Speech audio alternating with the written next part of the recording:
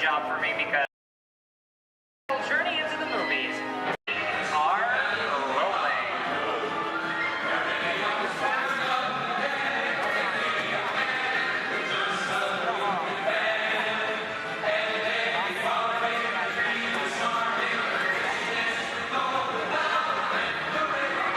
Hello everyone and welcome to the Great Movie Ride. Once again, my name is Michael and I'll be taking you from this Hollywood soundstage right into some of the greatest movies of all time.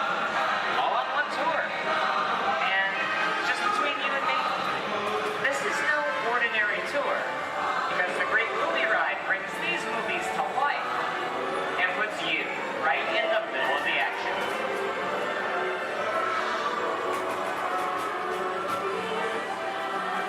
I don't know about you folks, but I just love those great Hollywood musicals of the 1930s. This scene is from one of my favorites, the Busby Berkeley classic Footlight Parade, starring James Cagney, Ruby Keeler, and Dick Powell.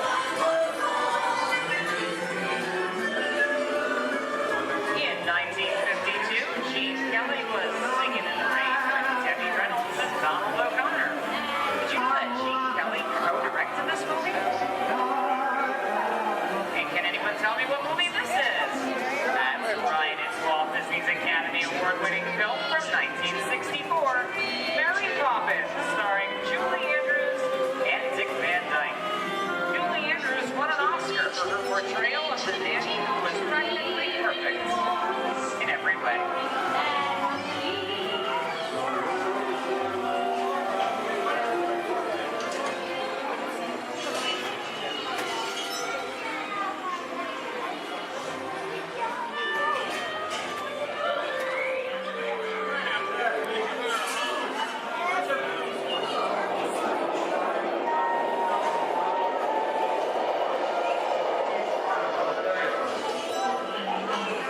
Hold up those wallets and purses, folks. This doesn't look like a very good neighborhood.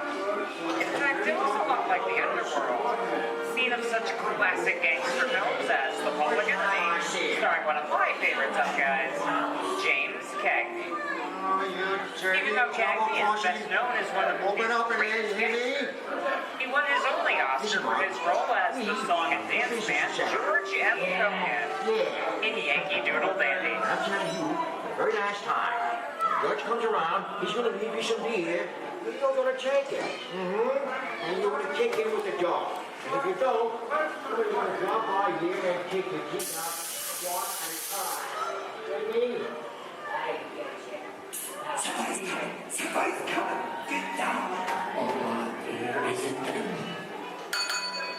Yeah, just a bunch of rubbernecked tourists. Sorry for the delay, folks. I don't want to run a red light, even if it is just a movie. You talking to me? You talking to me?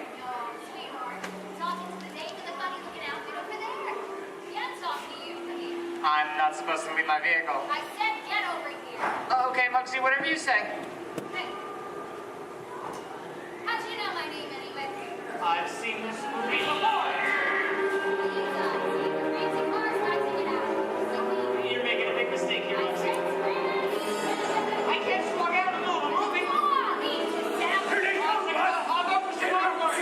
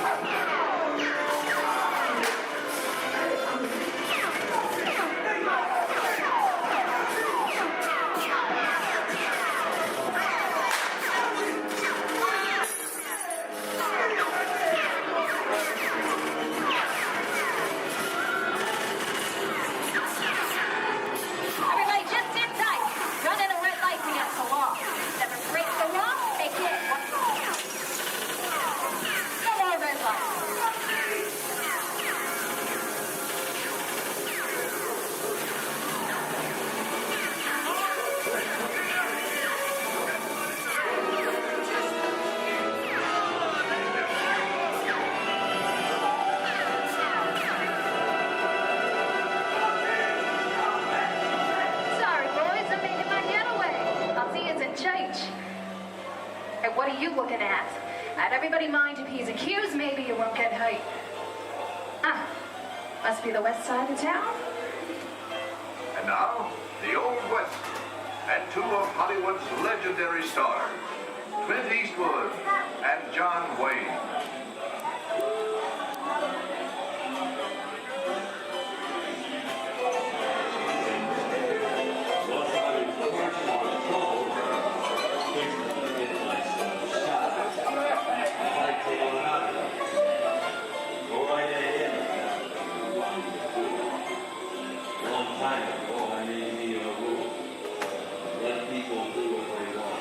Sleepy little bug, ain't it? That's a mighty tough territory you're heading into, Pilgrim. I think about turning back. That is, if you want my opinion. I reckon you ought to. Now that we're in the clear, this is the perfect time for me to collect up all your valuables. We'll start with the jewelry, then There get it is. It's the bank robber. Don't let him get away. Look out, the bank is neighborhood copper. Drop your gun. You're under arrest. Nuts. It's nuts to this. Get out of here. Pick yourself up. Well, look at it this way. We can't get any worse.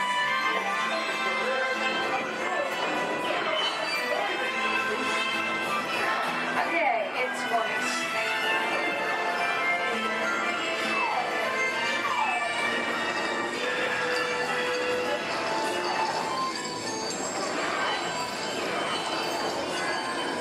I don't know about you guys, but this is kind of creepy.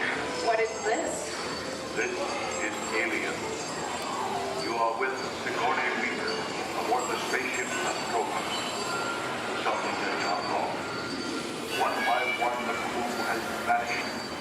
And somewhere in the ship, a terrifying creature waits to claim its next victim. Look, pal, I ain't no victim. Warning, remain in your vehicle. The area you are entering is extremely dangerous. Proceed with caution.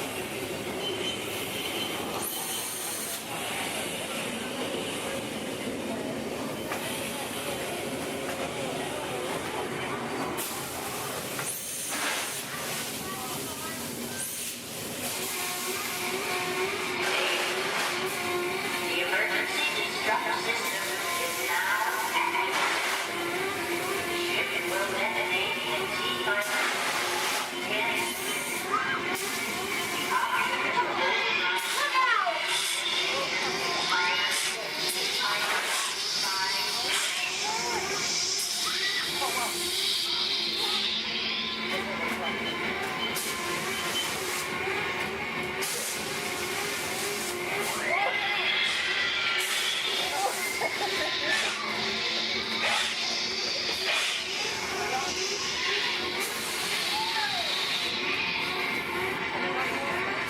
Oh, there it is again! Okay, that's enough creepy crawly things for one day, right? Wrong. Here in Raiders of the Lost Ark, amid 1,000 deadly snakes, Indiana Jones unearths a great treasure. Will Harrison Ford escape with his discovery? And what will be your Snakes. Why'd it have to be snakes?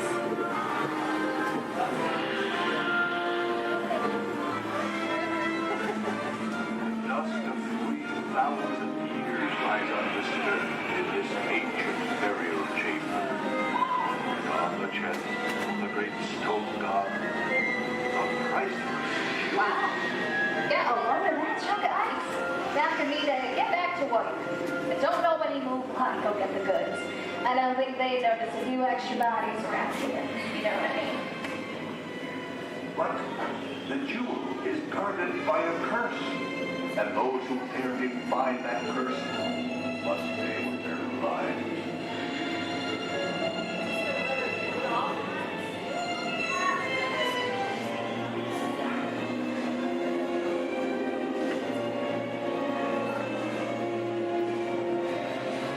Halt, unbeliever.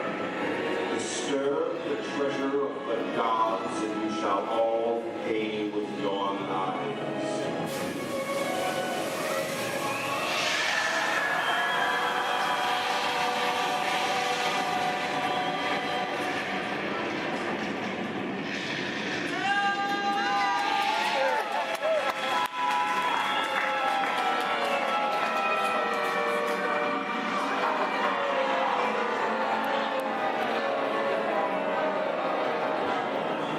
I'm just going for popcorn. And that just goes to show you anything can happen in the movies. Let's get on with the show. I see dead people.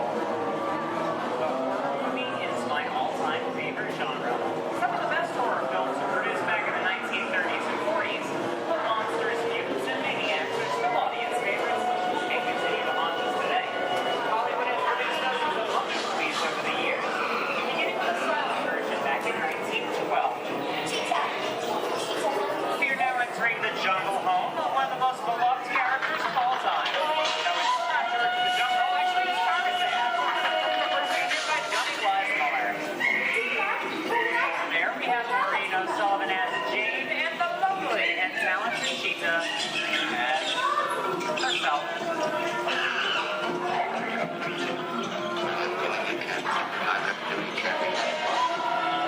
Those are no good at being noble.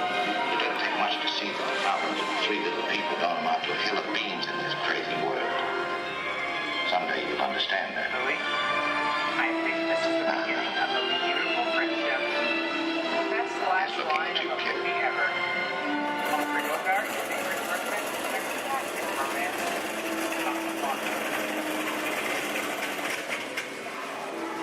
Inside of us, we both know you belong with Victor. Part of his work, the thing that keeps him going. If that plane leaves the ground and you're not with him, you look better. Maybe not today, maybe not tomorrow, but soon. The rest of the time.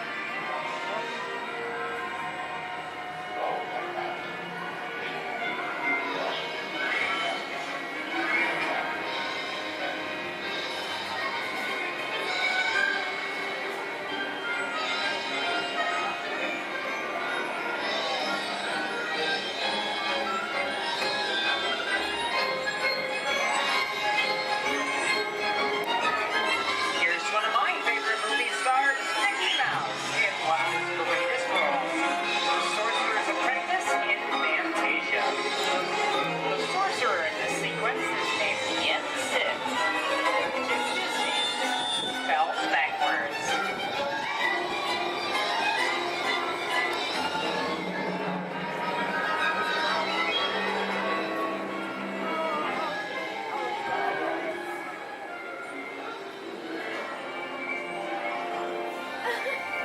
Toto, I have a feeling we're not in Kansas anymore.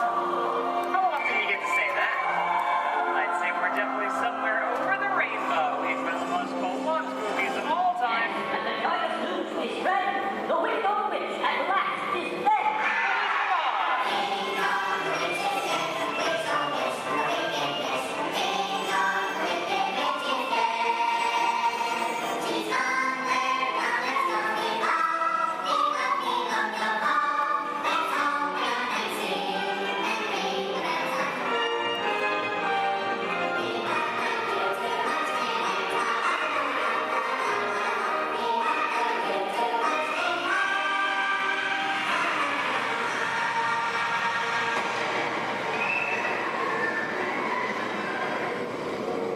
Who killed my sister? Who killed the Witch of the East? Was it you? No, it was an accident. I didn't mean to kill anybody. Well, my little pretty, I can cause accidents too. Oh, rubbish. You have no power here. Be gone before somebody drops a house on you, too. Very well. I'll bide my time. But just try to stay out of my way. Just try. I'll get you, my pretty, and your little dog, too.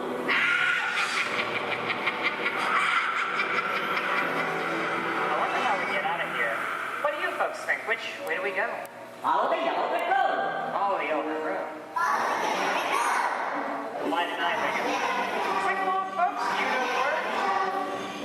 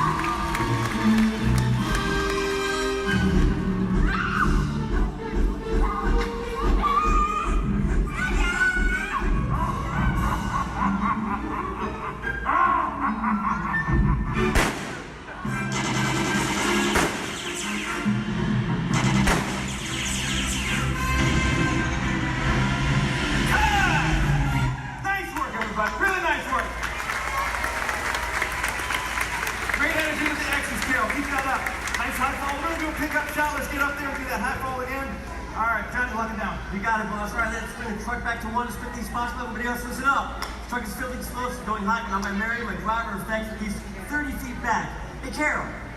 Yeah, thank you. We're all set, boss. All right, thanks, Johnny. Hey, Kevin, let's get you on your mark. That sequence? Brilliant, loved it. We're gonna pick up right after you shot that swordsman. On action, turn to your market roll. Take out that sniper up there on the roof. Got it? You got it. Devin, beautiful work. We're gonna pick up right after you've been thrown into the back of the truck. Hang on, that truck is gonna go fast around the building. Most importantly, though, Chaz has loaded this truck with a lot of explosives, so you've got to get out fast. You too, Zach. All right, let's do this. Johnny? You got it, boss. All right, places, everybody, please. Places. All the extras. Thumbs up, everybody, if you're ready. Thank you very much. Marketplace set. Camera's ready. Camera's ready. Thank you, Jason.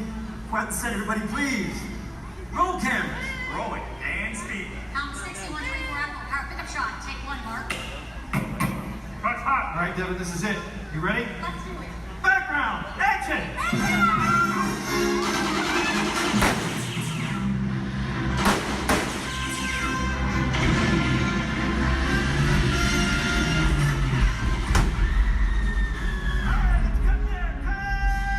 Nice work, everybody. Really nice work. We're moving on. All right, look at that. Get them.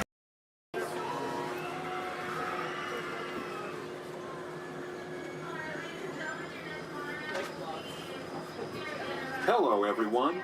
Welcome aboard the Disneyland monorail. We are now beginning a 2.5-mile journey to downtown Disney Station and back. For a safe trip, remain seated, keeping your hands, arms, feet, and legs inside the cabin. Be sure to watch your children, and no smoking, please.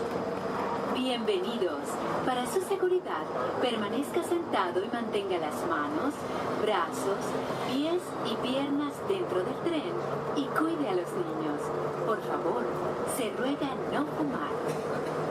You're riding aboard a Mark 7 monorail, the latest generation of Disneyland monorails. When Walt Disney introduced this attraction in 1959, it was the first daily operating monorail system in the Western Hemisphere. Just ahead is Disney's California Adventure, where you can live the ultimate California dream through attractions and live shows that are as diverse as the Golden State itself. The towering hotel is home to the Twilight Zone Tower of Terror, where you can literally take a thrilling drop into Hollywood history. The bear-shaped rock formation is part of the Grizzly Peak Recreation Area, a haven for outdoor adventures. Beyond it, you'll find the high-energy fun of Paradise Pier. Coming into view on the left are the villas at Disney's Grand Californian Hotel and Spa. It's the first Disney Vacation Club resort on the West Coast and shares the same arts and crafts style as the famous hotel which we are now entering.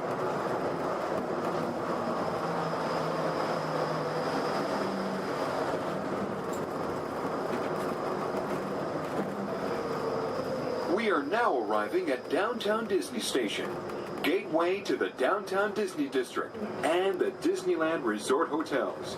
If you will be leaving us here and returning later today, please hold on to your park ticket and have your hands stamped as you leave the station. You may reboard the monorail for a return trip to Tomorrowland up until 1/2 hour prior to Disneyland closing.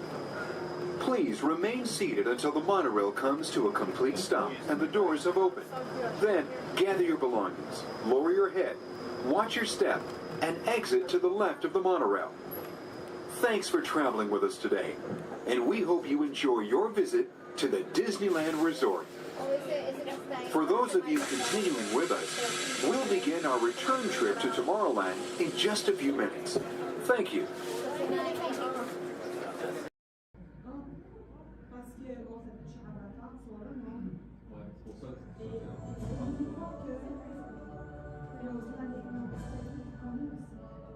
Hello.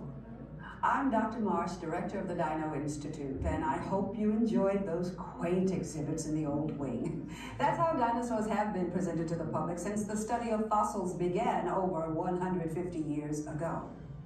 Today, that bare bones approach is about to become extinct. In a perfect blending of science and technology, the Dino Institute has created the Time Rover, an amazing vehicle that will literally transport you to the age of the dinosaurs. How? That's proprietary. But the result is a breathtaking journey through a prehistoric world where you will witness the most spectacular creatures to ever walk the earth. In a moment, you'll be going live to our control center for a comprehensive safety briefing, and then it's on to the tour that will convince you forever that the future is truly in the past.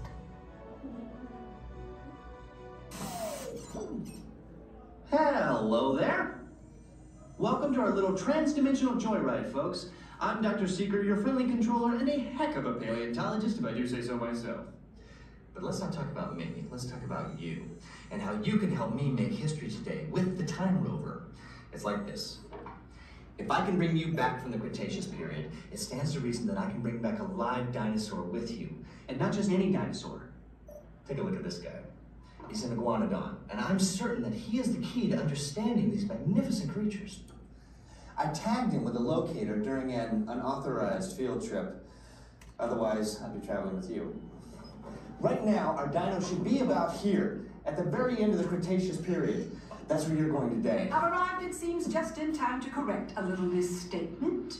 Dr. Marsh. That is impossibly close to the giant asteroid impact that destroyed most life forms on Earth. Our tours are designed to take you to the early Cretaceous period, and I can assure you that all time rovers have been securely locked on those coordinates. That's right. See? Securely locked. Access denied. Continue. Of course. We were just talking about seatbelts. Plug them in, use them. It can get kind of choppy out there, so keep your hands and arms inside the vehicle at all times. Flash photography? I wouldn't. It alters the homing signal, and that's not good. Oh, and one more thing. Those locked coordinates? We're in. Now, here's the drill. You follow the homing signal to the iguanodon, then I'll enlarge the transport field, and boom, you're back with one additional passenger extra large. And don't worry about that asteroid. You'll be in and out of there before it even breaks the atmosphere. Trust me, what could go wrong? Hey, it's me again. Remember, only you guys are going on this special mission, so don't tell anyone, okay?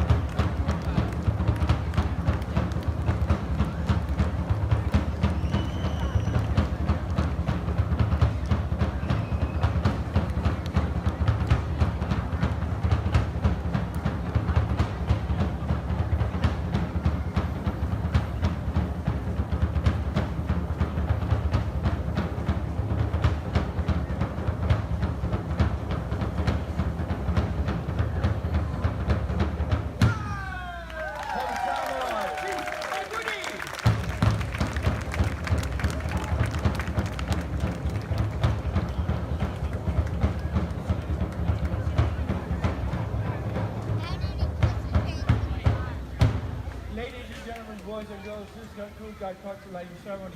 Thank you for attending and please enjoy the rest of the evening. Mahalo and aloha! Aloha!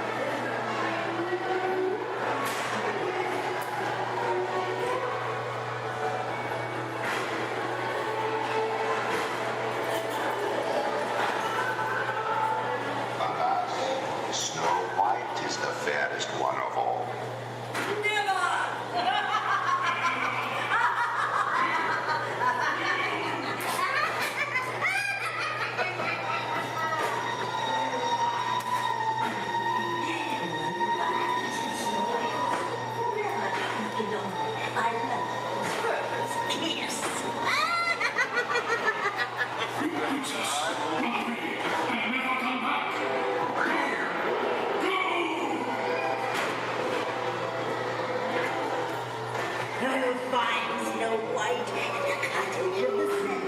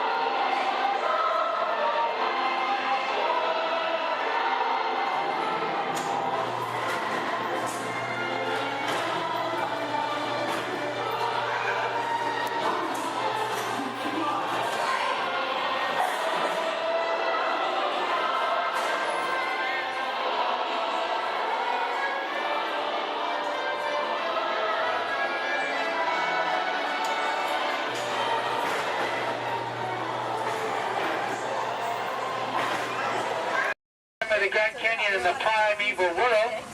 In the tunnel, you'll notice there is a window pane. If you use a flash on your camera, it's going to bounce back in your face. You will not get a picture. You will annoy your neighbors.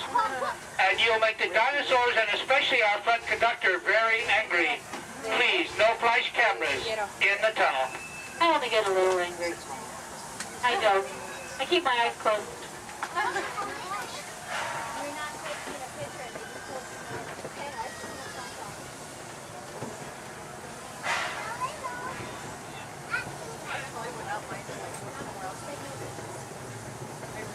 To those joining us, welcome aboard. The next leg of our journey will take us along the rim of the Grand Canyon. It's a mighty long drop to the canyon floor. So for your safety, stay seated with your hands, arms, feet, and legs inside the train. Be sure to watch your kids and no flash pictures, please. Para su seguridad, permanezca sentado y mantenga las manos, brazos, pies y piernas dentro del tren y cuide a los pequeños. Por favor, no tomen fotografías con flash.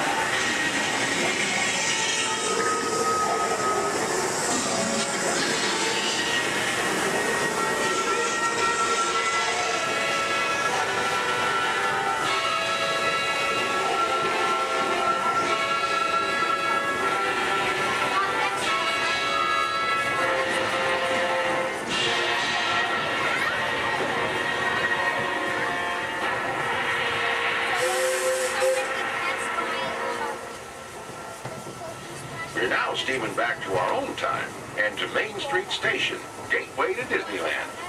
If you'll be leaving us here, stay in your seat till we come to a full stop. And remember to gather all your personal belongings, including the young'uns if you got any, and step carefully from the train. I'd especially like to thank those of you who've been with me for the Grand Circle Tour of Disneyland. We surely hope you enjoyed your travels with us and that you'll come back and see us again real soon. For those of you traveling on, we'll be on our way again in just a few minutes. This is Main Street Station, Main Street, USA.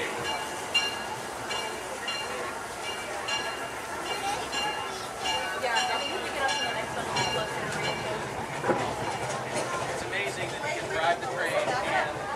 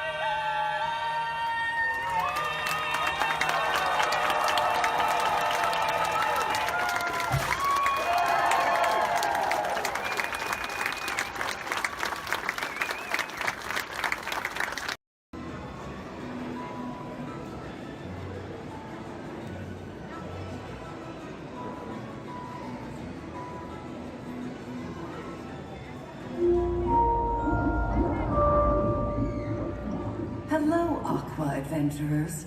Here's a little fish food for thought. Sea turtles often confuse trash, like plastic bags, for food. But you can make a positive impact by recycling and limiting the use of single-use plastics.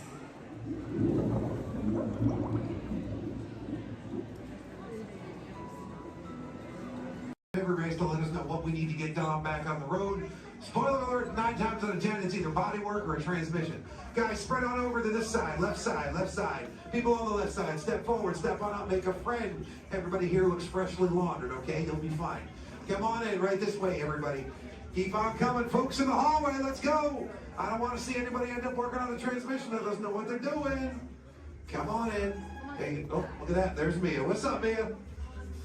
Hey, Pat, I see our party goers have arrived. Yeah, they're still coming in, but say hey, everybody. Hey, I'm Mia, Dom's sister. Well, another race just wrapped, and it looks like my brother with another car for his collection. Anybody surprised? Honestly, I don't know why anybody challenges him. Hit me in the man. Well, we're meeting up at Sullivan's Garage for the after party, and while Tej works on your rides, you guys enjoy the break room. My brother calls this the family room. Oh, here we go. Dom says he doesn't have friends, he has Family. And the faces you see on these walls are our Family. When I'm in this room, I feel like we're all Family. So, welcome to our family. There it is. It's a thing around here. Hey, Tej, how's that Matthew McConaughey impression? All right. What's up, Mia? Get better. Tej, just welcoming these good people to our family. Family. How are their rides coming along? The rides are ready to roll out and roll out inside. Perfect. Let's get the show on the road. I'll let Dom know. You guys have fun at the party. Bye, Mia. Bye. She just called. Okay. All right, Pat. Yeah. Let's get these people on their way. Send them over to the war room. Sounds like a plan. Are you sure, though, Jamie's kind of a piece of work? Great. And he hung up. Okay, so in a moment, those doors are going to open. When they do, head on into the war room with Jamie. That's Tej's new assistant, first day without Tej, so good luck. Be nice. Don't touch nothing. Warden, that means thank you. Another word that we say here on the reserve is Twin Day, and Twin Day means let's go. Jumbo everyone, my name is Selena. I'm going to be your safari guide here today.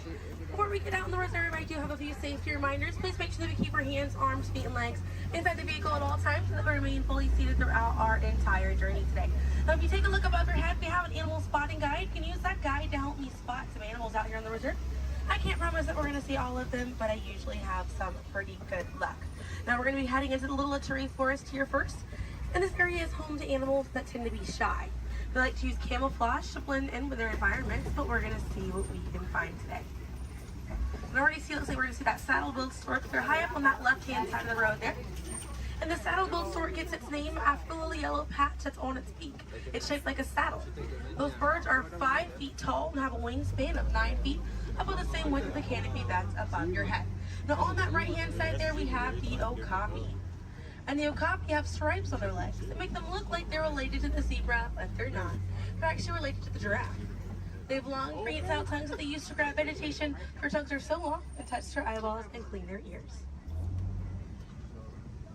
As we're looping around here, you can see we have some greater kudu way up there, as well as the bongo. Now, the bongos are going to have that deep, almost penny-colored coat to them, with those antlers over there, and then the greater kudu, the tan-colored coat right there.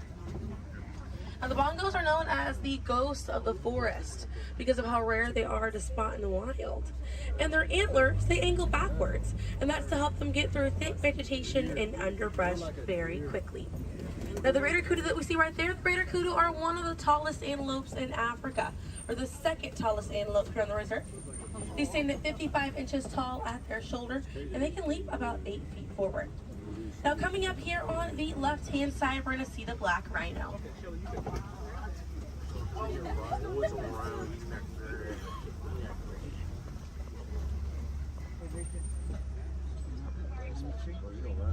Now, black rhinos are the smallest rhino in Africa.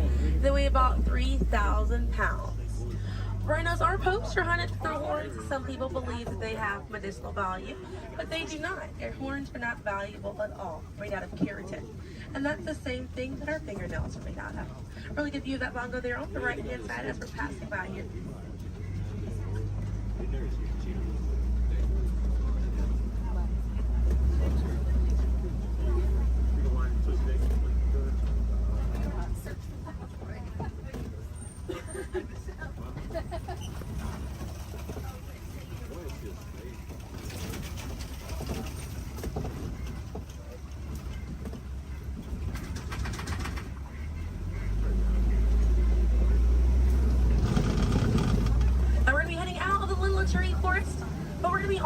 to the Safi River, and animals in this area like to hang out in and around the water.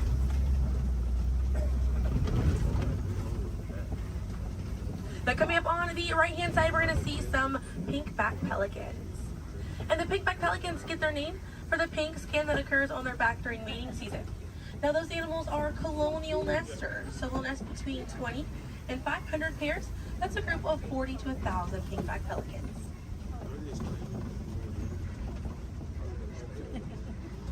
A view of the Savi River coming up on the left, and we have some Nile hippopotamuses. Now a group of hippos is called a bloat, and they spend most of their time submerged in that water to avoid overheating, but they will come out to graze. And they can stay submerged in that water up to 8 minutes at a time. And instead of swimming through the water, hippos will actually walk or run along the bottom of the riverbank, helps them glide through that water right there. One of the ways you can help out your waterways is by checking your sunscreen to see if it's reef safe. Another way is just being aware of how much water that you use and trying to conserve as much as possible.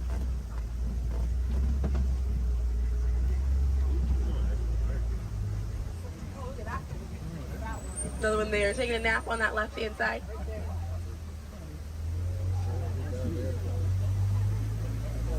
Yeah, coming up on the left, we're going to see the Nile crocodiles.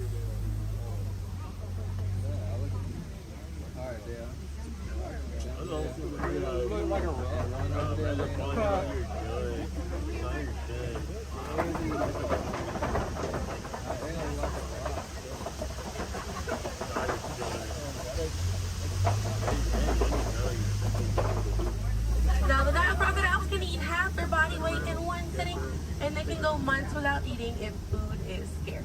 Now mother and father crocodiles are great parents, and they'll gently roll their eggs in their mouth. It softens up their shell and it makes it easier for their babies to hatch. But we're going to be heading into the savannah now, and the savannah hosts millions of migrating animals every year. And it's home to Africa's most well-known animals, such as zebras and giraffes. I'm hoping that we'll be able to spot some today, but as we're getting out here, we have a pretty good chance to identify some animals with that animal spotting guide. We have lots of wide open spaces. Already it looks like you can see the elands are out there. Wondering what other animals. I'm hoping it'll be a pretty busy day out there.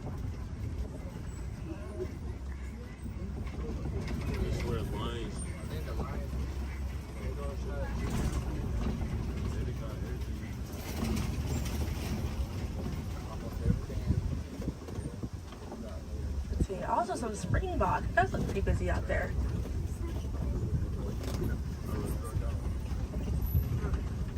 So we're still looking around here. Keep an eye on the right. They're going to be past this kind of rocky area. It's a herd of wildebeest way back there in that pathway. And the name wildebeest means wild beast in Afrikaans. And they'll travel in groups of 1.5 million, and they'll go about 500 to 1,000 miles every year. That's roughly the distance between here and New York. And during the wildebeest great migration, they can kick up so much dust that their dust cloud can sometimes be seen from space. Now, wildebeest are very impressive animals. They're able to run about 15 minutes after they're born. But this group of trees there on the right-hand side, they're all kind of pruned underneath to the same height, and that's about as far as those giraffes can reach. Lucky the vegetation on these trees all around this area here. Now that's going to be the Maasai giraffe, and the Maasai giraffes have an irregular coat pattern. They don't have those clean lines around their spots like the reticulated giraffe that's on your animal spotting guide does.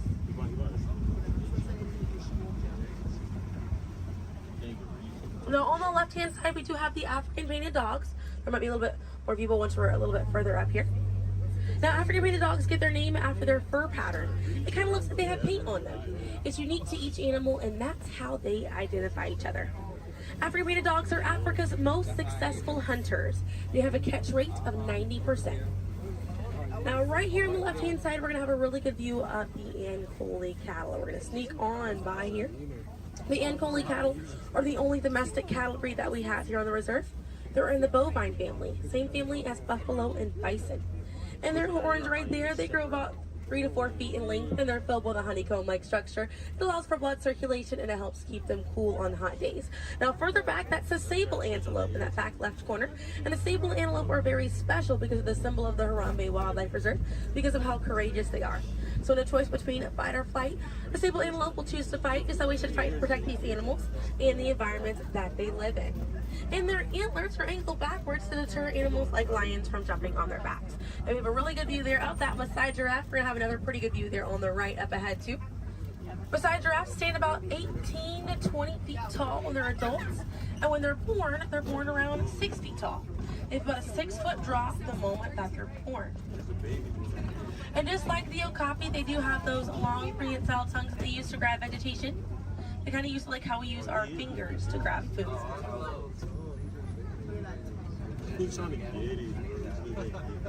Really good view of them right there. They're actually the same number of neck bones or vertebrae in their neck as we do in ours. Theirs is just bigger.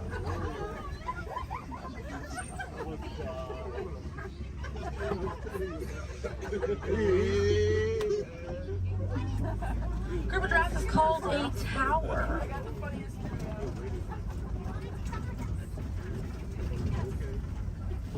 Now we're going to see on the left-hand side we have the elands.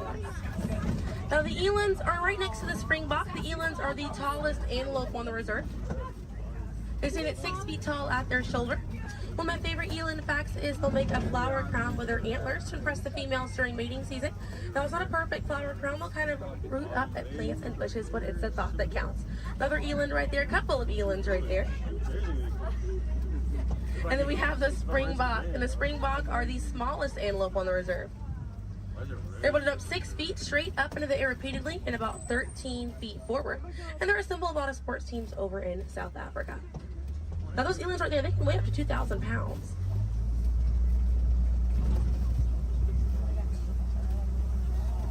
Another view of that Maasai giraffe right there.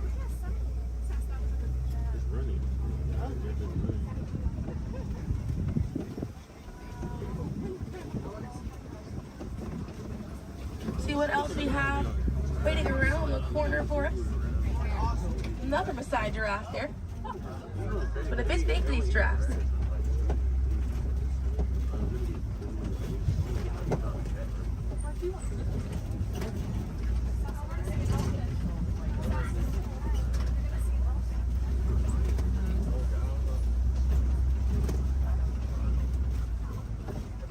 We're going to see the African elephant up here. It's going to be on the right-hand side of the truck.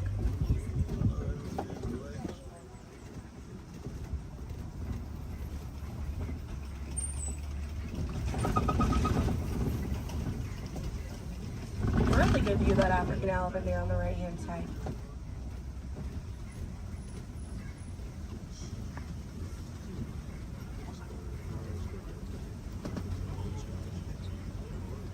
And on the left we have the mandrill. That's the male mandrill on the left. Lots to look at right here. Male mandrills weigh about 100 pounds. Females grow up to 30 pounds. And they can bare their teeth at each other as a sign of aggression, but they usually don't. They usually do it as a friendly gesture. So it's kind of like the mandrills are smiling at each other. Now we got to see that elephant back there. And elephants are social creatures. That's going to be the African elephant. The females and their young will hang out in large groups together, and the males will form a loose bachelor group, or sometimes they will kind of hang out on their own, depending on their mood. And the way that African elephants stay cool is by flapping their ears. It runs air over the blood vessels that are dispersed all throughout their ears, and it helps bring their body temperature down.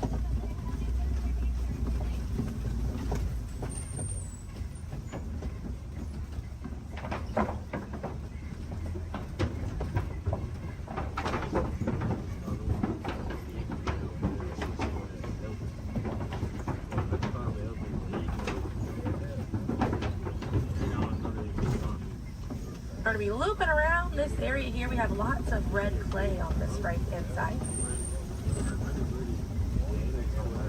And if you keep an eye out, we'll be able to see some tusk marks right around the corner here.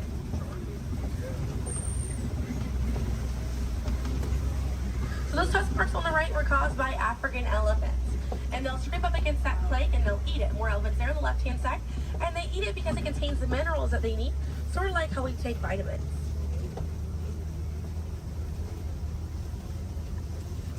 They're way out there on that left-hand side. They kind of look kind of tiny from here. We'll see if we can get another view of them a little bit further out.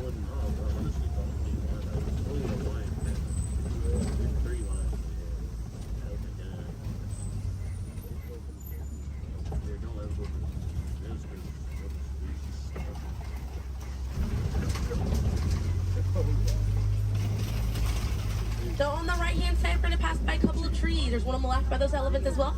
And these trees are baobab trees. And baobab trees survive by storing water in their trunk, and they stay leafless about 9 months out of the year. Now, baobab trees have a few different nicknames. One is the upside down tree, and the other one you might be familiar with is the tree of life.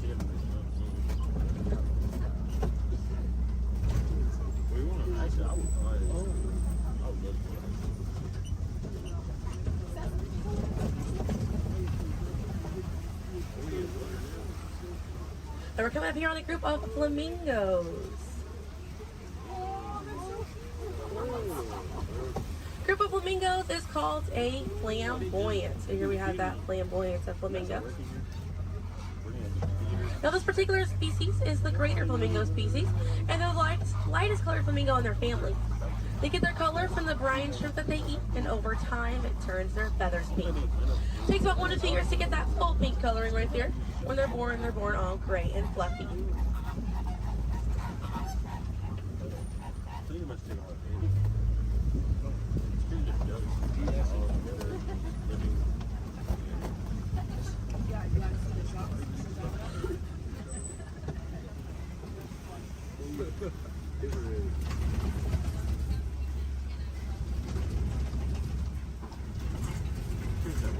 We have some white rhinos right around the corner here. So they're going to be hanging out by a mud wallow on this left-hand side, and they'll use this mud wallow to cool off it. And they'll coat their skin in the mud to act as a natural sun protectant, sort of like how we use sunscreen. Now elephants will do something very similar, and they'll fling dirt and mud on their backs as well. Just how important it is to protect ourselves outside in these environments by wearing hats, sunglasses, sunscreen. Very, very important, as well as staying hydrated. Now that white rhino right there, they weigh about 4,000 to 5,000 pounds. Group of rhinos is called a crash, and they can run at 35 miles an hour. Now on the right hand side, those are some ostriches way back there. Ostriches are the largest bird. They have wings, but they do not fly.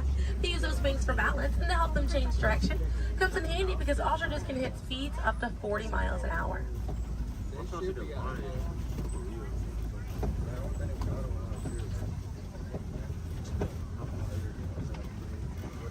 You see some cheetahs right around the bend here.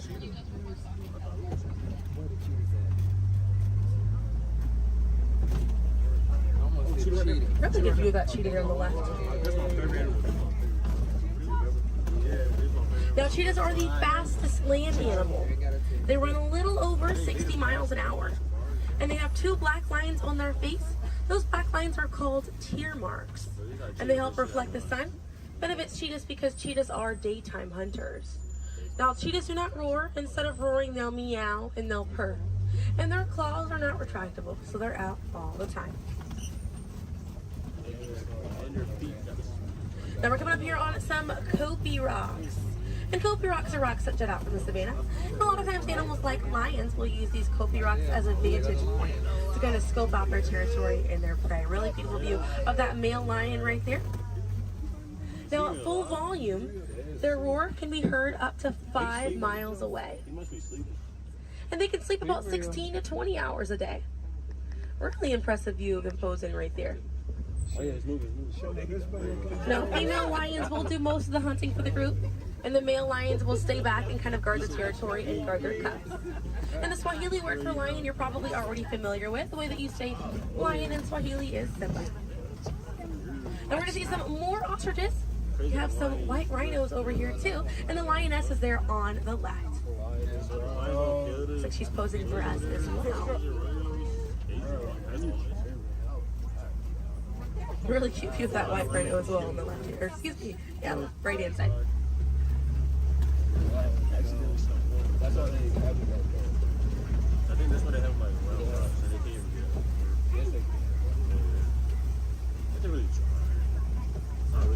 I can see some warthogs right around the corner because it wouldn't be a safari without them.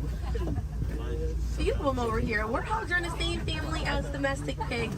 They're really intelligent animals, and they're the largest burrowing animal as well.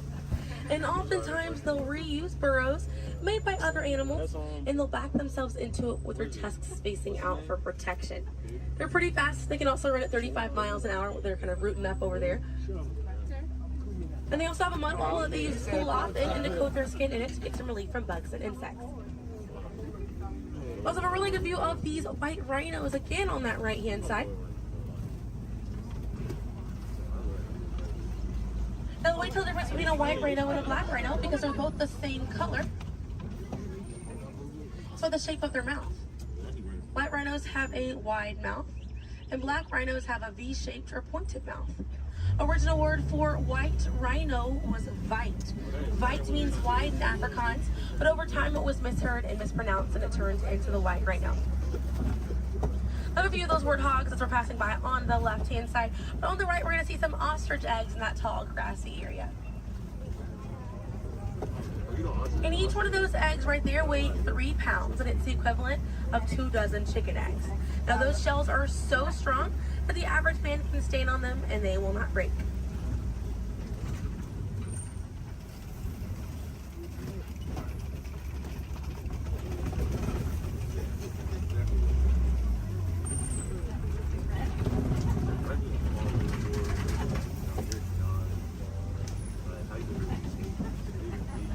We're gonna see, looks like we have some Nigerian dwarf goats over here.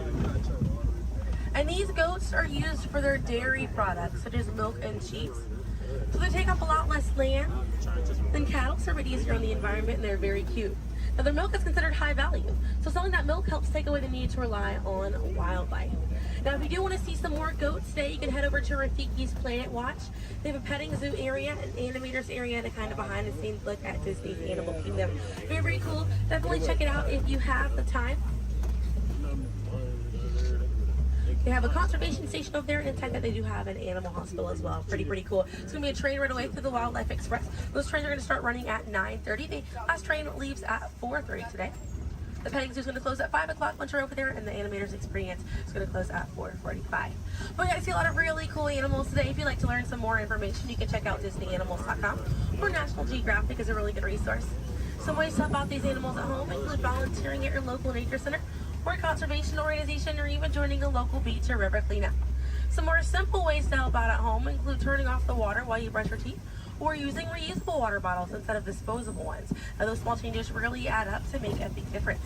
And on behalf of Kilimanjaro Safaris, my name is Selena. I'm from Pensacola, Florida, and it was an honor to be your safari guide here today. I hope that you were able to see the importance of these animals and the environment that they live in. Now here in the reserve, we don't like to say goodbye because goodbyes are far too sad and far too final. So I will leave you with the Swahili word, kwaherini. And kwaherini means to go well, with the intentions of seeing each other again one day. So kwaherini, my friends.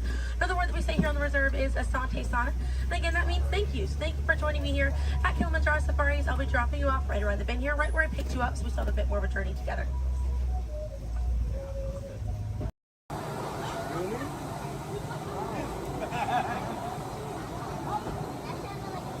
Attention pilots, the rocket ships have initiated landing procedures.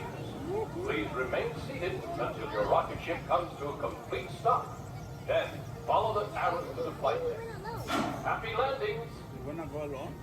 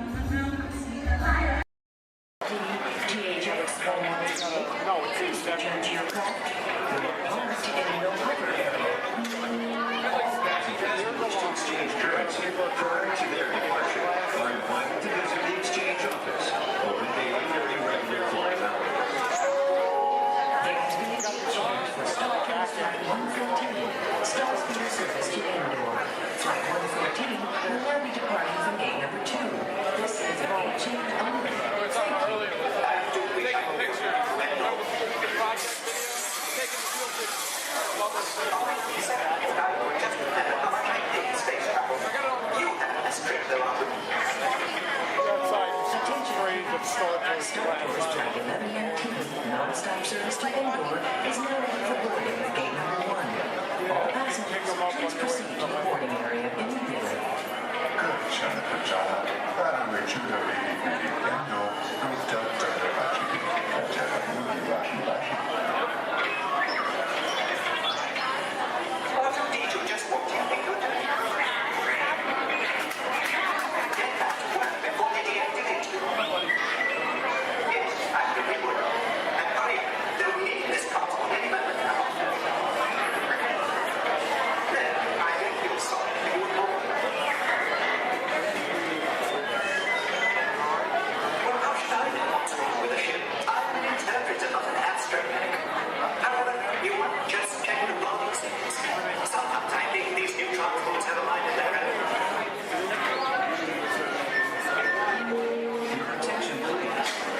Interplanetary travelers must have a current passport and the necessary visas prior to leaving the spaceport. Passengers requiring assistance should visit the nearest information kiosk.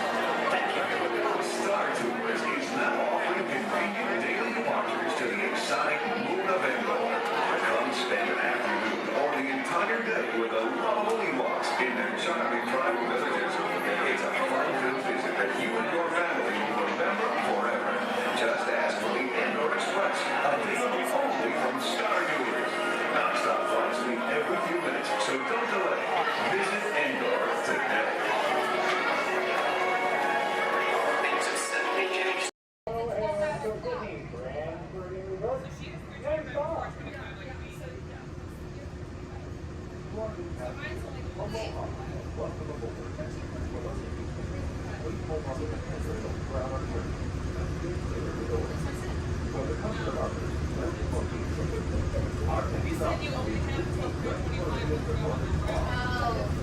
Sorry, I thought we were talking about.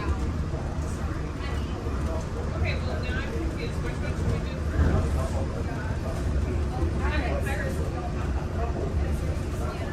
So, like, as soon as we do Pirates, we have to make it to Space Mountain to make sure you can get to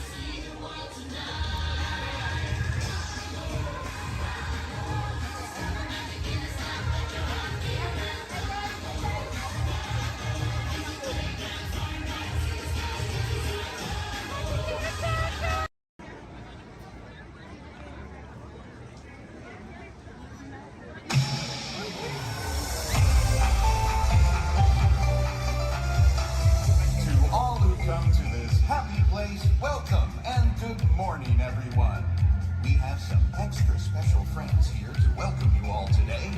Let's hear it for Mickey Mouse and Minnie Mouse.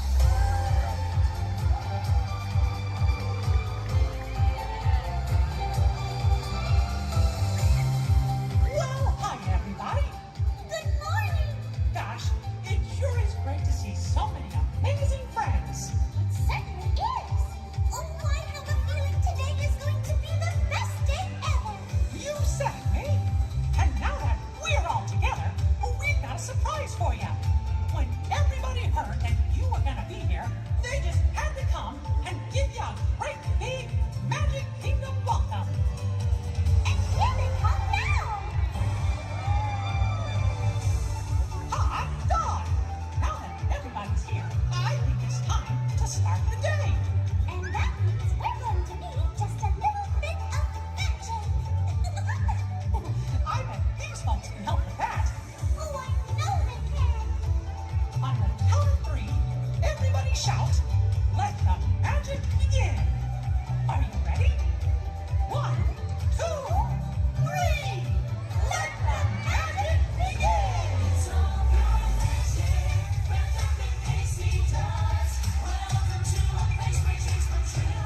A timeless journey through life and fantasy. Where only a wish creates things like this to appear. Love's magic, a place on earth meets me.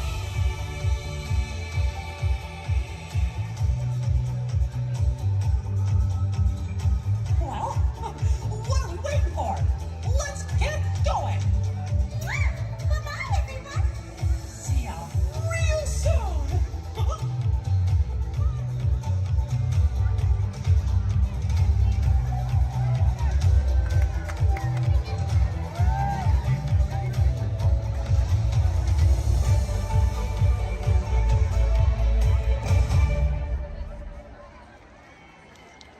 Stand clear of doors and hold on to handrails. The shuttle will be departing momentarily for gates 100 through 129. Orlando and Central Florida have so much to offer. There's a good chance you didn't see and do it all. So please come back and visit us again very soon. This is Orlando Mayor Buddy Dyer. We hope you enjoyed your Orlando experience.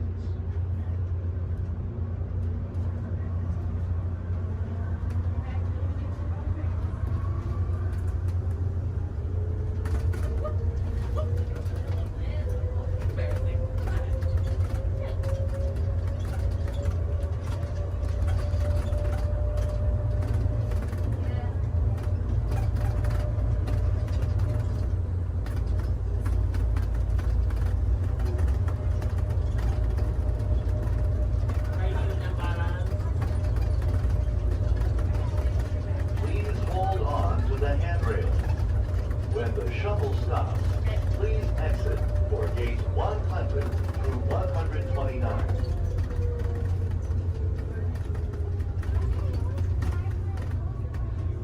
Unless you want to take a picture of your ticket. Why would I do that? I'm taking this here again. I just went to 7. I told you about 7 times, but Good luck to you all. You might need it. Today's flight takes you to the planet Corellia. You will be intercepting a first-order train shipment of coaxium. Gunners, you clear the path. Pilots, line up behind the train. And engineers, you harpoon that precious cargo. Now get a move on and know that I have complete faith in you. But I am coming along with you just in case.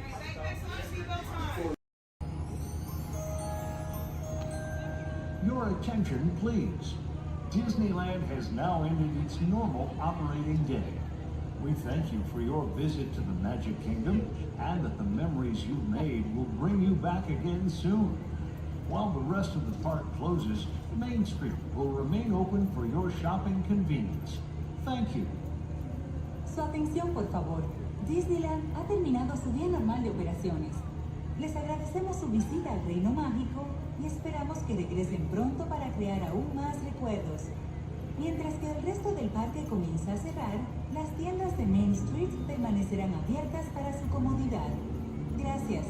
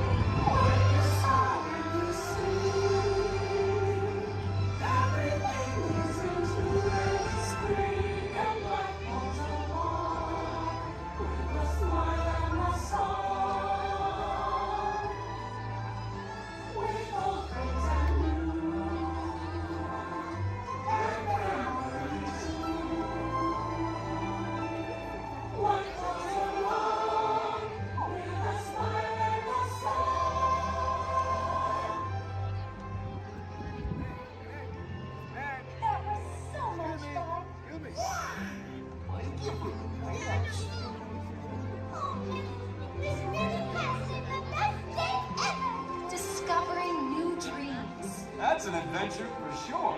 Trying something new. And having a swinging good time. You win. Finding the confidence to be true to yourself. That's right. Here's to all of us, old friends and new. Warm hugs for everyone. Oh, this is what I love about the friendship fair.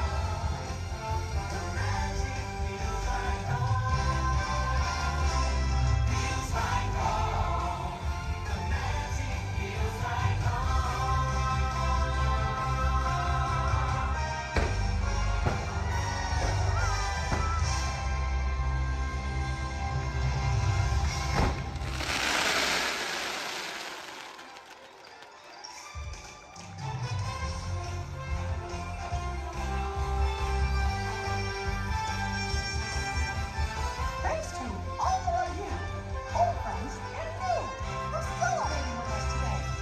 See y'all real soon.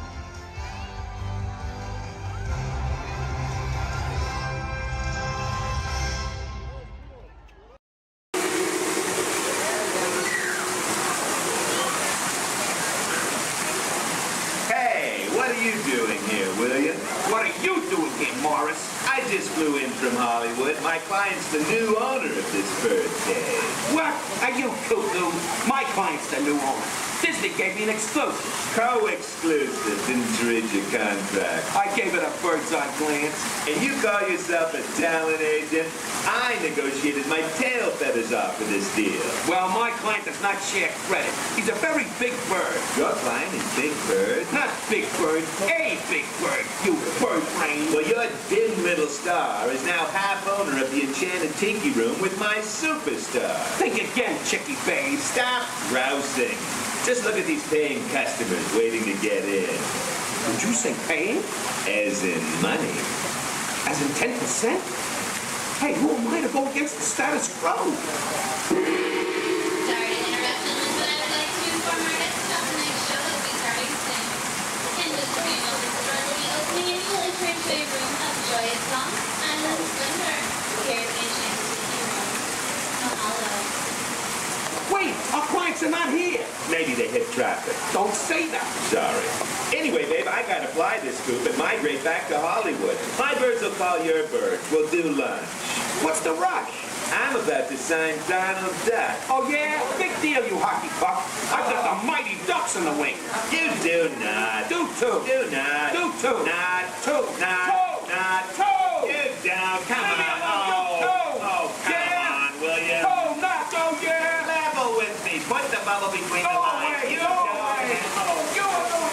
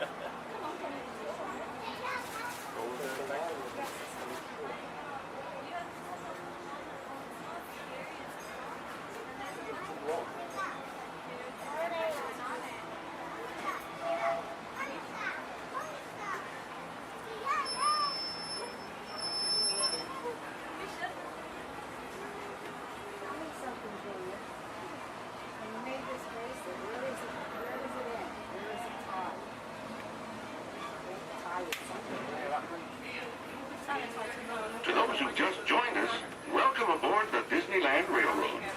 To ensure a safe ride, remember to stay seated with your hands, arms, feet, and legs inside the train. And please, watch your kids. Para su seguridad, permanezca sentado y mantenga las manos, brazos, pies y piernas dentro del tren. Y cuide a los pequeños. Gracias. We're now entering Splash Mountain, where every day is a zippity-doo-dah day. If you look real hard, you might just find your lap in the place.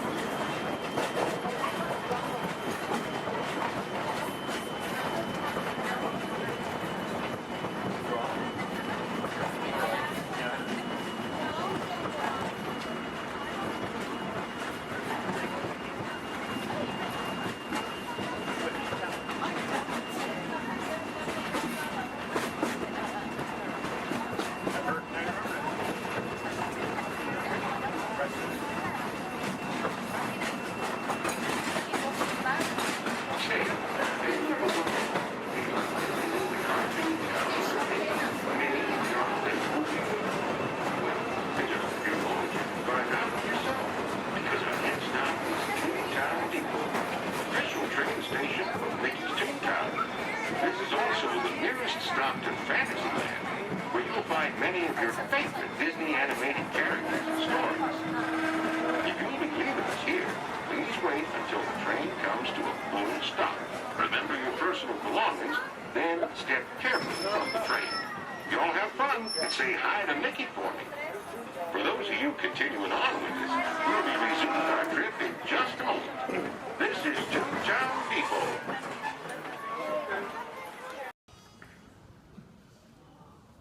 Ladies and gentlemen, the voices of liberty. Strike up the band, strike up the band, strike up the band, strike up the band, strike up the band, strike up the band, strike up the band. Then the drums roll out.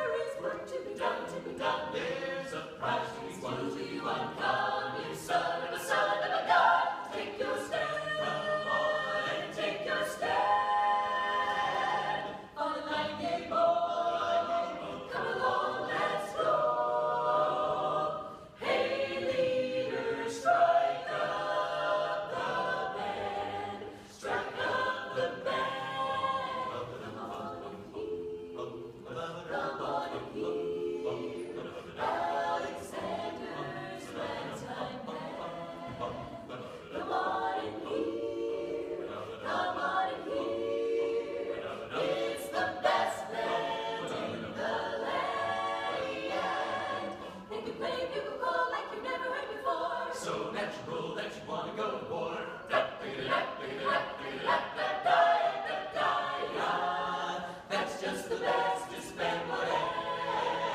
Come on along, come on along, come on along, let me take you by the hand. Up to the land, up to the land. Who is the leader of the band? And if you care to hear that Swanee River play, in ragtime, come on and go on and hear, come on and go on and hear Alexander's ragtime.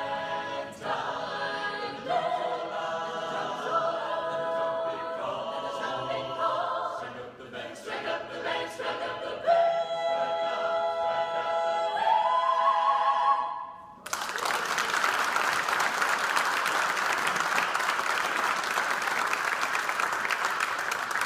Thank you so much, everybody. We're the Voices of Liberty, and we're thrilled that you've joined us today here in our home, the American Adventure.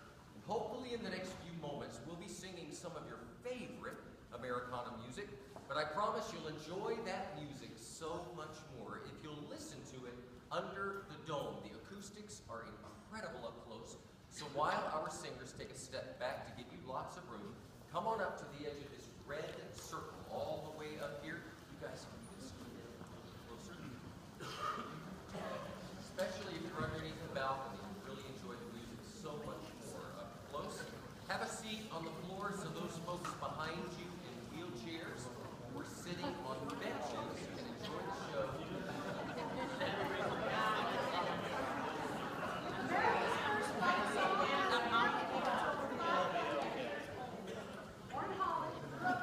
During the Revolutionary War, the British on our ragtag troops. We liked it so much we sang it in every camp and battle, and we turned it into a song that the British later regretted. In fact, during the war, one British general was quoted saying, "I hope I never hear that song again." But he did at Yorktown when the British Army surrendered to General George Washington. Yankee Doodle, keep it up. Yankee Doodle dandy. Mind the music and the step, and with the girls be handy. Yankee Doodle, keep it up. Yankee Doodle dandy. Mind the music and the step, and with the girls be handy. Mind the music and the step, and with the girls be handy. Yankee Doodle went to London just to buy a pony, stuck a feather in his cap and called it macaroni. Yankee Doodle, keep it up. Yankee Doodle dandy. Mind the music and the step, and with the girls be handy. Yankee Doodle, keep it up.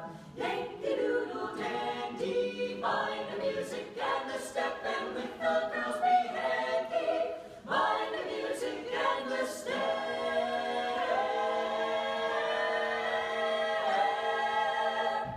And with the girls be handy.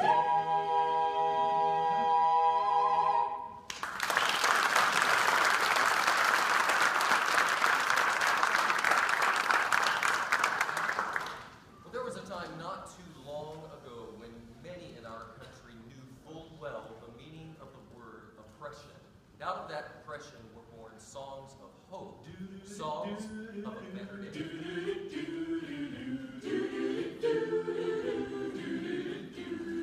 In that great get no morning, fare thee well, fare thee well. In that great get no morning, fare thee well, fare thee well. In that great get no morning, fare thee well, fare thee well. In that great get no morning, fare thee well, fare thee well.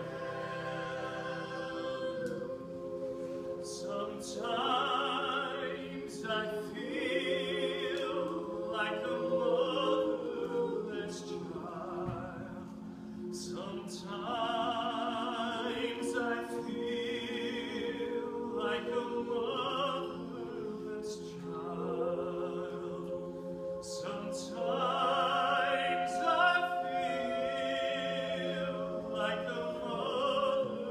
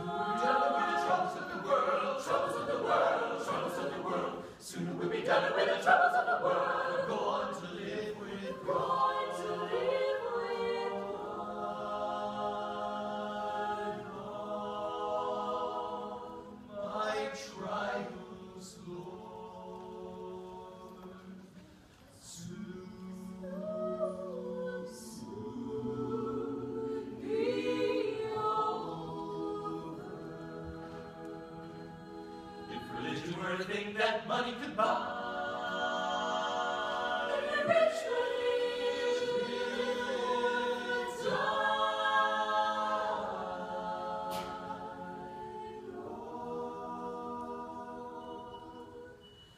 All my trials, Lord,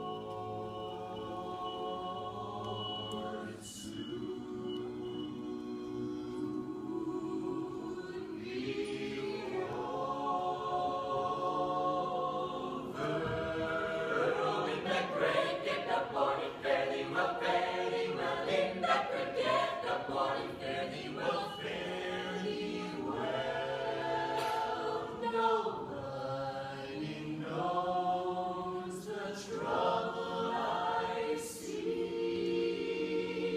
Nobody knows my sorrow. Nobody knows the trouble I see. Glory, hallelujah.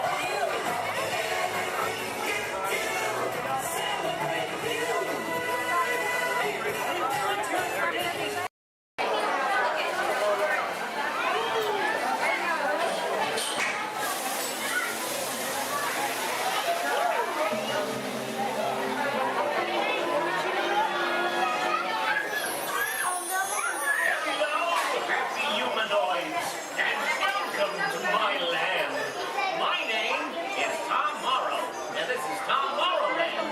I'm here to tell you about the place where innovation and invention are smooshed together to form one big, hard-to-say word.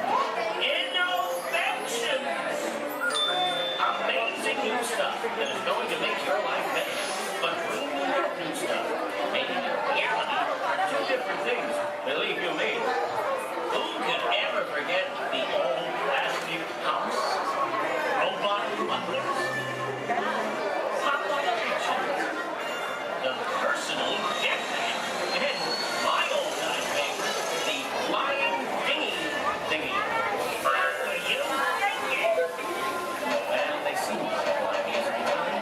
But here in Tom Morrowland, or Wee-land, as I like to call it, the stuff you're about to see is real. It's real. It's actual. Everything is satisfaction. Okay, that's enough of that symphony, and please, no more of that doo-dah. We've got a new cast of entertaining interventions waiting in the wings, ready to be discovered by you. Ain't tomorrow grand? And now, a bright new world of innovations for your daily living, and it's coming to your doorstep in 3, 2, 1. There's a great big world of innovations shining in our lives in every way, and the great big beautiful tomorrow. Tomorrow's happening today. Step through the door of your home, robotic.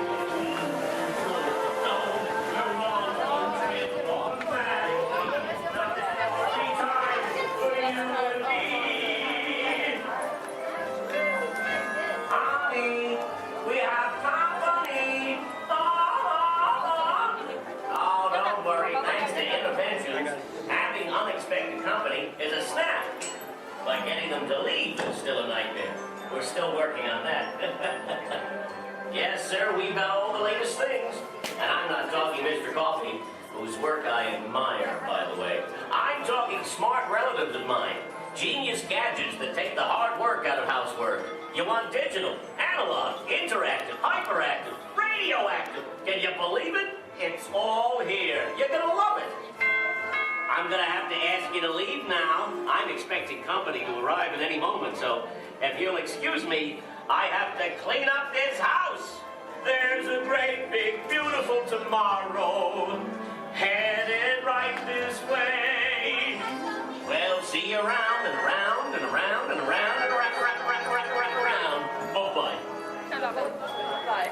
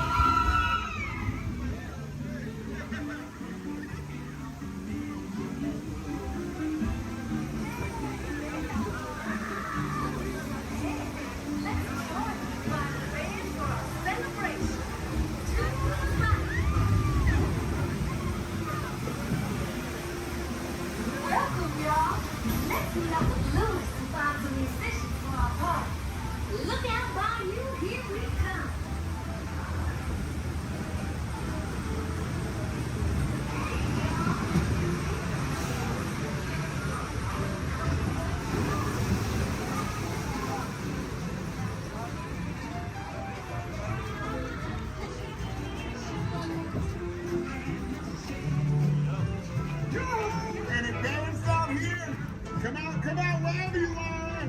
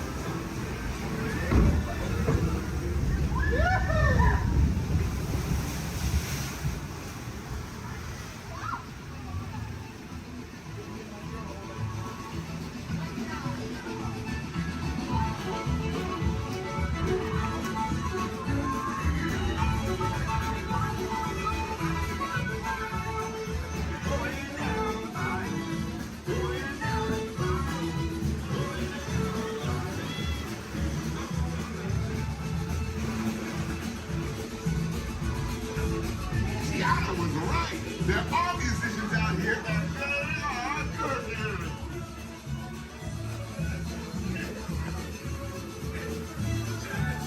Tiana wasn't here, y'all. This started over and she found No doubt. We'll ask them to join the band for sure.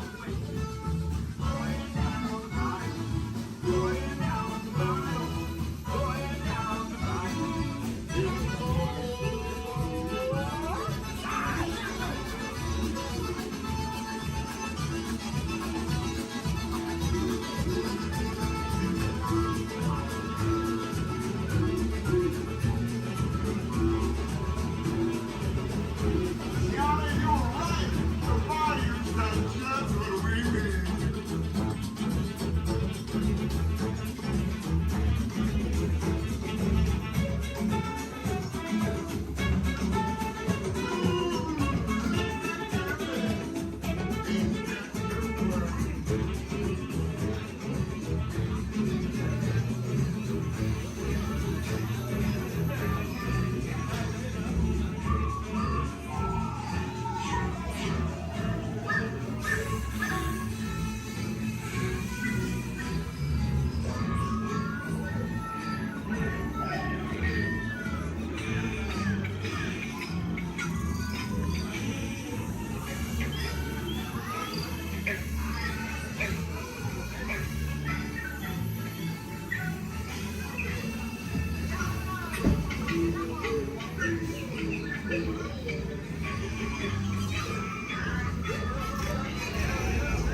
I'm asking all of them to play in the party, but we've got to keep searching high and low.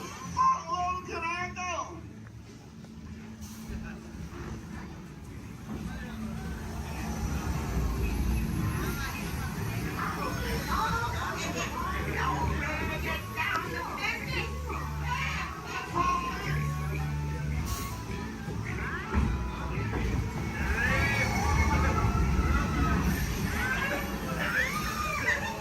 Time to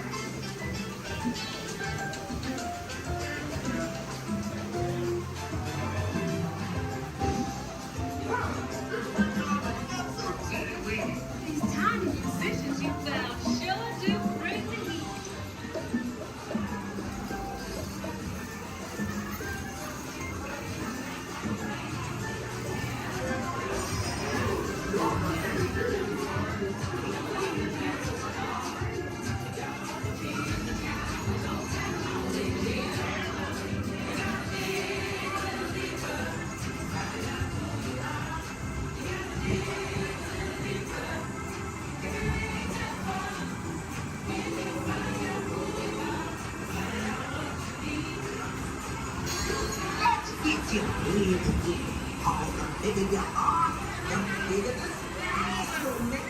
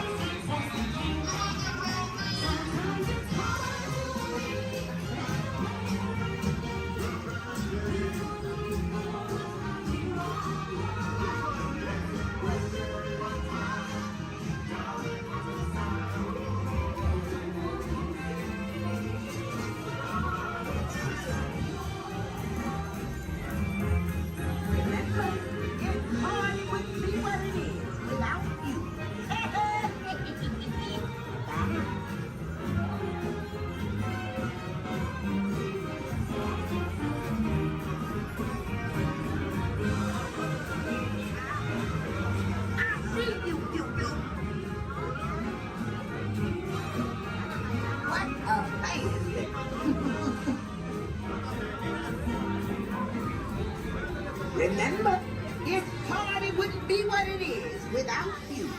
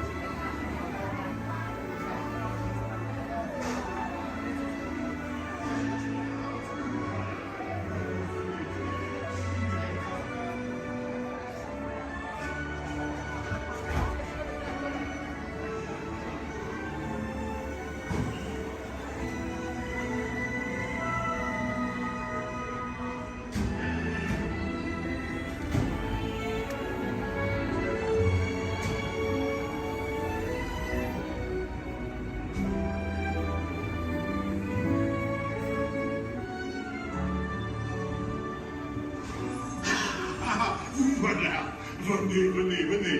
Suivez-moi, je vous prie.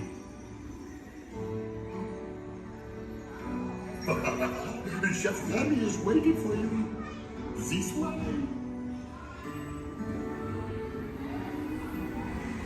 Qu'attendez-vous?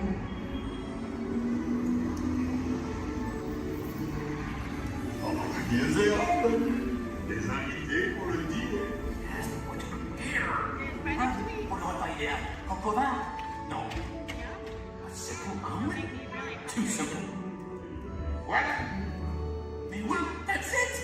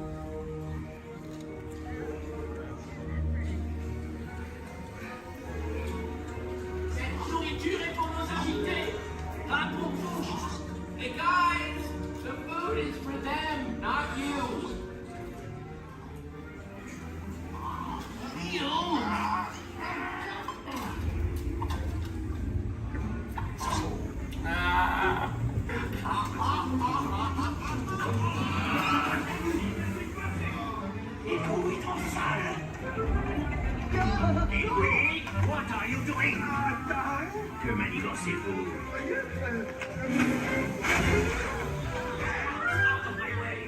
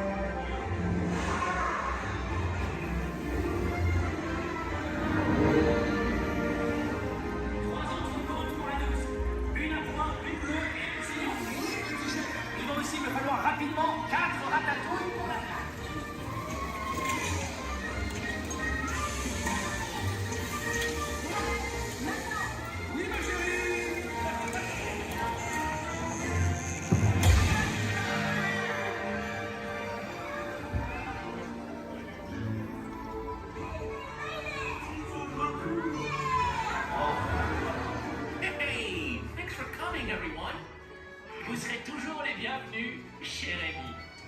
À bientôt et bon appétit. Mino?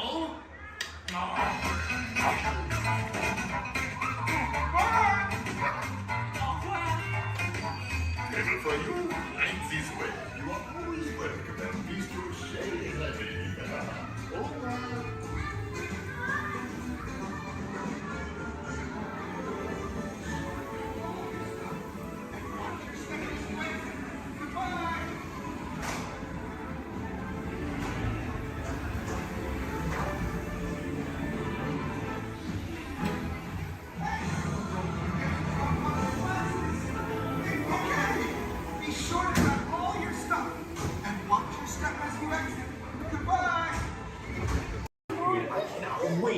To get to go back and ride Horizons. Also want to see the energy, dinosaurs, And, of course, here's the Adventure Adventure Group. Art is the best. Can't wait. Okay.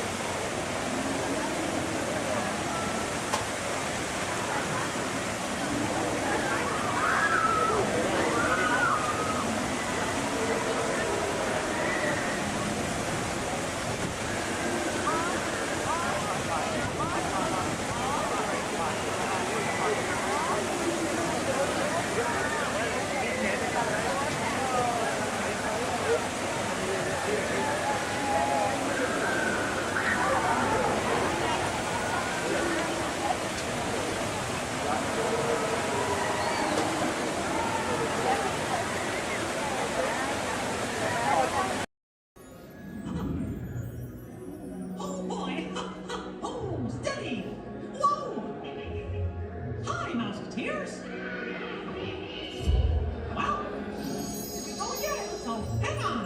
Anything goes. You ready? And let the show begin. Here's my pal Walt to tell you how the magic is made. There's a lot of satisfaction in developing ideas into reality. When we consider a new project, we really study it. Not just the surface idea, but everything about it. And when we go into that new project, we believe in it all the way. We have confidence in our ability to do it right, and we work hard to do the best possible job. There's really no secret about our approach. We keep moving forward, opening up new doors, doing new things, because we're curious. And curiosity keeps leading us down new paths. We're always exploring and experimenting. Everybody ready? Then on with the show!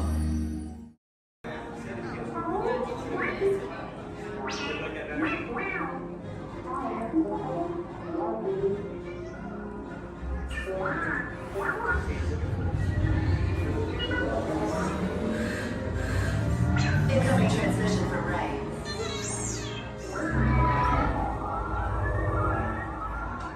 BB-8, is everyone assembled? Good. Shouldn't you be in flight prep? Recruits, thank you for joining the cause. A covert resistance team led by my friend Finn has infiltrated a First-Order Star Destroyer that is now headed to this system. Your outpost on Batu is no longer safe. We have transports waiting to take you to General Organa's secret base on Pucara. I'll regroup with you there. The Resistance desperately needs your help in our fight against Kylo Ren and the First Order. Remember, it is vital that you keep the location of the Pucara base secret. Lieutenant Beck, one of our top commanders, will lead you. Affirmative. Transport is ready. Line up and I shall personally see them delivered. Thank you, Lieutenant. Welcome to the cause. May the Force be with us. Commander Poltan and then a squadron of X-Wings shall escort us to the rendezvous point on Pucara. Roger, this is Black Leader. I hear you're a fine-looking group of recruits. Well, no time to waste. Let's get you on your way to the General.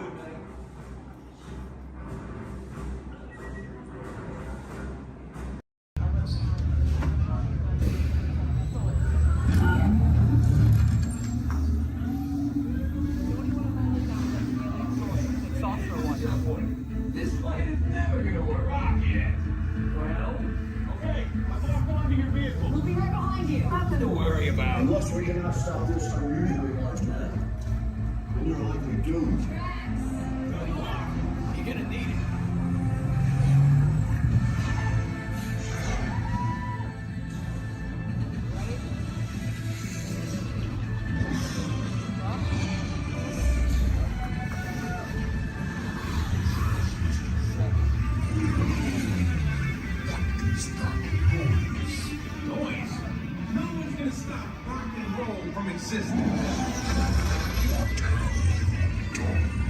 What have we done? I think we're coming back.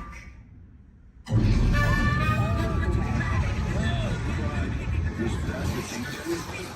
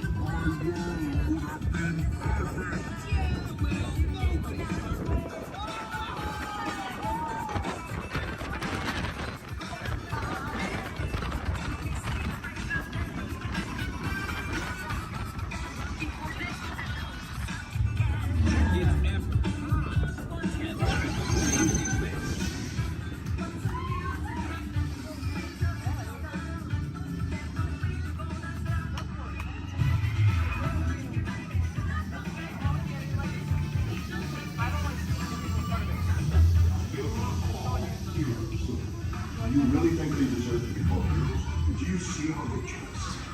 It's just a figure of speech, Drax. You are lying to them. Now I understand.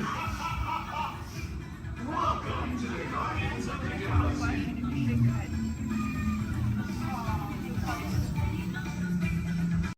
So far, and would not be possible without the combined efforts of all of these talented stunt performers and the very best crew in Hollywood, all working together as a team to create what we like to call here on the Indiana Jones set, a little movie magic. Right, guys? Let's do it. You got it, boss. All right. Ready to the hill. Thank you very much, Chaz. You set? We're good, John. Cameras ready, Jason? Standing by. Quiet and set, everybody, please. Roll cameras. Rolling. And speed. On the 16-3 Charlie, as a flight, take one mark. Playback.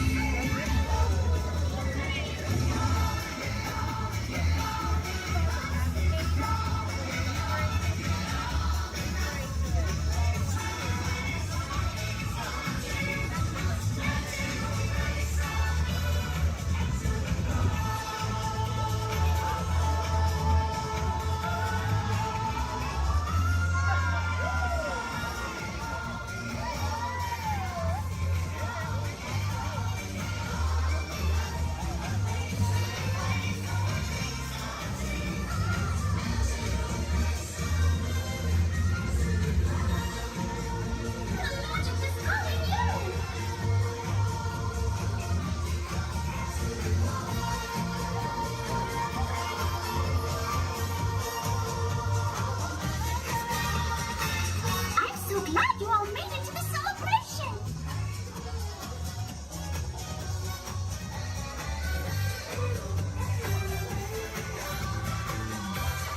What a great day!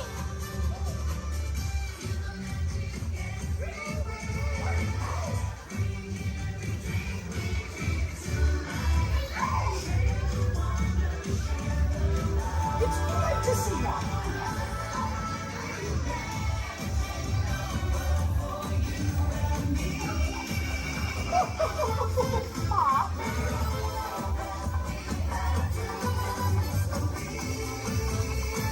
There's magic everywhere!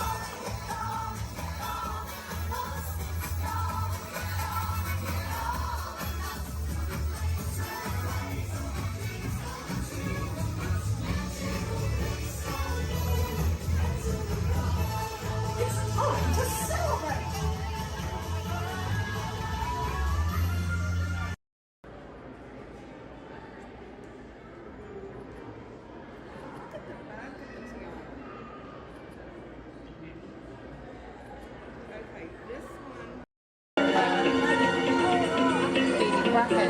Robots have been a part of our imagination for longer than you might think. The idea dates back to ancient times, when Egyptians created talking statues to serve and protect people. And Greek engineers built water clocks with moving mechanical figures. As centuries passed, inventors built many mechanisms to imitate human movement. These early robots captured everyone's imagination. Who knew? Perhaps one day a mechanical being might really be able to walk, talk, And here he comes, ladies and gentlemen, walking up to greet you under his own power. even help people. In 1920, a Czechoslovakian writer was the first to call these automatic helpers robots. From then on, robots became popular in stories, art, and especially in the movies.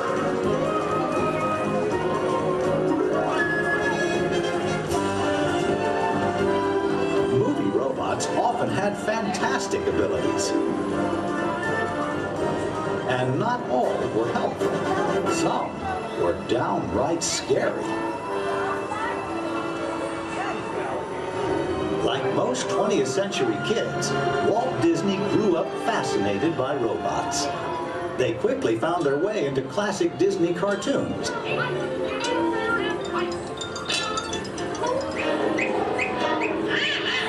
Walt's passion for robots soon took them out of cartoons and into real life.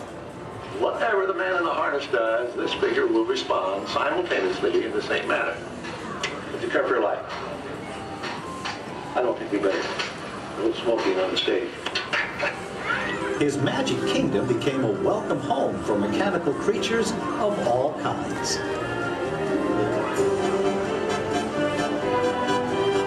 Walt's pioneering work in audio animatronics made robots familiar entertainers at Disneyland, delighting millions of visitors. Meanwhile, in the world of science, advances in hydraulics, microcircuitry, and digital computers were turning science fiction into science fact. Robots had stepped out of the realm of imagination. Today, they are everywhere we and they look. In outer space, in factories, even in our homes. For years, the biggest challenge robotics engineers faced was something we usually take for granted, the simple act of walking. Of course, walking on 2 feet isn't always so simple, especially when we're young. Even as adults, walking has its ups and downs, because it requires well-developed balance and coordination.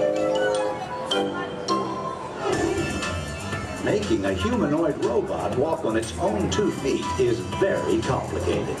Yet this is the challenge that Honda, the mobility company, took on almost 20 years ago. Honda's first prototype walked in a straight line only, and falling down was a big part of learning. The next prototypes had better balance, but turning was a very slow process. Step by step, the engineers persisted. They built more and more capable models, and finally succeeded in making the most sophisticated humanoid robot the world has ever seen. A machine designed to help people. Han's advanced step in innovative mobility. Asimo.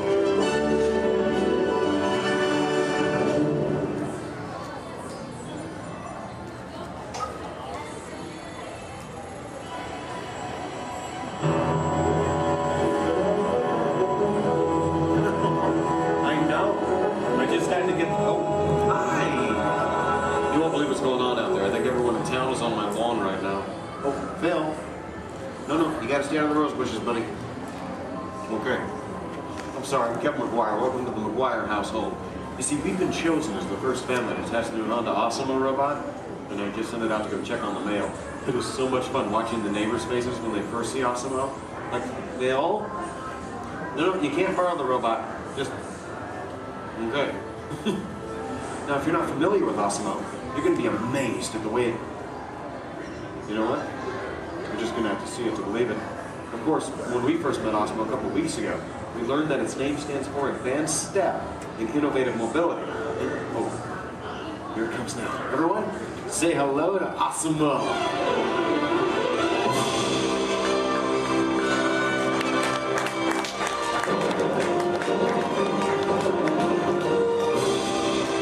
That's a good idea. Everyone welcome the newest member of the McGuire family, Asimo.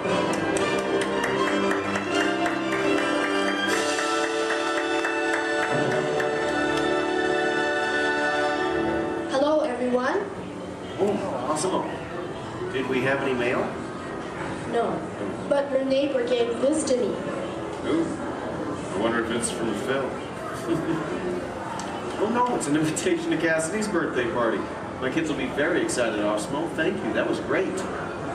Well, I'm an amazingly capable humanoid robot. Yes. How can I help you? Well, actually, my parents are coming over later because my wife and I... Oh my goodness, I completely forgot. I was supposed to call my wife as soon as you got here. I was just having so much fun with the neighbors, but you know what? We should probably call her right now. Come on, I've got her on speed dial.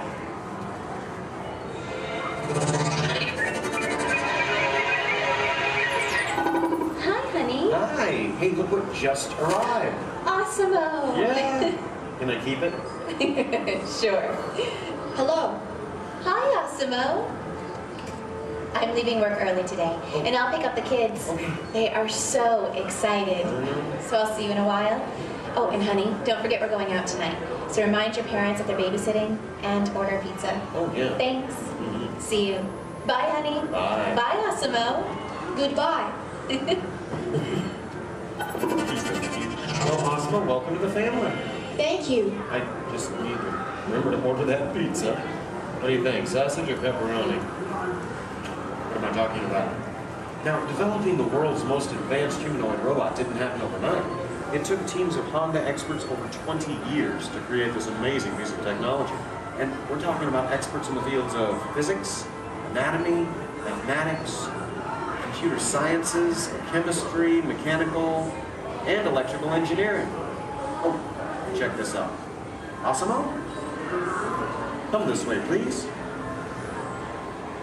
Now, if I'm sitting down, or in a wheelchair like my wife, Asimo's camera eyes are at about the same level as my eyes, and this makes communication very simple. In fact, if you take a look at the screen, you can see Asimo looking at me. Hello, Asimo. Hello, Kevin. Oh, Asimo, please turn out to all of our new friends. And everyone, wave and say, hello, Asimo. Hello, everybody. And there you are. Now, you might be wondering why Asimo isn't on wheels or treads or something like that. Well, Asimo is designed to help people. And to be a helper in our world, a world where we need to reach for things and pick things up, or to navigate along floors and sidewalks, even just to climb a set of stairs. What better design than that of a humanoid robot? One that has 2 arms and 2 legs. And Asimo, How tall are you? I'm 4 feet and 3 inches tall. Which is the perfect height for opening and closing doors, or turning lights on and off, even working at table surfaces, or just moving things around the inside of a house. And Asimo, how much do you weigh? I weigh 119 pounds. And I wonder what all that would be in metric. Carry the one. I'm 130 centimeters tall and weigh 54 kilograms. All right. Oh, and how fast can you walk? I can walk about 2 miles per hour. And in metric, that would be about... That would be about 3 kilometers per hour. Yeah, that's great, Asimo. Thank you, Kevin. Now, in order for a robot to operate in our world, it must have the ability to walk. And walking can be very complicated. Follow me on this. You see, with each step that I take, my brain sends thousands of signals at lightning fast speed throughout my nervous system. Now, these signals travel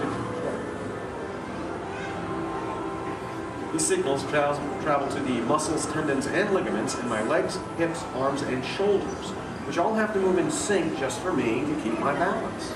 But the really amazing thing is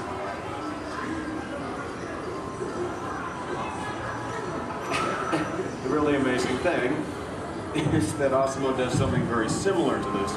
It uses motors, sensors, and computers to keep its balance and walk like a human. Now, Asimo can also sidestep in a straight line or on a curve. And this makes navigating through a house with all of its constantly changing obstacles very simple. And believe me, Asimo, that move's going to come in very handy with my kids and all of their constantly changing obstacles. But what's even more impressive, not only can Asimo walk forward,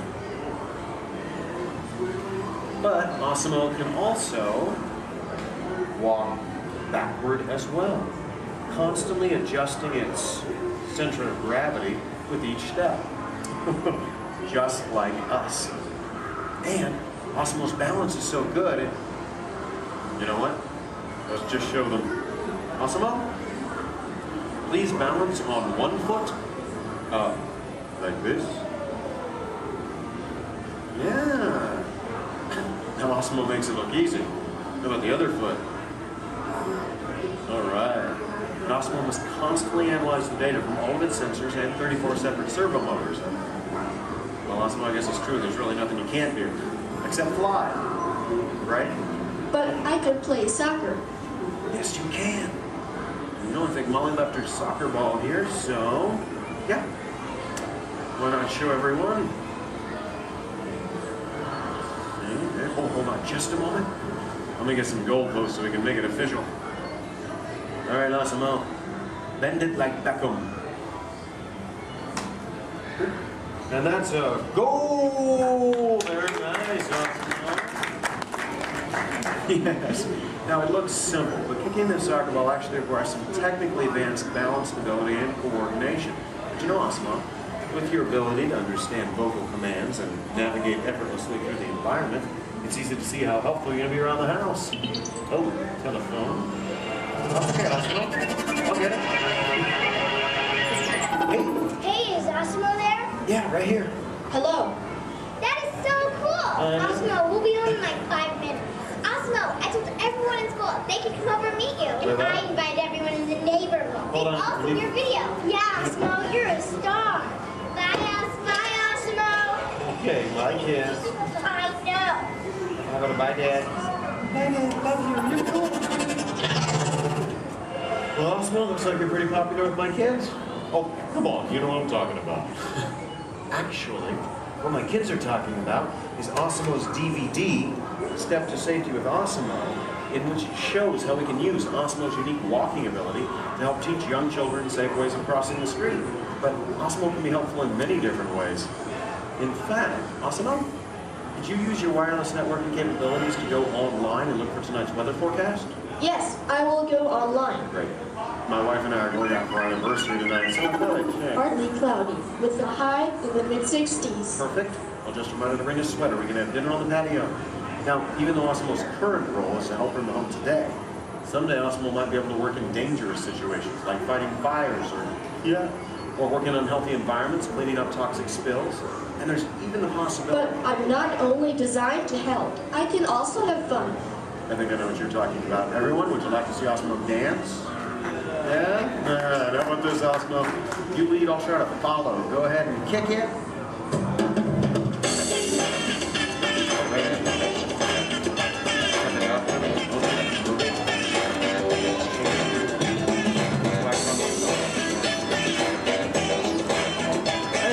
Sense of rhythm. Maybe I don't have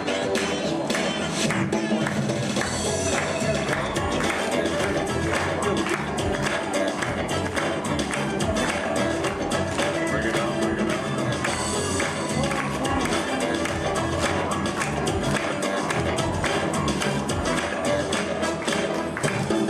That was very nice, Osmo. Wish I could dance something. Hey guys. It's on, Dorothy. Hello. Oh, hi dear. Hi, Mom.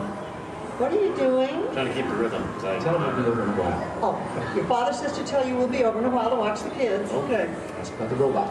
Oh, did that cute little robot arrive? Yes, Mom. Osmo's right here. Oh, good. Well, we'll see you soon. Okay. Make sure our room is ready. Make sure our room is ready. Dad, I can hear you. We can all hear you. So. Can hear you, Earl. We're good. Okay, honey. Bye. Bye. How do I turn this thing off, Earl? Use the remote. Use the button on the right. My parents and technology don't always mesh well. There you go. Although, you know, this is the first time in a long time my parents have actually volunteered to watch the kids. I wonder why. It's a mystery. Anyway, if you'll excuse me a moment, I need to go check on that. A second, Osmo? Could you do me a favor? Yes, Kevin. Could you go upstairs and look into the room on the right to see if it's ready for my parents? Of course. Great. Now, what you're about to see is one of Osmo's most challenging maneuvers, made possible by combining all of its onboard technology. The ability to climb a set of stairs with balance and precision is a culmination of over 2 decades of research and development. Now, first, Osmo stops momentarily at the foot of the stairs and adjusts its position by reading a mark on the floor using the sensor in its torso. Oh, are you all ready, Osmo?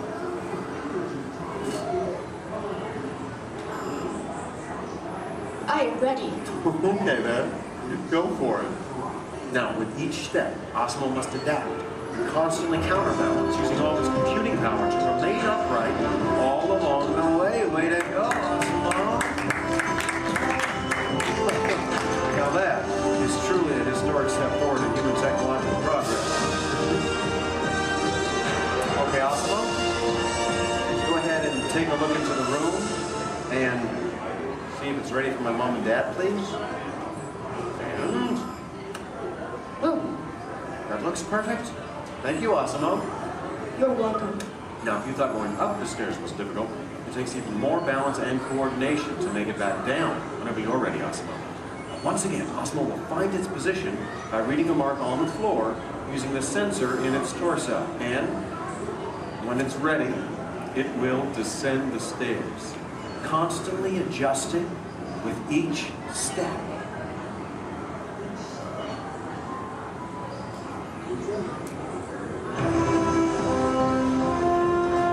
All the way down. That was amazing.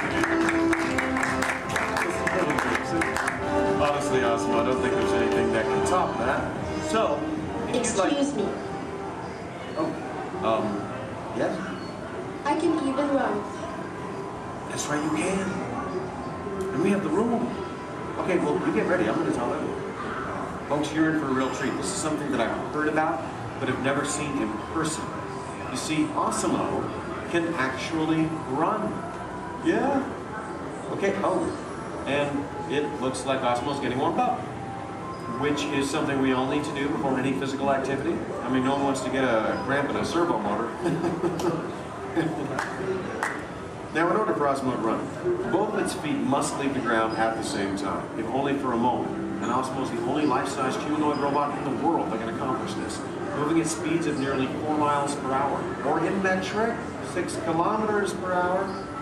Okay, Osmo, you just let me know when you're all warmed up and ready.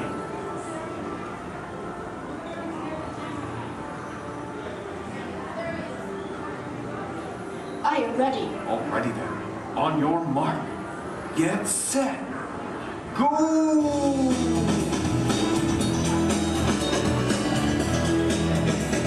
That was incredible. Wasmo, turn around. I want to show this to you in slow motion. Now this is truly an amazing accomplishment. Osmo's airborne, meaning both of its feet leave the ground for about 0.08 seconds, running very similar to that of a human. Very impressive, Osmo. Thank you, Kevin. Now if you'd like to learn more about Osmo, please visit the website osmo.honda.com. As for you, I think it's time to get you ready to meet the rest of the family. So why don't we say goodbye to all of our new friends? Excuse me. Yes? Please do not forget to order the pizza. Pizza for the...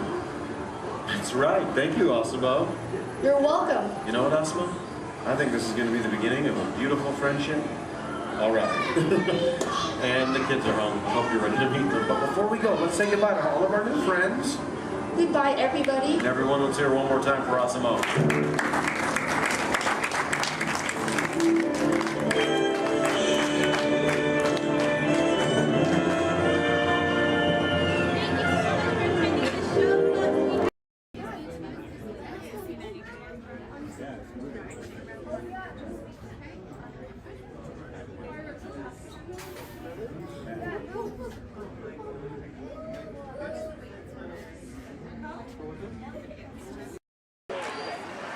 The Disneyland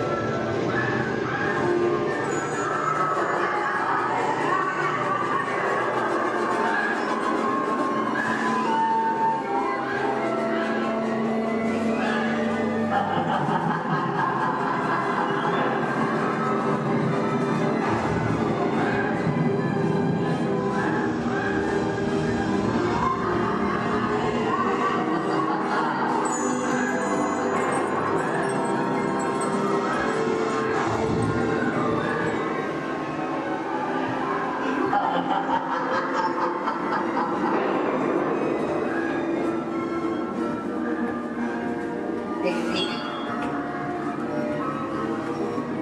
Make it move.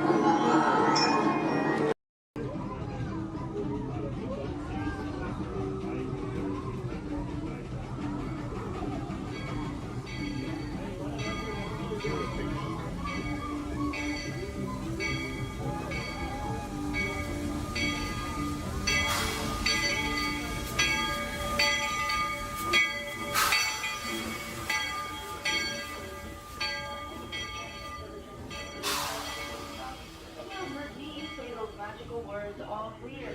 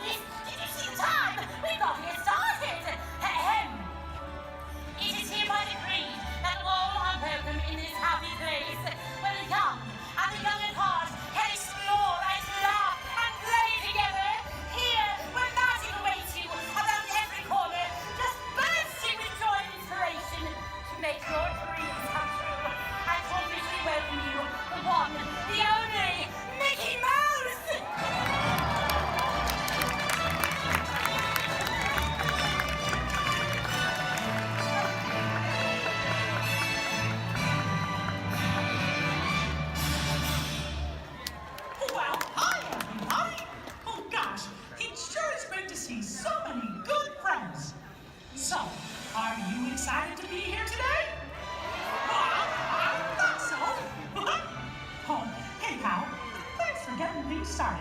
And now that we're all together, I've got a surprise for you.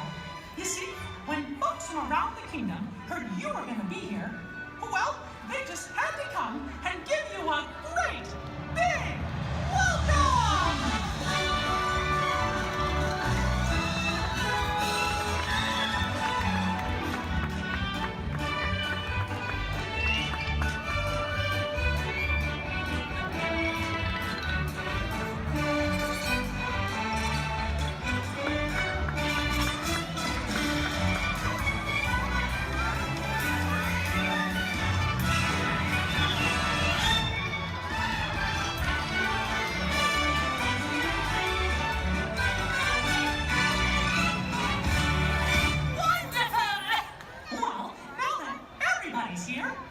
It's time to start the day.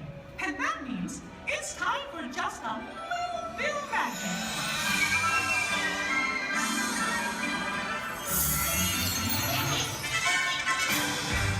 Is someone in need of magic? Oh, gosh! It's the fairy godmother! She must have heard you, Mickey. Why, hello, everyone. Oh, my. Look at all of you. So many smiling faces, including yours. Now, how may I be of assistance? Well, do you think you can help kick off our magical day? Oh, of course, my dear. Oh, and I know just the trick. But I'll need everyone's help with the magic words. On the count of 3, we're all going to say, bibbidi, bobbidi, boo. Here we go. 1, 2, 3, bibbidi, bobbidi, boo. Let the magic begin!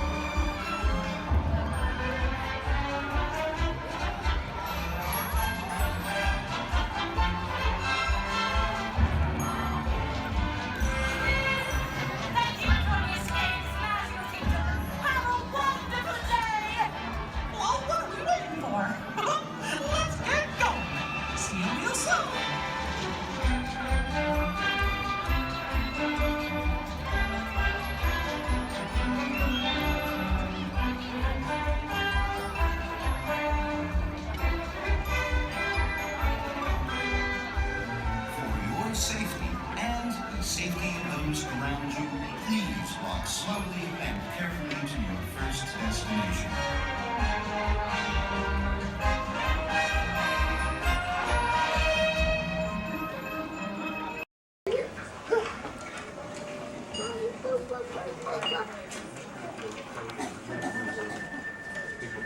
Sorry.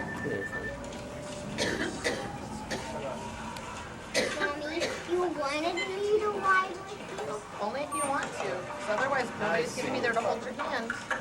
You want to be able to hold my hand? Yeah. The next group's ready. I put my hands up in the car. You gotta get.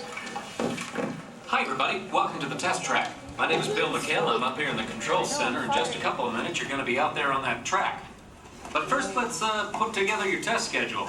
These are the same kinds of tests that are run at GM test facilities all over the world. Let's put up the 26 8th grade. You got it. Okay, we're going to start you off on an accelerated hill climb. Now, these steep grades give us a chance to evaluate the effects of heat and stress on your engine and on the transmission. Twisted turbo blocks. Let's put up the blocks, German and Belgian. Next, your vehicle is going to go over a variety of rough road surfaces. These are designed to test the integrity of the suspension and the chassis. It's gonna get a bit bumpy. Yeah.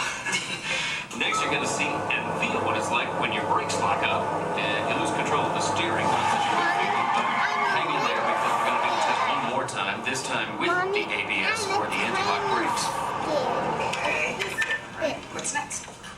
Let's do some environmental tests. Put up 2, 5, and 7. 7? Yeah, 7. Okay. After that, we're going to subject your vehicle to some extremes in temperature, as well as corrosive conditions to see how it handles nature's worst. And finally, we'll take you out for some handling runs. Off-road the corner. Let's do the corner. I'm going to send you through some hairpin turns, and then we'll take you out and do the high-speed loops. And depending on how your vehicle and you hold up, we'll even throw a few surprise tests in there. Surprise test? Yeah. Pick one. Now, if this whole routine seems a bit extreme, you're absolutely right. That's what a test track is all about. The cars you drive at home are made up of over 15,000 different parts, and every one of them has to pass the test under very extreme conditions before we ever let it off that test track and out onto the road. Now, as you can imagine, safety is a big concern of ours, so we're going to insist that you buckle up your safety belt securely. You'll be glad you did. Oh, we're ready.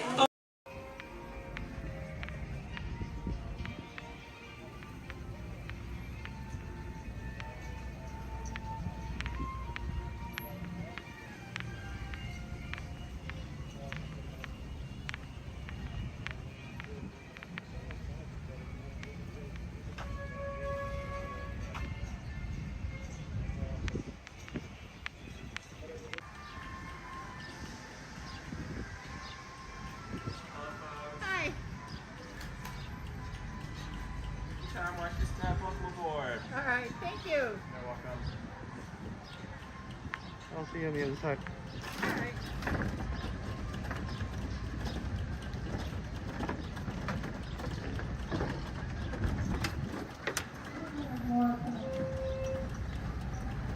I believe there's some more coming. Oh, okay. I'm gonna fill my water bottle on the Fowler.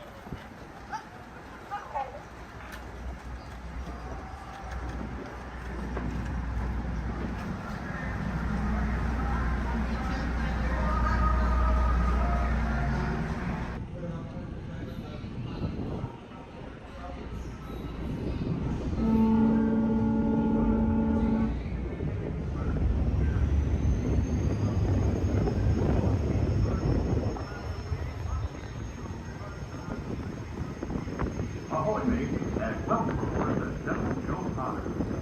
We are arriving at our destination in just a few moments. On our way, travel 1 mile on the Grand Base 762, which took over 3 years to activate. We do ask that one of our board the stairs remain clear while the load is in motion. Once again, welcome aboard.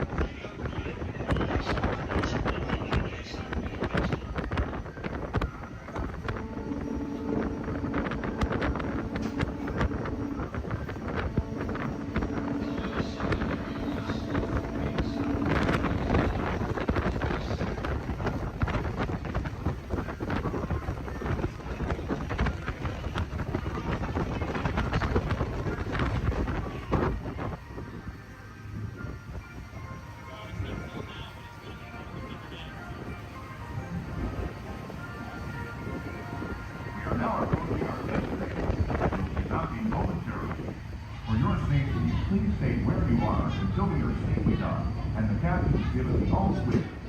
Because this is a free floating vessel, we do have a tendency to bounce around a bit during docking.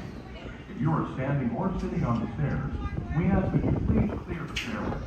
Everyone else, please remain where you are until we have completed our docking. Once again, please clear the stairway. You'll be given an all clear when you're safe to crown the stairs and doors. Por favor, manténganse alejados de las escaleras.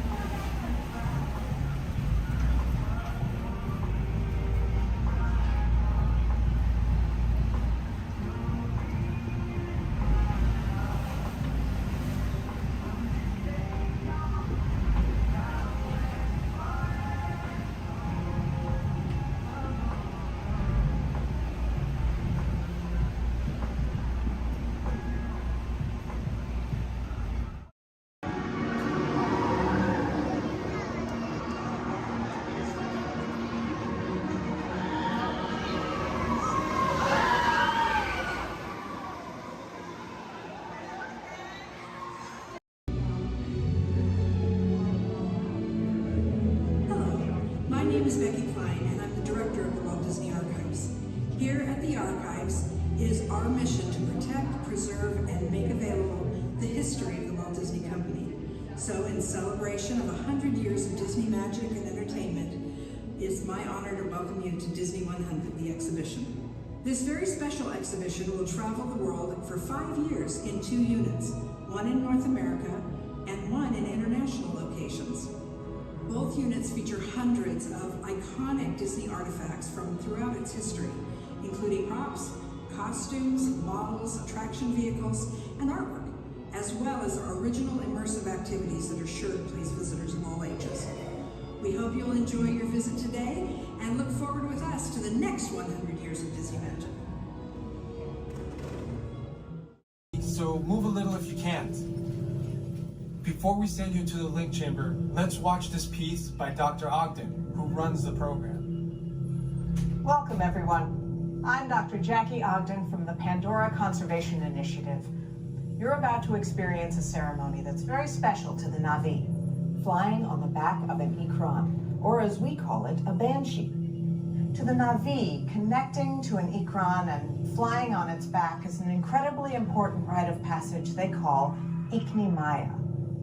With permission from the Na'vi and in partnership with Alpha Centauri Expeditions, we can now bring this amazing experience to you. The way you'll be able to fly is by linking to an avatar that's already on the back of an ikran. Let's see how this works. We establish a link using powerful psionic amplification equipment. A human driver is connected to an avatar, which could be physically hundreds of kilometers away. When you follow our technician into the link chamber, you'll see a series of 16 link chairs. Please go to the number that matches the number you're standing on now. First, stow your gear in the storage containers on the back wall. This should include all bags, cameras, and other items, including cell phones. It's important to push them all the way into the bin. Then get onto the chair as you would a bike. Straddle the seat, step forward, and sit down. Slide your hips forward until you are against the chest pad, and then move your feet all the way forward. Wait until you're seated before you put on your flight visors. Hold onto the hand grips as shown. It's important to hold onto the hand grips at all times. After you're seated, back and leg restraints will be firmly engaged. or your safety, throughout this entire experience, always remain seated and supervise your children. Once the link takes place, you'll be connected to your avatar and sitting on the back of an Ikron. It'll feel like you're really there. Moments later, you'll begin your flight. A Na'vi guide will lead you out. You'll experience the breathtaking beauty of Pandora, but you might also face some of its greatest challenges. Some of this flight might be intense, but trust your guide and be brave. As the Na'vi say during this important rite of passage, Sivak Ho, rise to the challenge. Good luck. All right, you ready? Let's get you into the link chamber. All right, everyone.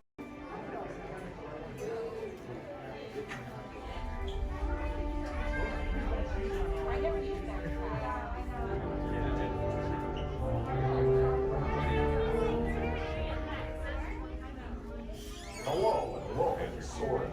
My name is Patrick and I'll be your chief flight attendant today. We'll begin boarding in a few minutes, but first I'd like to acquaint you with some important safety information. When the doors to your flight open, please take a seat and store all carry-on items in the under-seat compartment. This includes cameras, purses, hats, and of course, these little beauties. Next, fasten your seatbelts, inserting them into the buckle on your right. If smaller aviators don't measure up to the height indicator on the seat, just put the belt through the loop in the center strap before buckling it.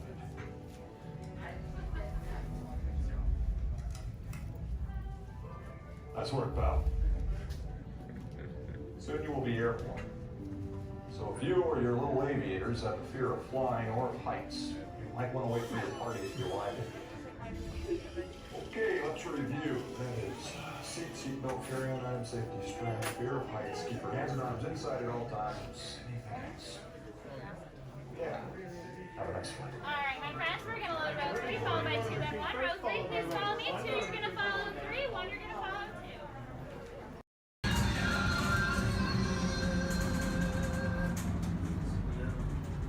2. Ladies and gentlemen, this is Disney's All-Star Movies Resort. Please collect your belongings, watch your head and step as you disembark, and take small children by the hand. Thanks for riding with us, and welcome home.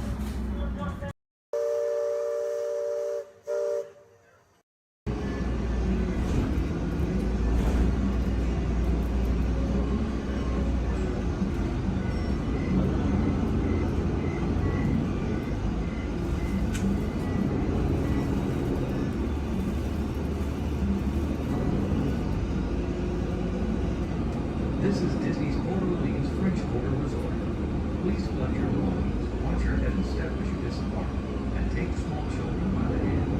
Thanks for riding with us, and welcome home.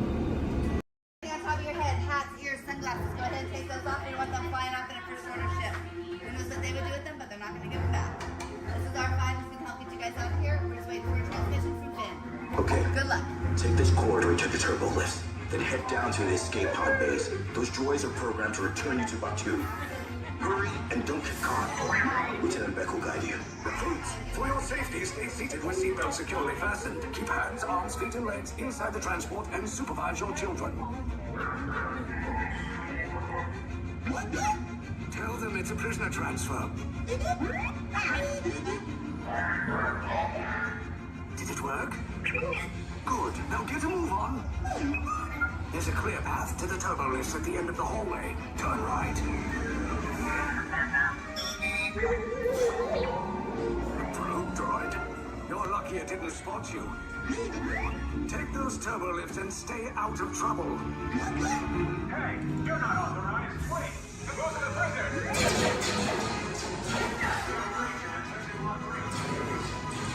Your cover is blown. Find an alternate route. Who picked these 2 droids anyway?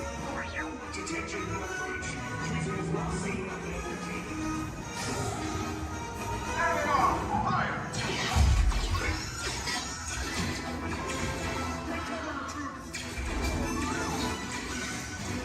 These state pods just below us. Take those down. Copy. Hurry! No, not up! I said down!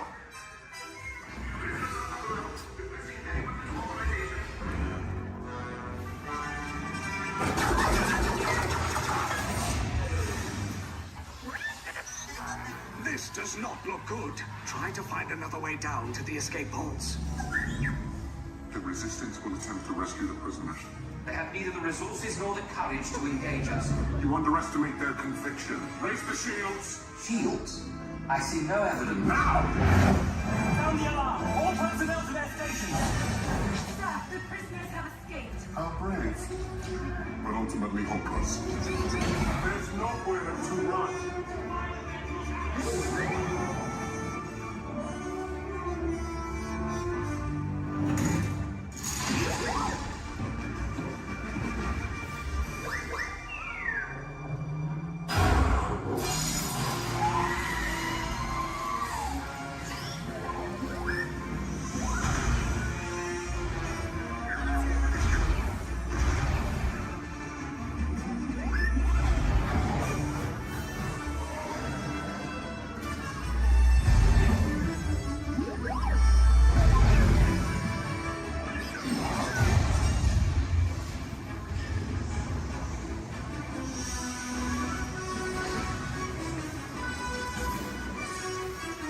Attention, all resistance personnel. Abandon ship. I repeat, abandon ship. This destroyer is about. There's no escape. You will tell me the location of the secret base, and then I will destroy you and the Resistance.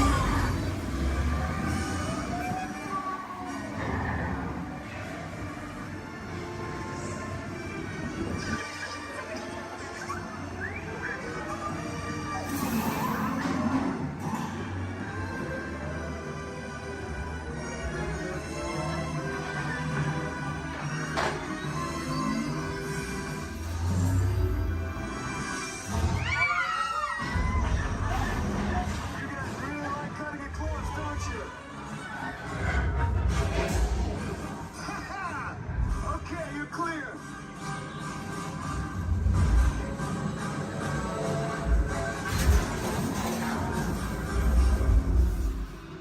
Your escape pods came in a little off target. Ground crews will meet you outside the wreck. All right, nice job, recruits. Not what you signed on for, but hey, you're Resistance now. I think I have that authority. Right, Beck? Where's the lieutenant? I need eyes on Beck. I know, Scaffold's copy. More escape pods down in Sector 4. Verification pending from key command personnel. Where's the lieutenant? I need eyes on Beck. Lieutenant Beck here. Beck! You're right. I should hope so. Great job, recruits. Thanks to your heroism, the location of the Resistance base is secure. Bravo! Yes, R5, you too.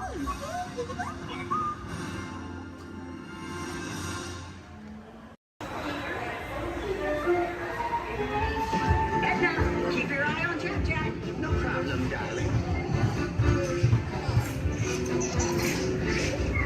And the baby is gone. Edna? Dash, go get him! Get started! Hold on! 5, 4, 3, 2, 1, go!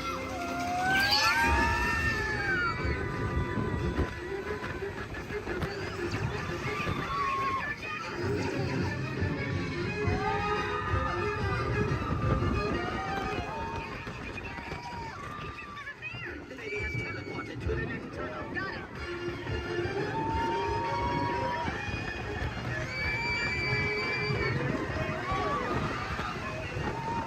Hey, sweetie, come to mommy. No, don't go, Chloe. Oh, Jack.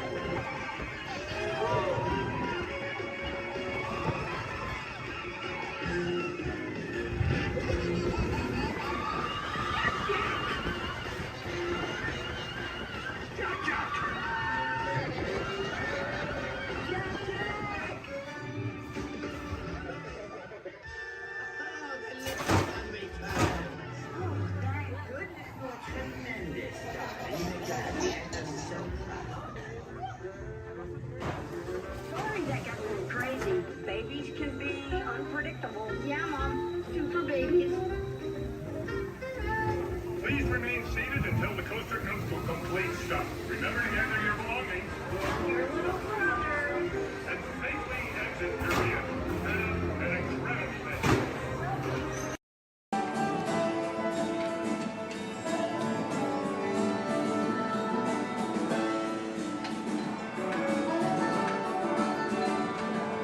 Hey, what's going on here? Where are we? Oh, look, we're on the wrong side of the screen. Oh, yeah, wow. Hey, look! Bunny Rabbit. Get off. Come on, let's go. Oh, hi, there you are. Hello, I'm Rosie. And I'm Colin. And we've got 5 or 6 hours of vacation slides to show you. No, we don't, actually. We're here to tell you all about sourdough bread. We are?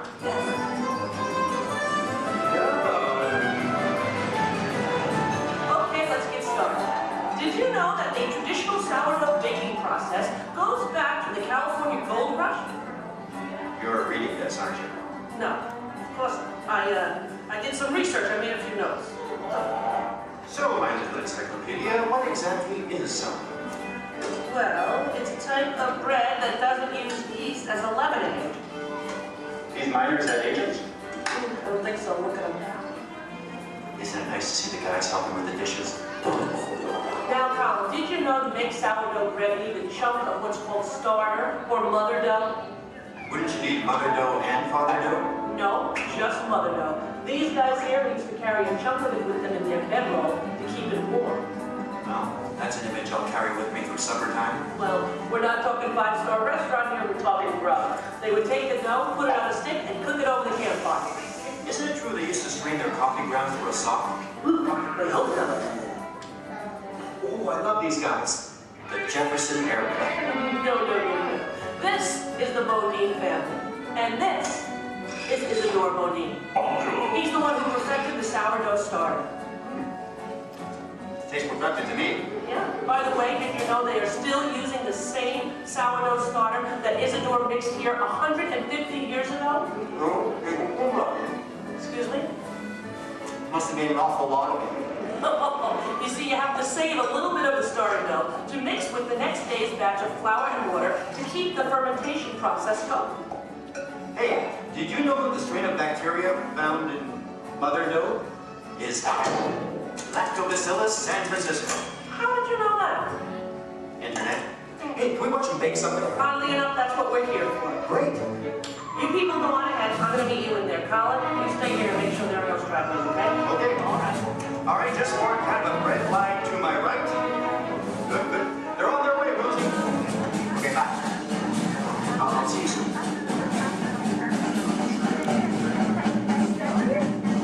Okay, everybody, here we go. Come on in. There's plenty of room. Gather around the window right here. Make sure you can find a spot where you can see me on one of the screens. Come on, Colin. They can find their way, okay? It's not the California Trail. We lost a couple to coyotes along the way. Oh, that's so sad. Oh, well, but you did. Yeah. This is the bakery. That should be obvious to everyone. Even to... What's that? Oh, and I have one for you.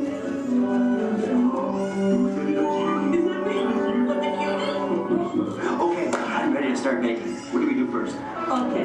First you get a hunk of the mother dough and mix it with flour, add a little salt and water, and that's it. Voila, the entire list of ingredients. Right. Here's some dough. Let's bake it. Oh, not so fast. From start to finish, it takes bakers about 72 hours to make a loaf of sourdough bread. 72 hours? Yeah. Yeah, what's your hurry? Relax, and all the roses. Okay, so what's next? Well, you know, bakers actually think of dough as a living thing. So after it's been beaten up and kneaded by the mixer, it needs to sort of relax and calm down. Seems pretty relaxed to me. In fact, almost catatonic. Right. I internalize all my tension. Well, what happens then? Well, then we drop it into that funnel over there, above the divider. The divider cuts it into nice, even pieces. So for this, it has to be relaxed? Yeah. Okay, fine. Oh, what happens then when it goes down that conveyor belt? Well, it goes into the rounder. Do you know what the rounder does? Oh, makes it into squares? No. Tetrahedrons? No. Polygons? Is that your final answer? Okay, so now the dough is round. Yes. Then we have my favorite machine, the overhead intermediate proofer. Wow, it's like a little Disney ride for bread. Attention, please keep your little buns in the vehicle at all times. The device rolls the dough over and over from basket to basket, takes it on a little trip, letting it, once again, relax. This is the most laid-back bread on earth. Come on, Rose, you're teasing me. Can't we bake it? No, not yet. Next, the bakers lay the dough on screens and put the screens into oven racks. Then we bake it. Not yet. You'll have to go around the corner to the next window to find out more, okay? And you go on ahead. I'll stay here and get the stragglers. You stay with the nice lady. All right. All right. Everyone, follow me. Follow him, everybody. And you relax, okay? Okay. Come on.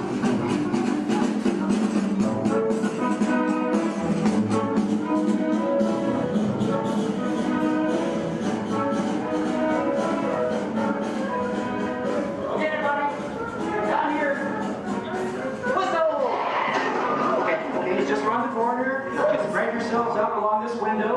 All right. Everyone, can you see me? Oh, nice shirt. All right. All right. Okay. Well, this, I guess, is the oven. If not, I'm having some incredible hot flashes. Slap some garlic butter on me and I'm ready to go. Hey, Colin. Okay, where were we? We were getting ready to bake some bread. No, we weren't. What, are you trying to confuse me? Let me think. I remember the racks of dough. The racks of dough are taken upstairs to a refrigerated fermentation room. Refrigerator? Yes. Look, I know a thing or two about baking bread. Well, actually I don't, but I'm pretty sure you have to have heat to bake something, right? Sounds right to me. For a technical question like that, I'm going to have to call in an expert. I'd like you to meet my friend, Tony, the baker. Tony! Hi! Are you enjoying your visit? Oh, we're having a great time. We really are. But I'm afraid I have reached my limit of bacon knowledge. Tony, call it here. Give us the lowdown. Don't you think we've coddled this dough long enough? Isn't it time to turn up the heat on this baby? Well, no. The dough needs time to ferment in a refrigerated, climate-controlled room. Now that gives the bread a better flavor, texture, and color. It takes about 13 to 16 hours. You know, I like a man who can cook. Then what happens? In the proof box, the dough is slowly brought up to about 95 degrees, 90% humidity. Why not just take it to Florida? All right, so it's baking now, right? Because it's rising? No, it's still fermenting. The dough triples in size now due to the expansion of trapped gases. Hey, listen, we all have trapped gas occasionally. Well, now the bread is scored, so it won't split when it's baked. Oh, so now I'm almost afraid to ask. It's time to bake it, right? Or do we have to take it out to dinner first? Maybe a bit of a rub-down? It's ready to bake. You're kidding.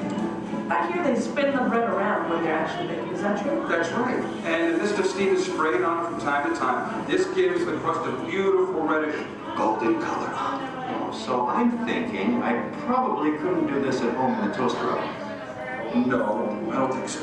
Listen, Tony, thank you so much. Yes. You were superb. I feel enlightened, enriched, fermented. My pleasure. Bye. Bye-bye. You know what? I'm going to spray you down because I think you could use some of that golden Okay, just color. a little on the... Okay, that's enough. All right, the hair. You know what deep frizzy. Ladies and gentlemen, the moment you've been waiting for. A masterpiece of the baker's art. What are you doing? Hey, what are you... Waiting for that. That's not yours. Tony gave it to me. Look right at me. He didn't look at you. That was ours to share, Colin. No, it's mine. It's all mine. One piece, please. One little piece? A tiny piece? I'm telling Mickey. All right. Here. Yeah, you see? Here, don't tell Goofy I owe money. You do? Well, don't even ask. I don't even want to get into that. Goodbye, everybody. Have a great time here. Bye. I'm going to go eat. Sharon?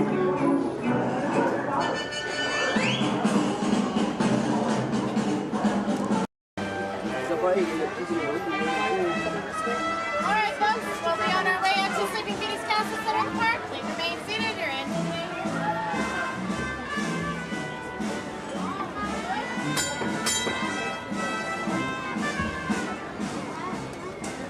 Here we go.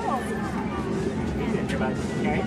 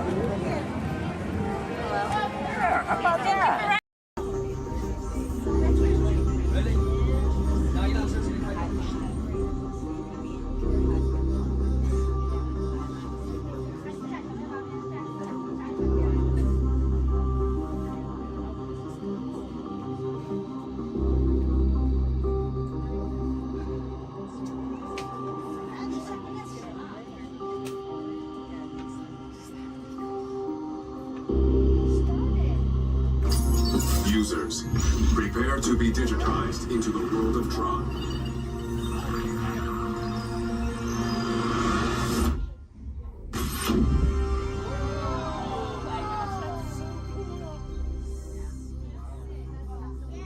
Team Blue, welcome to the grid. Proceed to gates.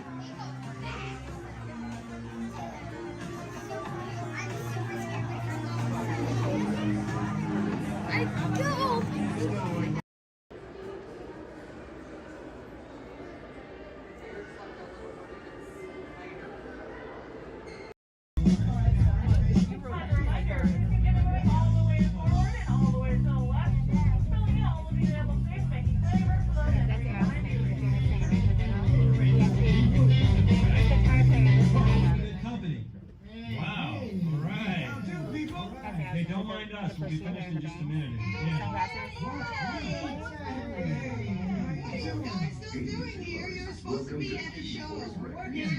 I like to introduce our local manager. Thrilling high-speed roller coaster test ride that includes sharp turns, upside down maneuvers, and Come on, guys. Please get in the car. Sorry, folks. We gotta go. Chris, can you grab my blacklist, Paul? Hey, wait a minute. We can't leave these people here like this. We can't? No. Come on, you know how we feel about our fans. Yeah, that's right. Well, guys, what do you expect me to do? Is send them all with you? Yeah. Hey. Wait a minute. I love that idea. How about some backstage passes? Yeah. Come on. Make it happen. Give some. Okay, I'll make it happen. Now get out of here. I hate all of you. See ya. Have a nice ride. Hi, Sal, it's me. Listen, I'm gonna need a bigger car. Make it a stretch. In fact, make it a super stretch. Right. Okay, folks, you want the show all the way across town, but I got you a really fast car. Okay, wait, it's out in the alley. Congratulations on those backstage passes. Now please, walk this way out of the alley, keeping up with that party in front of you. As a reminder, masks must fully cover your nose and mouth and be worn as you exit the building after our kickoff.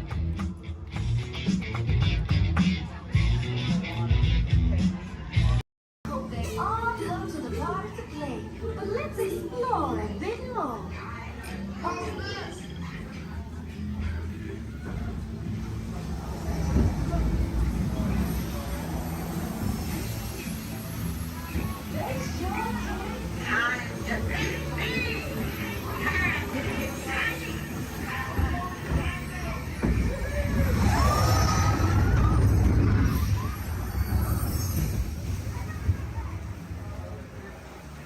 Where did our friends go?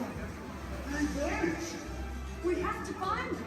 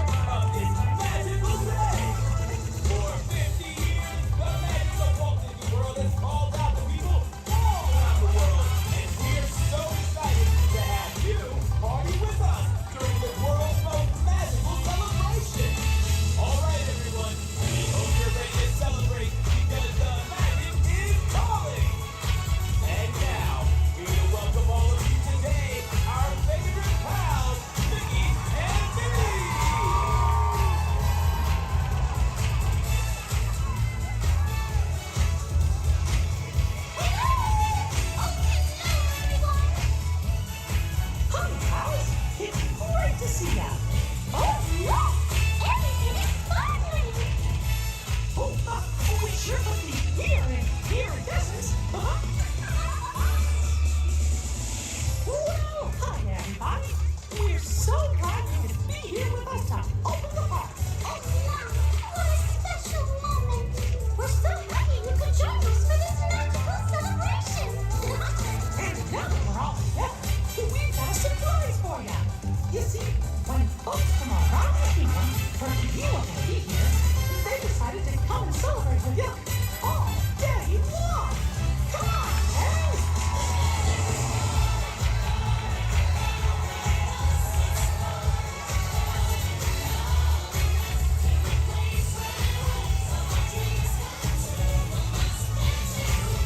This party's gonna be dancing all day long. And the best part is all of you. Come on, clap along.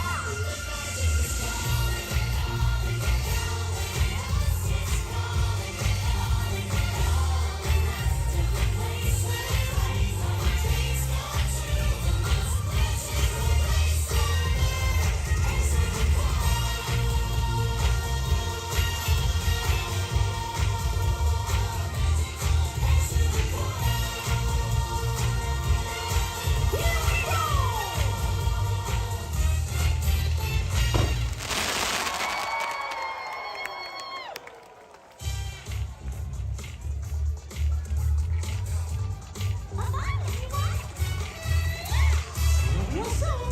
Have a magical day.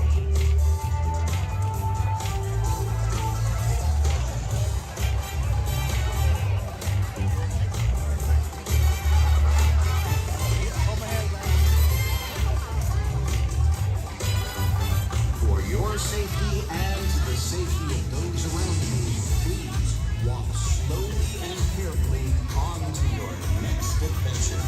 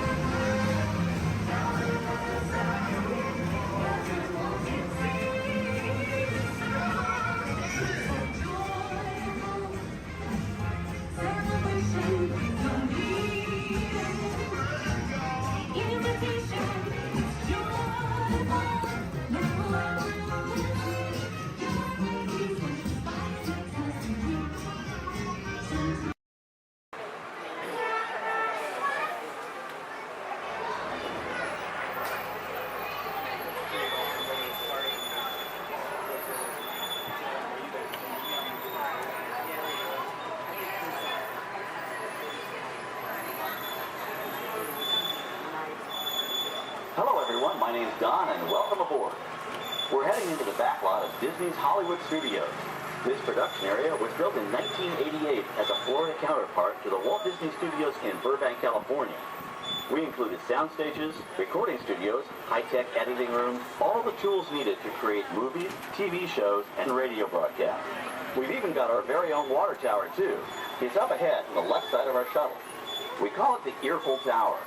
It's inspired by the water tower Walt Disney had built for his Burbank studio in 1939.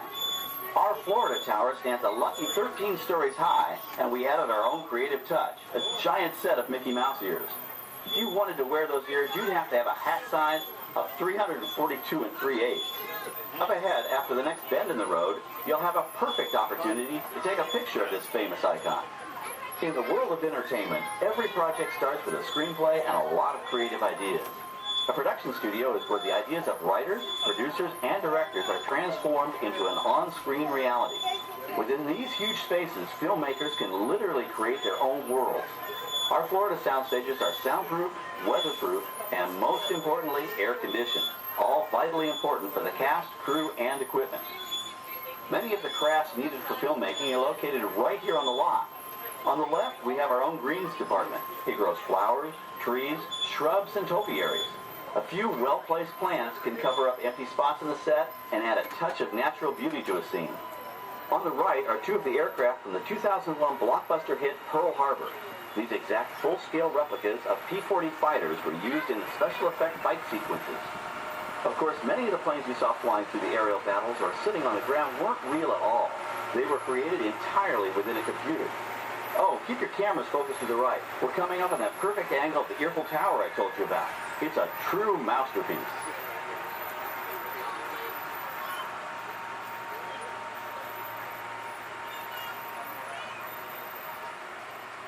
We're entering one of our most glamorous and colorful departments, creative costuming.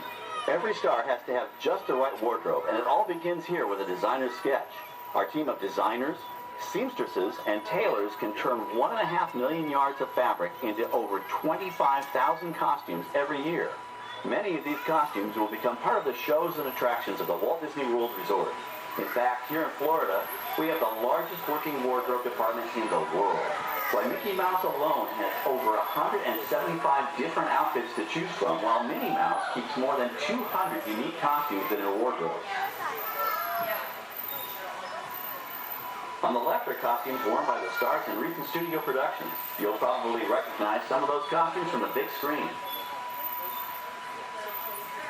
Every story needs a setting, and our design staff can create just about any place a script calls for, from an urban city street to a remote desert canyon. On the left is our scenic shop where large-scale sets and props are built.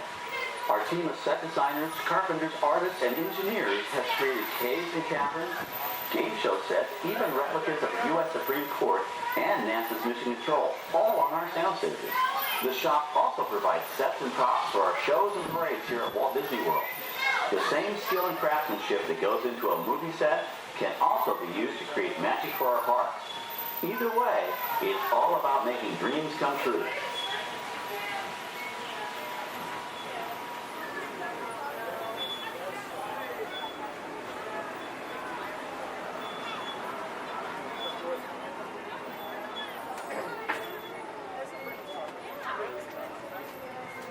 Now we're entering a zone we call the Boneyard.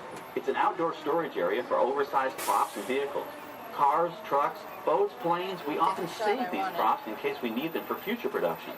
In this backlot collection, you may find real working vehicles, non-working mock-ups, and even large-scale miniatures used in special effects shots. Large-scale models create a more convincing illusion on camera. We even place small cutout passengers in the windows of the plane.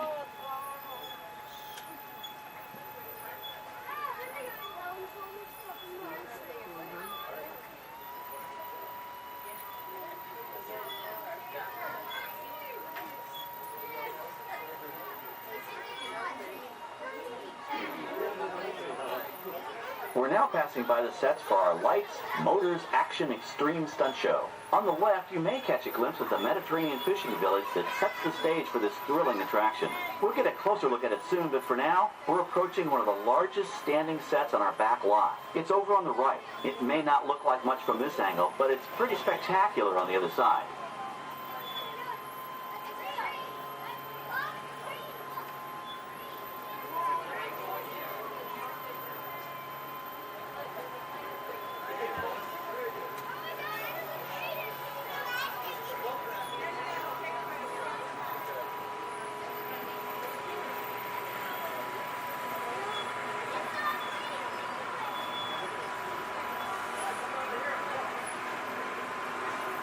This is great, folks. The production crew has just given us clearance to enter the set. Hello, Backlot Tour. I'm Amy, a production coordinator here at the studios. I can see your shuttle heading toward our canyon set. I've given your driver permission to come in and take a look around. I'm up here with our effects crew, and we're getting ready to shoot a test sequence. Oh, on the way in, you're going to be crossing a wooden bridge, and things may get a little bumpy, so please, hold on to your belongings, especially hats, cameras, and glasses, and keep an eye on any small children in your party. And of course, please remain seated at all times. Welcome to the set. As you can see, we brought the bare, dry deserts of Southern California to green, typically humid Central Florida.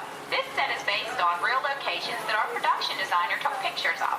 Our set crew spent about 6 months building the canyon, but we've used it for a number of TV shows and specials over the years.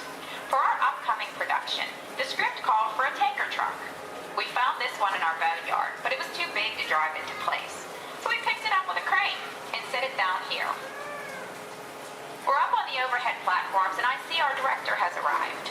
As soon as the rain effect is ready, we'll begin the sequence. This sudden shower is really just a special effect. We've rigged up a series of water nozzles just above your tram. The water sprays in a crisscross pattern to create a sense of depth. But this storm only covers the first few feet.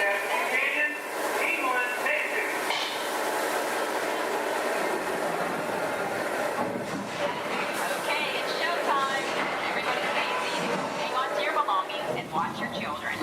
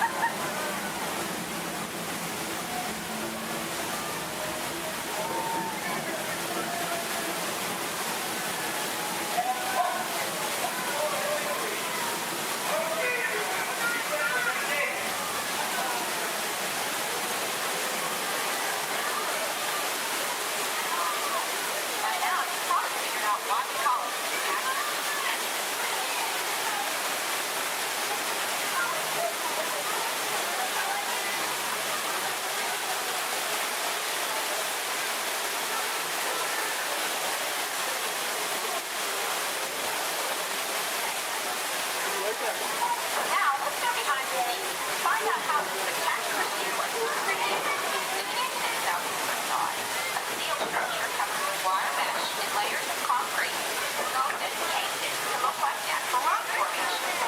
Narrow yellow pipes carry propane gas, fueling flow tubes and fireplaces. For the flash flood, we used 100% real water, about 70,000 gallons of it, dumped from overhead tanks. Oh, but don't worry, we recycle. All of that water will be pumped right back up to the top for the next take. We shoot some of the water through air cannons for an extra dynamic effect. Those air cannons are powerful enough to shoot a basketball over the top of a skyscraper the size of the Empire State Building. To top it off, our shuttle was sitting on hydraulic shaker tables. They provided the shaking, rattling, and rolling sensations for the scene. The entire sequence can be reset in 3.5 minutes. That's just enough time to bring in the next shuttle. Well, I've got to get ready for our next take. Thank you all for being part of the action. Hey, I'm needed back on the set, so enjoy the rest of your tour. Okay, well, thanks, Amy, for giving us access to the set.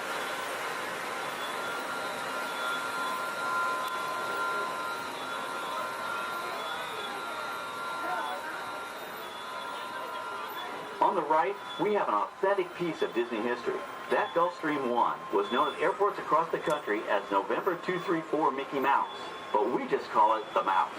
In 1964, Walt Disney and his hand-picked team used this plane to scout locations for what he called the Florida Project. Soon, they secretly began purchasing thousands of acres of land, which became the Walt Disney World Resort in 1971. During the creation of the resort and later Epcot, the Mouse shuttled studio executives and Imagineers between Burbank and Orlando, making it the most used executive aircraft in the country.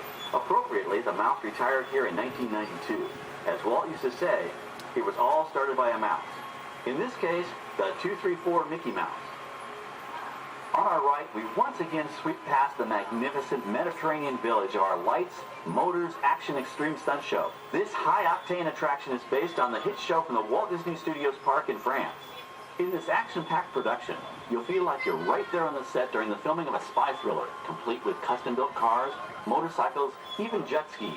You'll experience the split-second timing, coordinated driving, and fiery special effects that make action movies a real blast.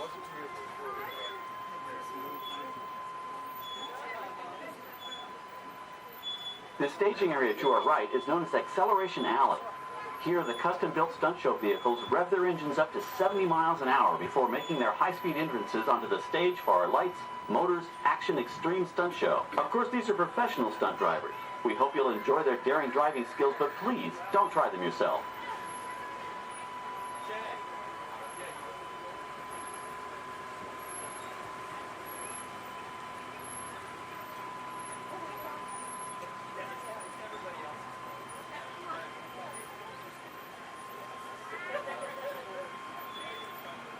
On the left, we've reached our second boneyard with more historic props and vehicles.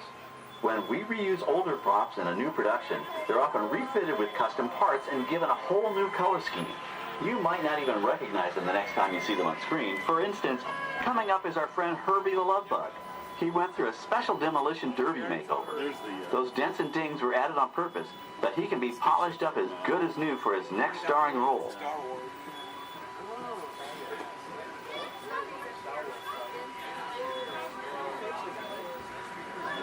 On our right, we now have a very different view of the fishing village set. From this point of view, you can see that there is no inside to the building.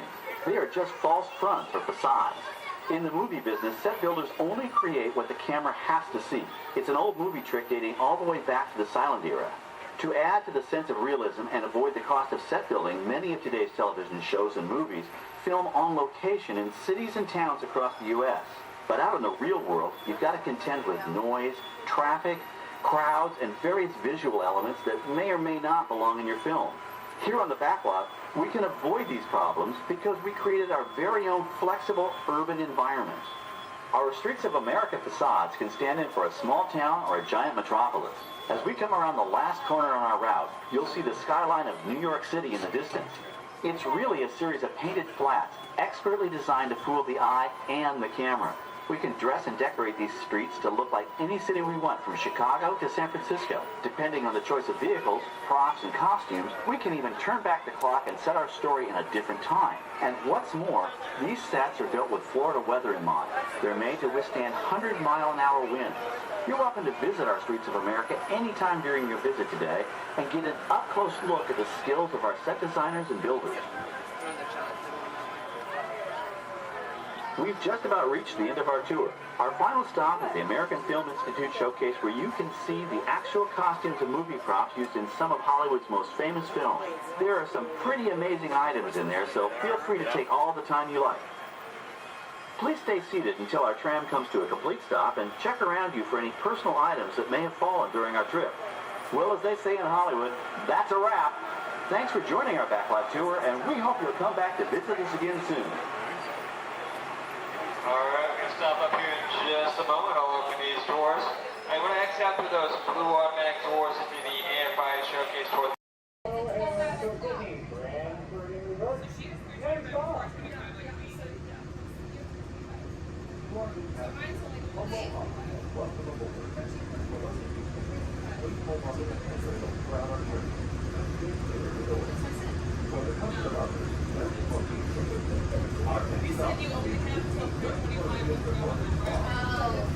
Sorry, I thought we were talking about. Okay, well, now I'm confused. Which one should we do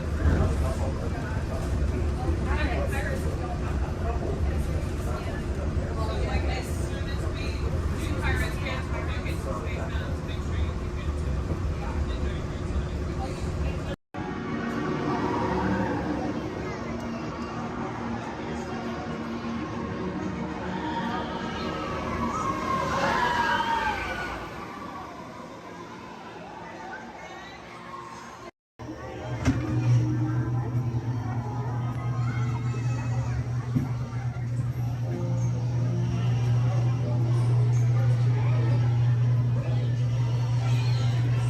Adventures in Wonderland began when I followed the white rabbit down the rabbit hole.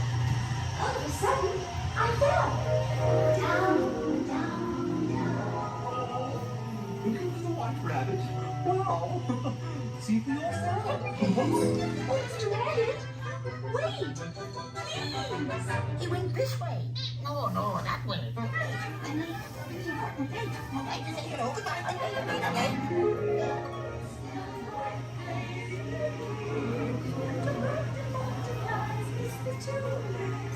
And the sun is like a toy.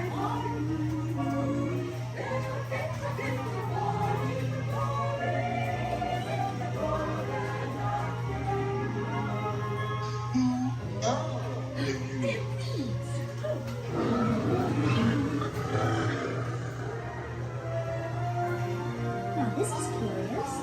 I wonder if the rabbit came in here. I'm not sure. Where I am, But wait! Don't go, please.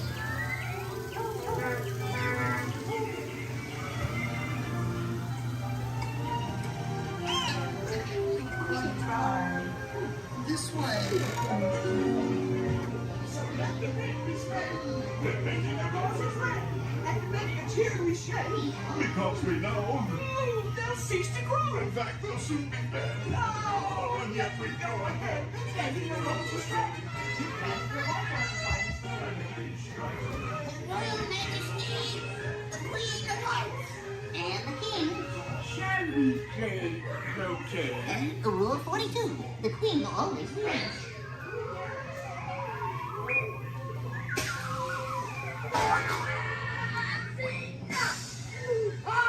With their heads! Oh, with their heads! Stop them! Goodness!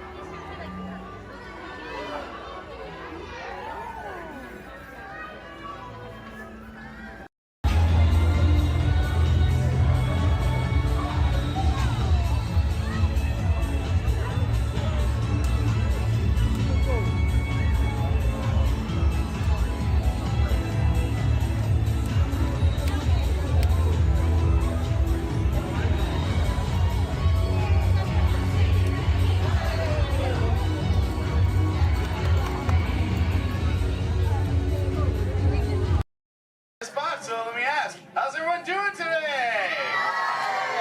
Sweet. Welcome everyone to the Aquatorium and welcome to Turtle Talk. My name's John, I'll be your host.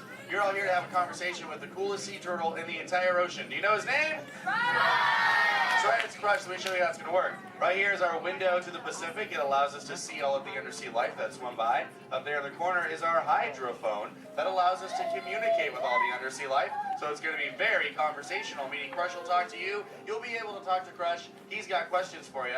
And hopefully you all have some questions for him. You can ask him anything you want. You can ask him what he likes to eat, what he does in his free time, what's the meaning of life, anything like that, and he'll be happy to try to answer. If you do need to leave at any time, it's okay. Just use the doors on the opposite side of where you went to right back here. Back there's my pal Brian. Everyone say hi, Brian! Hi! Brian will be back there to assist you if you should need any assistance during the show. I'm going to lower the lights and lower the music here so we can see and hear just a little better. My friends the Moonfish are going to be coming out here and showing you some rules. First rule inside, please no eating during the show. And no drinking. No smoking. And the last one, take all the pictures and video you like, just please no flash photography or video lighting. Round of applause for the Moonfish! Excellent. All right, Crush is up there serving. He said when you're ready, just call him down. So on the count of three, yell, hey Crush. Ready? 1, 2, 3.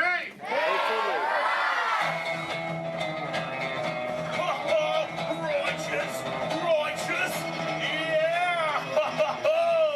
Dude! Scope out that double spinner intro by the turtle, dude. Yeah. Jaw. Whoa, dude, check out all the humans in the human tank. Hello, human dudes. Oh, hey, dudes. Oh, dude, there's even little grommet dude sub level. Hello, little dudes. Focus, little dudes. Awesome. Dude, it's John. What's going on, dude? Hey, dude.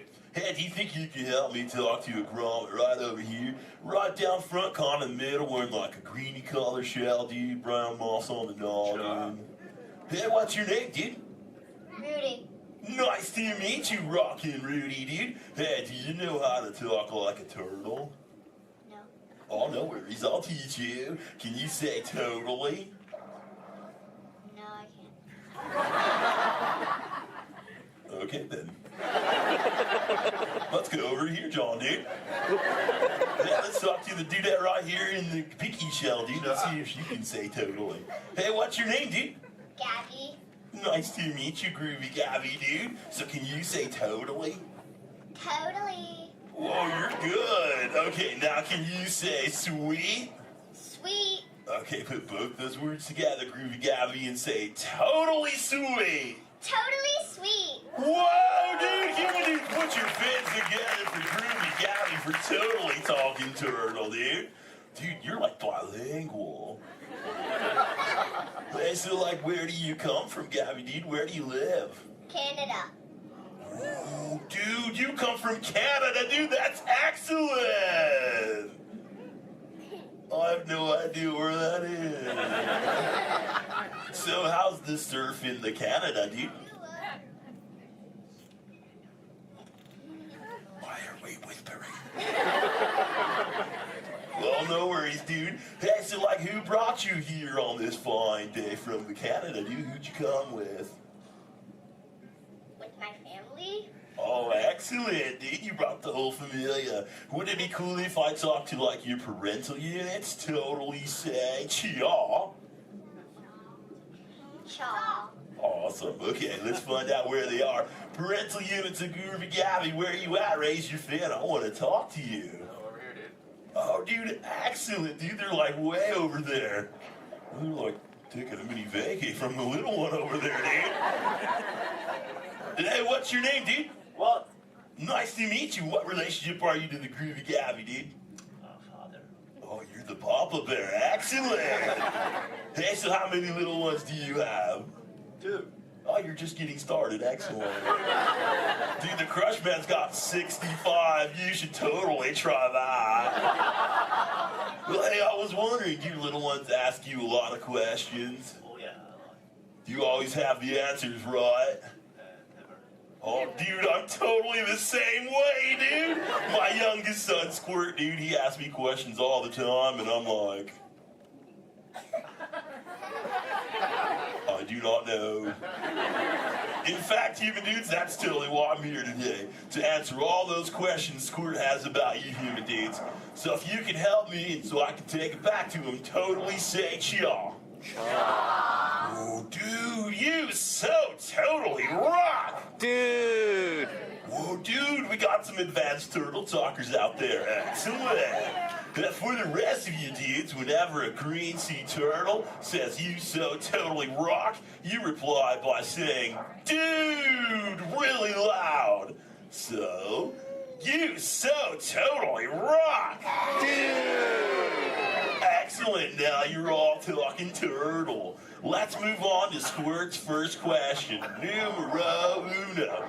Squirt saw you human dudes at the beach the other day, and he wanted to know what you dudes do when you go to the beach. So shout it out, human dudes. What do you do when you go to the beach?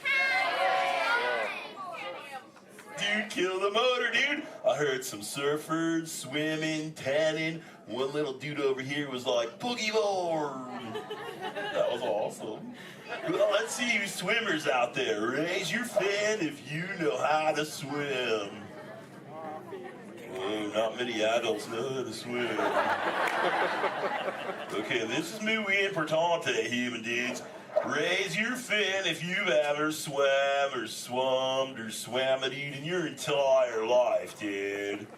Oh, that's more like it. Hey, John, dude, let's go to this side of the tank in the first row, fourth noggin. That dudette looks like a most excellent swimmer. Hey, dudette, what's your name? Me? Sandra. Nice to meet you, Surfing Sandra, dude. You should have seen your face when I first called on you. You were like... It was totally awesome. Oh, go ahead, Sandra, dude, what's up? Are there any sea creatures you're actually afraid of? Oh, dude. Those tiger sharks got some serious thrill issues. They're real jerks.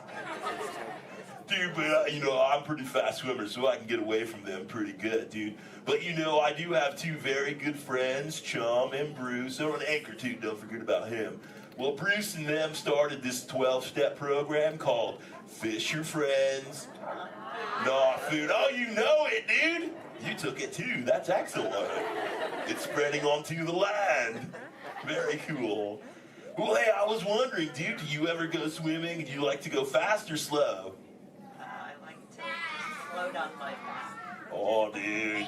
I like your style, Sandra, dude. There you go. It's kind of like sit back and close your lids and be like, dude, I'm Sandra. I hope there's no tiger sharks around. Dude, that's excellent. But I am a green sea turtle, and because of those tiger sharks and my love for the thrill of speed, I totally love to go fast. Hey, you dudes, you want to see how fast I can swim? Totally sexy. Excellent. I'm going to go get my motor running, and human dudes, I need you to time me. So start counting when I say go, and count nice and loud so I can hear you, okay, dudes? Ready, set, go. 1, 2. Back, dudes. Dude, I just swam all the way around the world. I did, dude. Right through Canada.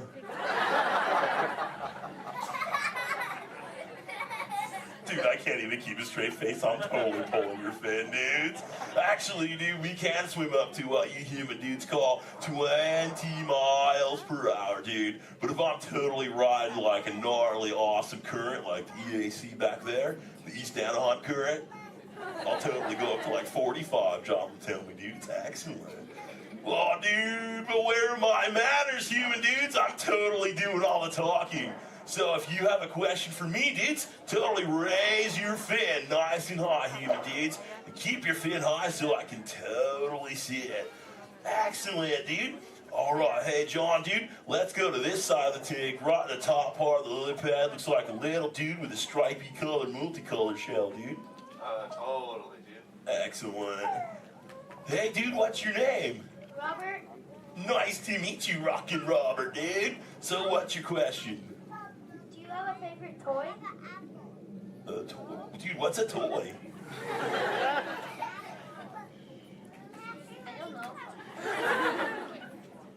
Something you play with? Oh, dude. Yeah, dude, when I first got into the ocean from the beach, dude, I totally loved to play with this sea star, dude. It was excellent. We used to, totally have fun together. Do you have a favorite toy, dude? Yeah. What is it, dude? A stuffed animal?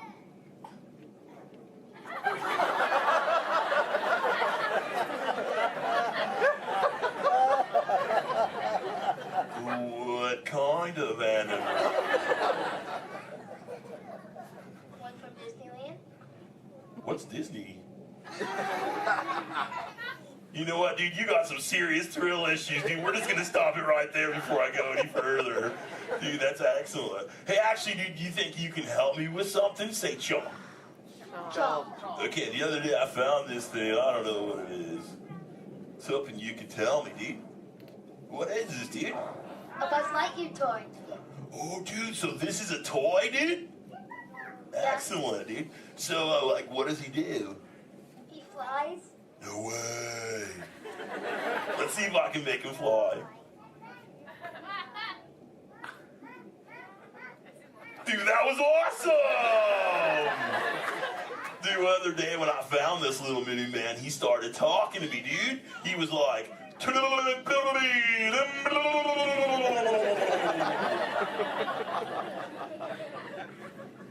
know what that means, and he doesn't say it anymore. So do you think Squirt will like this for his next hatch day, dude? Say chaw. Chaw. Excellent, I'll totally give it to him. And thanks for your help, dude. You so totally rock. Dude. Does anyone else have a question for the Crush Man? Raise your fin, dude. Oh, dude, let's just go right to the other side, right down front. Looks like a little dudette in a white shell right here, dude. Totally. What's your name, dude? Mallory? Nice to meet you, Mallory, dude. So what would you like to know? Well, if I could breathe into water, would you let me ride on your back? Dude, totally, dude. That'd be the most excellent ride ever, dude. I've always wanted to know what it's like to ride on my shell. I'm always riding in my shell. Dude, I bet so too. Well, if you ever learn the superpower of breathing under the water, dude, totally find me in the Pacific Ocean. I'll be waiting. I'll try. Excellent, dude. You're awesome. Hey, it was totally nice meeting you, dude. And for the rest of you humans, this has been excellent. I've learned so much. But I gotta give all this Mondo knowledge back to Squirt. But before I leave you, let me give you some of my ancient turtle wisdom. Remember, human dudes, in the big ocean of life, never make an enemy out of a sea anemone. A sea anemone.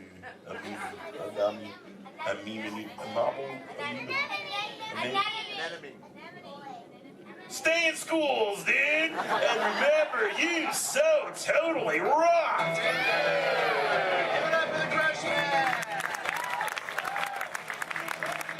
Alright, give it to you your exit ready and escape the doors of the bag.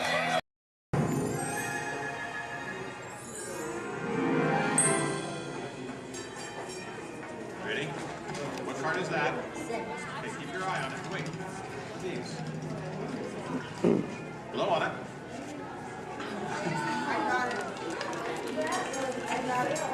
Hello and welcome to Disneyland's 50th anniversary celebration. For this truly historic event, no ordinary host would do. No, the Disney folks wanted someone who's been here from the beginning. They wanted a household name. A name that means family entertainment. Donald, calm down. You're just too animated. I'm referring, of course, to me, Steve Martin. Oh, really? Well, I don't remember him calling that show the Donald Duck Club. Now just waddle along. As I was saying, the Disney folks came to me because I began my career right here at the Magic Shop at Disneyland. That's me, Disneyland class of 1960. Magician, prestidigitator, and seller of fake vomit.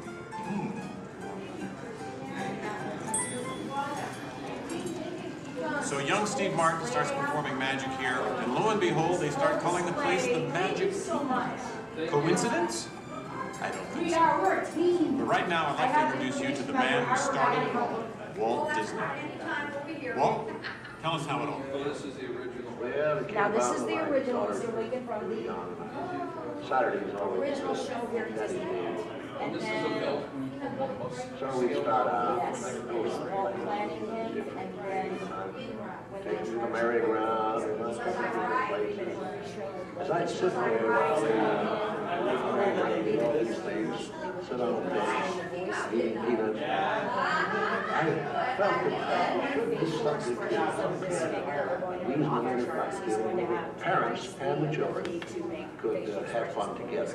Great idea. So that's how Disneyland started. I'll take it from here. Oh yeah, and I did not. This priceless artwork shows the first design for Disneyland. A small park that would have been near the Disney Studios in Burbank. It's sweet, isn't it? But he couldn't stop there. Not Walt. He wanted a world of the future, an exotic jungle, a wilderness frontier. This is just the most rare and valuable piece of art for Disney Archives.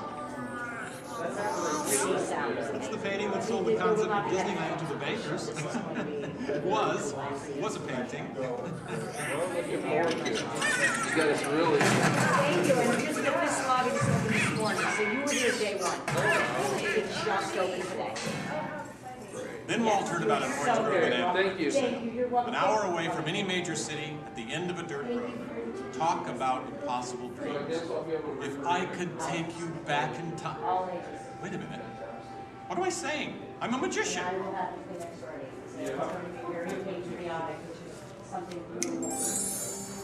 Here is the actual orange grove 1 year from opening. And that's actually Walt Disney in the actual orange grove. Let's listen in on his top secret plans. 1, 2, 3. Aha! Some sort of code. I get it. Walt also had a code for all the trees on the property. Red ribbons for the big trees he wanted to save for Disneyland, and green ribbons for the ones he wanted removed. But, as fate would have it, the bulldozer driver was colorblind! Oops. So, Disneyland, less than a year from opening.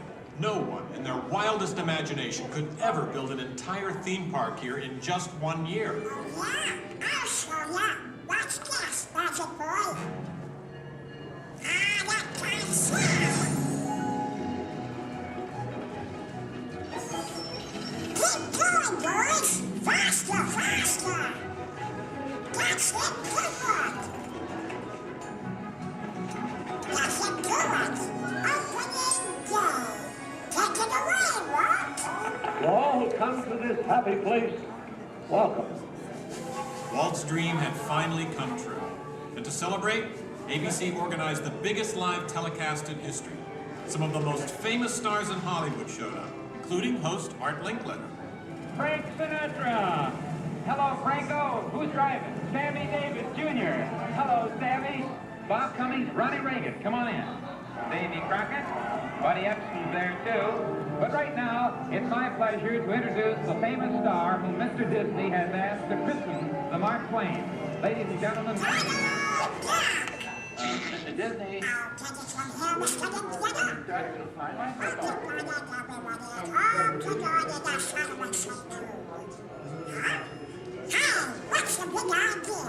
I'm translating. Nobody can understand what you're saying. You can't too. Cannot. Can't. Not. I'll show you. Ignore the duck.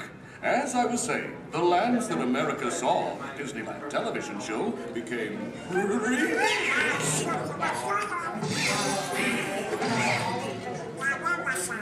Oh, yeah. On opening day, we had Frontierland, Tomorrowland, Fantasyland, and Adventureland. It was a perfect day. Oh, really? I wouldn't say perfect. It was 100 degrees in the shade, and the freshly poured asphalt was still wet. 11,000 people were invited, but 28,000 showed up. Newspapers predicted the worst for Walt and his park, and only 90 days later, the 1 millionth guest walked through the gate. Disneyland not only survived, it thrived.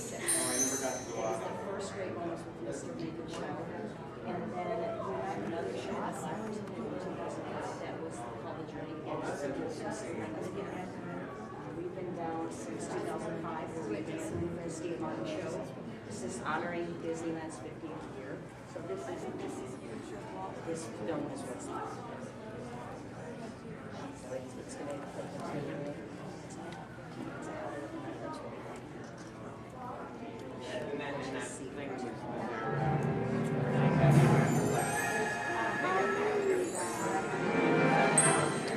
Walt wanted the magic of Disneyland to begin as soon as you walked through the gates. And your first stop was this turn-of-the-century street inspired by the small town where Walt grew up. He felt so at home here. He even had an apartment built for himself above the fire department, and it's still there today. Walt paid tribute to his father in one of the shop windows. In others, you'll find some of Disneyland's most important contributors. Nice try, Donald.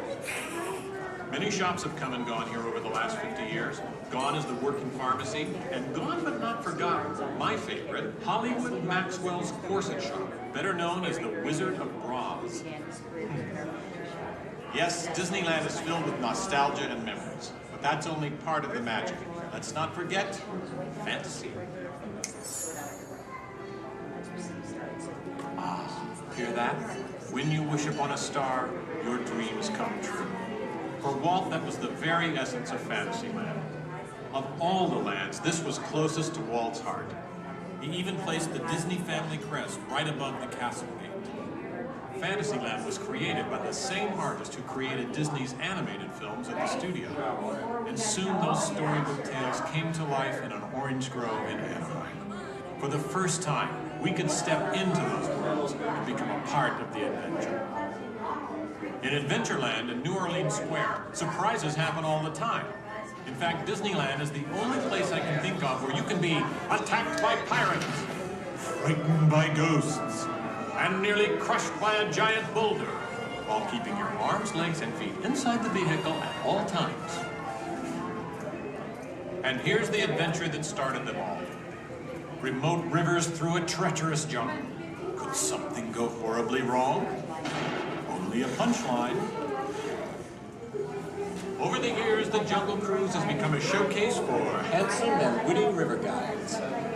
Oh no! That big elephant is coming up to us and it looks like he's going to squirt us! Everyone in the back, get down! Don't worry, it never happens.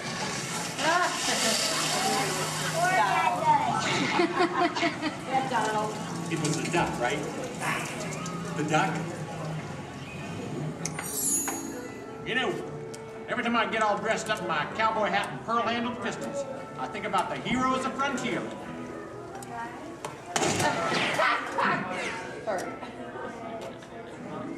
You see, Walt believed it was important to pay tribute to the pioneers who blazed a trail across frontier America. And I agree. Especially when it involves saloon girls and blazing six-guns! In Frontierland, you could meet popular Disney heroes of the day, like Davy Crockett and Zorro. For a while, there was an authentic American Indian village. And in the little mining town called Rainbow Ridge, you could board a mine train or pack mule to explore nature's wonderland. And then the West got a whole lot wilder. Big Thunder Mountain Railroad was a thrilling addition to Disneyland's growing mountain range. The first peak was the Matterhorn, one of Disneyland's first e-ticket attractions. But the most out-of-this-world mountain of them all is right here in Tomorrowland. When Disneyland first opened, Tomorrowland gave us a preview of the amazing, futuristic world of 1986. Okay, so the 1980s didn't turn out that way. But Tomorrowland is really about imagining the possibilities of the future. So we got to go to the moon before real astronauts did. We got to travel through the mighty microscope on atommobiles, beyond the realm of normal magnification.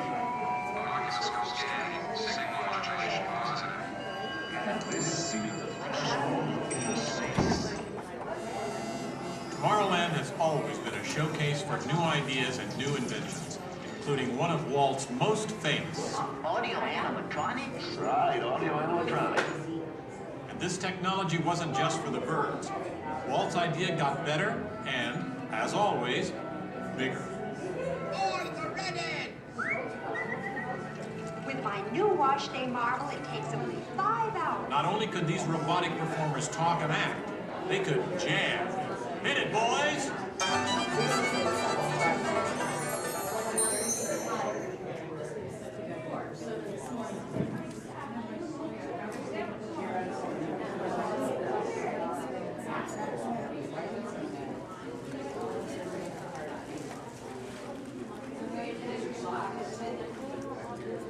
I was going to call him and say that.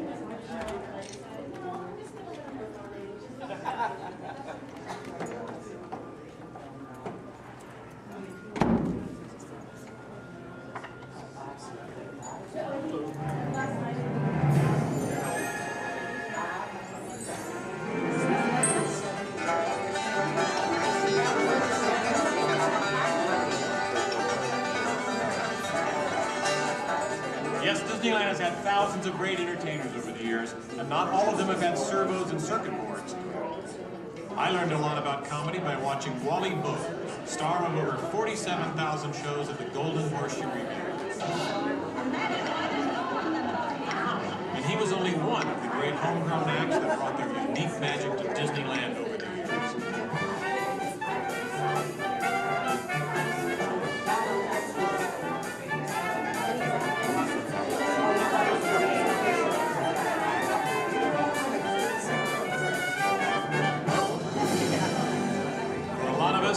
Disneyland's best magic trick happens every day at dusk. When all the lights come on, the Magic Kingdom is transformed before our very eyes. You know, that's one of the great things about Disneyland. Everyone has their own special memories. For some, it's the first time they walk through these gates. For others, it's their first parade. And I'm sure for all of you, it's watching me, Steve Martin, host Disneyland's big 50th anniversary. But while shows and attractions are all great, I think for most people, the real magic of Disneyland is right here. It's you, Donald. Yes, it's you and Mickey and all the rest of the gang who always make us feel like home friends.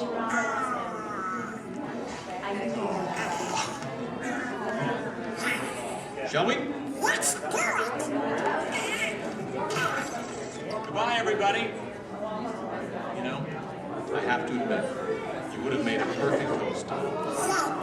Sit up next to me.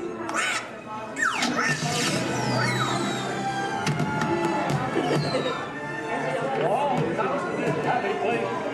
Welcome. Disneyland is your land. Here age you live fond memories of the past. And here youth may savor the challenge and promise of the future. Disneyland is dedicated to the ideals, the dreams, and the hard facts that have created America, with the hope that it will be a source of joy and inspiration to all the world.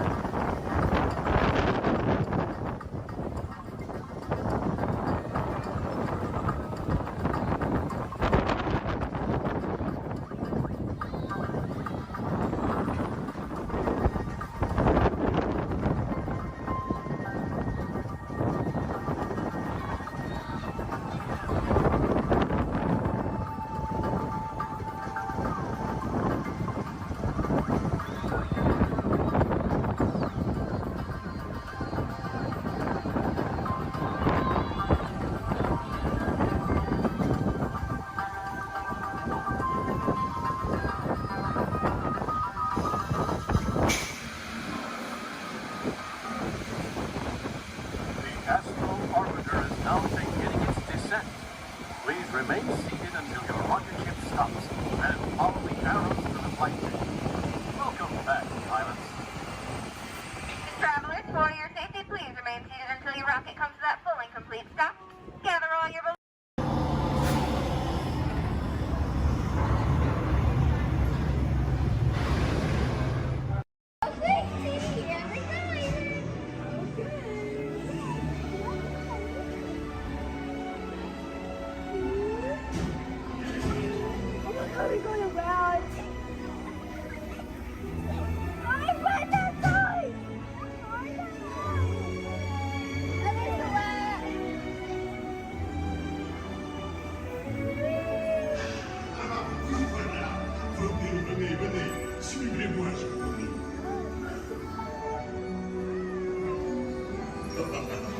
Chef Flappy is waiting for you. This one. Qu'attendez-vous?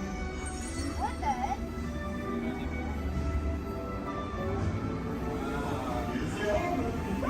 Invité pour le dîner. Pour le repas idéal, encore un? Non. A simple omelet? Too simple. What? Et oui, that's it!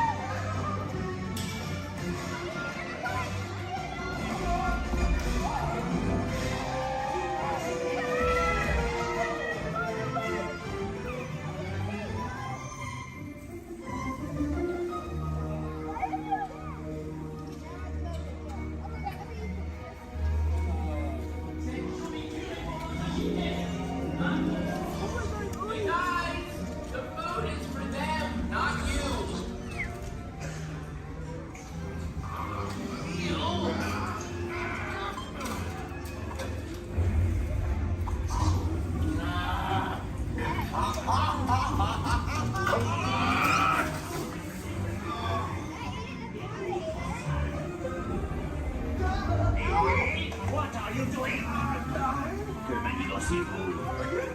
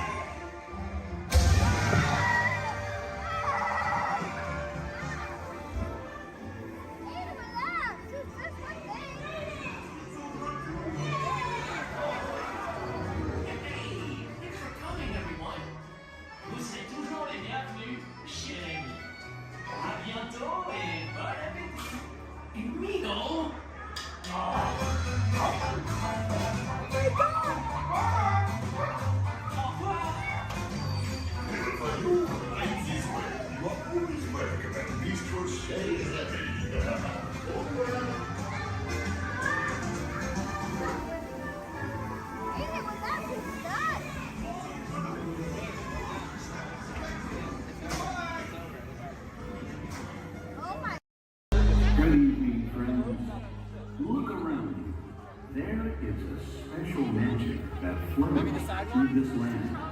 A magic of fantasy, swirling with pixie dust, made more brilliant by the light that lives within you. It inspires us to wish upon stars, follow our hearts, and find our happily ever afters. Tonight, as we gather together under the spires of this majestic castle, our dreams ignite the magic to create a beacon shining out and celebrating 50 years of the most magical place on earth.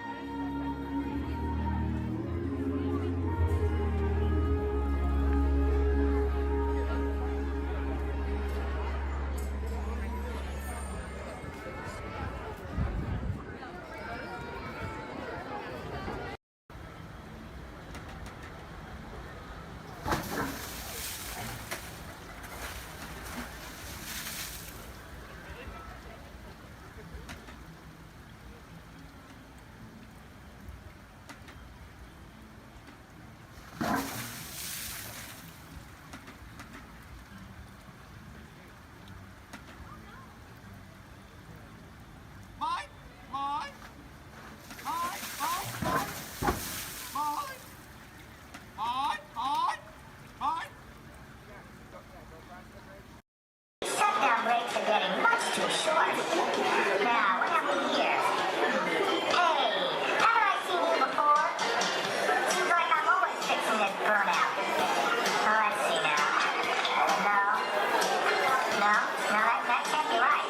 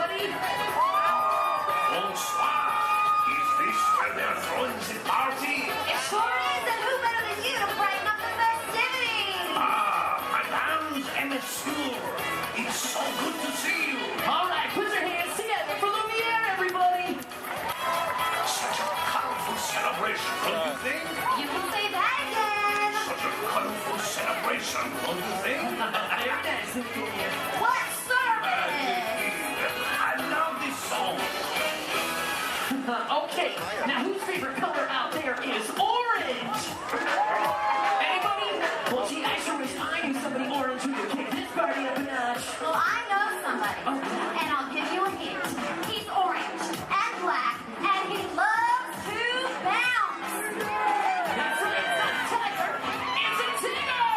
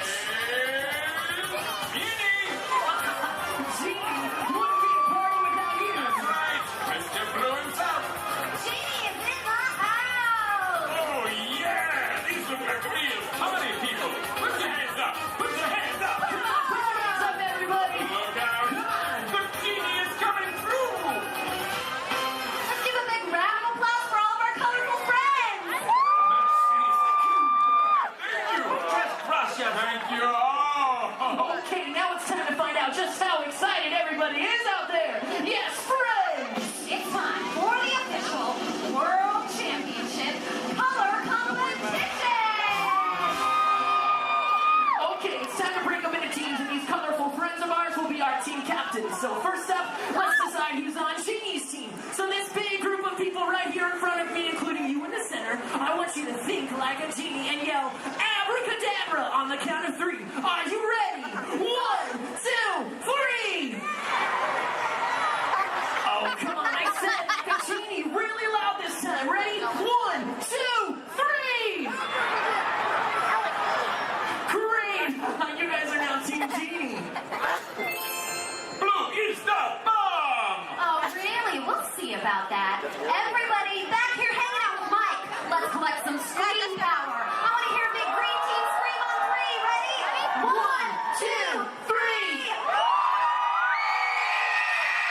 Fantastic! You guys are all now Team Wazowski. Good job, everyone! I'll be keeping my eye on you! Eye! Get it? Yeah, we get it, Mike. All right, now everyone around Lumiere, I want you to throw your candlesticks up in the air and wave them from side to side and make a little noise. Come on, guys. Oh, you can be louder than that. Come on. All right, you guys are now Team Lumiere. Merci, I am touched! All right, now everybody way over there by Tigger, and that includes everybody on the bridge. Let me see you jump up and down and make some noise. Perfect. You guys are now the Tigger team. That's terrific! Okay, looks like we have one team left. So everybody over here around Sebastian, and that includes everybody way over there. Let me see some booty shaking, and let me hear you. Yeah, man! Move those tailsies! Shake it. That's right. You guys are now Team Sebastian. Ah! I love it! Okay, does everybody know what team they're on? Do you know who your team captain is? All right, it's time to get the color competition started. And hey, if you don't know what team you're on, just pick one and join along, all right? All right, take it away, Emily. Okay, you guys, so what we're going to do is we're going to teach you part of an awesome song from the movie Tarzan. Then we're going to have each team help us out by singing it one at a time. Then we'll pick a winner. All right, let's hit it. Okay, so I'm going to say something first, and then you all repeat after me. Are you ready? Let's do it. Say do. Bop. Bop. She. She. Do. All together now. Do. Bop. She. Do. Do. Bop. She. Do. Come on. Do. Bop. She. Do. Do. Bop. She. Do. Awesome. This time we're gonna sing it. Repeat after us. Do. Bop. She. Do. Everybody sing it. Do. Bop. She. Do. One more time, a little louder. Do. Bop. She. Do. All right, Emily, do you think they're ready? Oh, they're ready, all right. All right, color crews, it's time to shine. Emily and I are going to call out a team. When you hear your team call, we want you to belt out that phrase as loud as you can, okay? Oh, and one other thing, you got to sing the right notes for your section to win. Okay, guys? Team Genie, you guys are up first. All right, watch Emily and I for your cue. Here we go.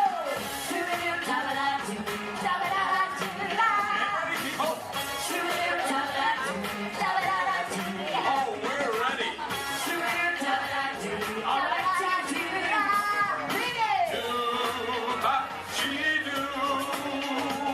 Hey, that was cool. Give it up for Team Genie. Oh, wait, you want the team think you can do better? Let's give it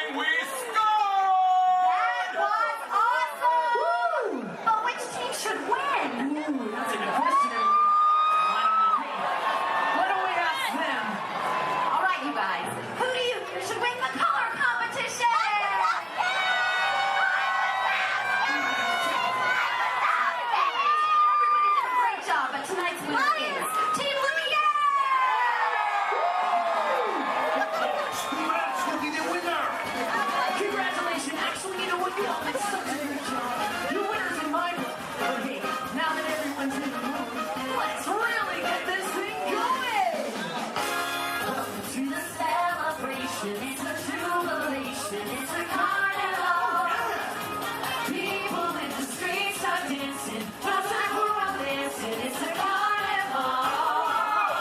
All the secret lights flashing. Their eyes are laughing. Into your dreams. This is fantastic. Everything's so magic and a mystic music of the carnival. No one can resist the magic and the mystic music of the carnival. Let's keep this energy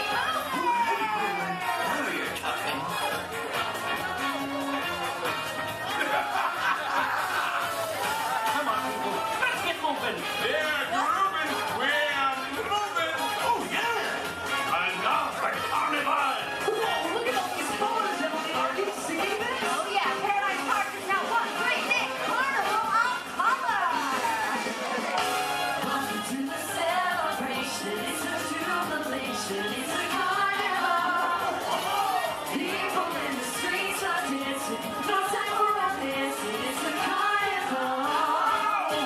All the secret lights flashing. Their eyes are laughing. Into your dreams. Wonderful. No one can resist the magic and the mystic music of the carnival.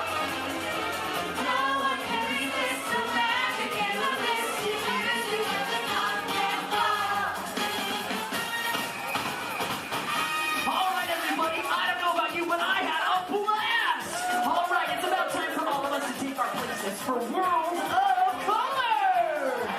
All right, let's give it up one last time to all of our colorful friends. Give it up for Sebastian, Lumiere, Tigger, Gene, and of course, Mike Wazowski. Thanks, everybody. We hope you enjoyed our carnival of color. Remember the exciting, colorful magic isn't over yet. Now we're going to show something really spectacular. Something, something, something good. Something, something, something good. Something, something, something good. Fun, people. Something, something, something good. Good. Real good. Something real good. In just 15 minutes.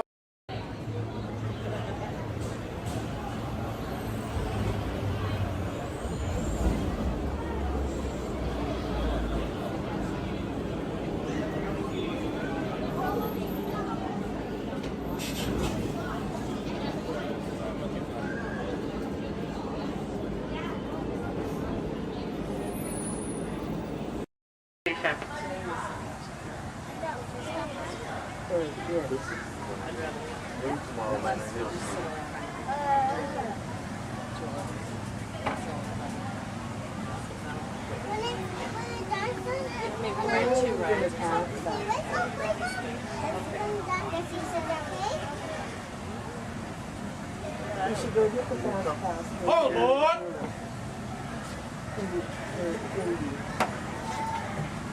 Because they're all right there.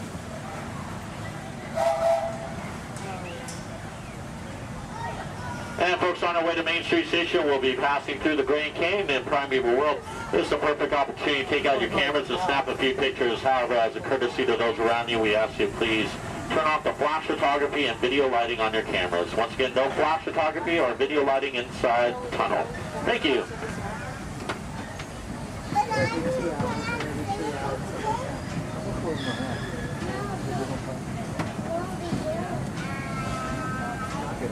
To those joining us, welcome aboard. The next leg of our journey will take us along the rim of the Grand Canyon. It's a mighty long drop to the canyon floor. So for your safety, stay seated with your hands, arms, feet, and legs inside the train. Be sure to watch your kids and no flash pictures, please.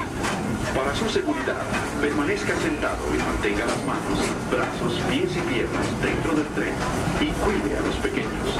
Por favor, no tome fotografías con flash.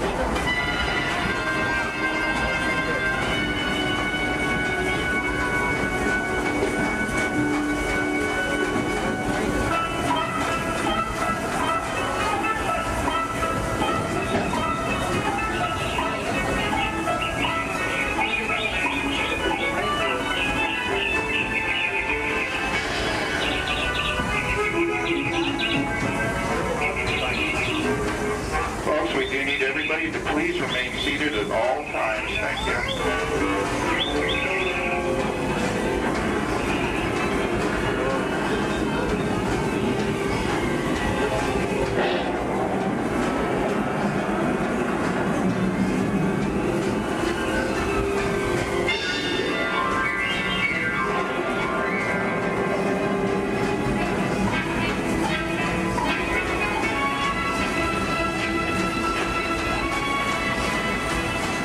That was the Grand Canyon as we know it today. But it wasn't always that way. Right now, as we travel back in time, back to the fantastic primeval world, land of the dinosaurs.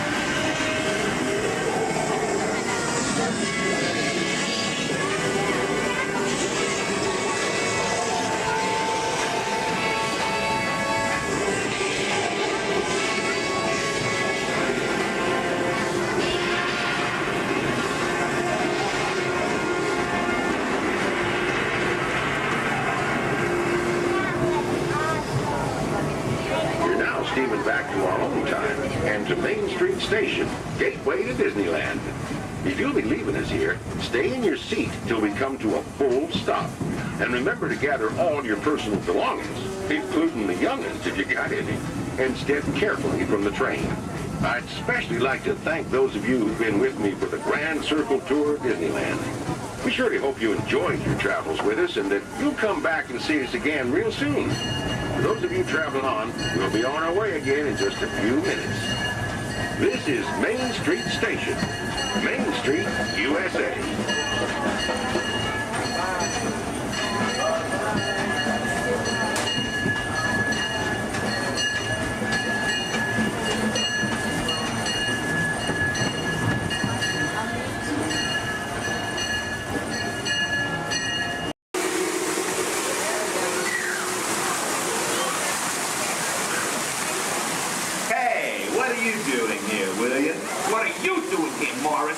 Just flew in from Hollywood. My client's the new owner of this birdcage. What?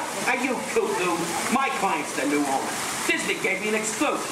Co-exclusive. Didn't you read your contract? I gave it a bird's-eye glance. And you call yourself a talent agent? I negotiated my tail feathers off for this deal.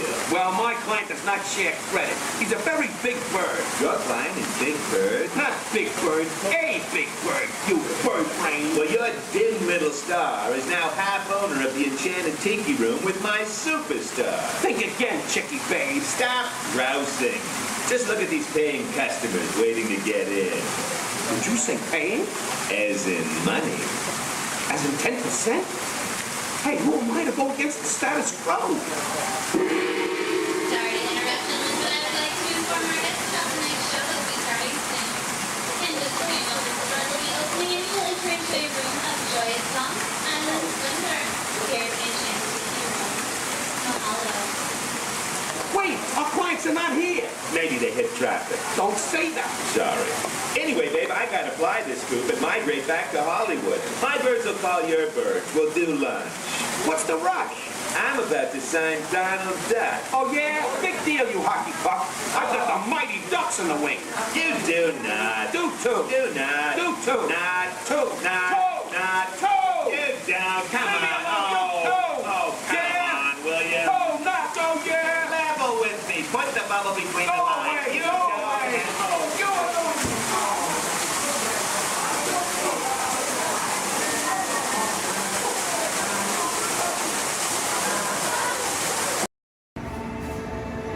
SimTrack.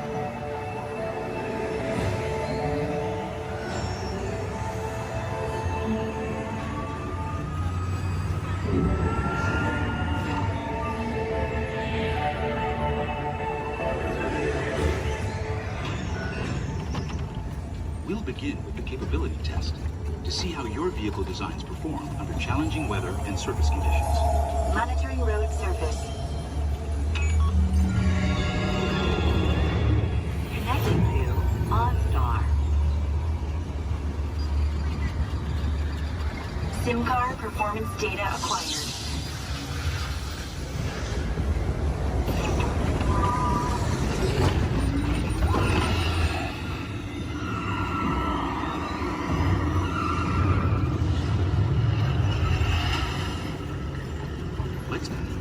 Let's see how your designs hold up now. Commencing SimCar off-road and extreme weather sequence.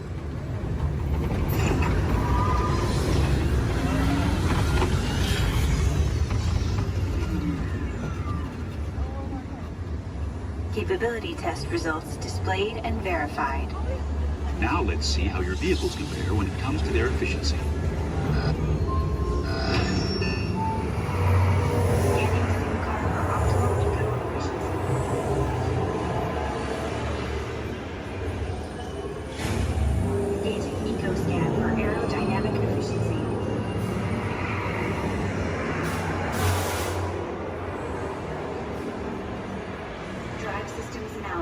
Hyperspectral imaging in progress. Calculating total enviro impact.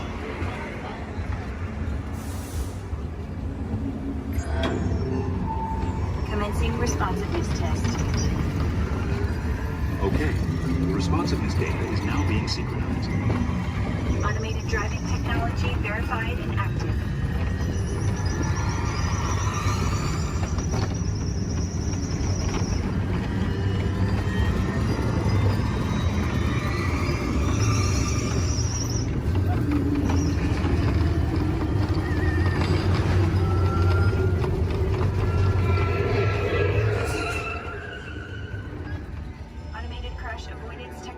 Disengaged. Displaying responsiveness data.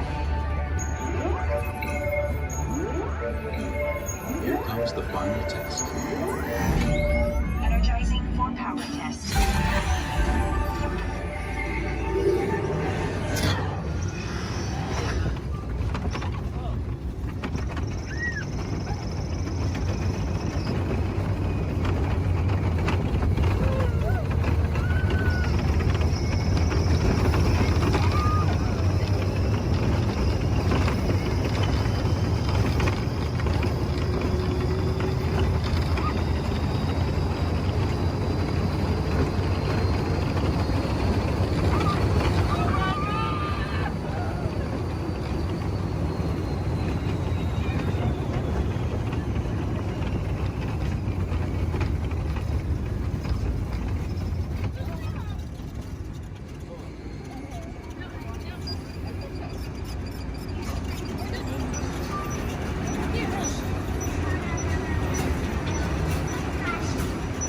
Displaying power test results. SimTrack performance testing complete. This concludes your performance testing. You'll be able to see how your Chevrolet custom concept vehicle designs compared with the SimCar after you disembark. Please watch your step as you exit, and remember to take all your personal belongings with you. Be sure to check your final performance numbers in our scoring area.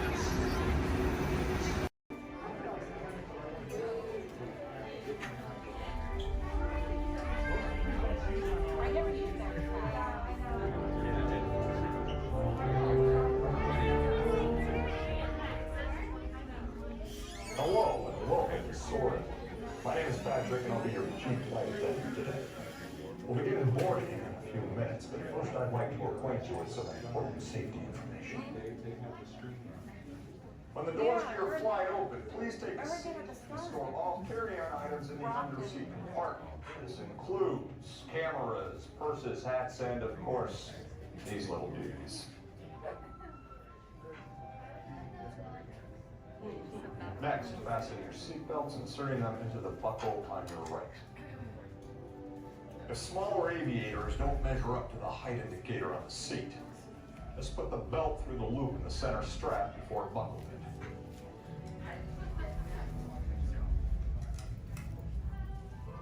Nice work, pal. Soon you will be airborne. So if you or your little aviators have a fear of flying or of heights, you might want to wait for your party to arrive. Okay, let's review. That is seat belt, carry-on item, safety strap, fear of heights, keep your hands and arms inside at all times. Anything else? Yeah. Have a nice flight. All right, my friends, we're going to load row 3, followed by 2, then 1. Row 3, please follow me. 2, you're going to follow 3. 1, you're going to follow 2. Yeah, my friends, my name is Orlando, and I'm going to be your guide today. Just a quick couple reminders. The bumpy road, so please stay seated with your arms, hands, feet, and legs inside the vehicle at all times. With that in mind, please keep a hold tight to those phones, cameras, hats, and sunglasses. If one of them falls, sadly, we won't be able to stop. On your top side, you're going to see an animal spotting guide. Hopefully, we're going to see most of those animals today in our safari. Once again, bumpy road, moving truck, so please stay seated at all times. I do advise you to get those phones and cameras ready. This is a photo area, but we might not be able to stop for every animal. I'm going to make sure I stop for most of them. But sometimes they won't stop for us. Just be ready. And 20. So we're going to start off our journey here in the Little Ituri Forest. The forest animals are science exclusive and they depend a lot on camouflaging to stay safe, but sometimes they're kind of hard to see. So here on the right side, we're going to see an okapi. Even though the okapis have zebra-like pants, they're actually related to giraffes. It wasn't until 1901 that okapis were discovered. Before that, they used to be thought as a myth. And much like the giraffes, okapis also have those long tongues that are going to help them reach tall places. And only the male okapi is going to have ossicones. Ossicones are basically the same type of horns that giraffes have, but it's made out of their own skin, so it doesn't count as a horn.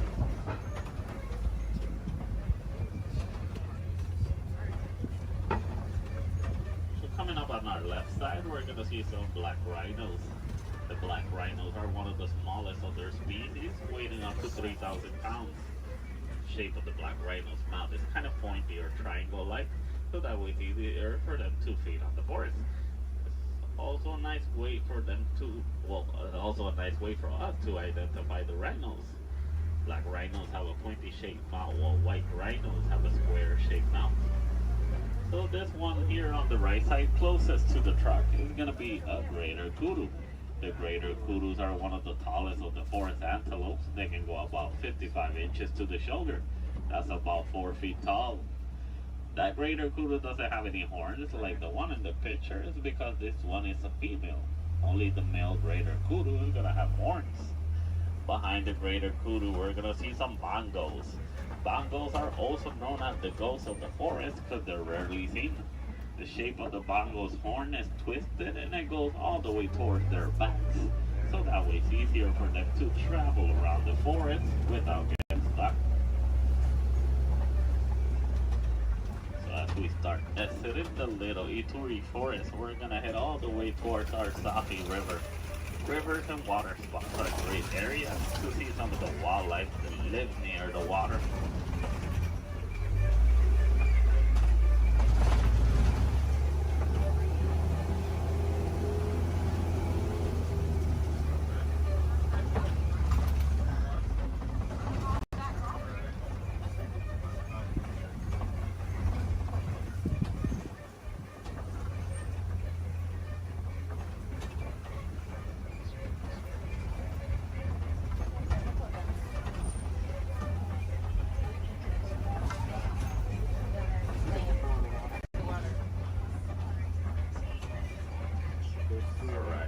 Here on the left side, we're going to see some Nile hippos. The male Nile hippo can weigh up to 5,500 pounds. They're nocturnal animals, so they're going to be more active during the nighttime. Most of their daytime they're gonna spend underneath the water, but they do need to come back for air every 8 minutes. Also, baby now hippo right there. A group of hippos is also gonna be known as a bloat. Bloat of hippos. So here on the left side, we also see some pigback pelicans. The pigback pelicans get the coloration in their feathers during mating season.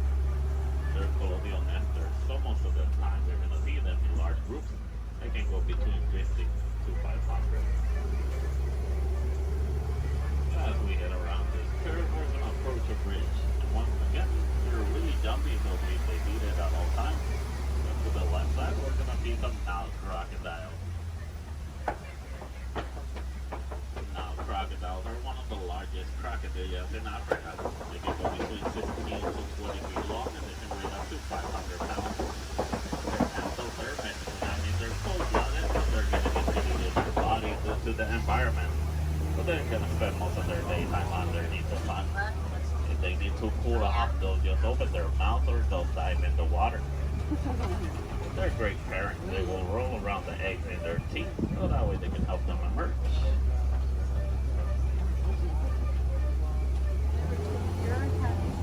So as we enter the Tafi River, we're going to head all the way towards our savannah. Savannah is going to be a large plain and a great area to see most of the animals in Africa.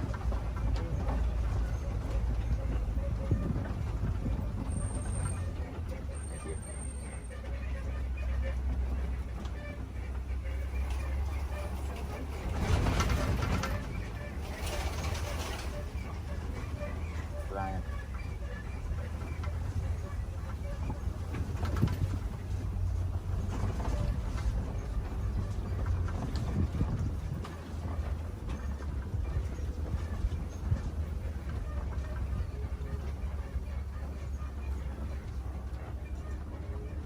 As you can see, the savanna ecosystem is going to be a large plain of grass with tall trees and a lot of termite mountains.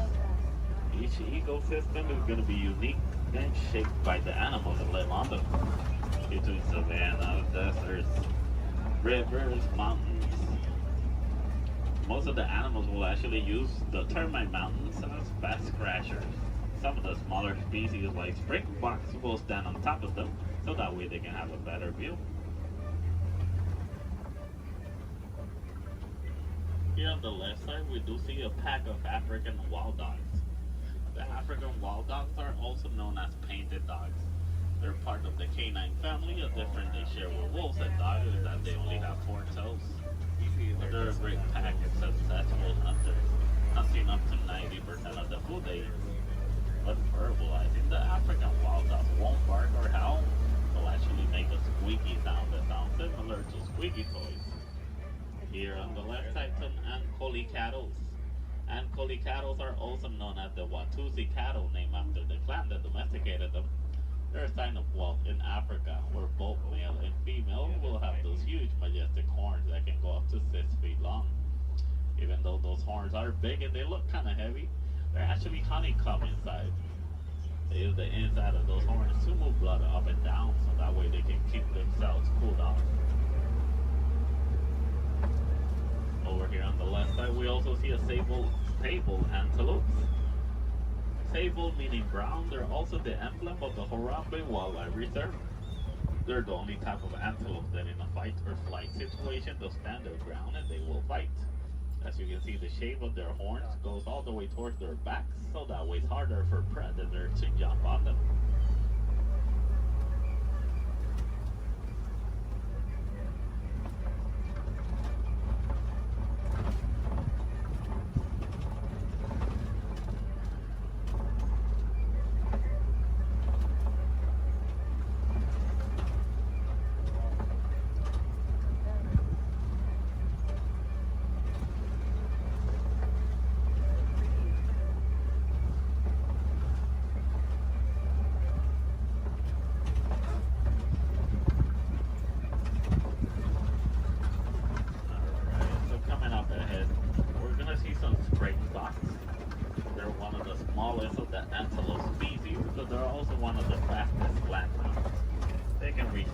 Between 50 to 60 miles per hour. And as their name implies, the spring fox. They're great jumpers. They can jump up to 6 feet tall and up to 13 feet long. Behind the spring fox, we do see some wildebeest. The wildebeest are the second largest grouping of mammals, second only to us humans. Wildebeest is a translation from the African word wild beast, but they're also known as the newts due to a sound they make when verbalizing. It sounds like they're saying newt.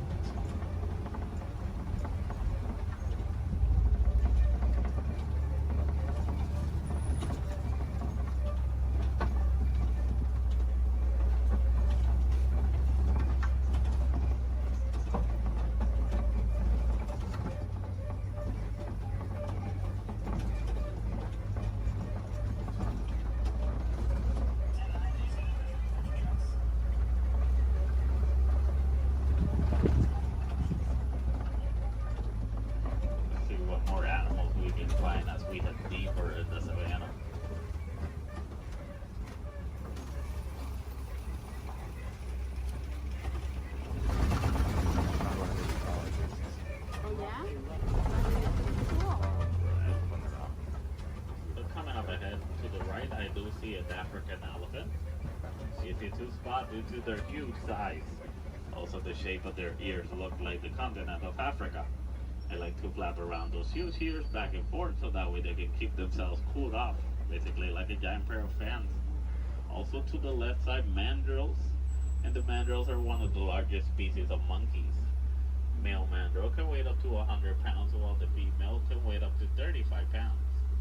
They also have a special pocket in their mouths where they can store food and snacks for later, just like squirrels. So the elephants will also throw dirt on top of their backs so that way the dirt will block them from the sun and also from bugs. They're huge animals with a huge appetite, eating up to 300 pounds in just a day. So a nice easy way to identify a male elephant is because male elephants, whenever they reach adulthood, they like to go on their own. And sometimes they'll join other elephants and they'll form a group known as a bachelor.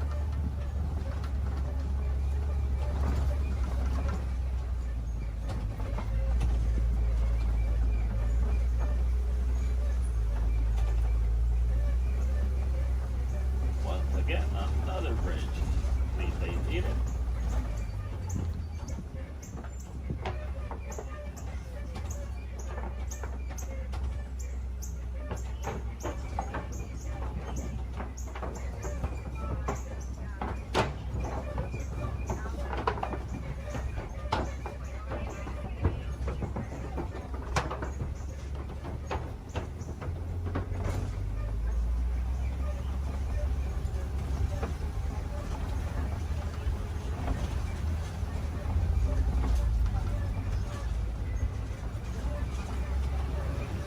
Here on the right side, we're going to see some markings on those red places. Those are elephant tusk marks. Elephants will stick their tongues on those red places, so that way they can get some of the minerals they don't get in their regular diet. Basically like a natural vitamin for them.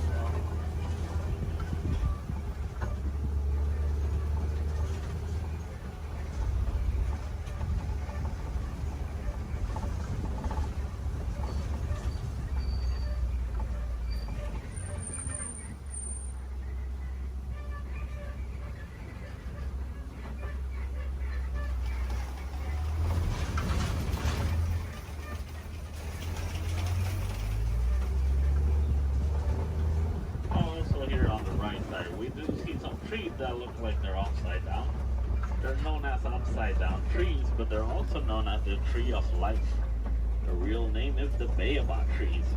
And baobab trees can go leafless up to 9 months of the year, so that way they can store inside of them thousands of gallons of water. Some of the animals will actually try and reach that water, like elephants will stick their tongues on them.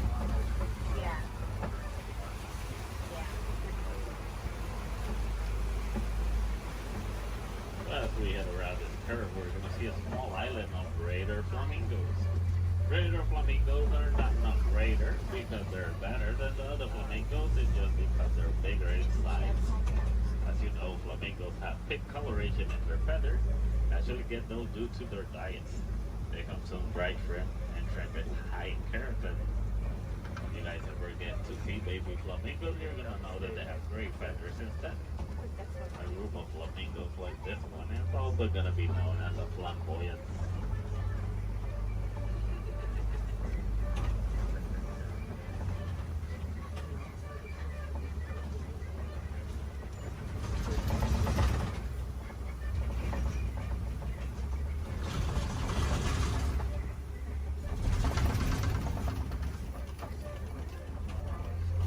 Coming up ahead, we do see some white rhinos. And the white rhinos are one of the largest of their species, weighing up to 5,000 pounds. That doesn't make them slow, because they can actually run up to 30 miles per hour. As you can see, the shape of their mouth is kind of squared, so that way it's easier for them to feed on the grass on the floor. And you'll usually find them in the savannah around mud pits. They like to roll around those mud pits, so that way the mud will help them against the sun and also against bugs. It's a nice way for them to stay cooled off. Basically, white rhinos are a different type shade of gray from the black rhinos. The reason they get the name white rhinos is not because of their colors. It's actually a mistranslation from the African word white. That means wide as in bigger.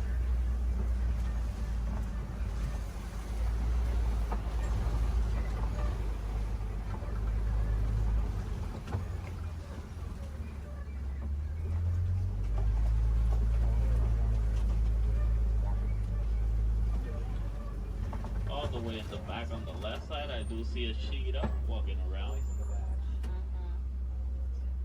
Cheetahs are one of the fastest land mammals. They can reach a speed from 0 to 60 in about 3 seconds. There's also another one laying on the grass all the way in the back. But with that in mind, the cheetahs are built for speed, not power. So after running so fast in such a short amount of time, they're gonna need a couple of hours to rest their energies. And cheetahs are also diurnal big cat predators, so that means they're more active during the daytime.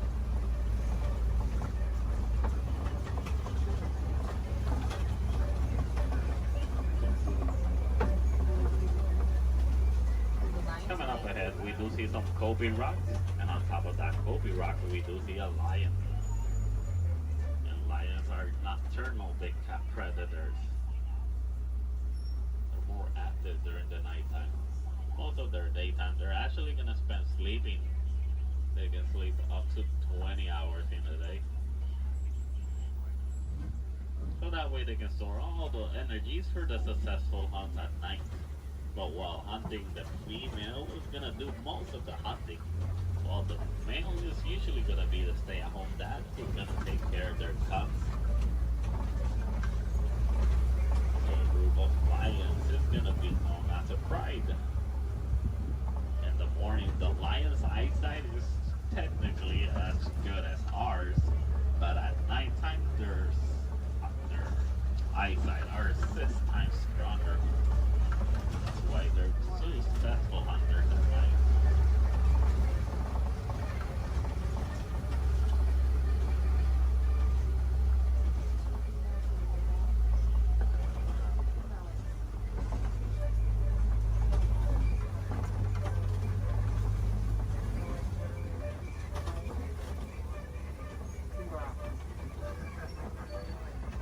Ahead, we're gonna see some warhogs. There's one behind that tree. There it is. And warhogs are one of the largest burrowing mammals. They like to make burrows like those in which they will sleep on facing outwards, so that way they can see anything that's coming towards them. They're super close relatives to domesticated pigs, and they can run up to 35 miles per hour.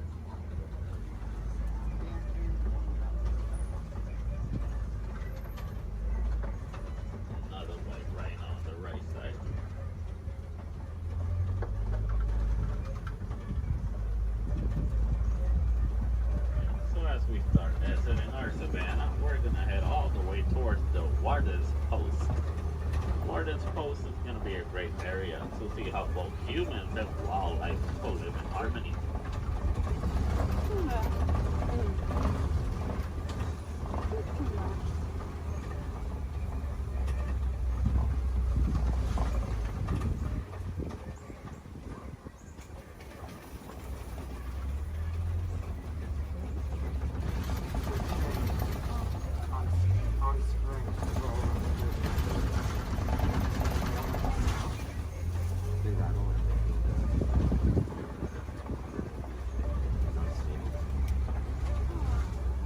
Alright, so here in the Warden's Coast, we're gonna see some Nigerian ward goats. These goats are super cute, but they're also really friendly. They're a great source of milk and cheese, and they're really agile with a great sense of balance. They're also one of the few domesticated wildlife that we have here in our reserve. So next to that yellow barrel, there is a yellow box. The farmers found out that elephants are afraid of bee sounds. Most farmers are gonna have a box like that filled with bees, so that way whenever the elephants get near the farms and they hear the bee sounds, they're gonna steer clear away from them, and that way they won't eat the farmer's harvest. It's a nice way for both humans and elephants to co-live in harmony, but it's also a great source of honey. Also, the farmers will actually sell that honey for an extra income. Because sadly, due to a mining of a mineral called coltan, most elephants are losing their habitats and homes, causing them to migrate into human farms and villages more commonly so than it used to. So having bees in a box is going to be a nice technique for both keeping elephants safe, but also staying safe.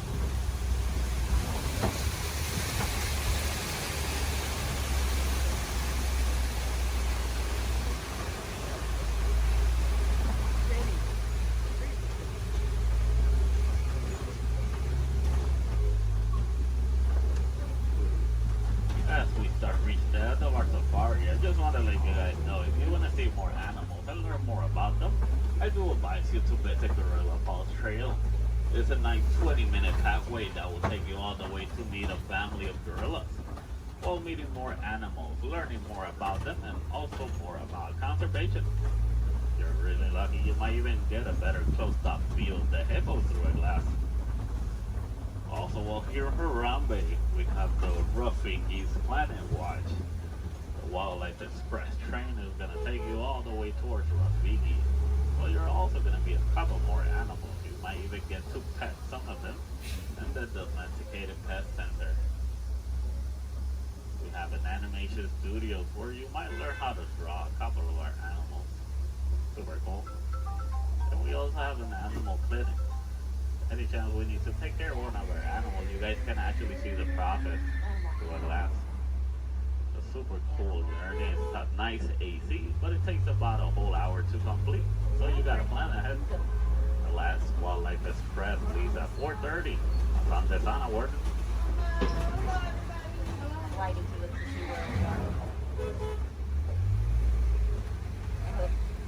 Alright, also while here in Harambe, you guys can visit the Celebration Festival of the Lion King. A great show to watch while visiting Animal Kingdom. There's going to be animals wherever you go throughout the park. We do have the lesser flamingos, so there can be the smaller flamingos. In some area of the park, I believe, is one of the pathways that leads you to the Tree of Life. If you go all the way towards Asia, they're going to see a similar walking trail to the Gorilla Falls, but it's going to be known as the Maharashtra Jungle Trek. Over there, you're going to meet some of the Asian animals like Komodo dragons, tigers, also super cool to visit while you're in Animal Kingdom. So for the Gorilla Falls, once you head out of the truck and you head down the ramp, if you go to the left side, you're already on the Gorilla Falls Trail. Keep going around, enjoy your time, see more animals. If you go to the right, you're going to go back to the village, where you can see the entrance towards Rafiki.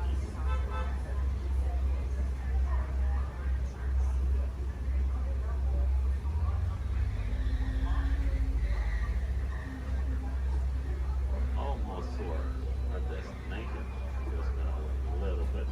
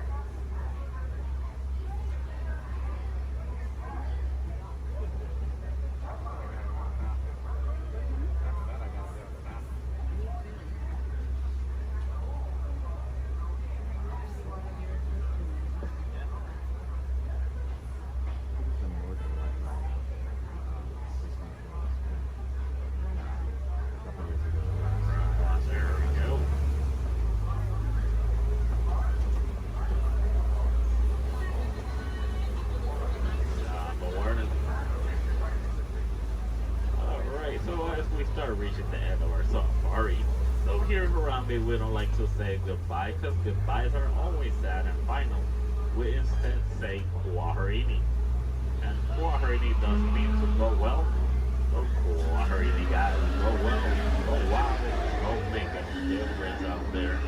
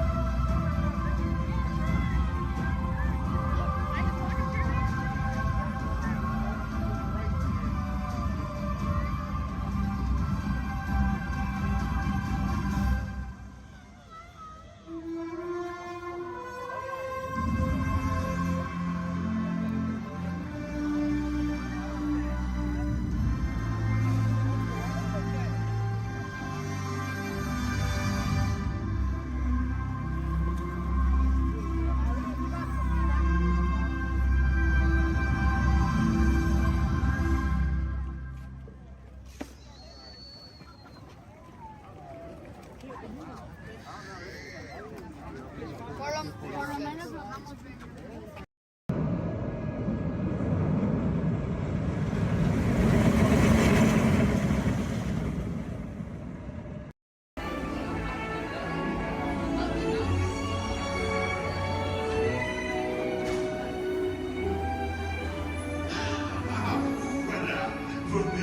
Venez, suivez-moi.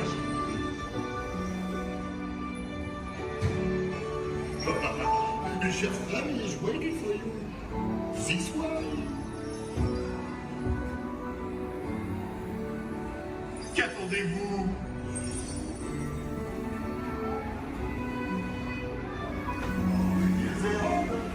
Des invités pour le dîner. Yes, here. Pour le repas idéal, Concovin? Non.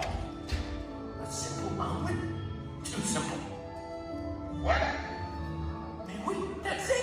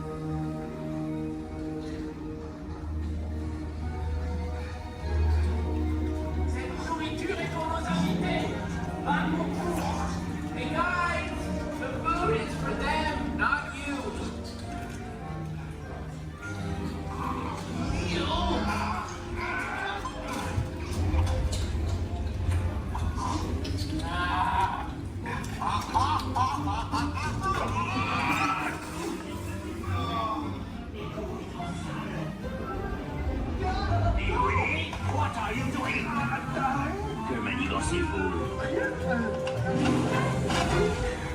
Out of my way!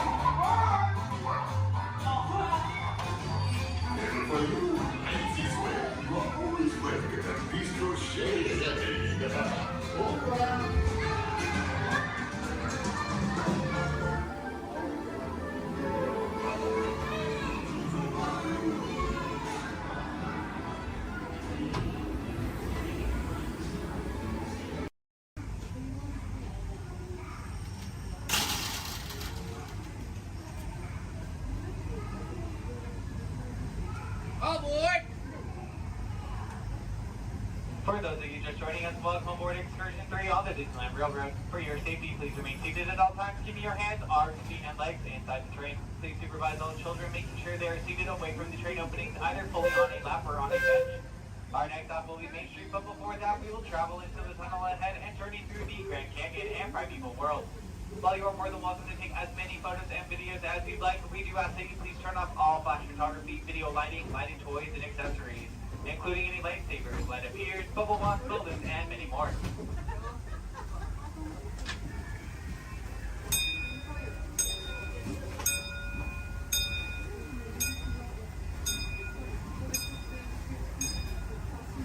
To those who have just come aboard, welcome.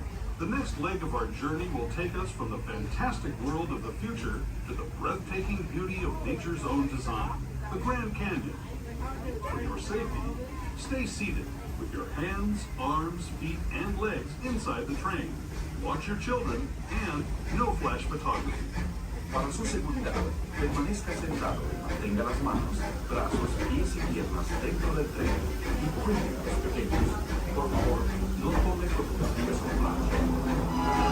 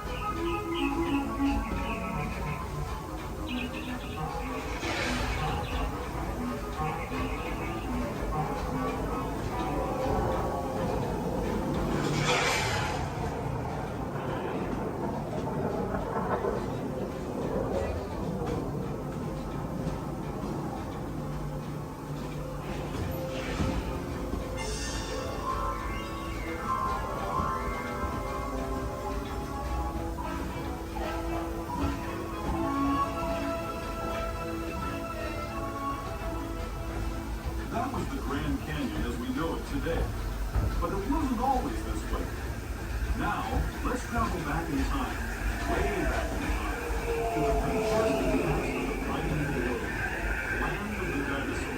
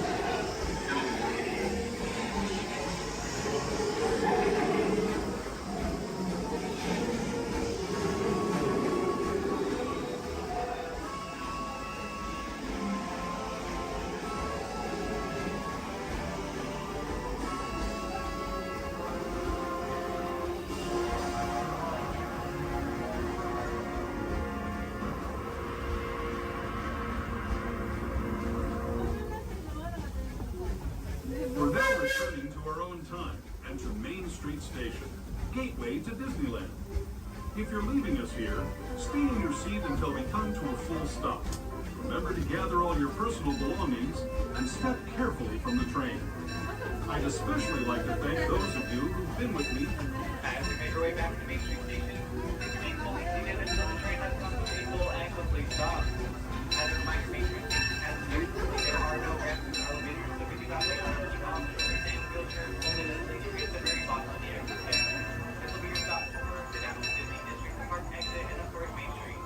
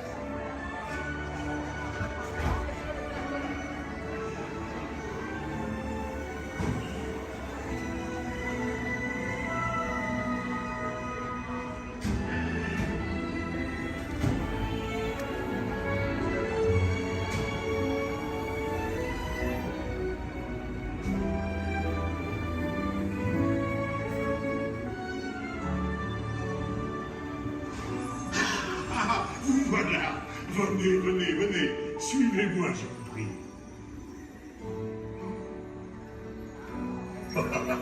Chef Remy is waiting for you. This way.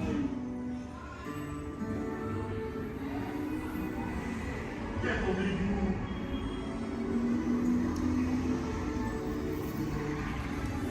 Ils et hommes, des invités pour le dîner. On n'aurait pas idée en commun? Non. C'est tout humble. Tout simple. Voilà. Mais oui, that's it.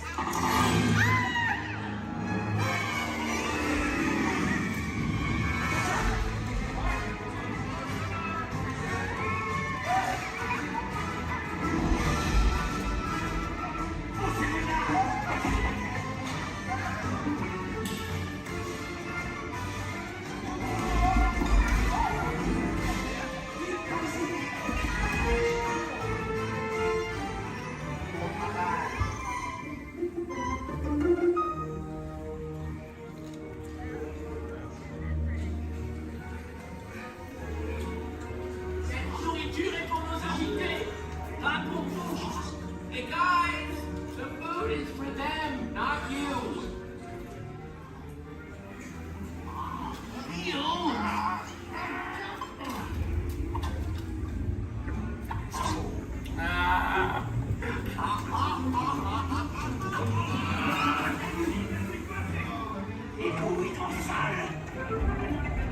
Wait, what are you doing?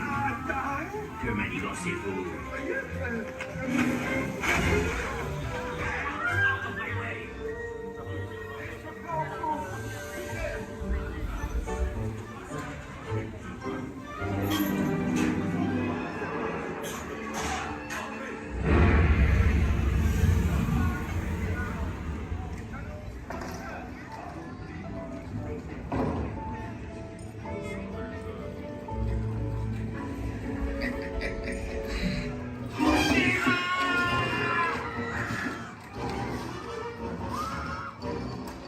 Dépêchez-vous!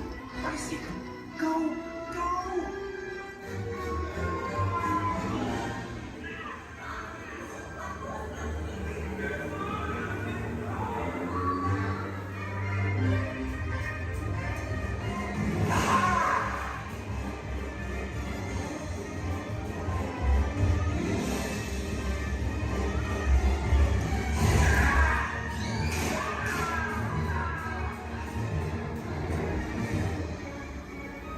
Come on! Rimmy's kitchen's just around the corner! Oui, oui! On est presque arrivé à la cuisine de Rémi!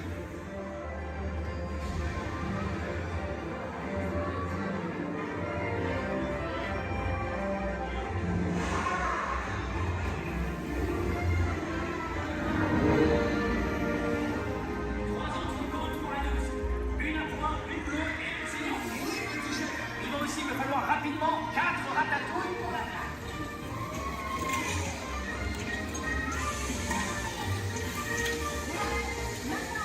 Oui, ma chérie.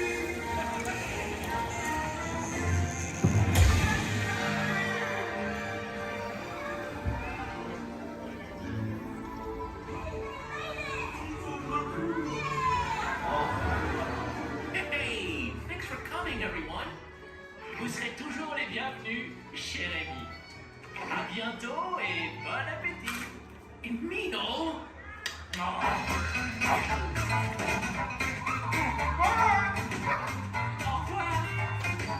Table for you, right this way. You are always welcome at Bistro Chez Rémi. Au revoir.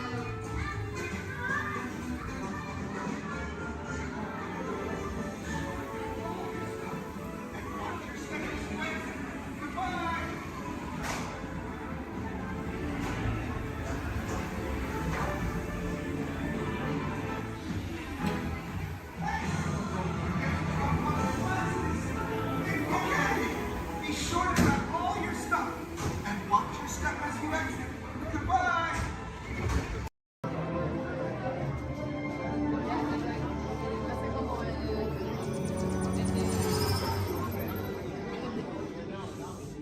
Greetings, Terrans.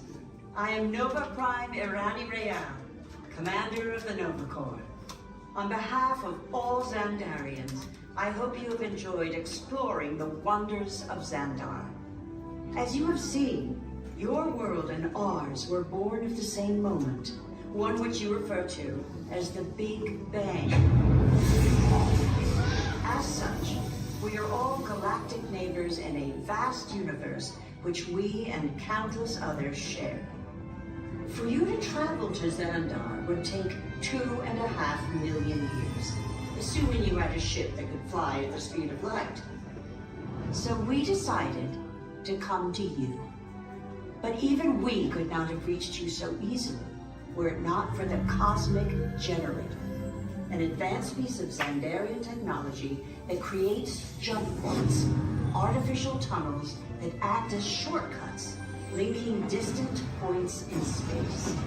It is our desire to share this wondrous technology with your people so that together we might explore new worlds and create a brighter tomorrow.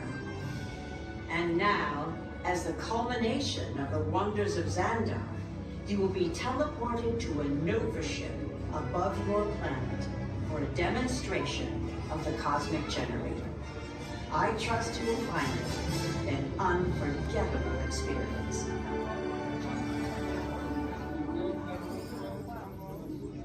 Welcome, people of Epcot, Epcoters, Epcotians, citizens of Epcot.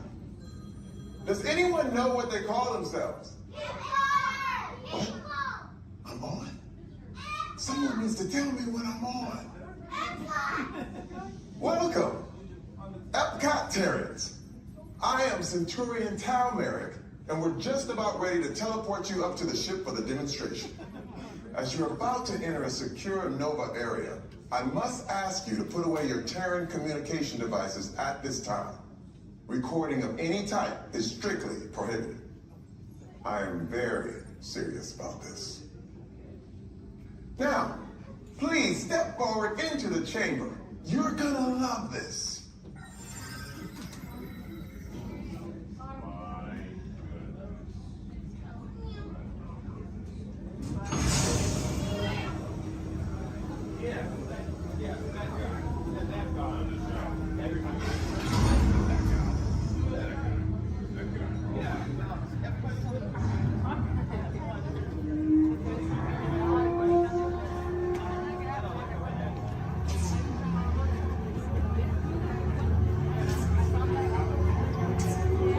Okay, before we begin, I should warn you that we have never teleported Terrans before.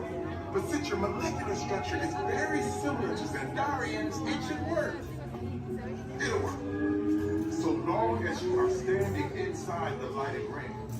You do not want to know what happened last time someone did not stand where I told them to, okay? Please make sure you're all the way inside that lighted ring on the floor. We must teleport you till you're all the way inside that lighted ring.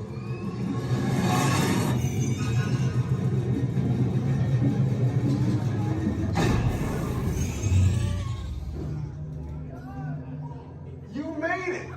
I mean, of course you did. Nova Prime, they're ready. Excellent. What you see before you is the cosmic generator. And in just a few moments, we'll be activating it so you can experience for yourself what's happening. I'm not sure. Our power's out. And the cosmic generator is gone. Cheerio, Monarch. Go to Code Red. Prepare the fleet. And call the Guardians. Now. There is no cause for alarm. Turn off that alarm. I've got an important transmission coming in. Hey, what's up, Nova Corps? Our cosmic generator has been stolen. What? How? What didn't we think of that? That thing's gotta be worth a fortune. I am Groot. Good question. Yeah, who do you think took it? Perhaps that really big man outside your ship. Oh, that is a big man. I need to alert Nova Prime. I have been watching Terrans for eons. That's not creepy at all. This species has failed. Wait, whoa. We didn't even know there was a test. He's got the cosmic generator. He's creating a new jump point. Jump point to where? Not where.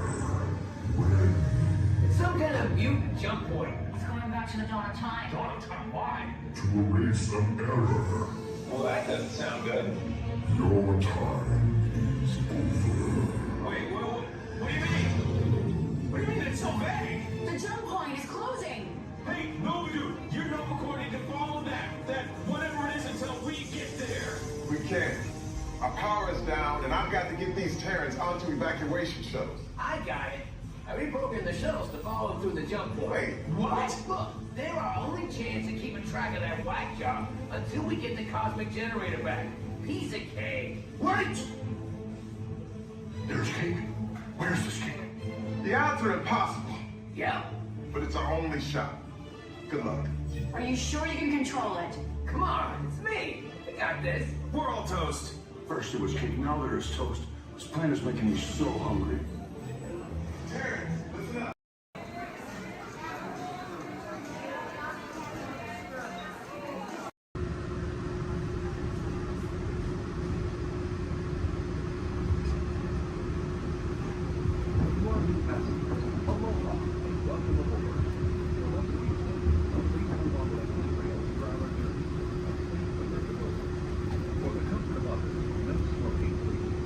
Our next stop is Disneyland.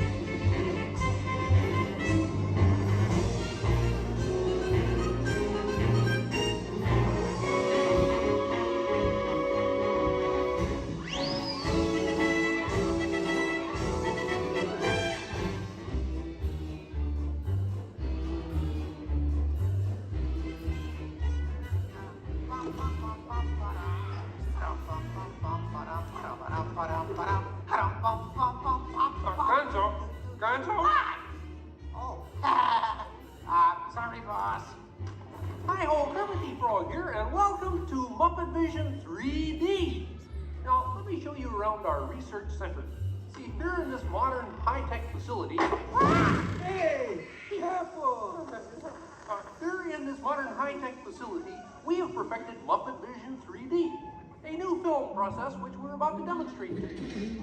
Now, working the projector is an old friend of ours, the Swedish chef. Chef, everything okay? Exactly. And our demonstration includes a little song from Miss Piggy. Little? Did I say little? I meant to say it's a huge, show-stopping major song from Miss Piggy. That's more like it. Good. And we've also got a big musical finale from Sam Eagle. Sam, what's it about? It's called A Salute to All Nations, but mostly America. Great. So it's going to be a swell demonstration, and at no time will we be stooping to any cheap 3D tricks. Did you say cheap 3D tricks?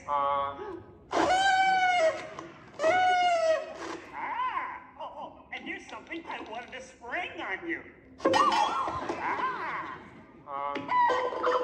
Walmart, it's that dumb bear again. Yeah. Hey, Bear, you're not even funny in 3D. Oh, not you guys. How did you get here? We entered a contest. Yeah, we lost. Oh, yeah? Well, my new 3DX gonna shower you all with humor. Waka waka. He's trying to drown us. What kind of act is that? An act of mercy. Well, listen, better luck next time, Fozzie. Okay?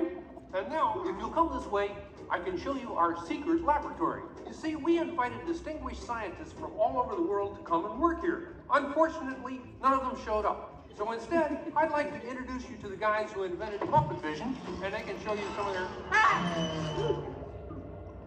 right now, I'd like to turn you over to Dr. Bunsen Honeydew and his assistant, Beaker. Well, thank you, Mr. Kermit. Today, let's look at the advancements we've been working on for Muppet Vision. Beaker, would you turn on the machine?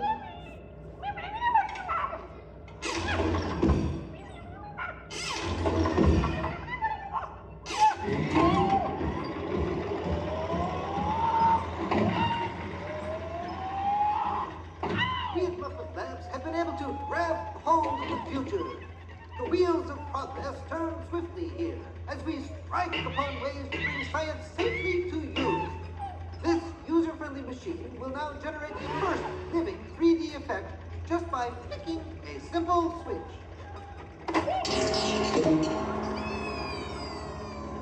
I'm Waldo, the spirit of 3D. Thank you. Ooh, cute outfit. What's this? Don't you just hate it when your nose runs? You know, all these other people think I'm talking to them, but I'm really just talking to you. Well, I think that would be just about enough of Waldo, Beaker. You may deactivate. What? What are you... Watch it. Oh dear, he won't deactivate. Ladies and gentlemen, there's nothing to worry about, but please keep your heads down. I'm bouncing on people's heads. Beaker, activate the inflatomatic. The what? You... Beaker, hurry. Great. Now I can start my own football team. Beaker, we'll have to try the vacuum Muppet. Yes.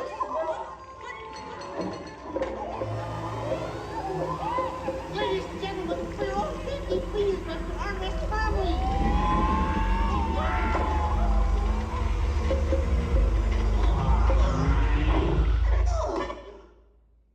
Hey, I'm free! Taxi! All right, now I'm getting out of this place.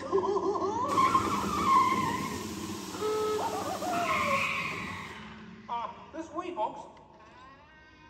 I'm sorry, but Muppet Labs seems to have been temporarily sucked up. But, what is that? Hey, Kermit, see, it's my new remote control banana cream pie. Yeah. Hey, Kermit, watch this. What?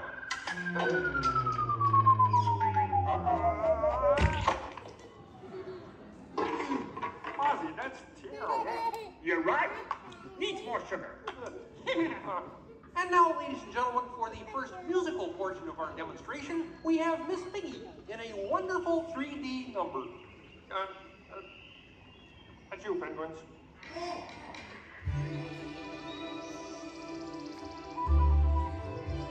Oh, doesn't it look beautiful? Yeah, too bad you're gonna spoil it with a pig. La la la la la la. Oh, sun shining bright above you. Soft breezes seem to whisper, I love you. Birds singing in the sycamore tree. Oh. Look in my eyes and kiss me. Just hold me tight and tell me you miss me. While I'm alone and blue as can be. Bring a little dream of me. No troubles as life bubbles on, dear. Still craving a kiss. All right, that's it. Knock it off, penguin. Oh, but it was going so well. I will not work with the rabbit. But I was just doing 3D. Guess I won't be needing this. What's that? It was for the big water skiing finale.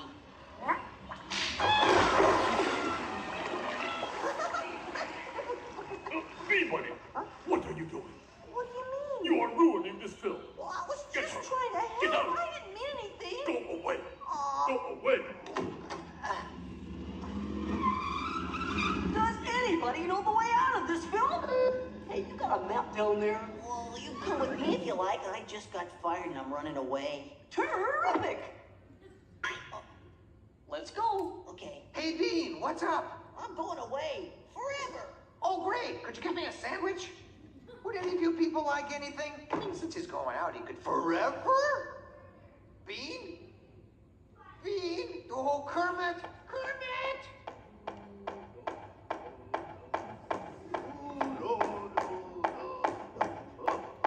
Hey, sweeter, that's a great effect. Hey, Fuzzy, Kermit! What is it? Bean Bunny ran away! Oh, no. Yes, our ribbons! We gotta find him. I know! All right, everybody spread out and look for me. Right, I'll go this way. Ladies and gentlemen, we'll continue the show in just a moment. But in the meantime, if you see a rabbit, holler. Bean. Bean? Oh, Bean. Bunny! Bunny! Bean! Where are you? Bean? Bean? Bean?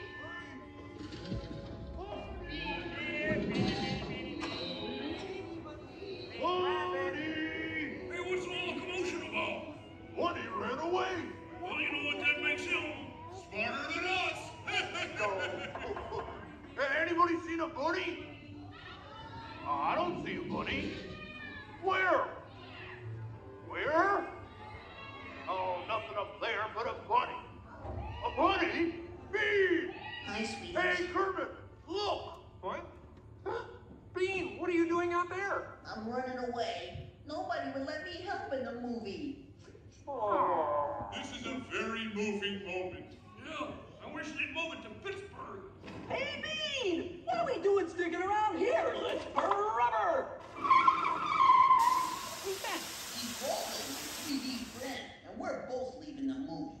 Right, look at Bean! If you leave, you'll miss all the fireworks! Right, yeah! Fireworks?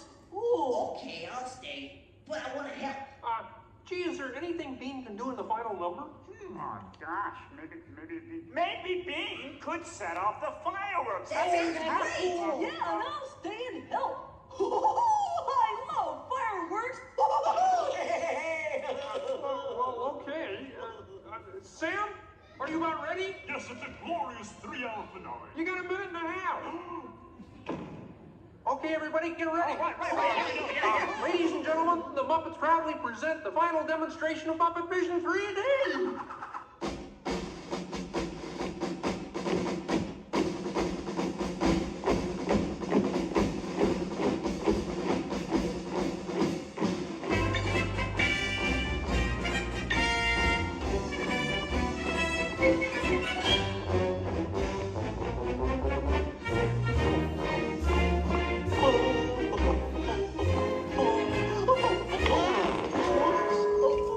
Where am I? Hurry! Get back into place! On me! There's the two-way section. Oh boy. Whoa! Is it over yet? Can we start again? Sorry. The fireworks!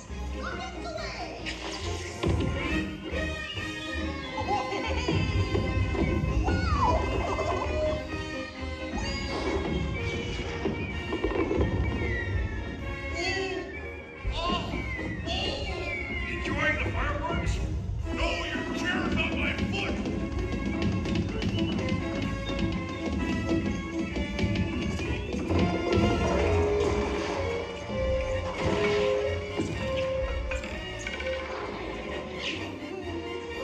What's this?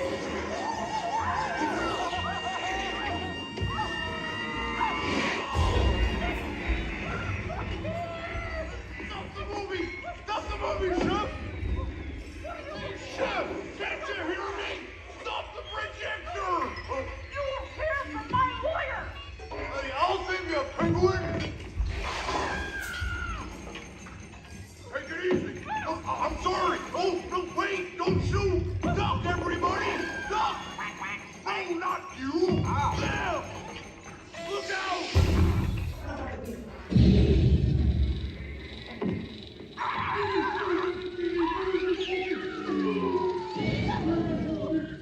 At last, I'm out of this silly film. Hey, what are you shooting at me for? It was the penguin. Hey, watch it, will ya?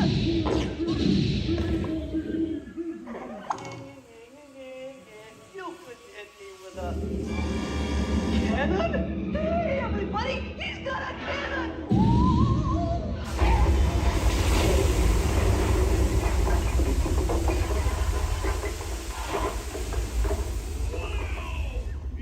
Everyone okay in here? We surrender! We surrender! What an explosion! Ladies and gentlemen, I'd like to apologize for our slight technical difficulties, but I do wish to assure you that no one was hurt and this theater suffered only minor damage. So thank you very much for coming to see this demonstration of Muppet Vision technology, and enjoy the rest of your stay, and come see us again sometime.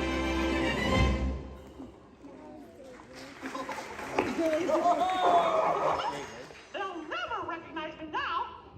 Forward!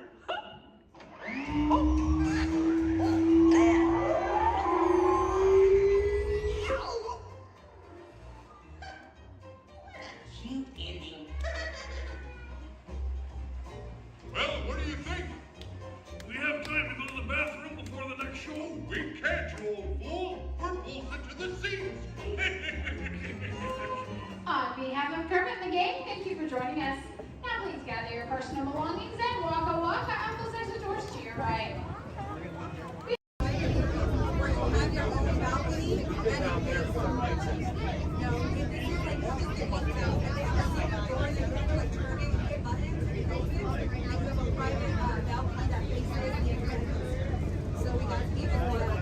That's what they call it now, the accredited.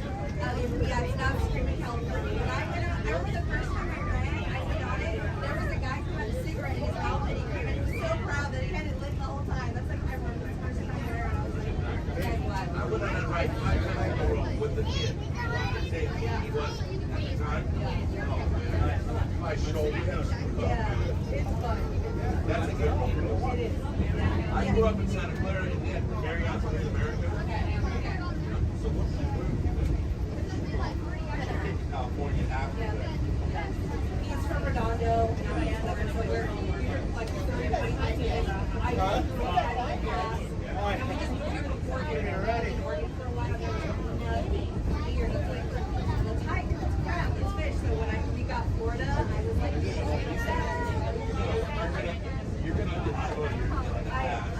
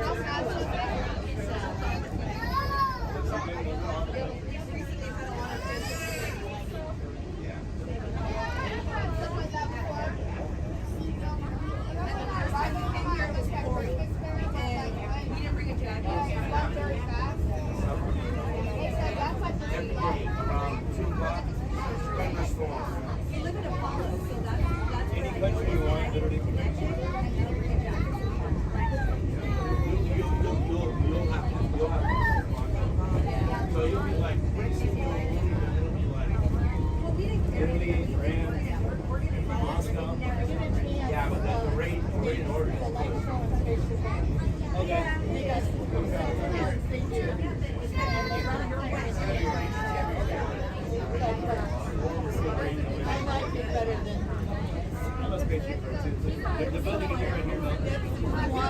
That's Moana? Moana's water. That's super.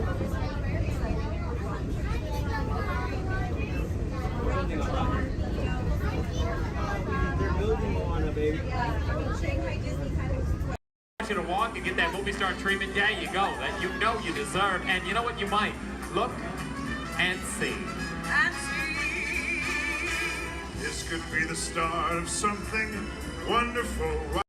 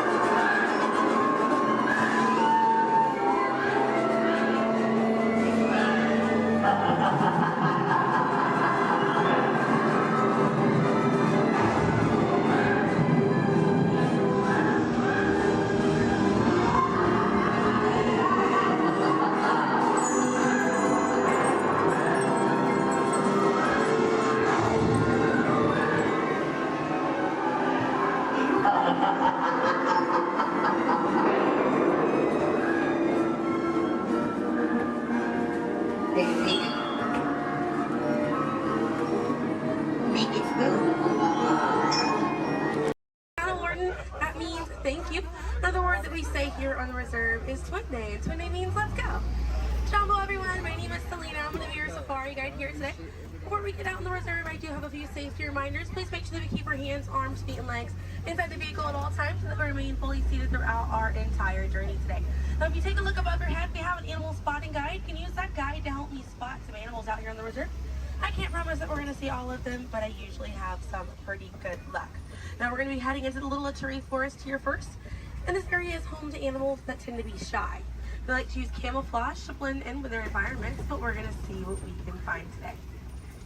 And already see, looks like we're going to see that saddle-billed stork. They're high up on that left-hand side of the road there. And the saddle-billed stork gets its name after the little yellow patch that's on its beak. It's shaped like a saddle. Those birds are 5 feet tall and have a wingspan of 9 feet, about the same width of the canopy that's above your head. Now on that right-hand side there, we have the okapi. And the okapi have stripes on their legs that make them look like they're related to the zebra, but they're not. They're actually related to the giraffe. They have long, prehensile tongues that they use to grab vegetation. Their tongues are so long, they touch their eyeballs and clean their ears. As we're looping around here, you can see we have some greater kudu way up there as well as the bongo. Now, the bongos are going to have that deep, almost penny-colored coat to them, with those antlers over there, and then the greater kudu, the tan-colored coat right there. Now, the bongos are known as the ghosts of the forest because of how rare they are to spot in the wild. And their antlers, they angle backwards, and that's to help them get through thick vegetation and underbrush very quickly. Now, the greater kudu that we see right there, the greater kudu are one of the tallest antelopes in Africa, or the second tallest antelope here on the reserve. They stand at 55 inches tall at their shoulder, and they can leap about 8 feet forward. Now, coming up here on the left-hand side, we're going to see the black rhino.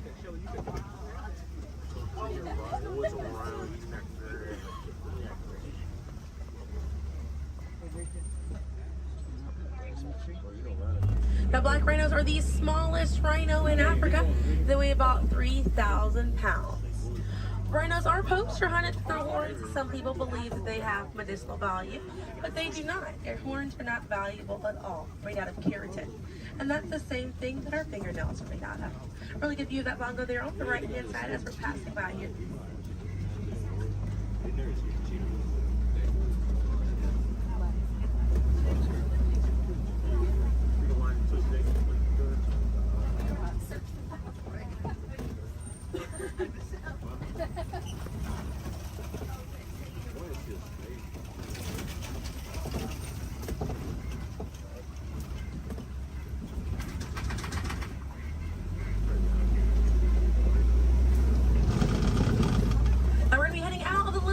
Forest, but we're going to be on our way to the Safi River.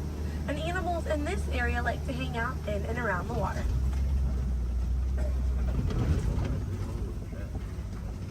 Now, coming up on the right-hand side, we're going to see some pink-back pelicans.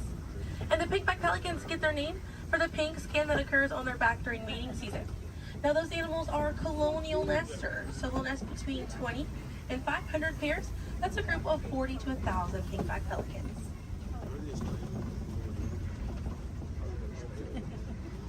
A view of the Savi River coming up on the left, and we have some Nile hippopotamuses.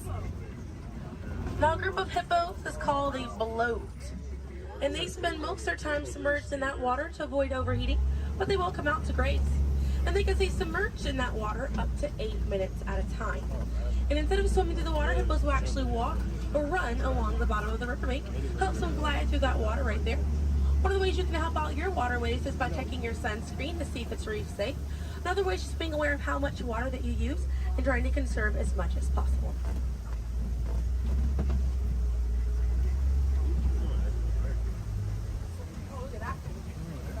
Another one there, taking a nap on that left-hand side.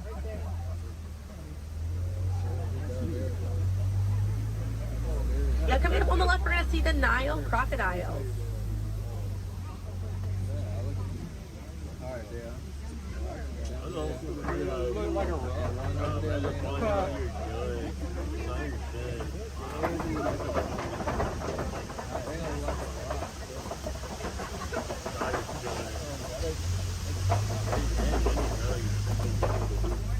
Now, the Nile crocodiles can eat half their body weight in one sitting, and they can go months without eating if food is scarce. Now, mother and father crocodiles are great parents, and they'll gently roll their eggs in their mouth. It softens up their shell, and it makes it easier for their babies to hatch. But we're going to be heading into the savannah now, and the savannah hosts millions of migrating animals every year. And it's home to Africa's most well-known animals, such as zebras and giraffes. I'm hoping that we'll be able to spot some today, but as we're getting out here, we have a pretty good chance to identify some animals with that animal spotting guide. We have lots of wide open spaces. Already, it looks like I can see the elands are out there. Wondering what other animals. I'm hoping it'll be a pretty busy day out there.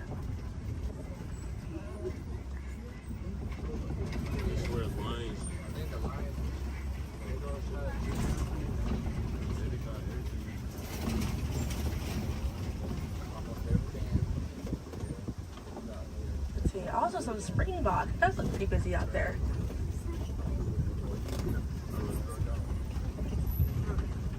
So we're still looking around here. Keep an eye on the right. They're going to be past this kind of rocky area. It's a herd of wildebeest way back there in that pathway. And the name wildebeest means wild beast in Afrikaans. And they'll travel in groups of 1.5 million, and they'll go about 500 to 1,000 miles every year.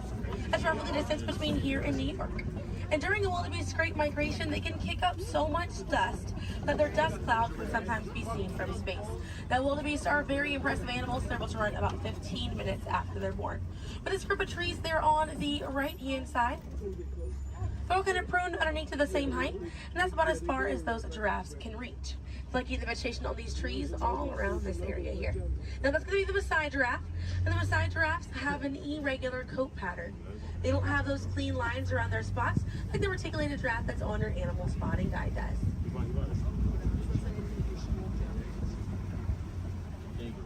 Now on the left-hand side, we do have the African painted dogs. There might be a little bit more people once we're a little bit further up here. Now, African painted dogs get their name after their fur pattern. It kind of looks like they have paint on them. It's unique to each animal, and that's how they identify each other. African painted dogs are Africa's most successful hunters. They have a catch rate of 90%. Now, right here on the left-hand side, we're going to have a really good view of the Ankole cattle. We're going to sneak on by here. The Ankole cattle are the only domestic cattle breed that we have here on the reserve. They're in the bovine family, same family as buffalo and bison. And their horns right there, they grow about 3 to 4 feet in length, and they're filled with a honeycomb-like structure. It allows for blood circulation, and it helps keep them cool on hot days. Now, further back, that's a sable antelope in that back left corner. And the sable antelope are very special because of the symbol of the Harambe Wildlife Reserve, because of how courageous they are. So in a choice between fight or flight, the sable antelope will choose to fight, just so we should fight to protect these animals and the environments that they live in. And their antlers are angled backwards to deter animals like lions from jumping on their backs. And we have a really good view there of that Maasai giraffe. We're going to have another pretty good view there on the right up ahead too. Maasai giraffes stand about 18 to 20 feet tall when they're adults. And when they're born around 6 feet tall. They have about a 6-foot drop the moment that they're born. And just like the okapi, they do have those long prehensile tongues that they use to grab vegetation. They kind of use like how we use our fingers to grab food.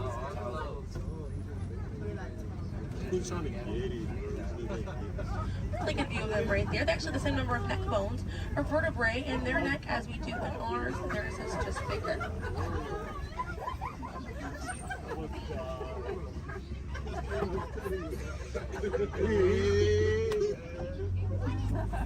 Group of giraffes is called a tower.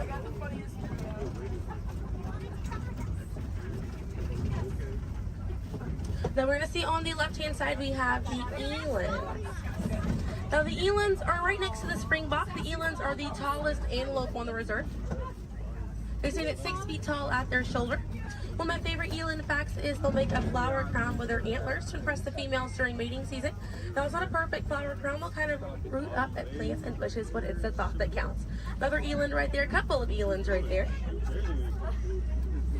And then we have the springbok, and the springbok are the smallest antelope on the reserve. They're able to jump 6 feet straight up into the air repeatedly and about 13 feet forward. And they're a symbol of a lot of sports teams over in South Africa. Now those elands right there, they can weigh up to 2,000 pounds.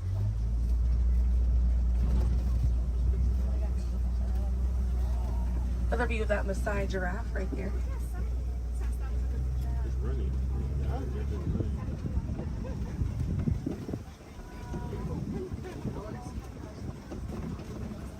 See what else we have waiting around the corner for us. Another Maasai giraffe there. But a bit big for these giraffes.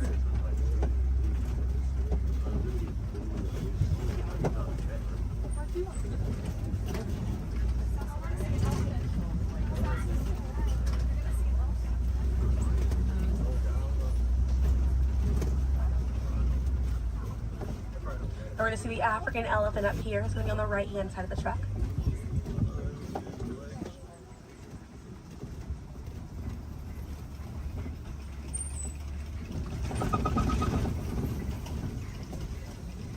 Really good view of that African elephant there on the right-hand side.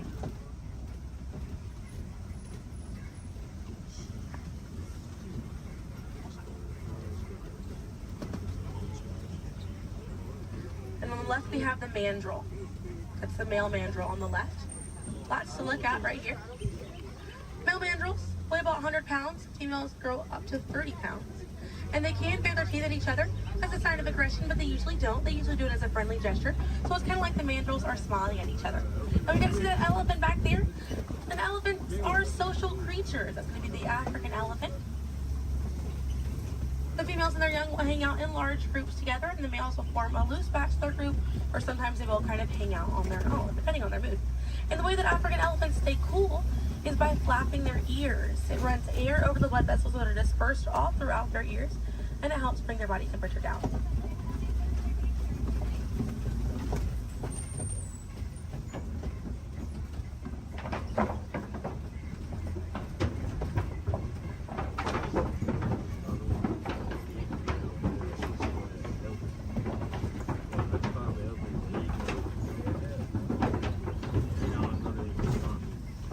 We're going to be looping around this area here. We have lots of red clay on this right-hand side. And if you keep an eye out, we'll be able to see some tusk marks right around the corner here.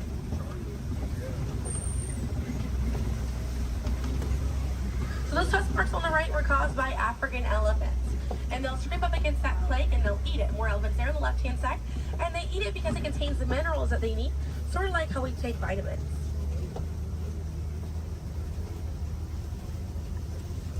They're way out there on that left-hand side. They kind of look kind of tiny from here. We'll see if we can get another view of them a little bit further out.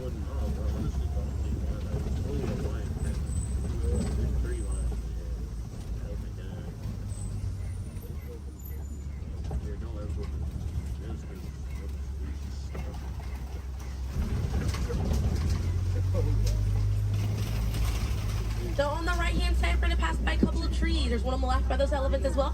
And these trees are baobab trees. And baobab trees survive by storing water in their trunk, and they stay leafless about 9 months out of the year. Now, baobab trees have a few different nicknames. One is the upside down tree, and the other one you might be familiar with is the tree of life.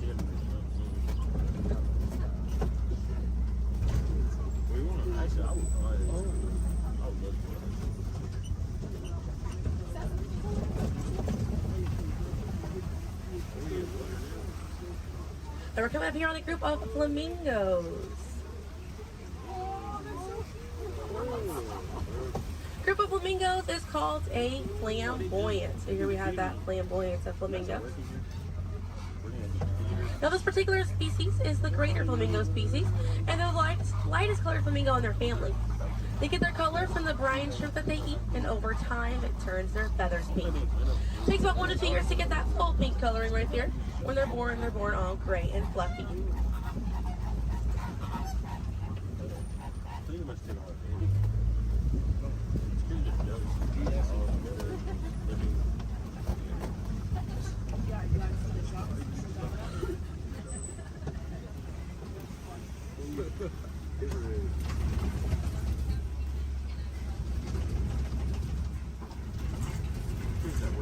We have some white rhinos right around the corner here.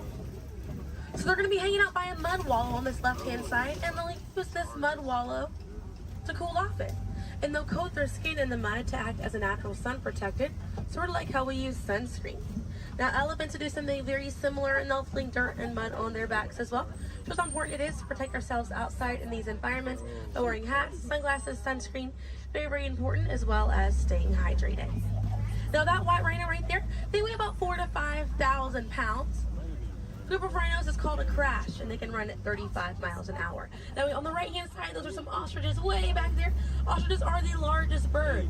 They have wings, but they do not fly. They use those wings for balance and to help them change direction. Comes in handy because ostriches can hit speeds up to 40 miles an hour.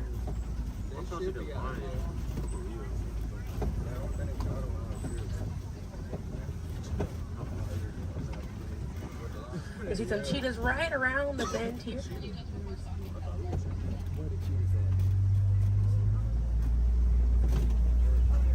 Really good view of that cheetah here on the left.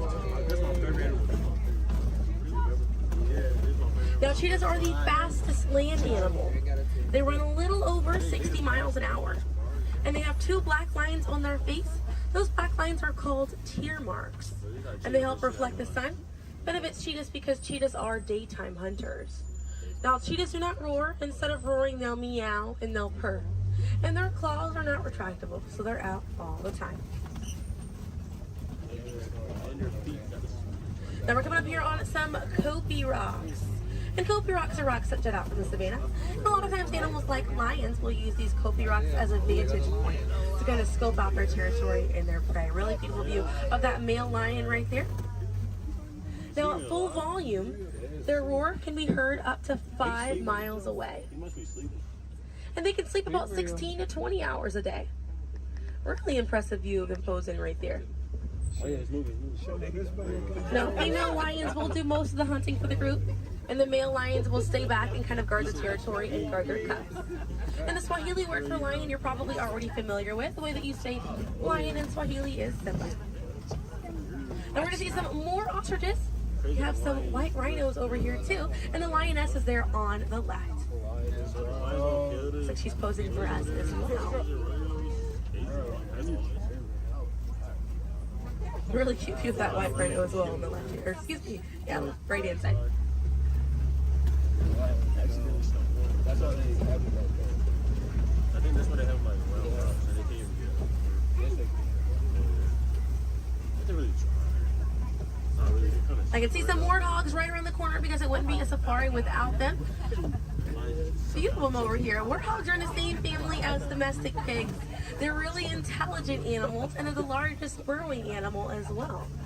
And oftentimes they'll reuse burrows made by other animals and they'll back themselves into it with their tusks spacing out for protection. They're pretty fast. They can also run at 35 miles an hour. They're kind of rooting up over there. And they also have a mud wall that they use to cool off and to coat their skin in it to get some relief from bugs and insects. Also have a really good view of these white rhinos again on that right hand side. Now the way to tell the difference between a white rhino and a black rhino because they're both the same color. So the shape of their mouth. White rhinos have a wide mouth and black rhinos have a V-shaped or pointed mouth. Original word for white rhino was vite. Vite means wide in Afrikaans, but over time it was misheard and mispronounced and it turned into the white rhino. I have a few of those warthogs as we're passing by on the left-hand side, but on the right we're going to see some ostrich eggs in that tall grassy area. And each one of those eggs right there weigh 3 pounds, and it's the equivalent of 2 dozen chicken eggs. Now those shells are so strong that the average man can stand on them and they will not break.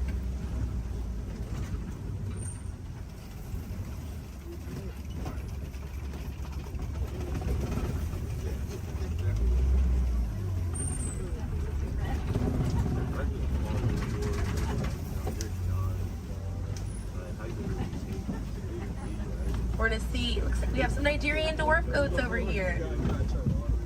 And these goats are used for their dairy products, such as milk and cheese. So they take up a lot less land than cattle, so they're easier on the environment and they're very cute. Now their milk is considered high value, so selling that milk helps take away the need to rely on wildlife. Now if you do want to see some more goats today, you can head over to Rafiki's Planet Watch. They have a petting zoo area, an animators area, and a kind of behind the scenes look at Disney's Animal Kingdom. Very, very cool. Definitely check it out if you have the time. They have a conservation station over there, and inside that they do have an animal hospital as well. Pretty cool. It's going to be a train right away through the Wildlife Express. Those trains are going to start running at 9:30. The last train leaves at 4:30 today. The petting zoo is going to close at 5 o'clock once you're over there, and the animators experience is going to close at 4:45. But we got to see a lot of really cool animals today. If you'd like to learn some more information, you can check out DisneyAnimals.com, or National Geographic is a really good resource. Some ways to help out these animals at home include volunteering at your local nature center, or a conservation organization, or even joining a local beach or river cleanup. Some more simple ways to help out at home include turning off the water while you brush your teeth, or using reusable water bottles instead of disposable ones. Now, those small changes really add up to make a big difference. And on behalf of Kilimanjaro Safaris, my name is Selena. I'm from Pensacola, Florida, and it was an honor to be your safari guide here today. I hope that you were able to see the importance of these animals and the environment that they live in. Now, here in the reserve, we don't like to say goodbye because goodbyes are far too sad and far too final. So I will leave you with the Swahili word, kwaherini. And kwaherini means to go well, with the intentions of seeing each other again one day. So kwaherini, my friends. Another word that we say here on the reserve is asante sana. And again, that means thank you. So thank you for joining me here at Kilimanjaro Safaris. I'll be dropping you off right around the bend here, right where I picked you up, so we still have a bit more of a journey together.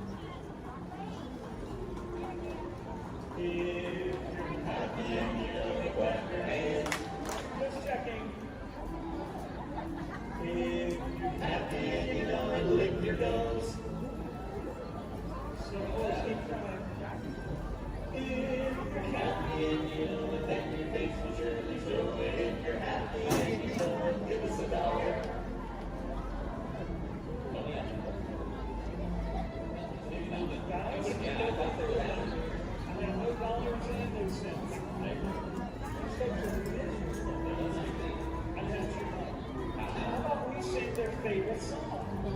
Which one is that? The last one.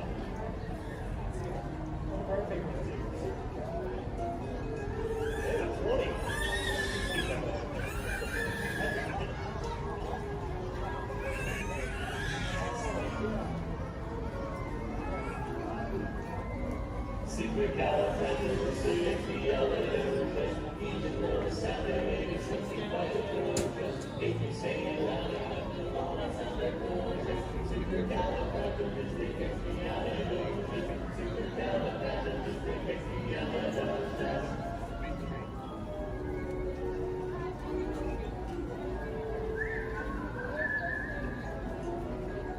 whistle while we work.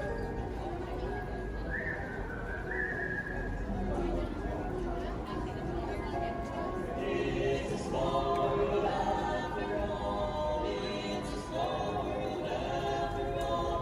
It's a small world after all. It's a small world.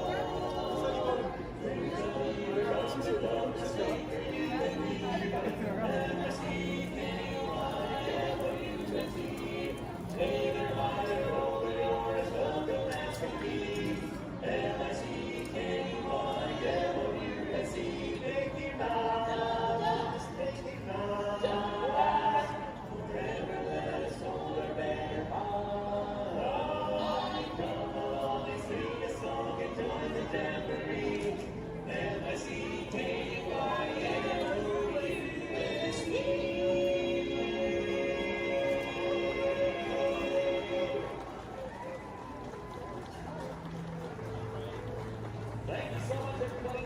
If you enjoyed our show today, we are the Dapper Dans of Main Street. But if you did not enjoy our show, then we are the Vienna Boys Choir. Oh, we will sing a song and it will be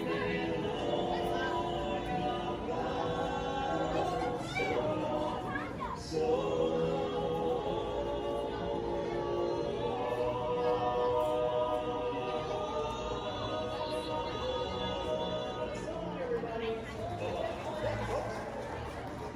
We'll get the line somewhere.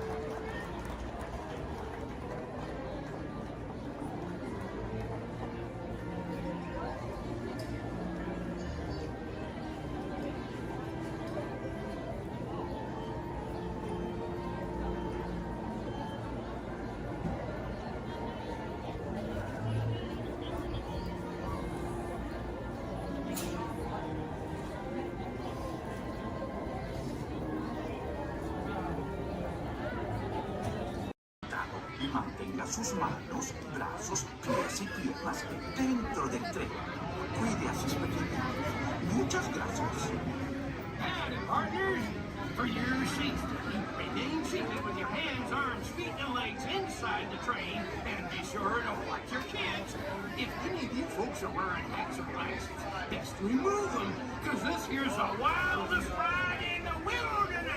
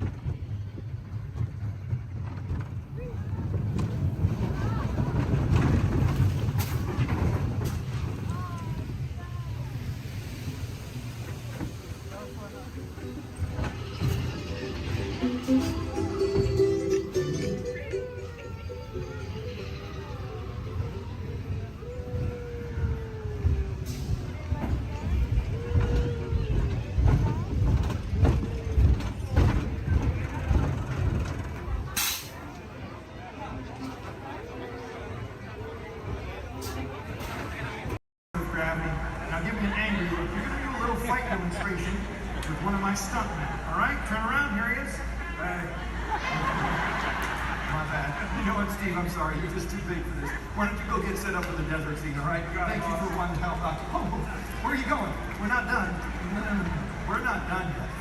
He was a little big, right? Scared you a little bit. Sign that waiver, all right? You're good. You're good. Let me see if I can find you somebody a little bit more your size to pick on.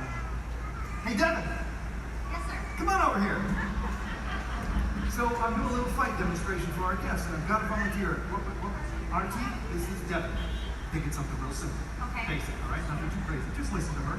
Do exactly as she says. I've actually got to go over notes. I'll be right over here if you need me. No problem. I'm like, hi. Okay, thanks for helping. So I guess I'm going to show you a few things. I'll make it super easy, but tell you what, let's turn around. We're going to face this way, and you're just going to stand right here and facing me. So try not to move. I'll do everything, okay? Okay. All right, you guys. Well, when we're doing fight routines, taking a punch, it really is just as important as throwing one. Sorry, okay? I'm so sorry. I know you're okay. Okay, you look all right. Okay. Well, as you guys can see, you really can't get hurt if you don't have the right timing.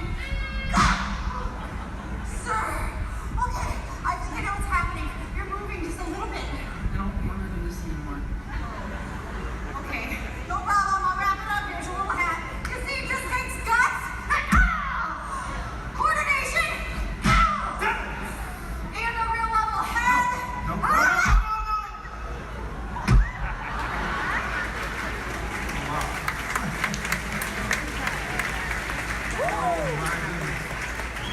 Not at all what I had in mind. Would you say something to the folks while I check on the man on the floor? No problem. So obviously something like this does take a lot of practice. Yeah, or a lot of extras. Let me try it again, boss. Oh, no. Stay away from those nice folks and help this poor man up off the floor, please. Sir!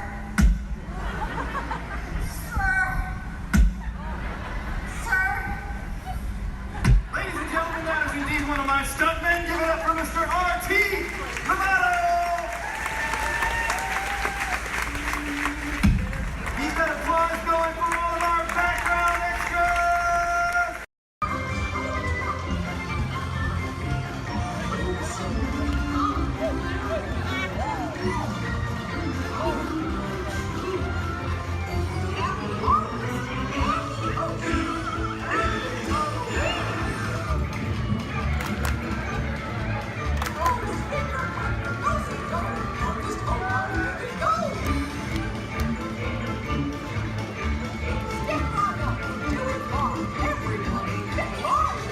For those of you standing, please hold on to the handrails throughout our journey and stay clear of the doors.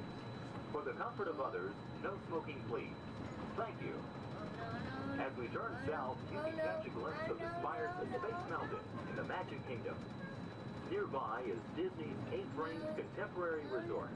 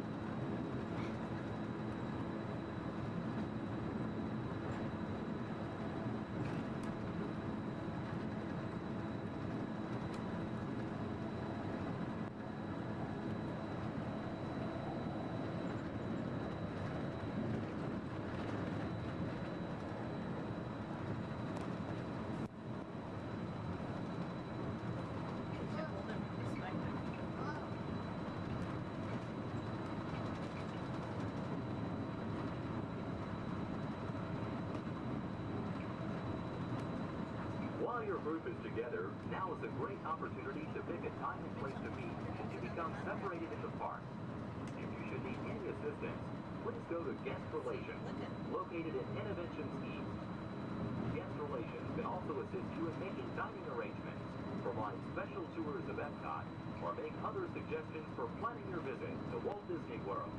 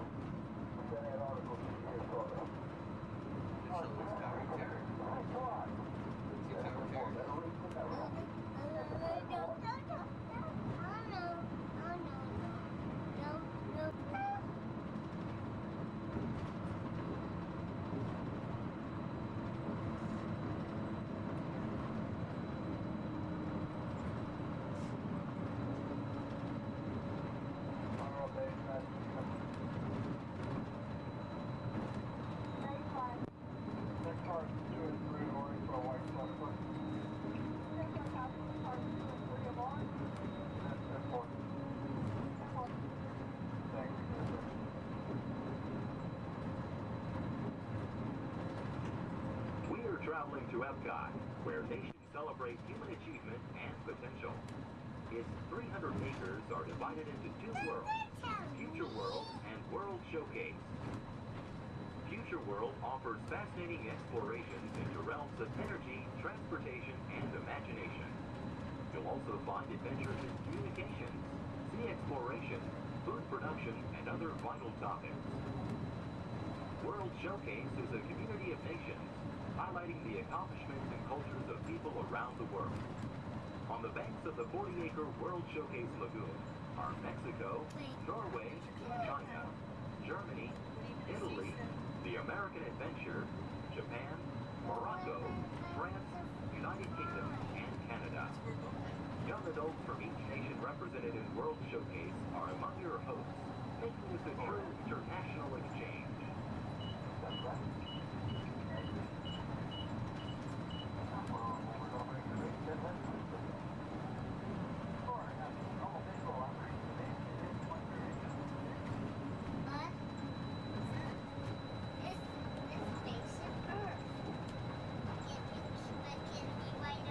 Beyond the trees ahead and to the right-hand side of our forward motion is Spaceship Earth.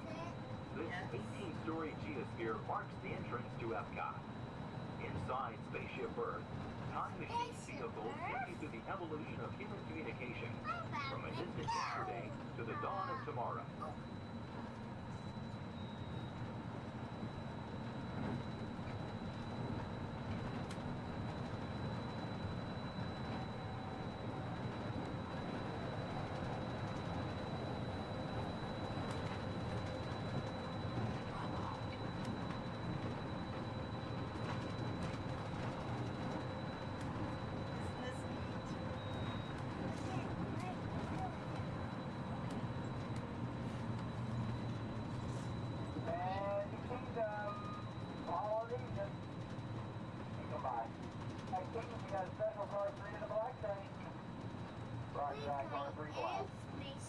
Coming up behind Spaceship Earth is Innovations.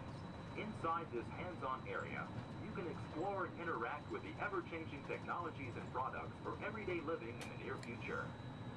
To the opposite side is the Universe of Energy. Inside you'll find Ellen's Energy Adventure, hosted by Ellen DeGeneres and Bill Nye the Science Guy. Next is The Wonders of Life, where you'll discover Body Wars, which takes you on an amazing trip through the human body. No, we are not going In Test Track, you can experience the acceleration of test driving a vehicle on the fastest and longest ride ever created for Walt Disney World. Coming into view is World Showcase.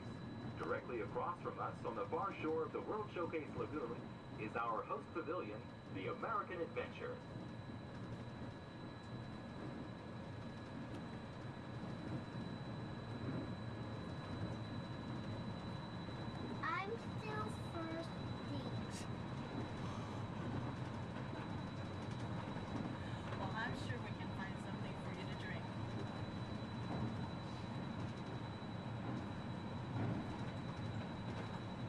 glass pyramids are the gateway to your journey into imagination. Inside, you can find the 3D adventure, Honey, I Shrunk the Audience. Join Professor Wayne Solinsky as he receives the Adventure of the Year award for his incredible shrinking machine. Next is the land, where you'll discover creative partnerships between people and the land around the world. In the living seas, you can descend via hydrolator to Seabase Alpha and navigate the largest, most spectacular coral reef environment ever created by humankind. Ladies and gentlemen, we are approaching the Epcot monorail station. Smoking is not permitted at Epcot except in designated areas. Please consult your guide map or ask a cast member for the location of designated smoking areas. Please hold on to the handrails and stay clear of the doors until the monorail stops completely and the doors open. On behalf of the cast of the Walt Disney World Resort, we'd like to welcome you to Epcot. And ladies and gentlemen, this is the Epcot monorail station. If I can please have everybody's attention, once again, I do need everyone's attention. As you're walking up the platform this morning to the Transportation and Ticket Center, you might have noticed our signs, and if you did not, that is why I'm here. Epcot will be closing this evening promptly at 4 o'clock. Once again, Epcot, the entire park, will be closing this evening at 4 o'clock. Monorail transportation will...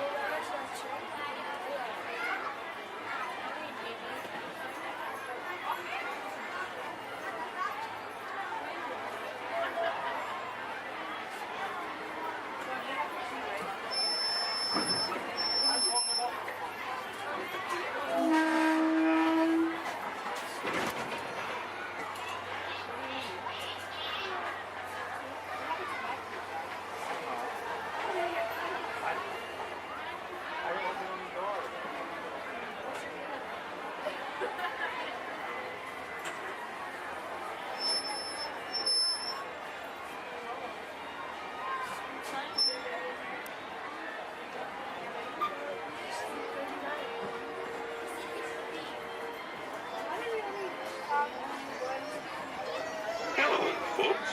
Welcome aboard the Disneyland Railroad. We're now embarking on a grand circle tour of the Magic Kingdom, with stops at New Orleans Square, Mickey's Toontown, and Tomorrowland, followed by a visit to the Grand Canyon and Primeval World. We got a lot of traveling ahead of us, so remember, for a safe trip, you need to stay seated, keeping your hands, arms, feet, and legs inside the train. And please, watch your children. Bienvenidos a bordo del Disneyland Railroad. Para su seguridad, permanezca sentado y mantenga las manos, brazos, pies y piernas dentro del tren. Y cuide a los pequeños. Gracias.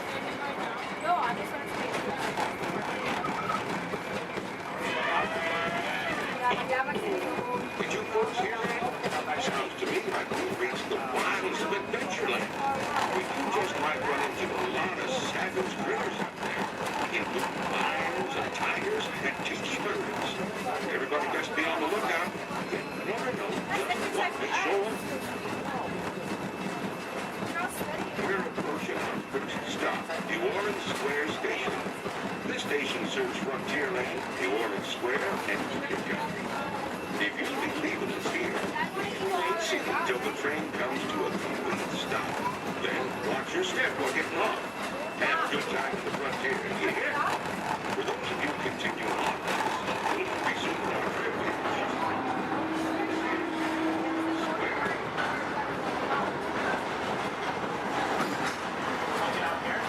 Mom, do you want to get off here?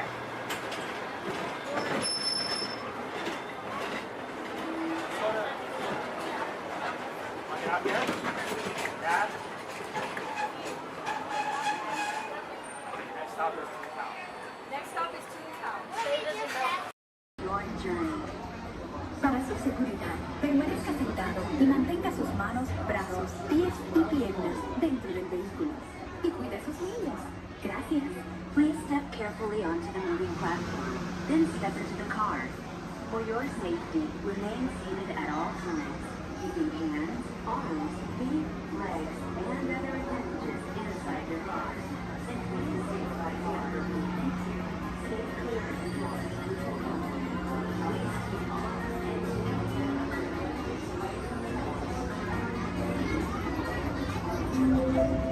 away. This is the TTA Blue Line, non-stop service around tomorrow.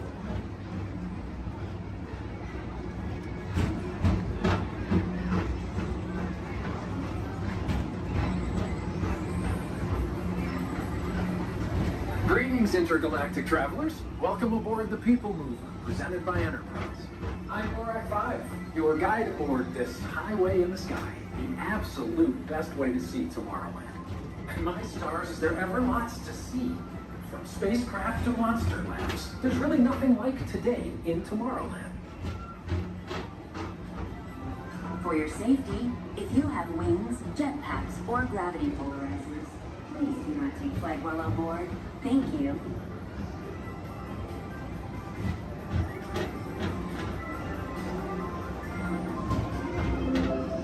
The next station is Tomorrowland Urban Planning and Star Traders.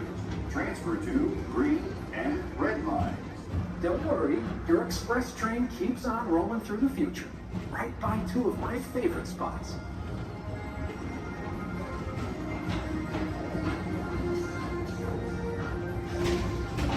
First up, Progress City, Walt Disney's amazing dream for a community of tomorrow. Did you know Progress City inspired Epcot and a lot of the visionary ideas throughout Walt Disney World? Look, there's even a tiny people mover. I wonder if that means there's a tiny mover here.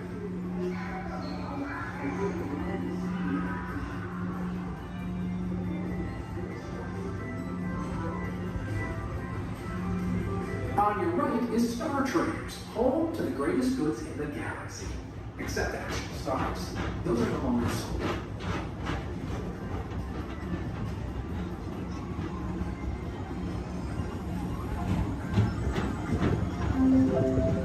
Now approaching Tomorrowland Speedway and Tron Light Cycle Run.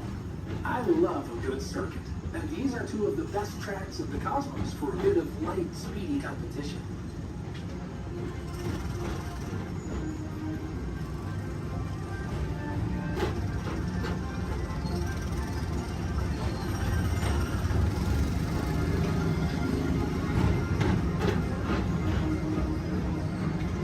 Attention all visitors from Galaxy M31. Please keep forward-facing tentacles clear of oncoming vehicles. Thank you.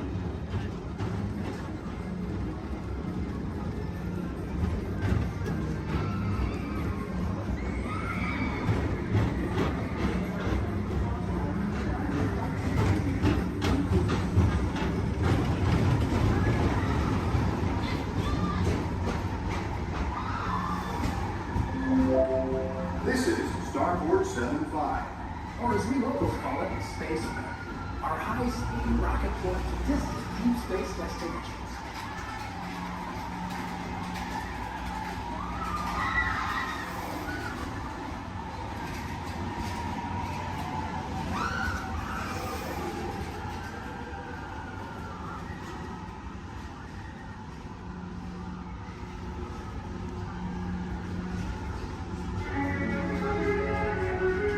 Let relaxation wash over you at the most refreshing retreat in the galaxy, the Coral Rooms of Pisces 7. You H2O it to yourself. Book today.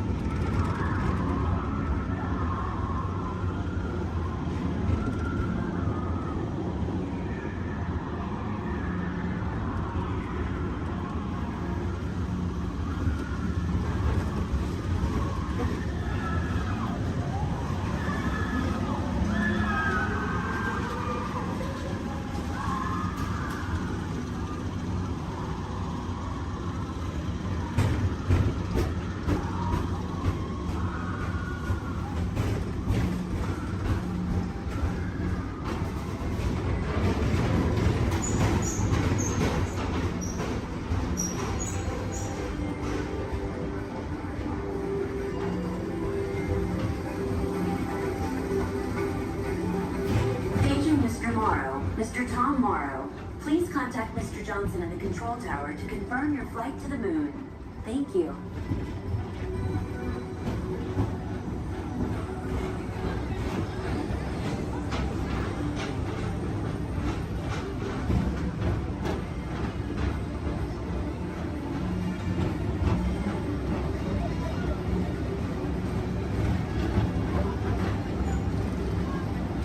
Attention all visitors from Galaxy M31. Please keep forward-facing tentacles clear of oncoming vehicles. Thank you.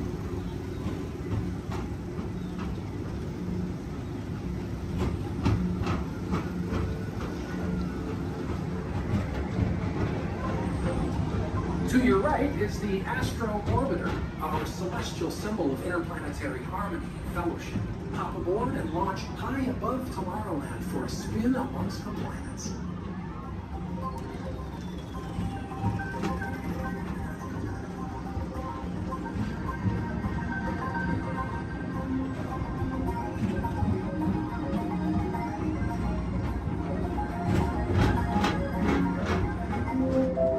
The next station is Walt Disney's Carousel of Progress. As usual, we'll keep moving ahead, and so does the carousel. Like progress itself, this theater never stops, inspiring new generations to dream of a great, big, beautiful tomorrow.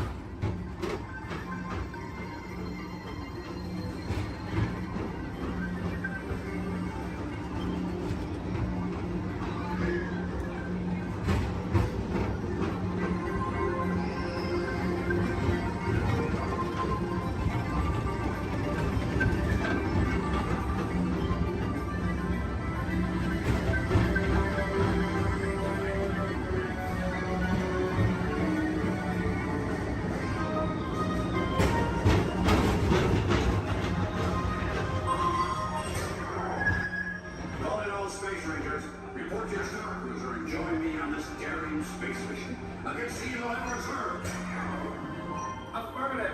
We run it, Buzz. You can count on us.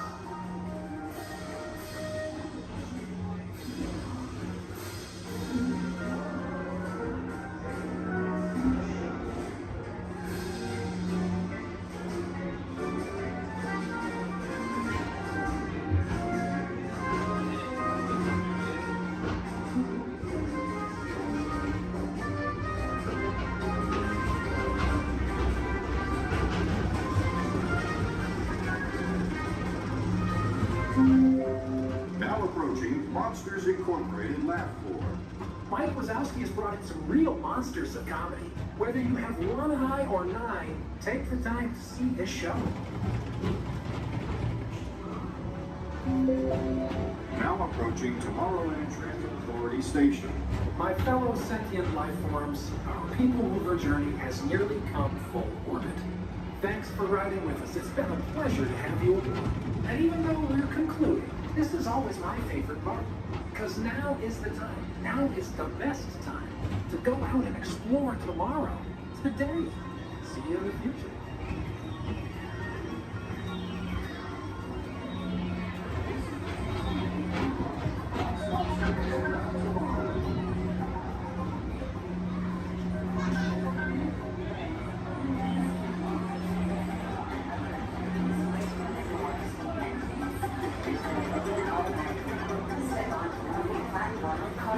And exit by stepping away from the car.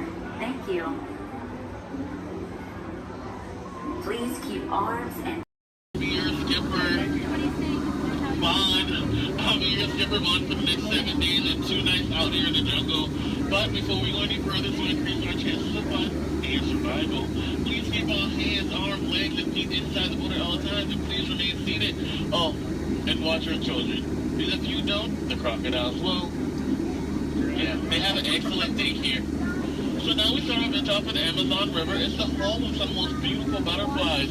Did you guys know that their wingspan can grow from 12 inches to a whopping 1 foot? Yeah, we call them the rulers of the jungle. True monarchs for you.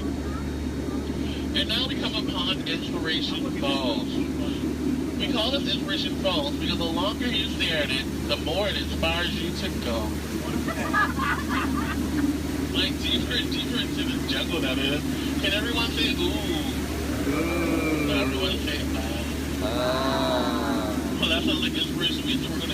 traveling.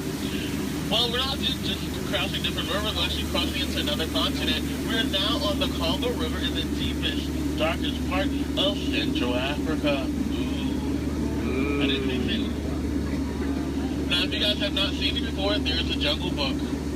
You might get it because it's like the book in the jungle. Never mind. So now up ahead, we have a big welcoming party just for you guys. Everything's in full swing. Everyone should hear, as you tell from the music, that no one is here. I cannot see anyone. Canoe? No? Okay. Don't worry. My pet python is here, but don't look him in the eye. He can develop quite a crush on you. The relationship can be a little restricting, but we're not going to get wrapped up in that, okay? We're going to stop at my base camp just to grab a couple of things we need for this journey that would happen. Oh, great. They do this all the time. They throw all my stuff everywhere. They break my dishes, and now they even flip my Jeep. I really wish they would have flipped my house. I would get a better return on it. Well, anyway, we're in the Nile River. The Nile River goes on for now and now. You make a left, it goes on for a couple more now. But if you don't believe me, then you must be in No. Just believe for disagreement. Come on, guys. Anyway, this is the African elephant. One way you can tell it's an African elephant is because of its big floppy ears. So you guys get the second way you can tell they're African elephants.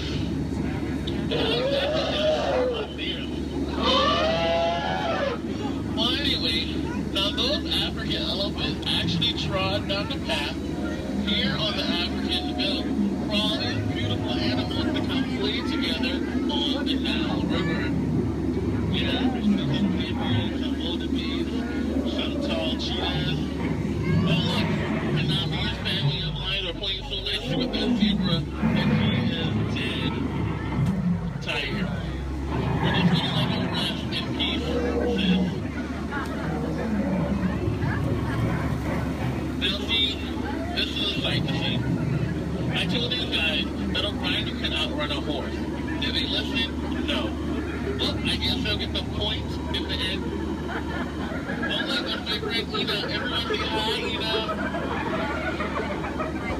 Alright, bye, Ina. So now we're going into crocodile country. Please hold your favorite child close. You know who they are.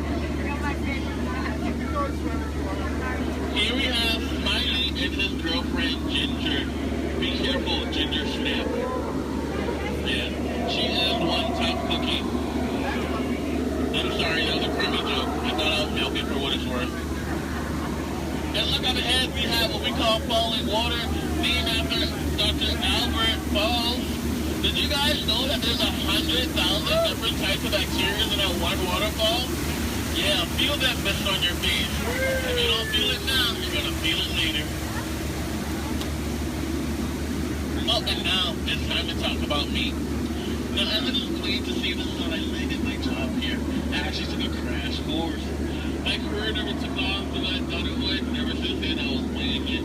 But that'll the tail of that story. Thank you guys for listening. And now we have that battle. Don't worry, guys. I will steer them away with my trusty gun and some discouragement. Down, Hippo. Bad Hippo. What would your mother think? Thank you. Yay, I'll see you later. So now we are headed to Headhunter territory. This is a terrible place to be headed. Yeah. Now up ahead, this is my last group. They're a bunch of boneheads. The guy in the front, that is art, and that's his sculpture. So these guys are dancing in a circle only for one reason. They forgot how to dance. And they're attacking. Everyone, get down! Use your children as shield. I mean, shield your children. Shield your children. They're the future. Yeah, ricochet, ricochet. Ricochet. If you guys get hit with a spear, please take it out and throw it back. We cannot take any souvenirs with us. And now this is awkward. We're going behind a waterfall. Please, nobody move, okay? I don't want to get my hair wet.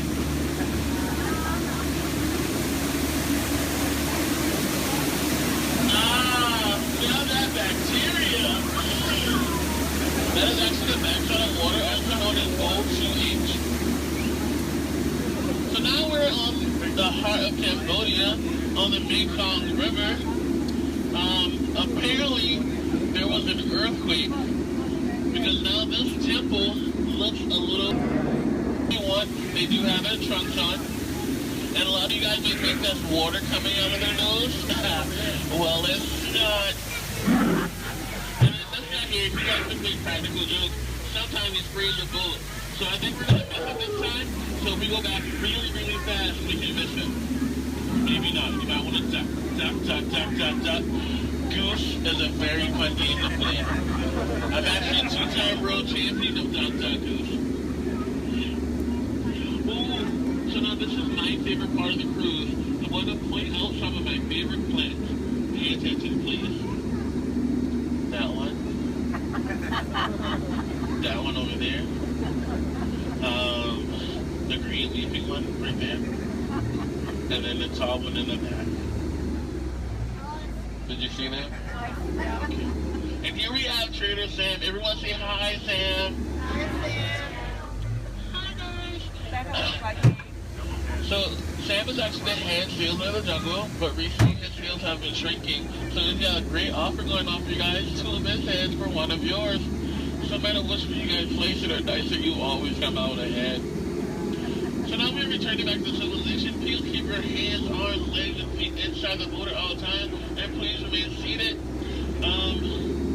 This is kind of awkward. I'm horrible with goodbyes. So I'll leave you guys with these parting words. The same thing my mom told me when I turned 9 3/4. She said, "You're a skipper, Bond. Now get out." Oh, please watch ahead and watch your step. If you miss your step,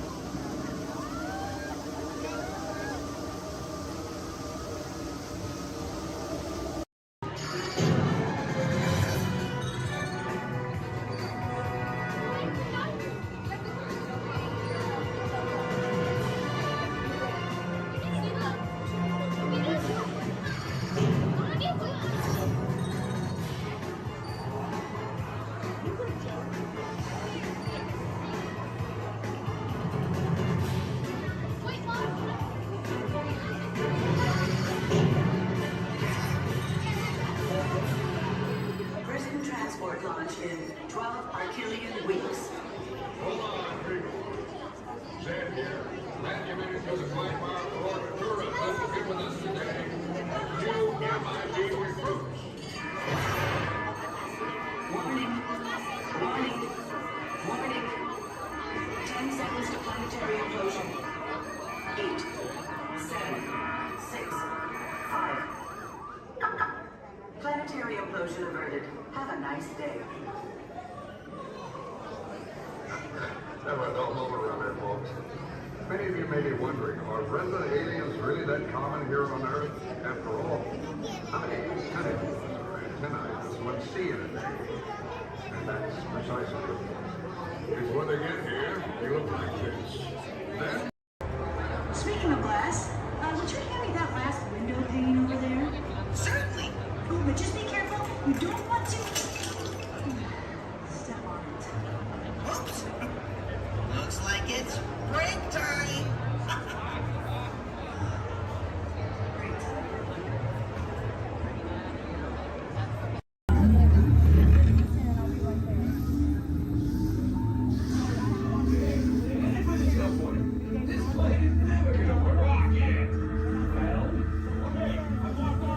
We'll be right behind you. Nothing to worry about. Unless we do not stop this unusually large man, then you're likely doomed. Good luck.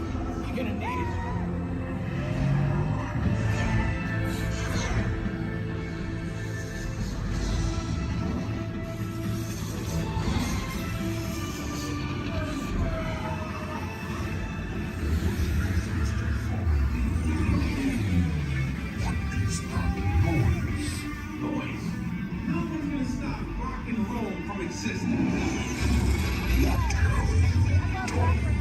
What have we done? I think we're jumping back. All the way. Oh, with Delta Kingdom, the big bang. Let's be bigger.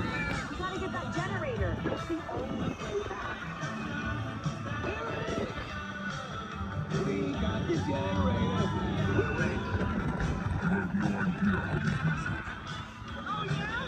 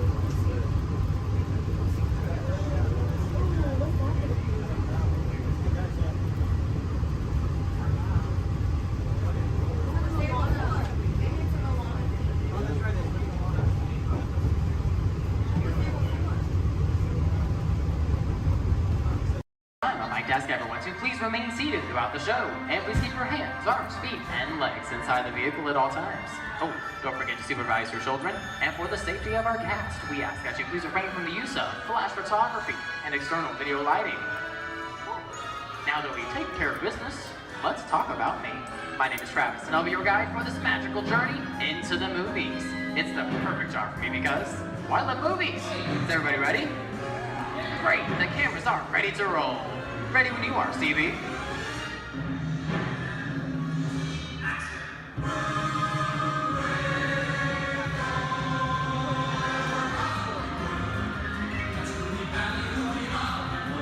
And we are rolling.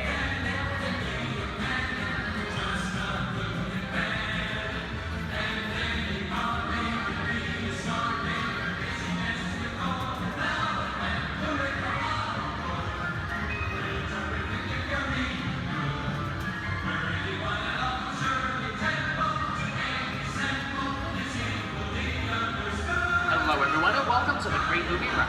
Once again, my name is Travis, and on behalf of Disney's Hollywood Studios and Turner Classic Movies, please welcome our host for this one-of-a-kind tour, Robert Osborne. Thank you. We're ready for Hollywood indeed. What better way to start our journey? From the Old West to the rooftops of London and along the Yellow Brick Road, there really is no place like the movies. One of Hollywood's significant contributions to the world of film were great musicals. This scene is from one of my favorites, the 1933 Busby Berkeley spectacular, Footlight Parade.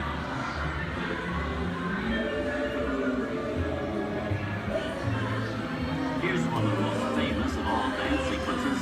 It's from the 1952 musical classic, Singing in the Rain. Here's Chick Kelly singing in the rain. Literally.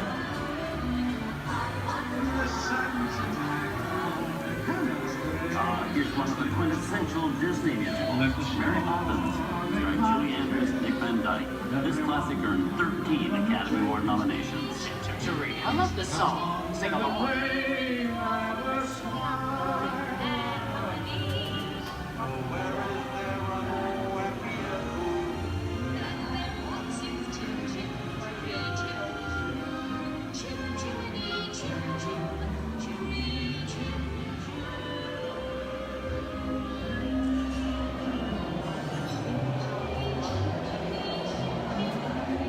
Hold on to those wallets and purses, folks. This doesn't look like a very good neighborhood.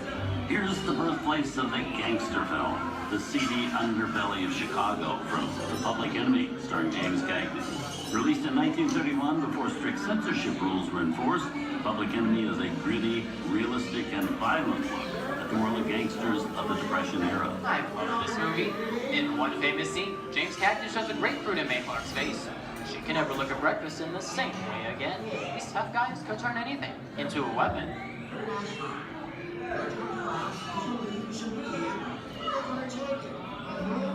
gonna kick in with the dog.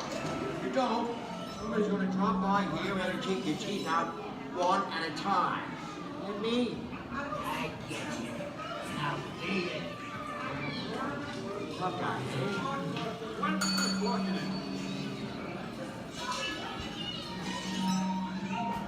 Sorry about the delay, folks. I don't want to run a red light, even in the movies. I don't let her leave my vehicle. I think it's time for a visit to a concession stand. Bye. So I was born waiting. Okay, Muggsy, whatever you say. Hey, I should know my name anyway.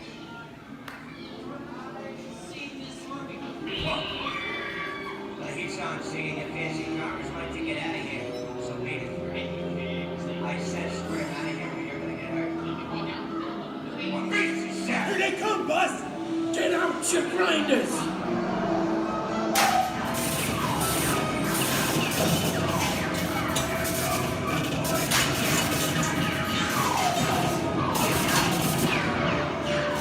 I'm hit!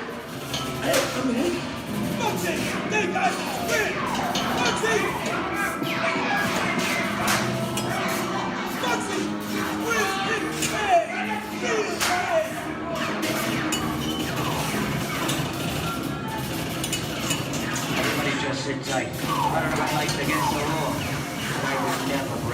watch this. No more red light.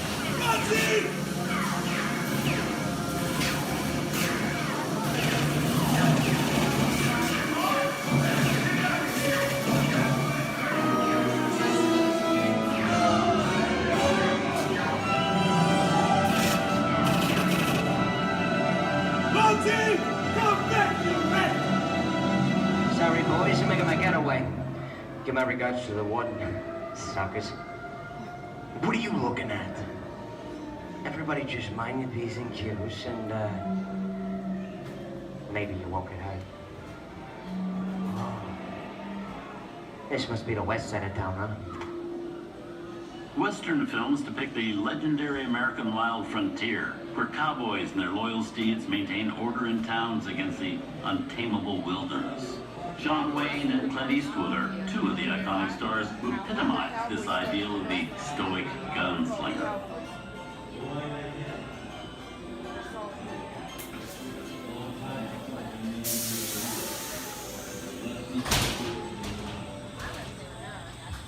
Sleepy little bag, ain't it? That's some mighty tough territory you're heading into, Pilgrim. I'd think about turning back if I was you. That is, if you want my opinion.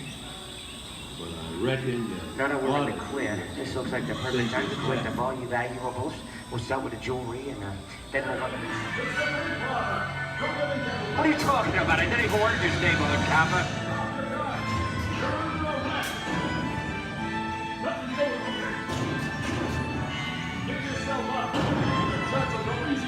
This is nuts. Nuts to this. Look at it this way. Hey, Daddy, what is it?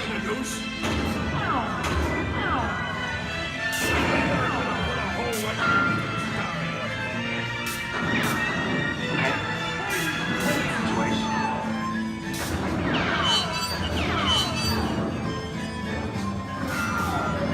I don't know about you guys, but this is starting to get kind of creepy. Where are we? JC? Science fiction has been a staple of classic movies, from George Méliès's Trip to the Moon to George Lucas's Star Wars. In 1979, director Ridley Scott and Sigourney Weaver made audiences believe that in space, no one can hear you scream. This is Alien. Hey, you down face. How do we get out of here? Warning, remain in your vehicle. The area you are entering is extremely dangerous. Proceed with caution.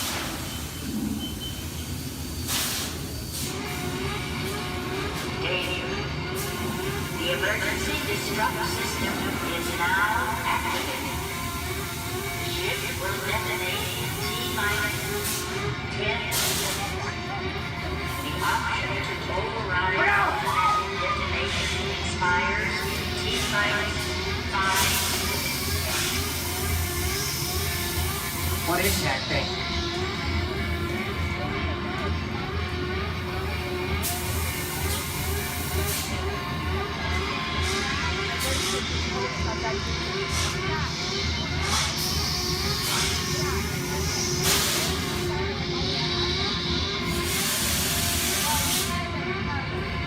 Get it together. I'm getting out of here. That's enough creepy crawly things for one day, right? Wrong.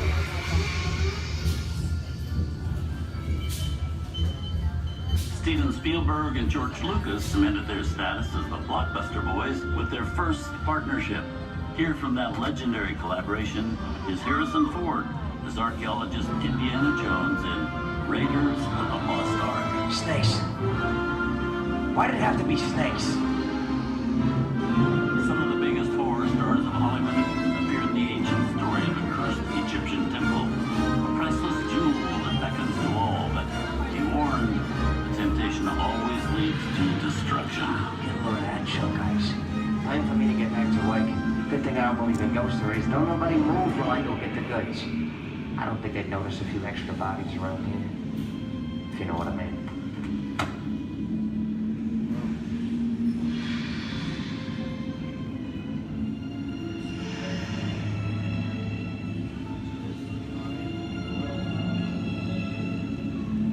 I've seen enough movies to know that you really shouldn't even think about trying to steal a jewel.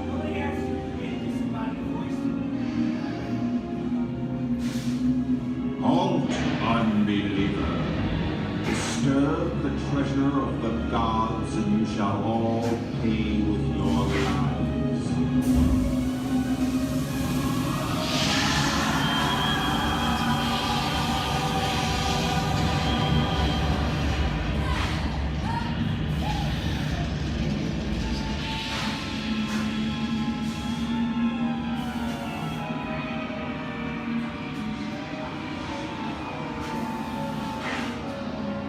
Not bad for my first movie, huh? The twist ending. That just goes to show you anything can happen in the movies. Now, let's get on with the show. I see dead people. Things that go bump in the night have always been a staple of movies. One of the first horror films was the silent short featuring a dancing skeleton, written by the Banana Brothers in 1897. Both audiences and filmmakers felt really interested in the cop, but the term horror was used to describe a film until the 1930s. Wow, it's really a jungle out there. Where are we? This is the jungle home of one of the most famous movie characters of them all, Tarzan. The movie's most popular Tarzan is undoubtedly Johnny Weissmuller, who's run through 12 films as the King of the Jungle. Over there is Reno Sullivan as Jay, and Tarzan sidekick Cheetah, who was portrayed by over a dozen chimpanzee actors over the years.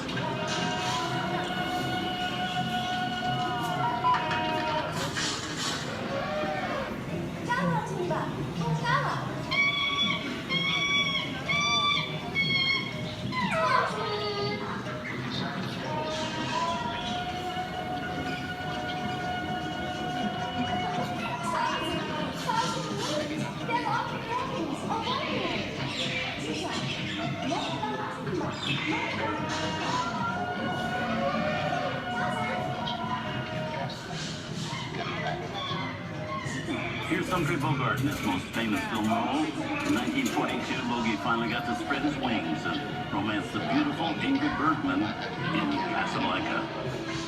Look, I know that it'd be noble. It doesn't take much to see that the power of three little people don't amount to a hill of beans in this crazy world. Someday you'll understand that.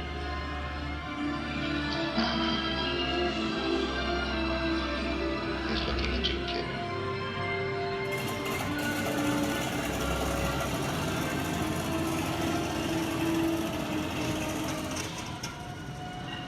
Inside of us, we both know you belong to Victor. His work, the thing that keeps you going. That thing moves around, not with it. And now, one of the most famous movie stars in one of his greatest roles, Mickey Mouse, as the Sorcerer's Apprentice in Fantasia. When the film came out in 1940, Walt Disney promised to add new musical sequences in the future. His nephew Roy kept that promise 60 years later with the release of Fantasia 2000.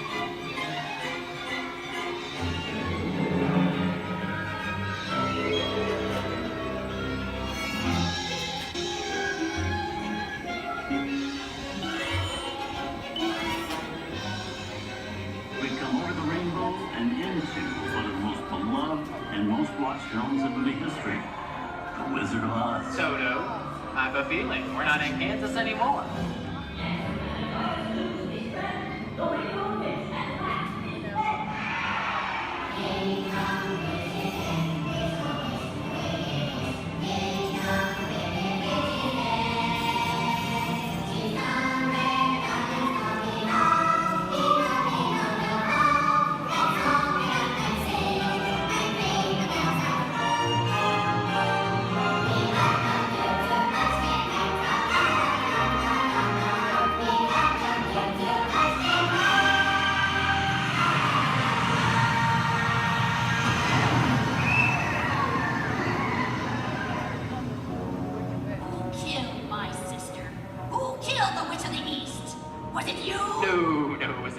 I didn't mean to kill anybody. Well, my little pretty, I can cause accidents too. Oh, rubbish. You have no power here. Now be gone before somebody drops a house on you, too.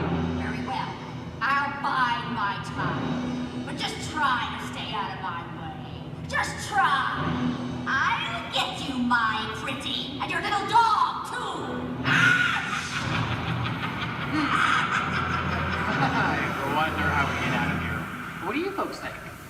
way do we go? Follow the yellow brick road. Follow the yellow brick road. Follow the yellow brick road? Oh, why didn't I think of that? Sing along, folks. You know the words.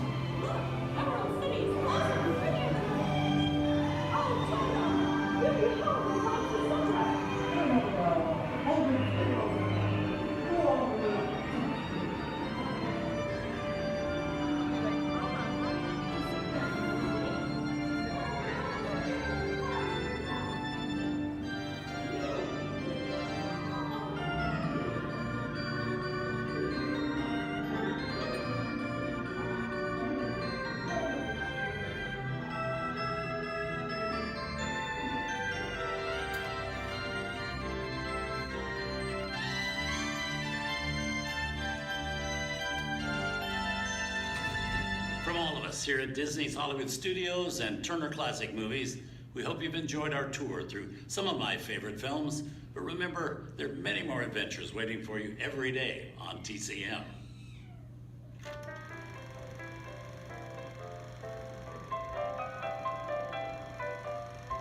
We didn't need dialogue. We had faces. Wait a minute. You ain't heard nothing yet. Step in time!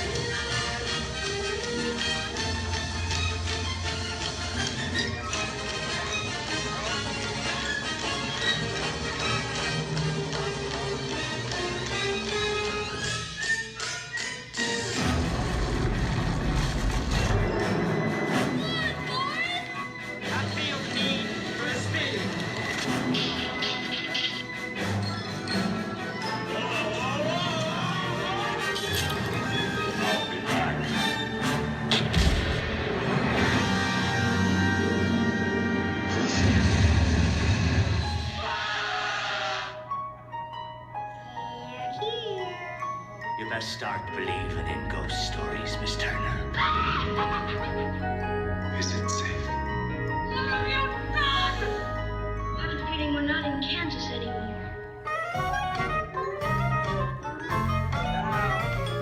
I'm a man. Well, nobody's perfect.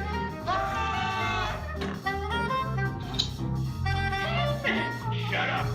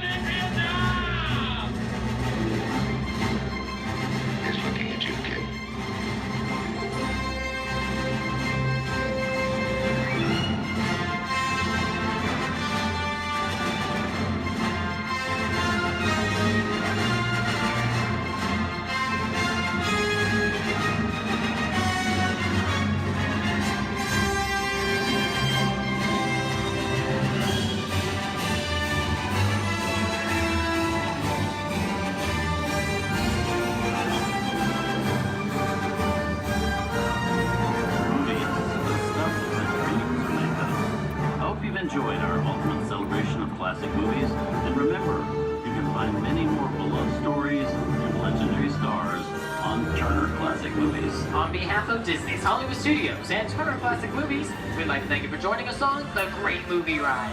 Now please remain seated until the vehicle comes to a complete stop. Please take small children by the hand and gather your personal belongings. And Now, once these doors have opened, rise dramatically to your feet and make a straight exit towards the rear of the vehicle. Oh, and one more thing. When I yell action, don't forget the thunder is the law score. Yours truly. Okay, clicks everybody. And action! Thank you. Have a wonderful afternoon at Disney Hollywood Studios.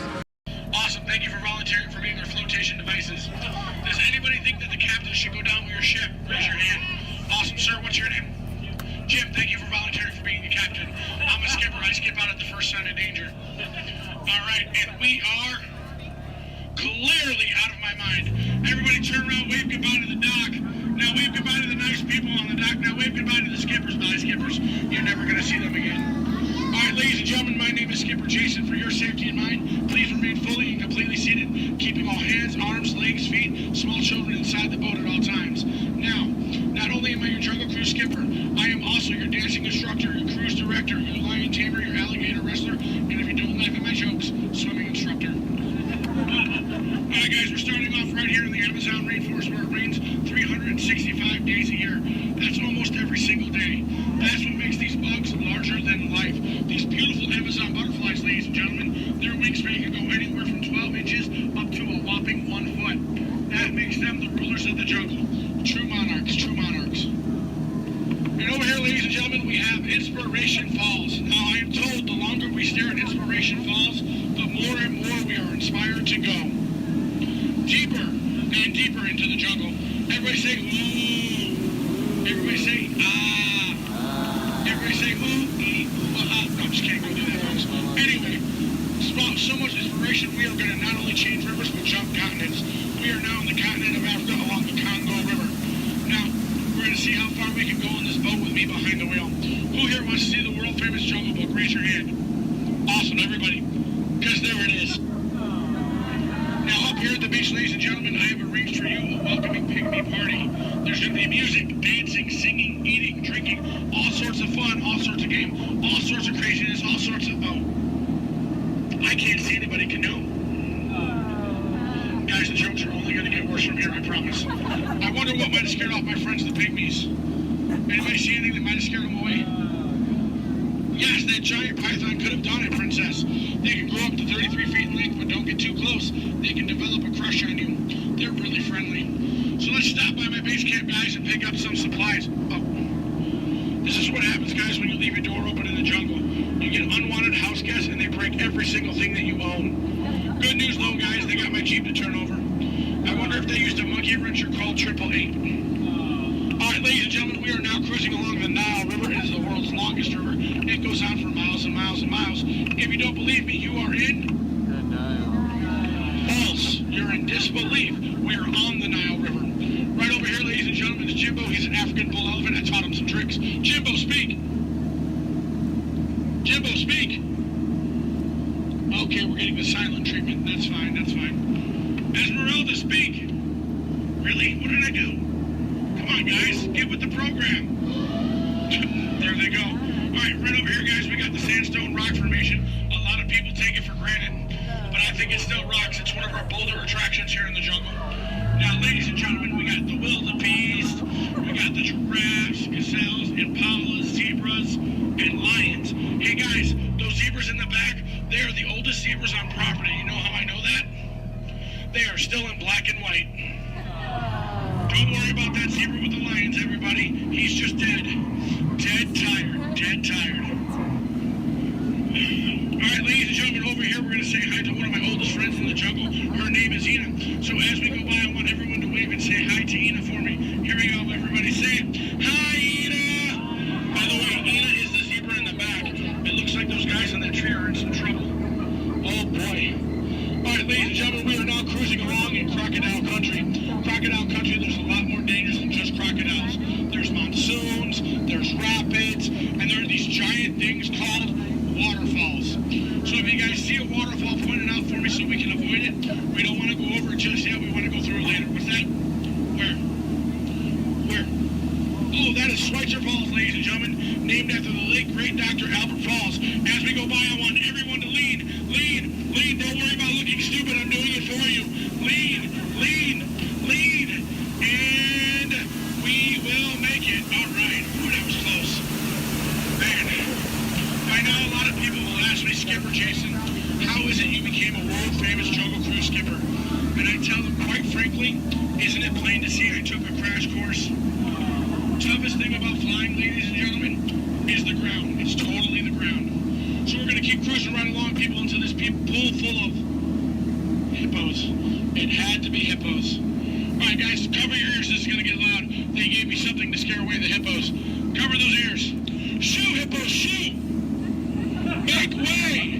Be gone! Be gone, hippo, be gone! I showed those hippos who's boss. All right, guys, we're now cruising out of this hippo pool and right into headhunter territory. It is not the greatest of places to be headed. If you don't believe me, you can ask my last crew. Those boneheads did not believe me. Wait, you guys hear those drums? Are those warriors dancing? Yes, they are. That can only mean one of two things. They're either going to attack the boat or they've lost the key to the men's room. Do me a favor, guys. Keep your eyes peeled on this side of the boat for an ambush. If you see an ambush, point it out and let me know. I'm going to look over here. Where? Princess, that's not an ambush. That's an ambush. You can tell by its leaves. All right, ladies and gentlemen. This is what everybody got up early to come to Disney for. Are you ready? Are you ready? Here we go. The eighth wonder of the world. The backside of water. Kids, do not try this at home. You'll hit your head on the faucet and that hurts. Don't ask me how I know. All right, guys, we're now in the Mekong River here in Southeast Asia. There's this really cool temple I want to show you guys. It's awesome. It's amazing. The entrance is just up over here. Oh. It looks like there's been an earthquake since the last time I've been through. What do you guys say? Do we go in? Yeah. There could be danger. There could be adventure. There could be treasure. Or worst of all, it could be another Disney gift shop. All right, guys, stay seated. Keep your eyes open. I'm going to stay seated and keep mine closed. Oh, wait. It's just a root canal.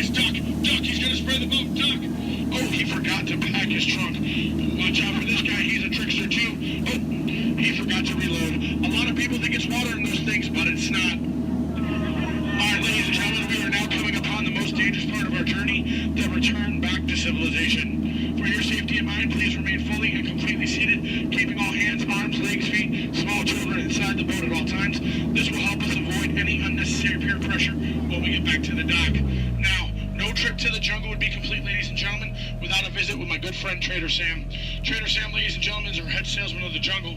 Now, sales have been shrinking, but he's got a great deal for you. 3 of his heads for the price of 1 of yours. Any way you slice it or dice it, you're going to come out ahead. Do we have any takers? No? It's all right, guys. It's all right. Now, ladies and gentlemen, when we get up to the dock, we're going to rope this boat. When we rope this boat, stay seated till I give you guys the all clear. When I give you guys the all clear, then I want everyone to stand up together. That does 2 things. 1, keep the boat balanced, and 2, look like you're giving me a standing ovation. At that time, I want you guys to clap, yell, holler as much as you possibly can, because then it looks like not only did I do my job, but it'll also help out my self-esteem. When you guys go to exit out the boat, you are on my jungle side, you will stand up, exit out through the back. You here on my dock side, you will stand up, exit out through the front. At no point in time do you ever cross those crates in the center. It is not a crate idea, it is very disgraceful. I don't go to your house and cross your crate, so please don't cross mine. Once again, guys, it's also a tripping hazard. You might trip, fall, and that'd be 2 bad trips in one boat. I'm only responsible for the first. Now, guys, I really want to thank you guys for joining me out in the jungle today, but most of all, I want to thank my legs for always supporting me. I also want to thank my arms for always being at my side, and I really do want to thank my fingers and toes because I can always count on them, always. All right, ladies and gentlemen, out of all my crews today, you guys have been my first. Yeah, you've been my first. You guys have been obviously the most recent. Now, guys, you've been awesome, you've been amazing, and pretty soon you're going to be outstanding on that dock. Alright guys, here we go. Once again, guys, for your safety, please remain fully and completely seated, keeping all hands, arms, legs, feet, small children inside the boat. Linda, Skipper Linda, what are we teaching that rope today? 2 plus 2, okay. Now, we're gonna wait. Linda has been practicing for like years. She's been training for months. She's gonna learn and show you guys how to rope this boat at the first shot. All right, Linda, here we go. It's your turn. You can do it, Linda. You can shine like a star. No. Back of the boat, Linda, not the guest. Stay seated, guys. Stay seated. So now we're gonna teach this rope about 2 plus 2. Now, in some cases, rope secure. A lot of people think 2 plus 2 equals 4. But in some theories of math, people say 2 plus 2 equals 3.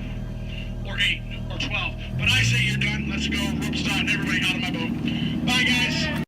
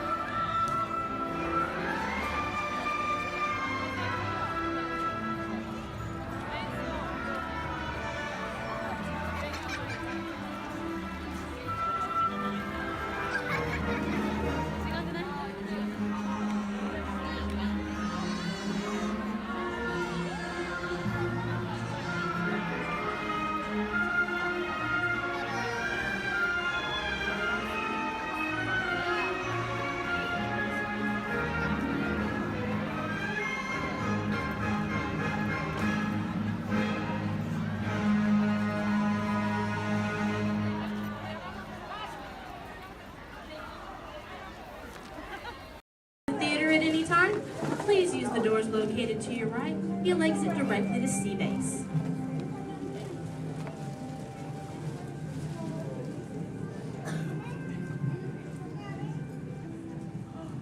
Hi everyone and welcome to Turtle Talk.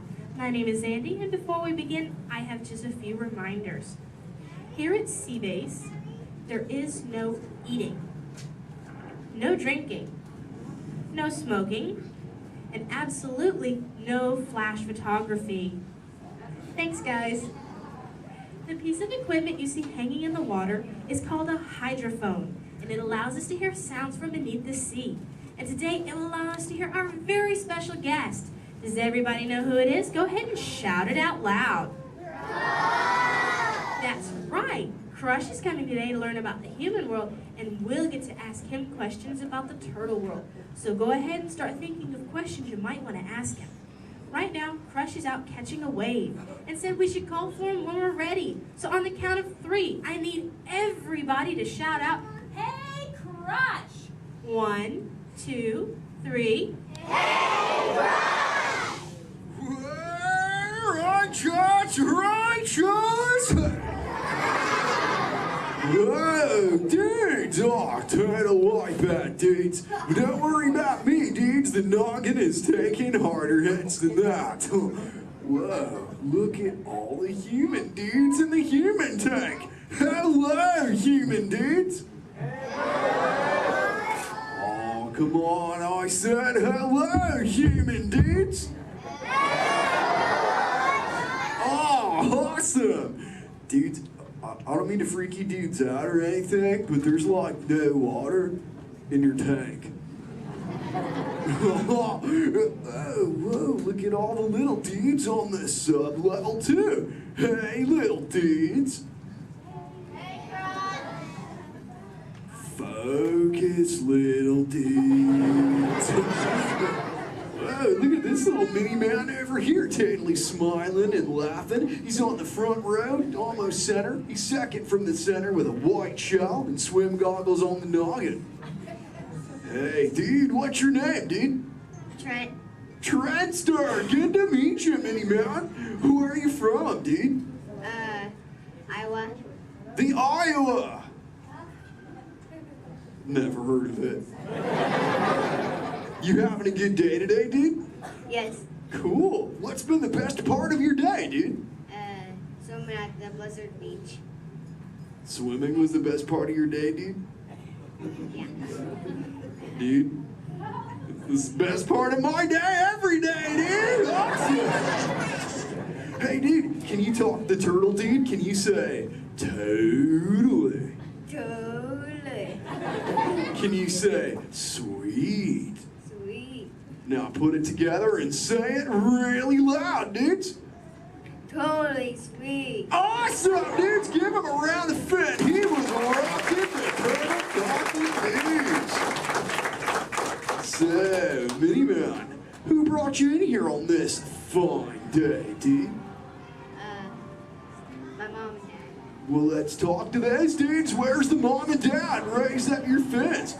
Oh, there's the big kahuna, the papa son. Let's meet him, dudes. Because he did not think he was going to talk to a turtle today, dudes. What's your name, dude? Jeff.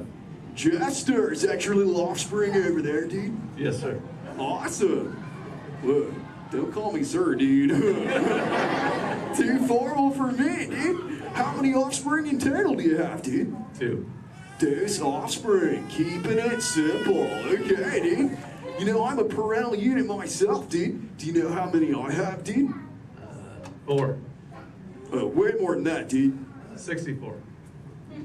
Little more. 164. Way less. I'll help you out, dude. I've got 65 offspring, dudes. Oh, totally. Hey, dude, do your little ones ever ask you questions, dude? All the time. Oh, dude, totally the same over here, dudes. My youngest son, Squirt, is always asking me questions, too. But you know what, dudes? They're always about you humans. And that is totally why I'm here, dudes. To answer his questions and maybe even answer some of yours. If you dudes think you can do that, say chaw. Awesome. Now, dudes, Squirt's #1 question has always been, what do you humans like to do at the beach? So, shout it out. What do you like to do at the beach, dudes? Whoa, major swimmage. Well, how many of you are really good at swimming, dudes? Lots of little swimmers, dudes. I'm not gonna lie. I'm pretty good at swimming too, dudes. In fact, I'm the fastest turtle in the world. You dudes believe me, right, dudes? Well, dudes, if you want a little demo for proof, say chaw. Okay, now I'm gonna need your help here, dudes. I'm gonna go for a little lap, so I need all you dudes to time me, okay? I'll tell you when to start counting, dudes. First, I gotta rev up the motor. Okay, dudes, start counting now. 1. Totally back.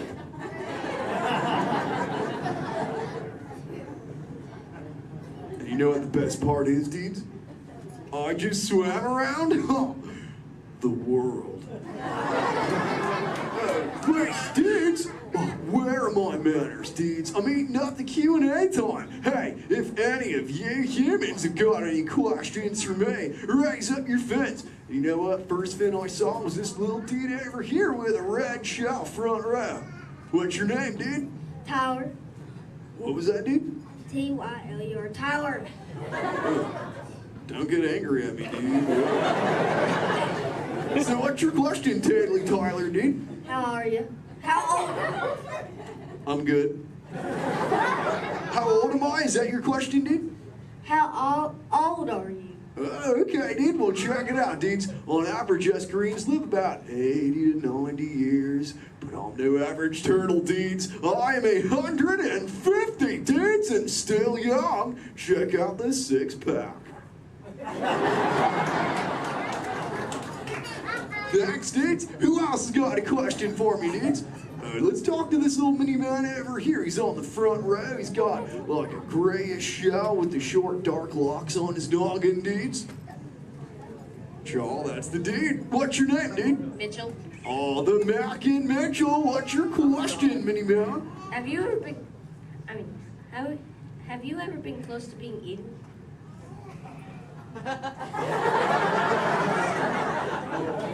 Dude, is there something behind me I should know about? Well, you were worrying me, dude. Well, there have been a couple close calls, but as you can see, the shell is intact. Have you ever been almost eaten, dude? No.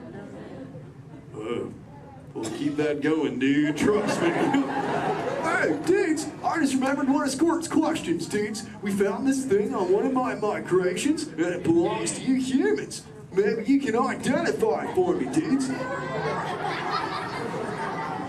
So what is it, dudes? A bra! Awesome! Wait, I thought that's what you said to your friends, like, what's up, bro?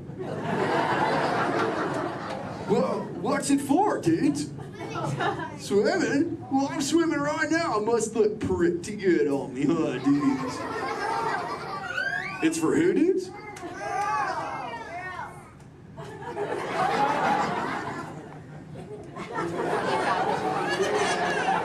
Is this really for girls, dudes?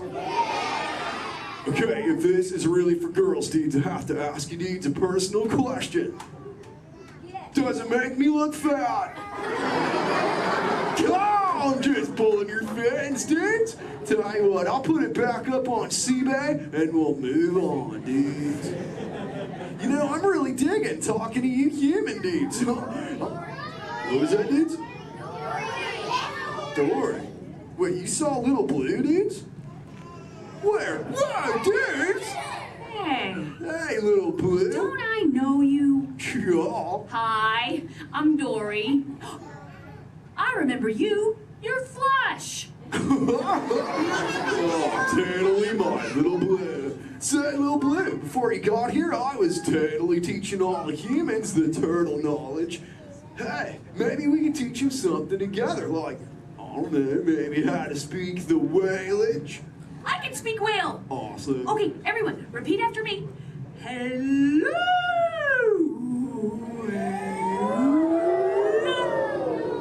Okay, let's all try it together, dudes. 1, 2, 3. Hello.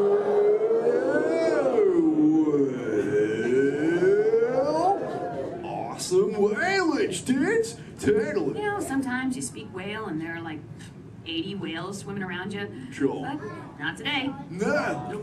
No whales. No whales today. What is that? A whale? Where's there a whale? Little Blue, we call it whale. That's a mountain that. Little Blue, crop shot, Little Blue.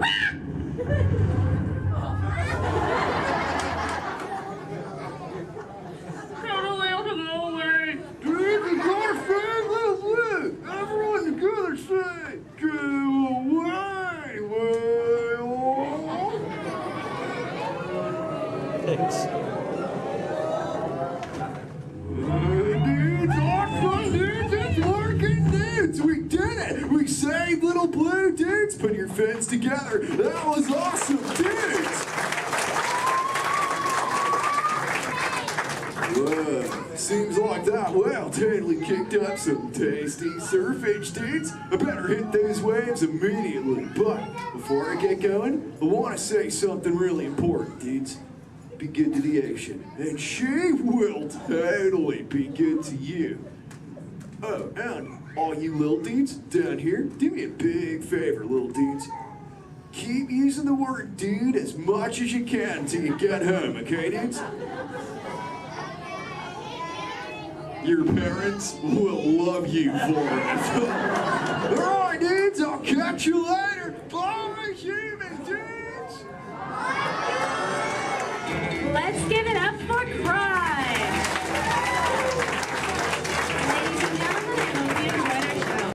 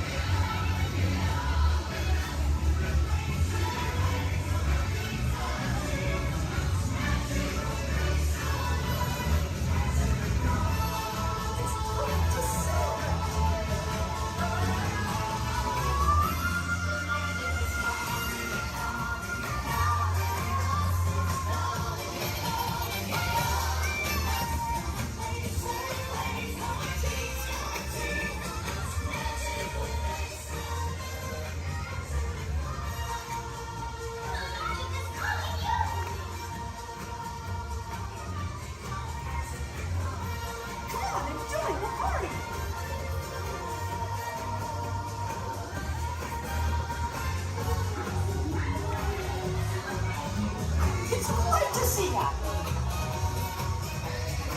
Welcome to the celebration, everybody.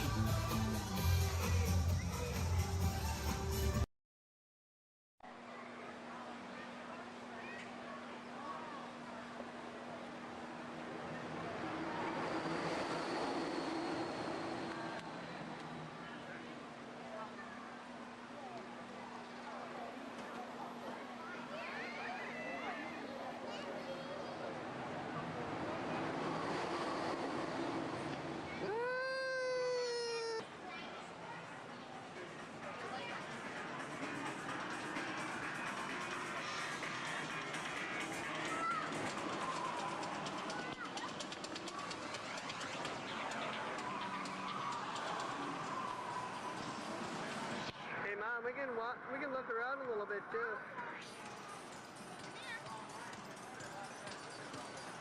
Go on ahead. Stick them out.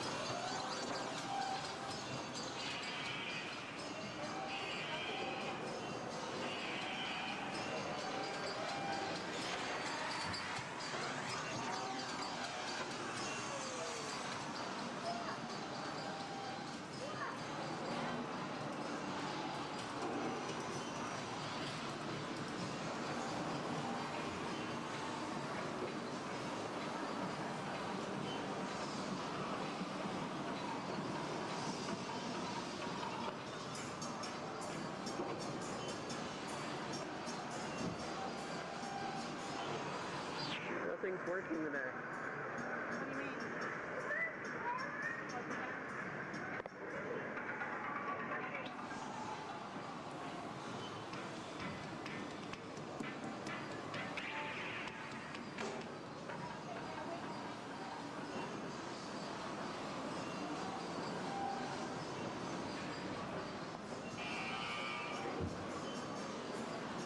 Mom. Oh, look at, watch this and it's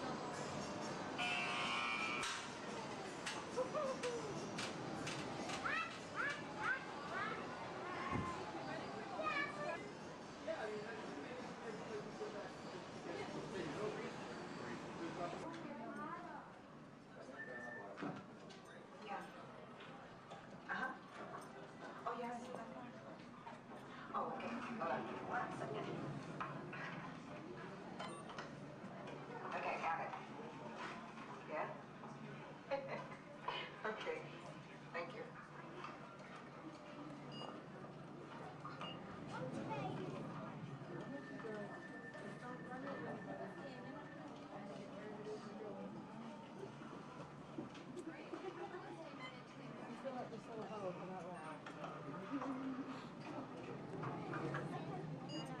Bill. Yeah. The next group's ready. Oh. Thanks. Hi, everybody. Welcome to the test track. My name is Bill McKim. I'm up here in the controls center. In just a couple of minutes, you're going to be out there on that track. But first, let's put together your test schedule. These are the same kinds of tests that are run at GM test facilities all over the world. Let's put up the 26-8 grade. You got it. Okay, we're going to start you off on an accelerated hill climb. Now, these steep grades give us a chance to evaluate the effects of heat and stress on your engine and on the transmission. Twisted or blocks? Let's put up the blocks, German and Belgian.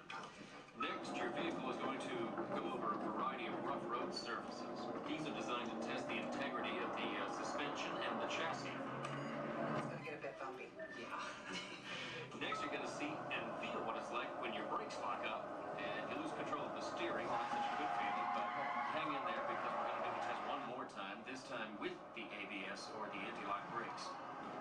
Okay. All right. What's next? Let's do some environmental tests. Put up 2, 5, and 7. 7? Yeah, 7. Okay. After that, we're going to subject your vehicle to some extremes in temperature, as well as corrosive conditions, to see how it handles nature's worst. And finally, we'll take you out for some handling runs. Let's do the I'm going to send you through some hairpin turns, and then we'll take you out and do the high-speed loops. And depending on how your vehicle and you hold up, we'll even throw a few surprise tests in there. Surprise test? Yeah. Pick one. Jack? Now, if this whole routine seems a bit extreme, you're absolutely right. That's what a test track is all about. The cars you drive at home are made up of over 15,000 different parts, and every one of them has to pass the test under very extreme conditions before we ever let it off that test track and out onto the road. Now, as you can imagine, safety is a big concern of ours, so we're going to insist that you buckle up your safety belt securely. You'll be glad you did. Oh, we're ready. Oh, great. Well, Sherry says we're ready, so we'll see you out there on the test track. So please make sure your safety belts are securely fastened, as they always should be in your vehicle. We're clear for dispatch. Okay, let's move them up to the test area.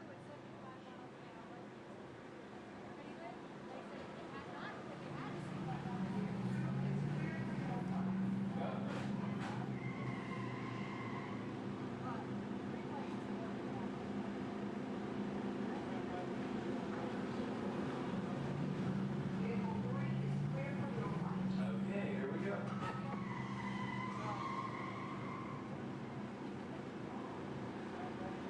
Mitchell? Vehicle 4 is clear for hill climb. Okay, here we go.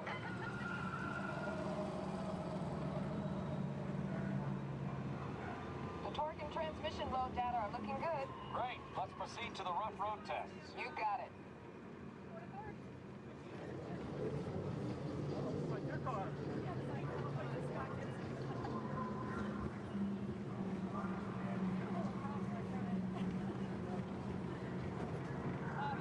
Okay, I'm going to take you right up to the cone Let's hit the brakes and see if I can steer you through. Hold on. Braking now. Okay, we're back on track. Let's do that other sequence. Okay, let's try it again, this time with the anti-lock brakes. ABS reactivated. Braking! All right, that's the way it ought to be. You see how ABS lets you keep control of the vehicle while braking?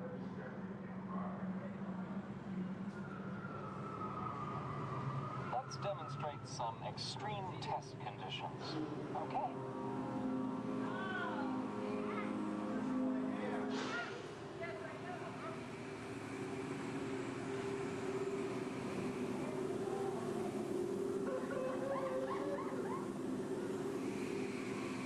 Did you remember to turn off those robots?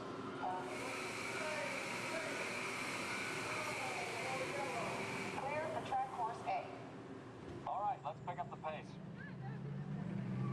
Increasing speed 10%. So it's not a matter that you went along, it was 20%.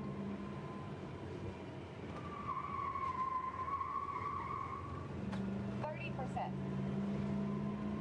Are you seeing an increase in lateral forces? Sure am.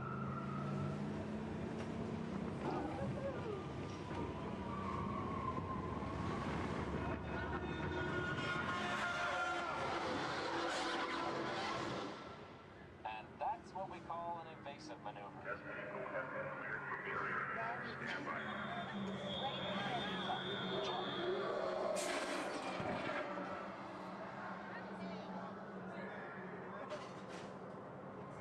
Hang on tight.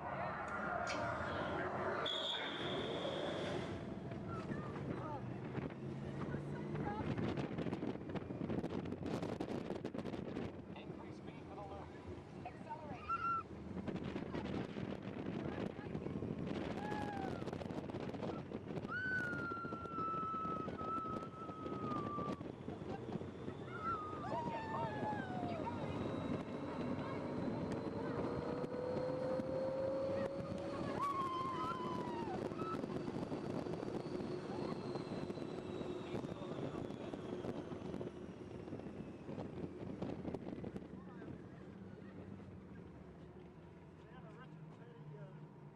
I expected it to be raining when we came out.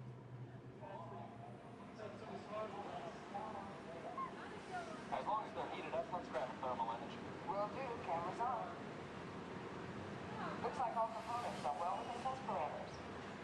Well, all right, that completes our test schedule. Let's download the data. Good job.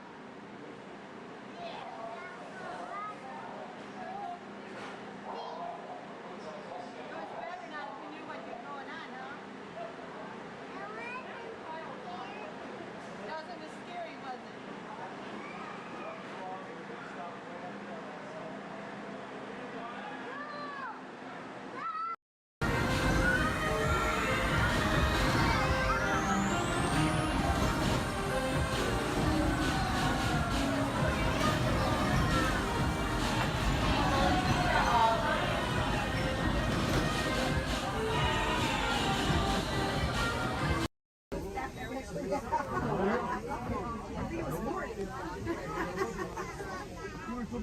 Looks like we're on our way, and I'm so glad to have you with us. The next leg of our journey takes us to Main Street, USA.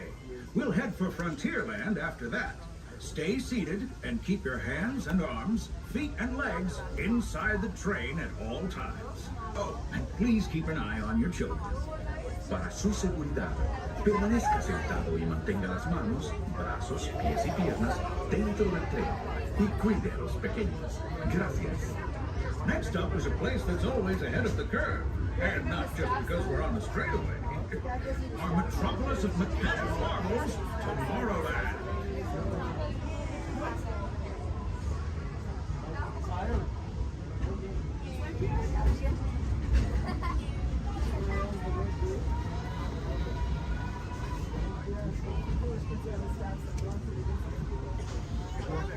As you know, I love this railroad about as much as a songbird loves the morning. But I'm still awed by the rockets and space in front. Unidentified users detected in upload conduit area. Scanning. Calculating. Locomotive maintaining trajectory. Intervention not required.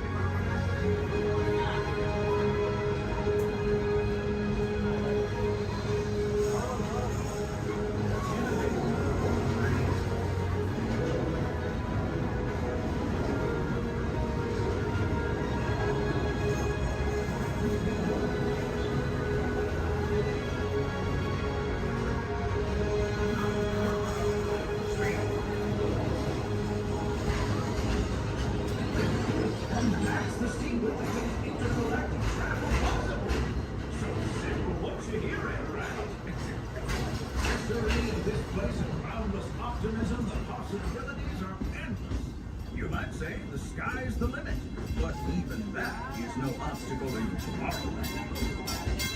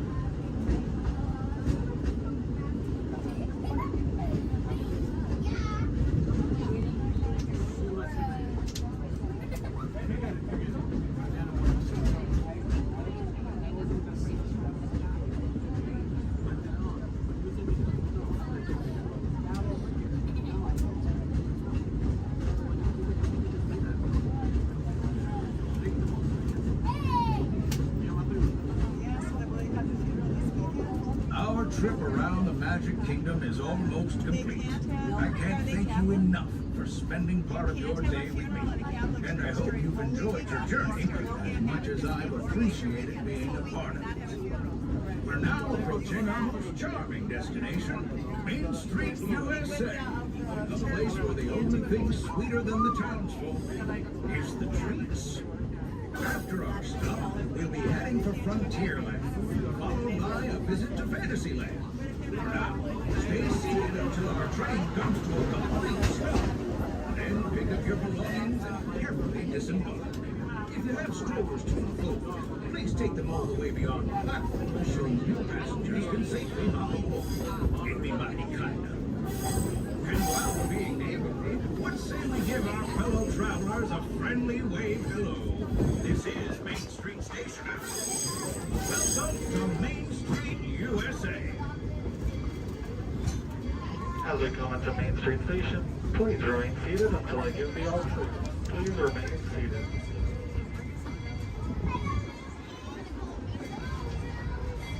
Please remain seated, everybody. Please remain seated until we get the all clear.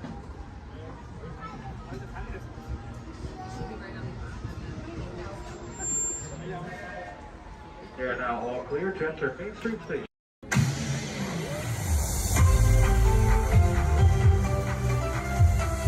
To all who come to this happy place, welcome and good morning, everyone. We have some extra special friends here to welcome you all today. Let's hear it for Mickey Mouse and Minnie Mouse.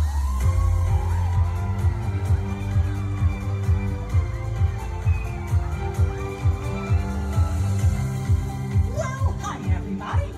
Good morning. Gosh, it sure is great to see so many amazing friends. It certainly is. Oh, I have a feeling today is going to be the best day ever. You said it, Minnie.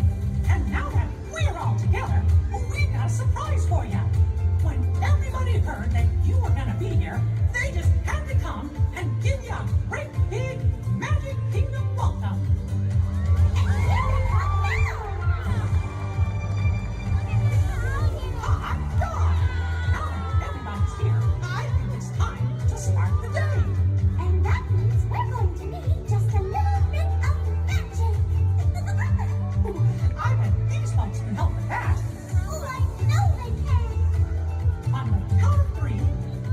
we shout, let the magic begin. Are you ready? 1, 2, 3. Let the magic begin. Welcome to a place where dreams come true. A timeless journey through lands of fantasy. Where only a wish creates things like this to appear. The most magical place on earth is here.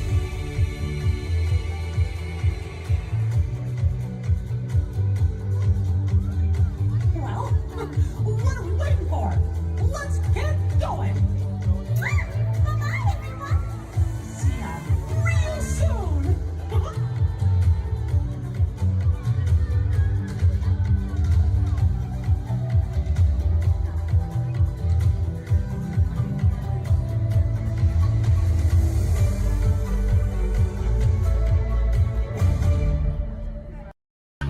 My name is Skipper Melanie. That's first name Skipper, last name Melanie. And for the next 5 days and 8 romantic nights, I'm going to be your skipper, your guide, your lion tamer, your dance instructor, and if you don't laugh at my jokes, your swimming instructor. Off to a long ride. We're going to start our journey here in the Amazon rainforest, where it rains 365 days a year. Or only 2 days if you have Amazon rainforest dry. That joke's all about the delivery. If you look on either side of the boat, you're going to see our beautiful margarine flies. And I know what you're thinking.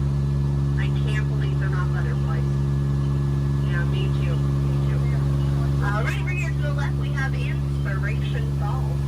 Now, you know, a lot of people wonder why it's called that. And that's because the longer you stare at it, the more it inspires you to go. Yeah, that's our number one joke here. Well, we're now turning down the Congo River, so we'll see how far this boat can go. Probably not very far with my driving. Has anyone ever seen The Jungle Book? Yeah. All 4 people. Wow. And if you haven't, don't worry. It's right there. Yeah, that's the 3D box set. Yeah, it's pretty great, I know. And up ahead, we have a great little boat rental place. Although I can't see anyone over there. Canoe? Cannot. Something must have scared them off. Might have been the giant snake over there. Does anyone know what kind of snake that is? It starts with a P. Plastic. It's a good guess. It's actually plastic. Sorry, kid. Oh no. Looks like I have some uninvited house guests. But you know, it's not all bad. I could not get that Jeep started this morning. Yeah, looks like they got it to turn over. Yeah, probably called AAA. I should have thought of that. Yeah, or use them monkey wrench, I don't know. But we're now turning down the Nile River. It's the longest river in the world. It goes on for miles and miles and miles and miles and miles and miles and miles. And if you don't believe me, you're in disbelief. Right over there, we have an African bull elephant.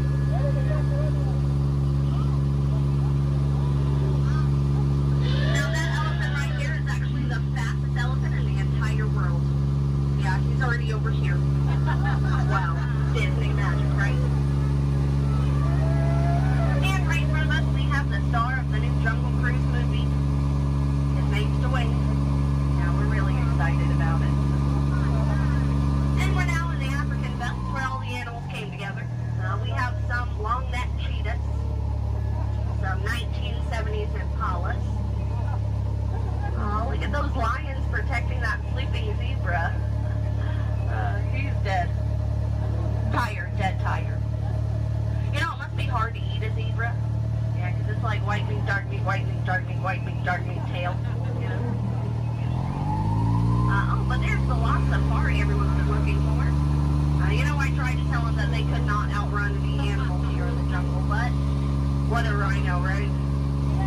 I guess they'll get the point in the end.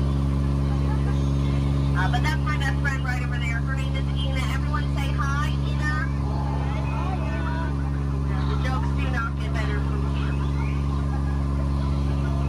But now is a great time to point out some of my favorite plants to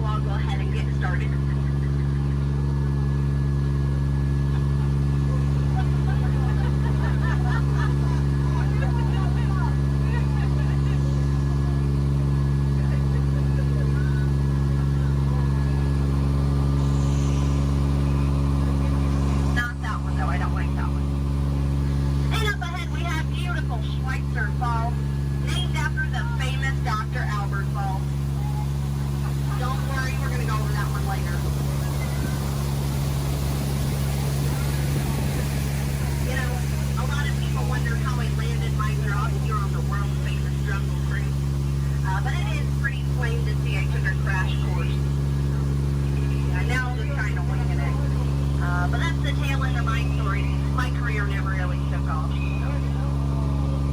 Uh-oh. Hippos. Hungry hippos, and they have lost their marbles.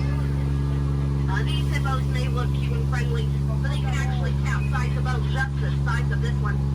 But don't worry, everybody. I have a great technique that'll scare off anyone. I love you. I work at the Jungle Cruise. Yeah, that normally does the trick. I just wanted to live happily ever after, whatever. Someone once told me that my job was so easy a monkey could do it. Yeah, I only halfway believed him. I didn't really find it too appealing, so let's just banana split out of here. And if you look right over here to the right, you're going to see absolutely nothing. Well, guys, stop monkeying around. This right over here has been really bugging me. Those butterflies are just not what they used to be. Yeah, caterpillars, Yeah. But now it's the moment you've all been waiting for. It's not the exit. It's the eighth wonder of the world. It's the one, the only, the amazing, the stupendous. It is the backside of heaven!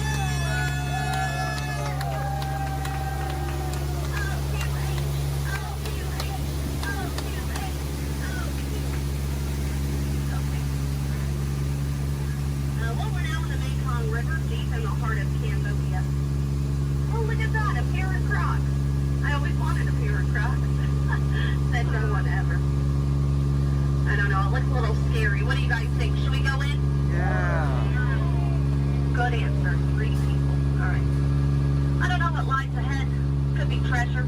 Could be a dead end. Knowing Disney, it's probably a gift shop. Although it might be painful. It's a root canal.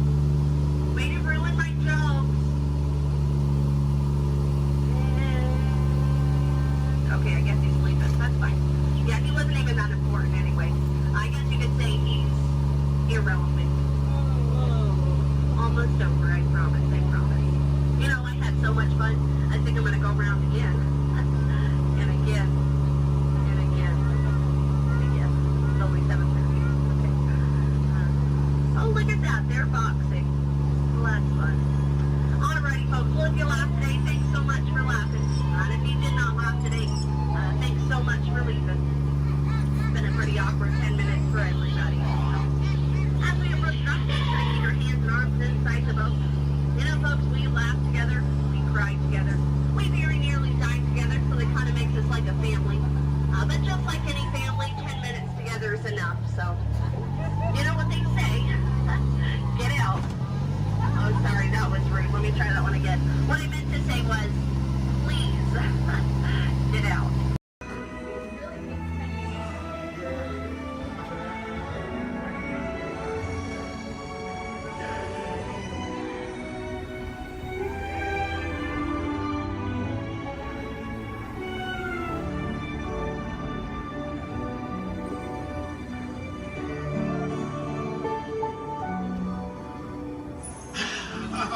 Voilà, venez, venez, venez, suivez-moi, je vous prie.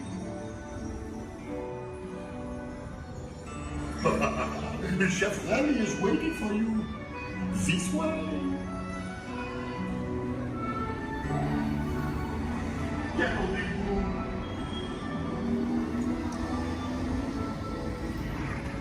Oh, les erreurs, les invités pour le dîner. Yes, here. Hein? Vous n'aurez pas idée, Comprends? Non. C'est nous, Ahmed. Tout simplement. What? Mais oui, that's it.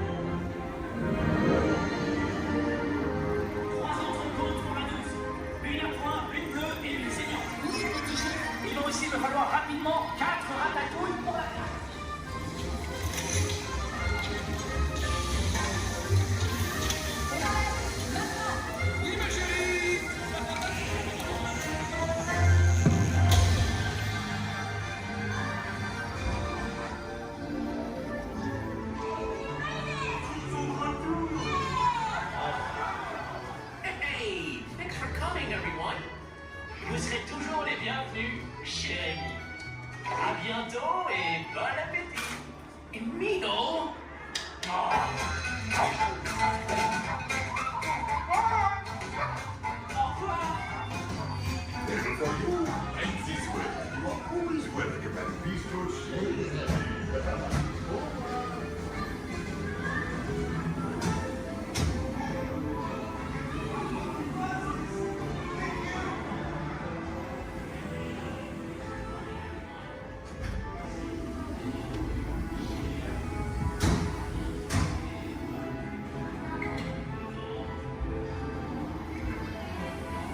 Okay, be sure to pack all your stuff.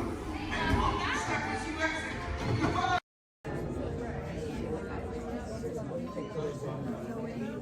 Hello and welcome to Storage.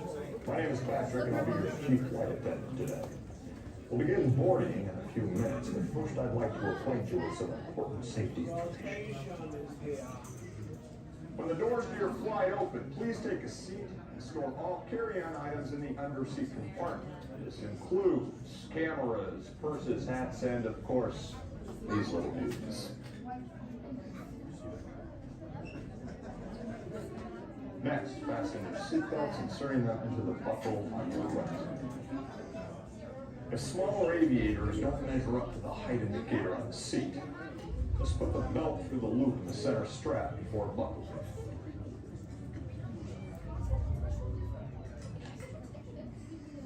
That's worth about. Soon you will be airborne. So if you or your little aviators have a fear of flying or of heights, you might want to wait for your party to arrive. Okay, let's review. That is seatbelt, carrying on, safety strap, fear of heights, keep your hands and arms inside at all times. Anything else? Yeah. Have a nice flight. The first order, excellent. We're not authorized to pick up the cargo. We're picking up the cargo, good, good. They've accused us of stealing. Well, see, now you're breaking up. I cannot hear you. What? Don't you dare. I don't. Oh, unfortunately, you don't know. What a conversation anyway. Aha! Another group of flight candidates. Welcome, my friend. Welcome, welcome. What a fine-looking group of flight professionals. You remind me of me. But without the bounty on your heads. Recognize a few of you. You flown for me before. I can't believe you made it back. And it's good you made it back. Good for you. We'll talk later. I have to do everything around him.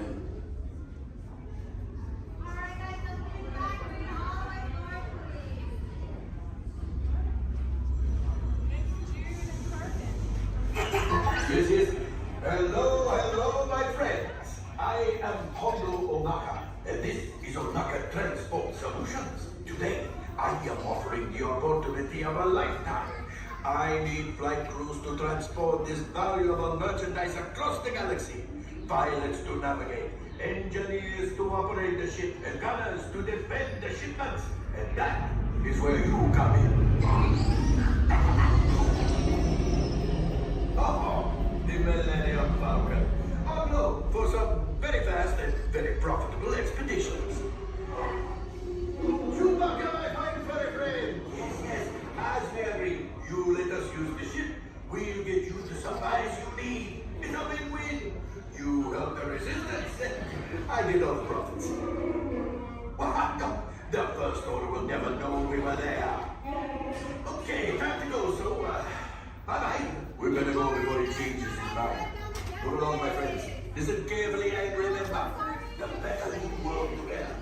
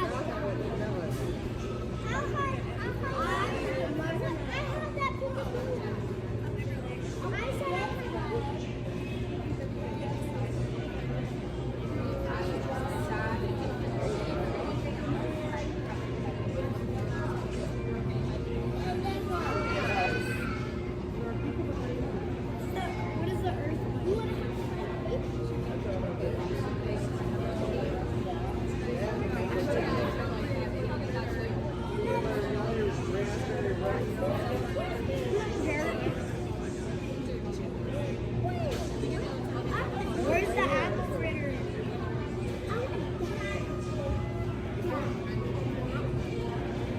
How much stones can we have? Where's the apple fritter? How much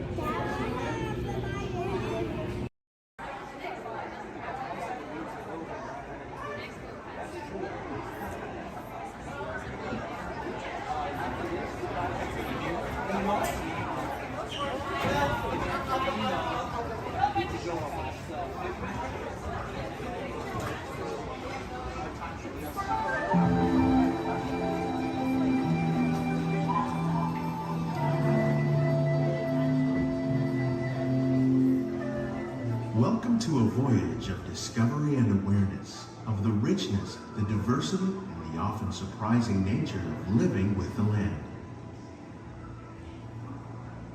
Our journey begins as dramatic and sudden changes are sweeping over the land. The approaching storm may seem violent and destructive to us, but to nature, it's a new beginning in the cycle of life.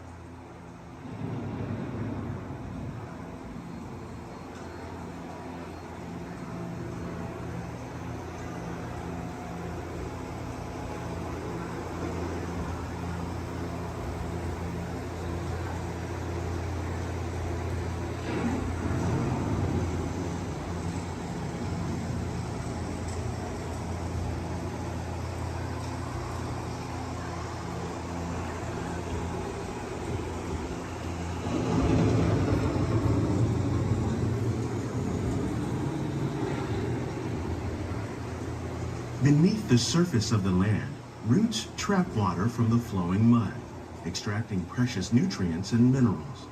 These elements, when combined with sunlight, create the diverse living systems of our planet.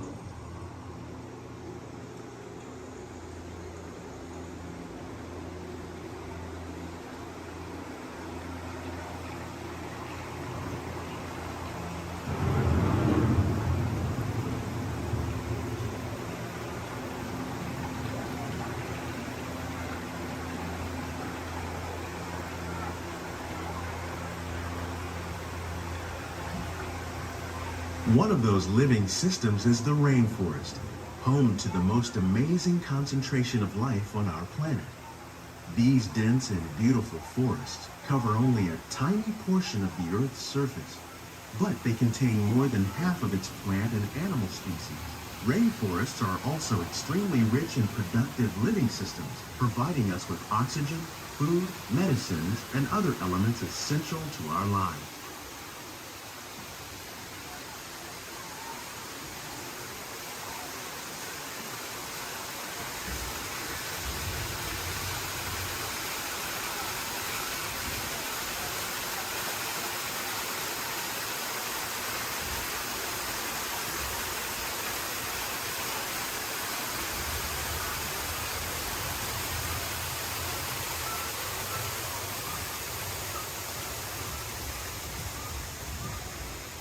In the desert, nature has created a very different, but no less beautiful living system.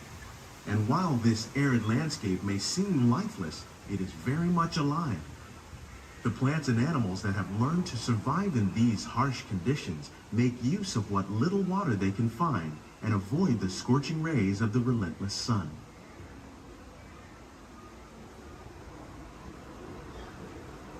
The American prairie once appeared as desolate as the desert, but over time, rainwater and nutrients gradually penetrated the hard surface of this land. Even the hooves of the mighty buffalo helped create the rich soil that would one day become home to the American farm.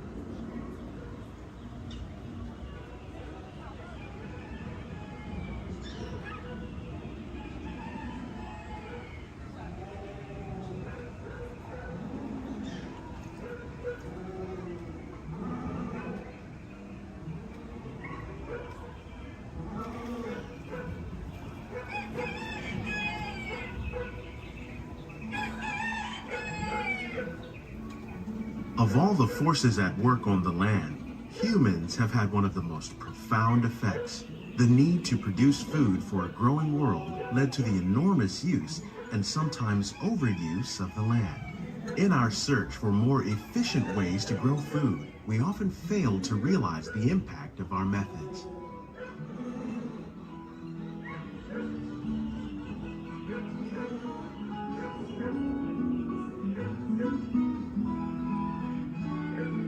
Today, we're learning to live with the land, discovering better ways to grow food that will assure both human and environmental well-being.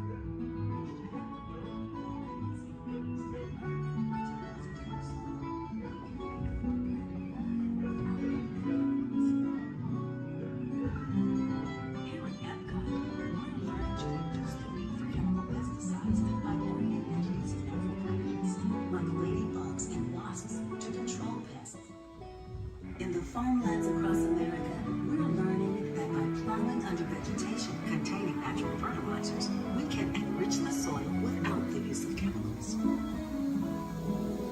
In arid regions, we're learning to produce food on desert seacoasts by developing and planting crops that thrive on salt water. In Japan, we're learning that by mixing leaves and other living materials into our soil, we can make farmland more fertile without the need for chemicals. How will we meet tomorrow's growing needs for food production, yet still respect the needs of the land? Some of the answers are being discovered just ahead. To help us maintain these carefully controlled ecosystems, and for your safety, please remain seated in your boat at all times.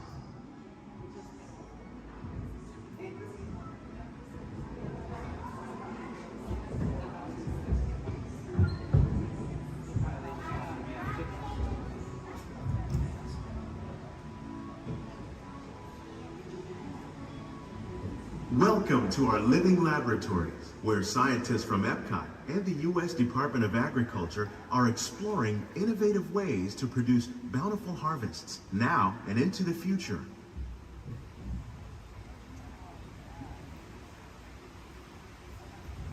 The tropics are home to the greatest diversity of plants on the planet.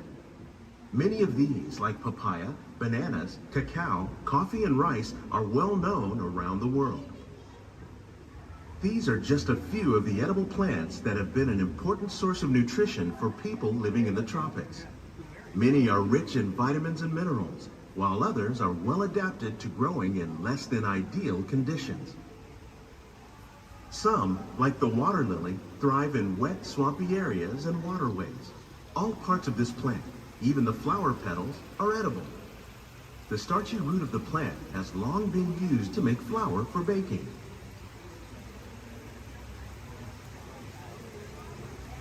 One day, many of these lesser-known tropical plants may be as important as the bananas growing on both sides of the boat.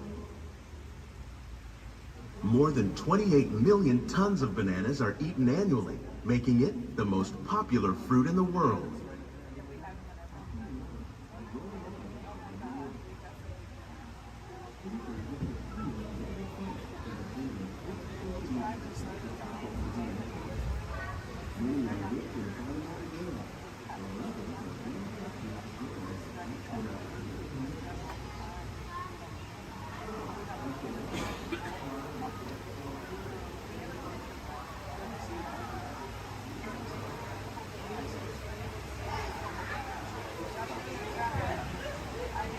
When we mention farming, you probably don't think of fish. But fish farming, or aquaculture, accounts for nearly half of all the seafood consumed globally. Tilapia, bass, and catfish, like the ones you see here, are three of the more popular crops raised by fish farmers. The sustainable system we're using here recycles the water in the tanks. As a result, we're able to save millions of gallons each year. Our small fish farm produces nearly 5,000 pounds of fish each year to serve in restaurants around Walt Disney World. Innovations like this one can play an important role in our efforts to produce bountiful harvests and still protect natural resources.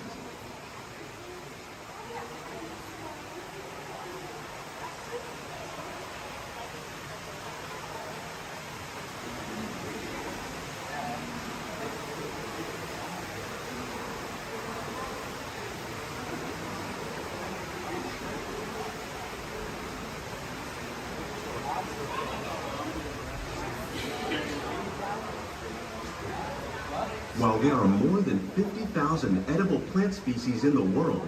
Most of us are only familiar with the handful that make up our everyday diet. The common grains growing here, wheat, maize, sorghum, and millet, plus rice, account for nearly 2/3 of our global food consumption. Learning how to increase yields of these staples is an important goal of research around the world.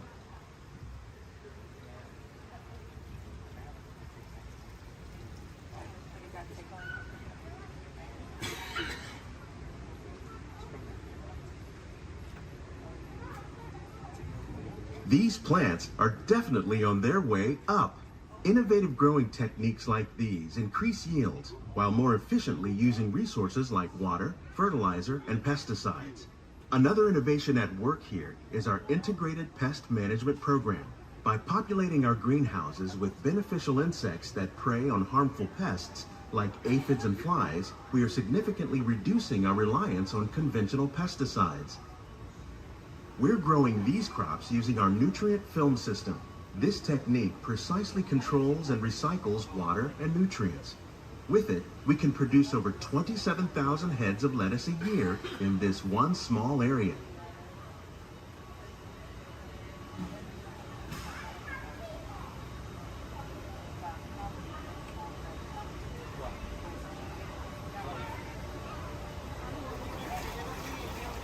Some of our best ideas have been inspired by nature, like these fruit and vegetable trees.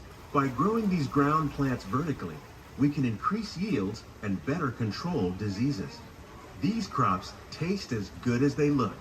In fact, we serve more than 15 tons of produce from our greenhouses in restaurants here at the land every year.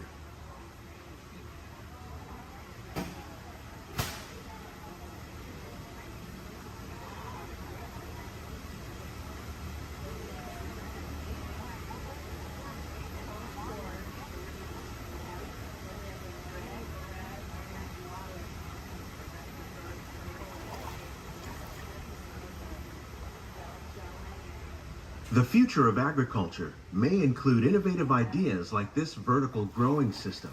Plants grown in this way use a fraction of the space required by traditional growing methods. That saves water and increases production.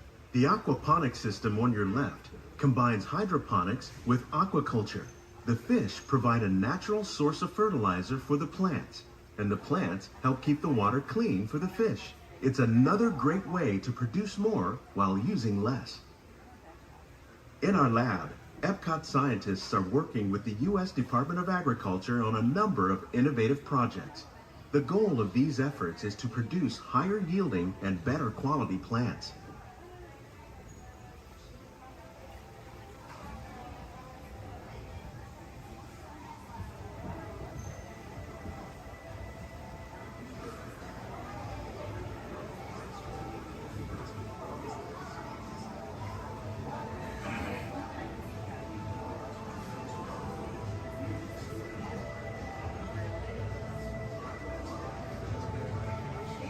These greenhouses represent just a fraction of the work being done worldwide to produce bountiful harvests for our growing population. Scientists, farmers, and even backyard gardeners are doing their part to improve the quantity and quality of foods that we all rely upon. Together, we can continue to find more ways to increase food production and protect our precious natural environment. Only then will we truly be living with the land.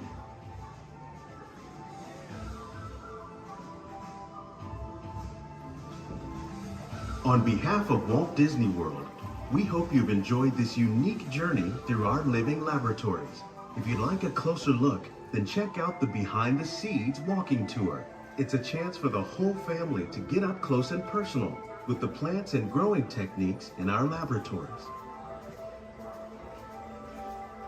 Please keep your hands and feet inside the boat and remain seated until the boat comes to a complete stop.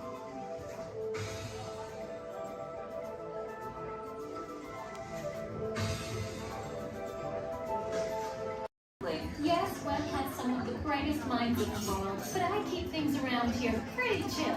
so the kids can create the next big idea that will equip the tools to become the next generation of heroes.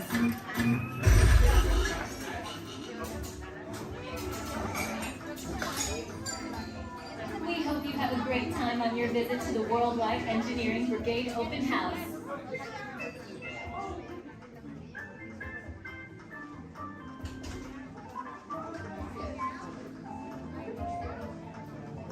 And now, our project lead, the brilliant, Peter Parker.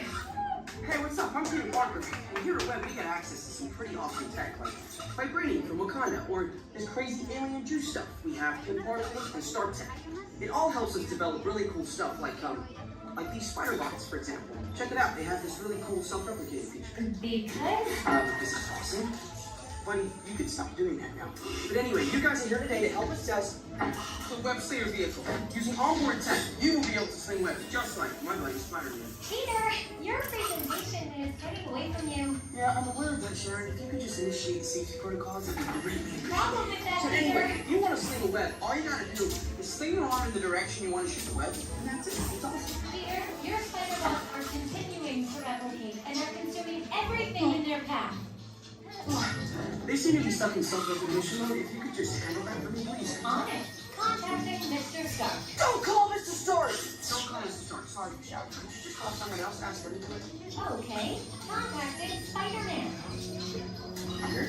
I'm gonna go find Spider-Man first off, because he's around here somewhere. Okay, goodbye. Spider-Man! As you may have noticed, the spider bots are locked in that awesome self-replication mode. In spite of what you see, they were created to be robotic helpers that can break down raw material and create all kinds of useful tech. But because they are stuck in self-replication mode, the spider bots are currently consuming everything in sight and multiplying at an alarming rate. If left unchecked, my calculations predict this will lead to the devastation of the entire Avengers campus. That should be safe until Spider-Man gets here, as long as they don't get into the alien fluid. This is now a bigger problem. Activating threat level protocols. Hey guys, what's up? I hear you have no problem. I'm here to help. You made it. Great. Threat level is at exponential danger. You might need some help. Perhaps I'll call the Avengers? Don't worry, everyone. I got this.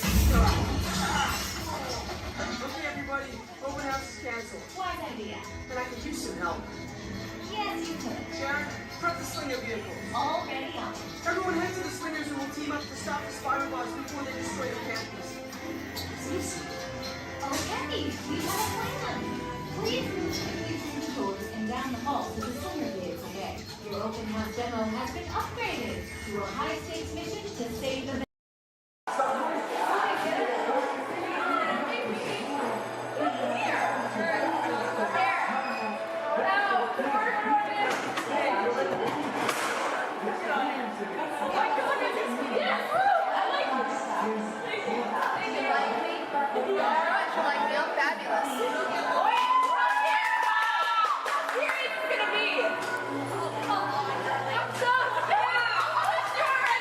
Wait!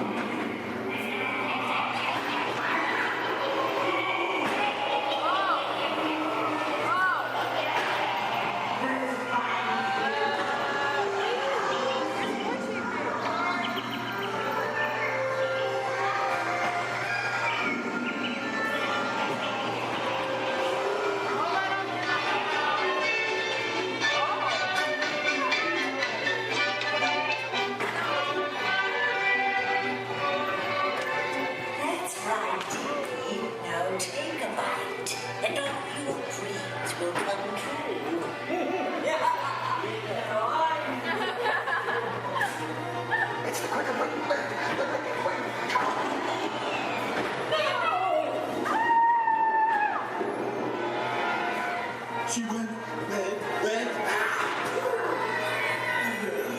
She's getting away. Hurry. Stop on the click. Let's go.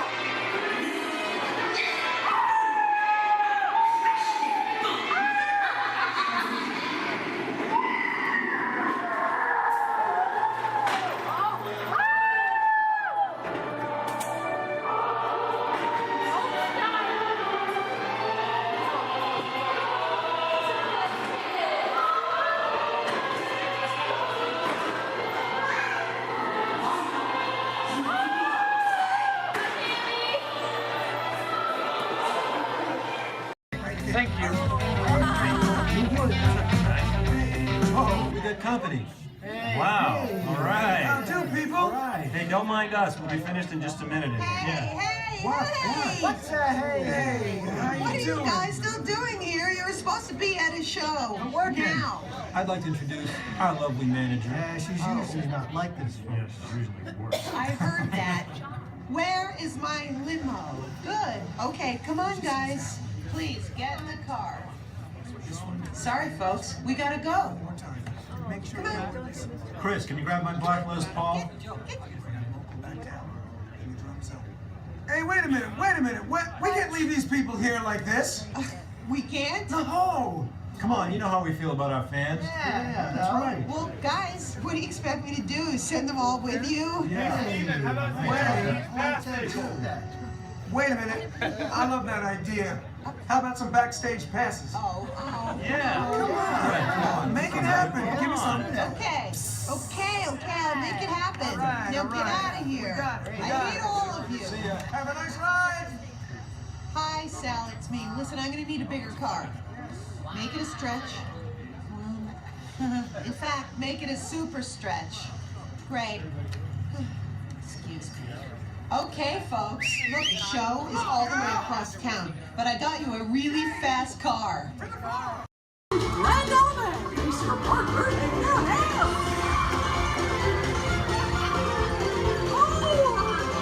wonderful dancers. I can go down till the cows come home. Oh, here.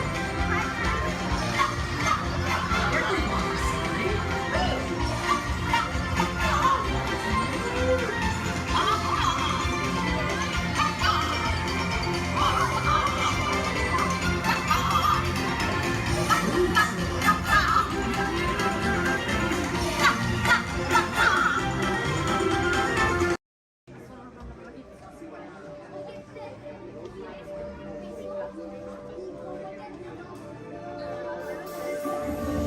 I see we have new visitors.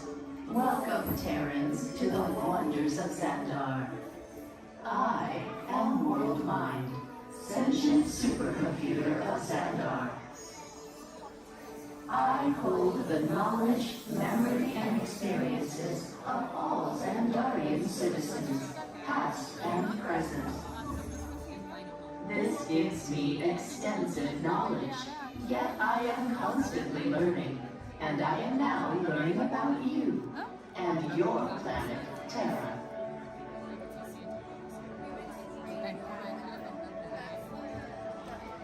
Much of my knowledge of your world came from your great scholar, Peter Quill.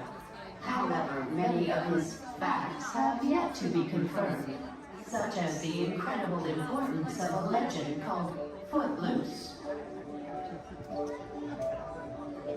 Through my fellow Xandarians working here at the wonders of Xandar, I am discovering more about you Terrans. Such as your fascination with eating the turkey leg. Why only the leg? What about the rest of this creature?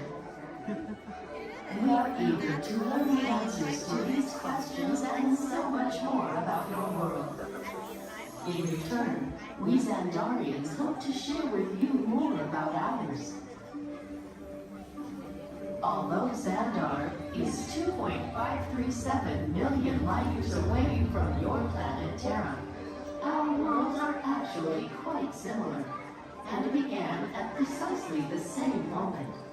We refer to this as time zero, before the existence of anything. Our worlds were born of a single point of matter and energy that lasted outward in what you Terrans refer to as the Big Bang.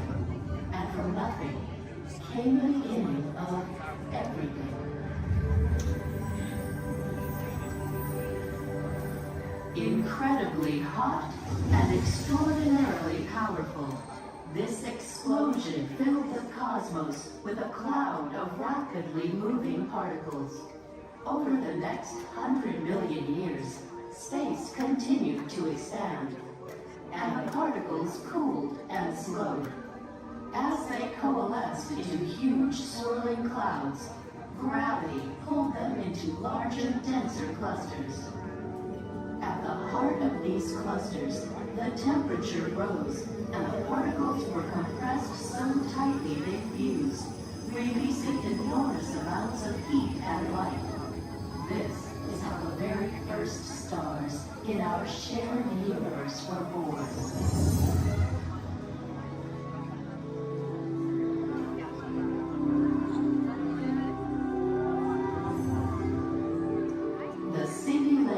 Is just one of the commonalities between our two worlds that we will explore today.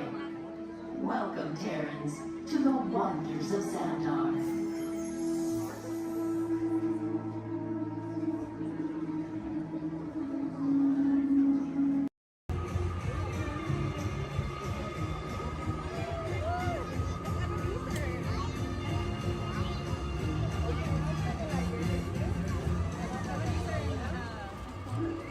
Attention explorers!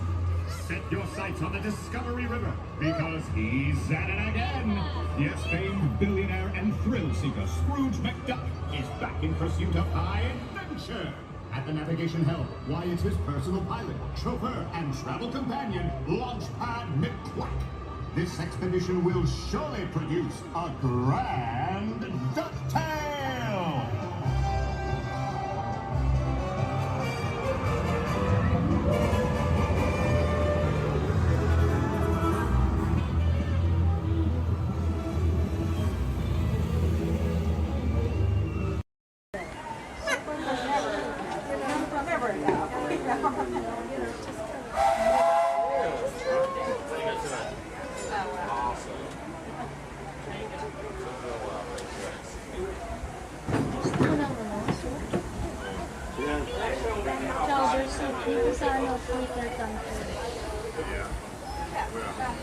Burgers, chickens, and salad.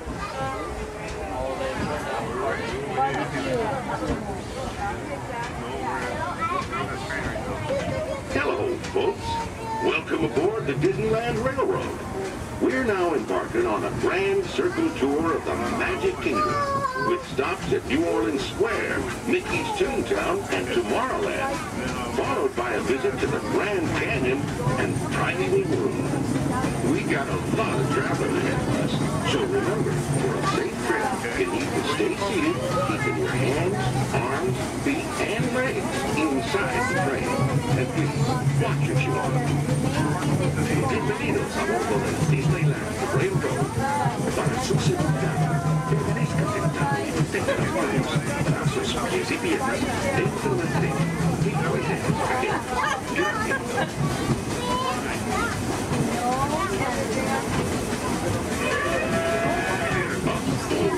Did you folks hear that?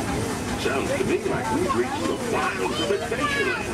We just might run into a lot of savage critters out there, including lions and tigers and tiki birds. Everybody best be on the lookout. You'll never know just what to show up. We're approaching our first stop.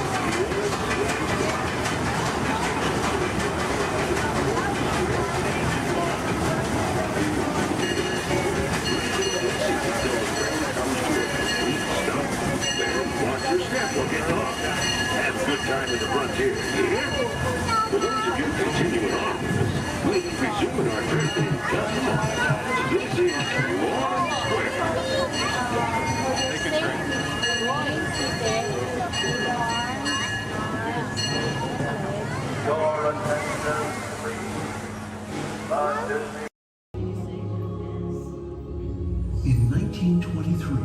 A young man from the American Midwest, along with his older brother Roy, started a cartoon studio in the back rooms of a small real estate office in Hollywood, California. This was the small beginning of a family entertainment company that would create unforgettable stories, characters that become beloved friends, wondrous experiences, and music that has become the soundtrack of our lives.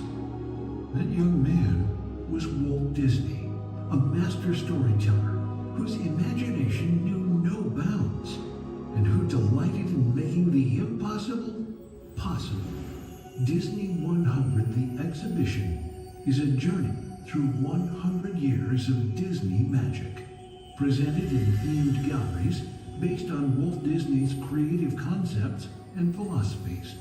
These include storytelling, creating believable characters, the spirit of adventure and discovery, the magic of sound and music, the world around us, real and imagined, curiosity, imagination, and technological innovation, the worldwide wonder of the Disney parks, and an everlasting sense of optimism about the future. Walt Disney famously said that it was all started by a mouse, but it really was all started by Walt himself. His philosophies became the foundation of the Walt Disney Company. They still inspire Disney's artists, filmmakers, Imagineers, and the storytellers of today. Oh boy! Oh, steady! Whoa! Hi, Mouseketeers! Well, here we go again, so hang on. Anything goes. You ready? And let the show begin! Here's my pal Walt to tell you how the magic is made. There's a lot of satisfaction in developing ideas into reality when we consider a new project we really studied. Not just the surface idea, but everything about it. And when we go into that new project, we believe in it all the way. We have confidence in our ability to do it right, and we work hard to do the best possible job. There's really no secret about our approach. We keep moving forward, opening up new doors, doing new things, because we're curious. And curiosity keeps leading us down new paths. We're always exploring and experimenting. Everybody ready? Then on with the show!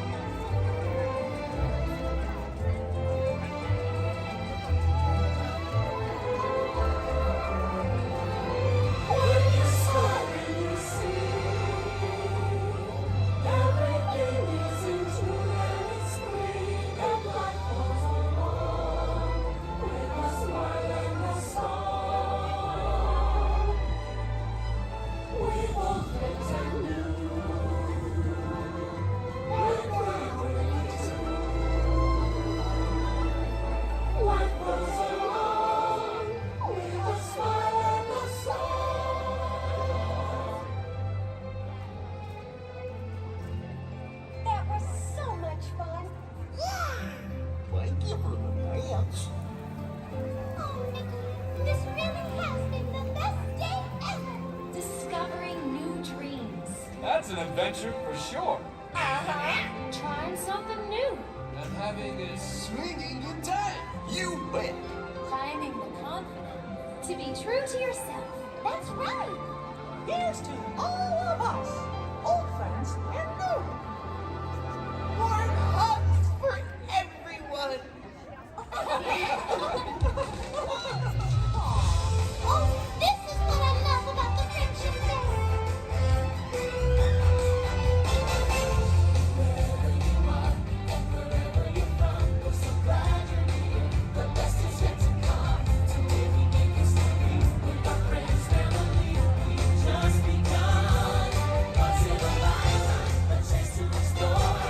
The future is waiting, like an open door. Open a wish, and off we go to a place we all belong. We're the ones who live here, you and me.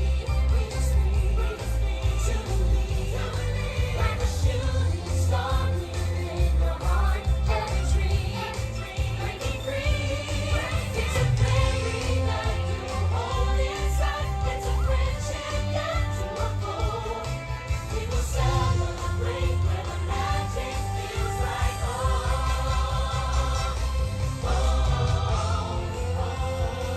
Let's go where the magic feels like home.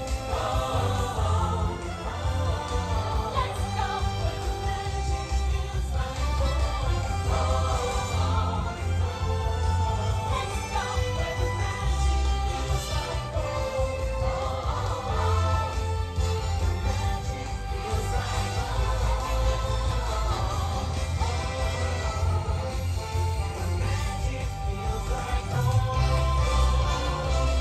Feels like home. The magic feels like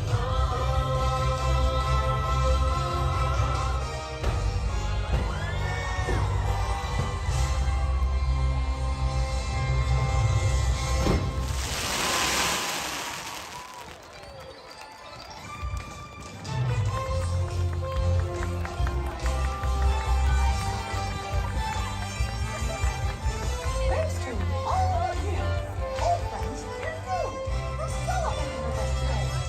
See y'all real soon.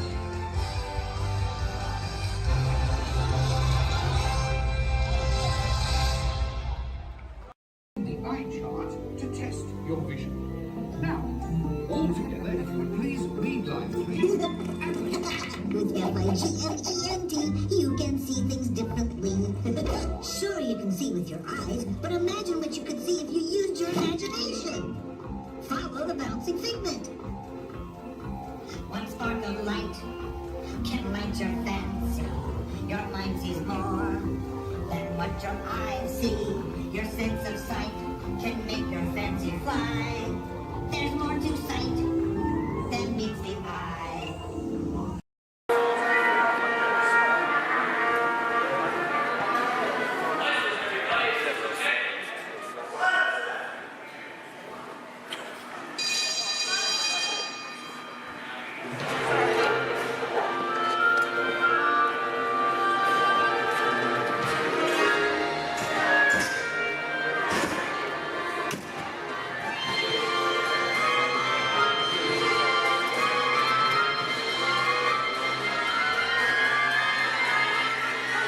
Welcome aboard. At this time, I'd like to ask everyone to please remain seated throughout our show, and please keep your arms and hands inside the vehicle at all times.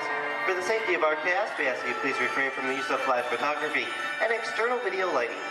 Now that we've taken care of business, let's talk about me. My name is Patrick, and I'll be your guide on this magical journey into the movies. It's the perfect job for me because I love movies. Is everybody ready? Yeah! Great, because it's showtime. Ready when you are, CB?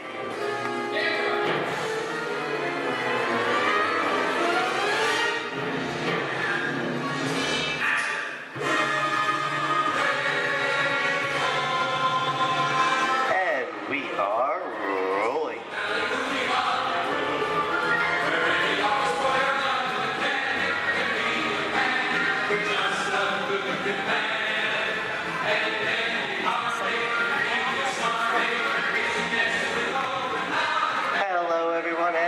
the Great Movie Ride. Once again, my name is Patrick, and I'll be taking you from this Hollywood soundstage into some of the greatest movies of all time, all on one tour.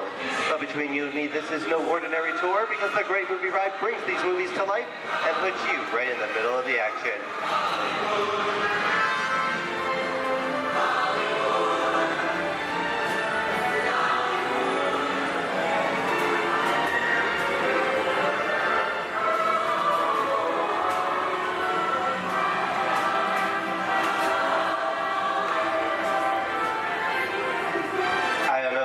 But I just love the great Hollywood musicals of the 1930s. This is a scene from one of my favorites, the Busby Berkeley musical extravaganza, Footlight Parade, starring James Cagney, Ruby Keeler, and Dick Bow.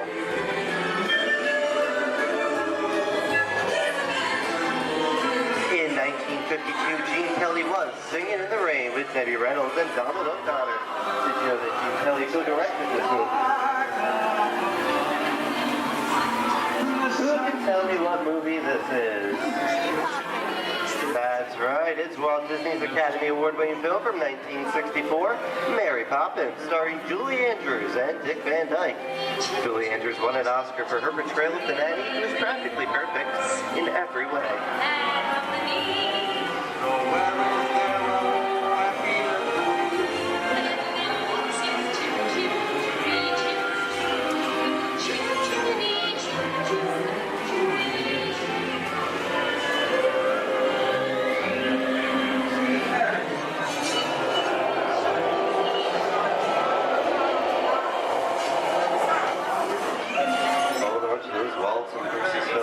This doesn't look like a very good neighborhood. It looks a lot like the underworld. To see such classic gangster films as The Public Enemy, starring one of my favorite tough guys, James Cagney.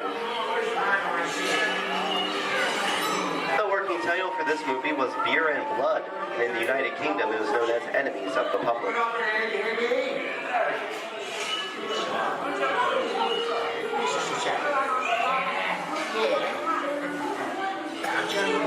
Very nice time. Judge comes around, he's going to leave you some beer. You're going to check it. And you're going to kick in with the dog. If you don't, somebody's going to drop by here and kick the teeth out one at a time. With me? I get you. Get down,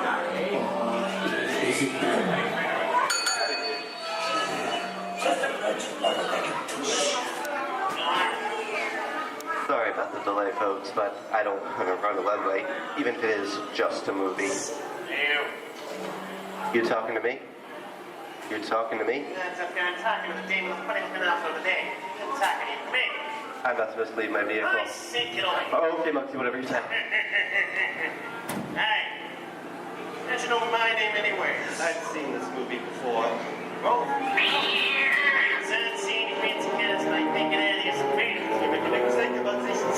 You gotta get out of here.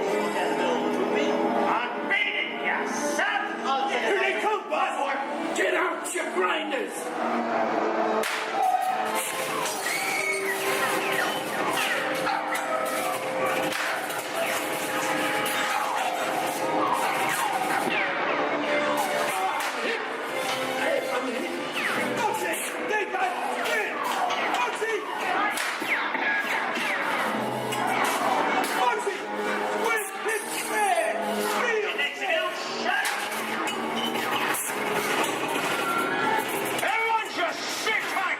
Running a red light against the law tonight. Never break the law, lady. Watch this.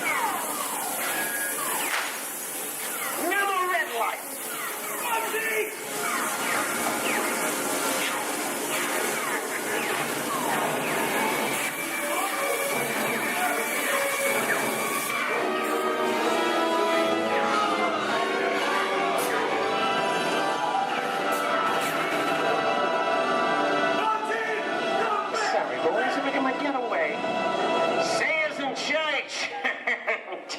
What are you looking at? Everyone mind your P's and Q's and maybe you won't get hate. What is this? Jay-Z? And now, the Old West. and two of Hollywood's legendary stars, Clint Eastwood and John Wayne.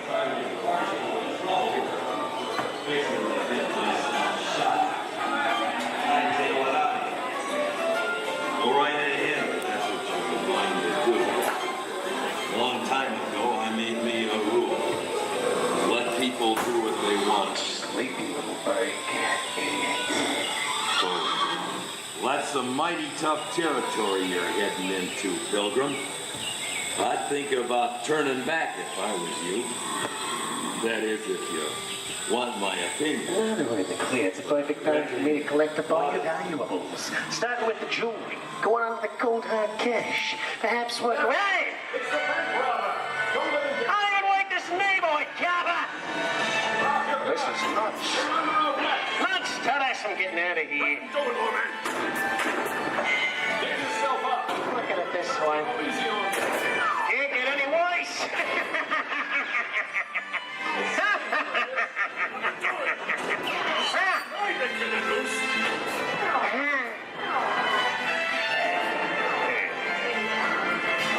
Okay.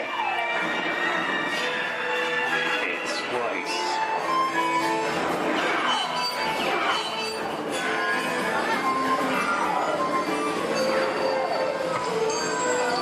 I don't know about you guys. This is kind of creepy. What is this? This is Alien. You are with Sigourney Weaver aboard the spaceship Nostromo. Something has gone wrong. One by one, the crew has vanished. And somewhere in the ship, a terrifying creature waits to claim its name. Well, pal, I ain't no victim. Warning, remain in your vehicle. The area you are entering is extremely dangerous. Proceed with caution.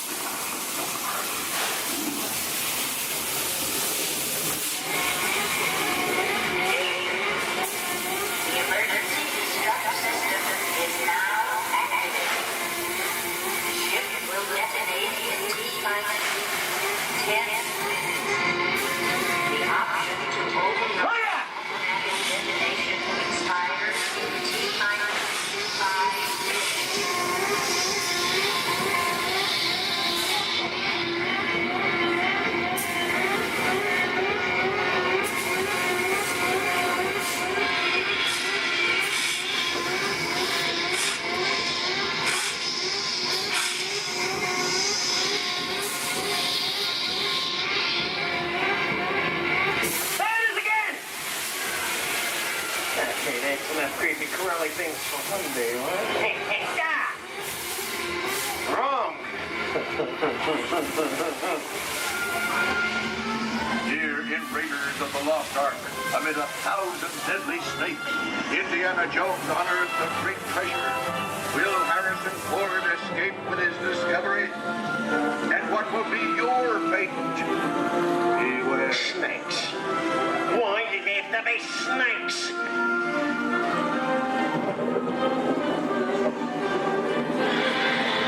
The dust of 3,000 years lies undisturbed in this ancient burial chamber. And on the chest of the great stone god, a priceless Get over that chunk of ice. Time for me to get back to work. Don't nobody move while I go get the goods. I don't think they'd notice a few extra bodies around here. Know what I mean? But the jewel is guarded by a curse, and those who dare defy that curse must pay with their lives.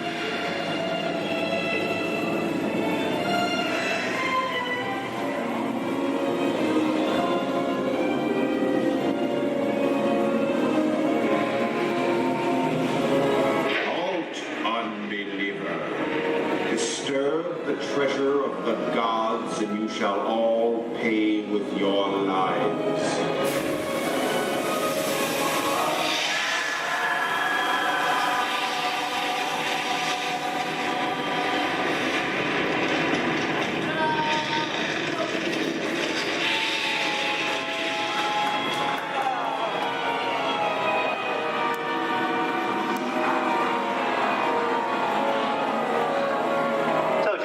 popcorn? Well, that just goes to show anything can happen in the movies. Now, let's get on with the show.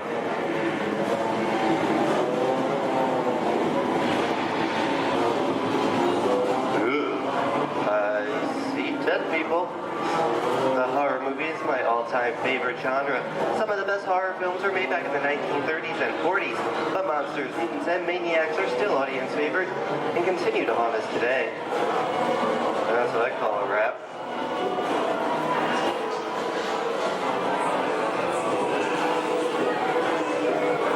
We are now entering the jungle home of one of the most beloved characters of all time. Now it's not George of the Jungle. Actually, it's Tarzan, portrayed here by Johnny Weissmuller. Over here we have Maureen O'Sullivan as Jane, and the lovely and talented Cheetah as herself.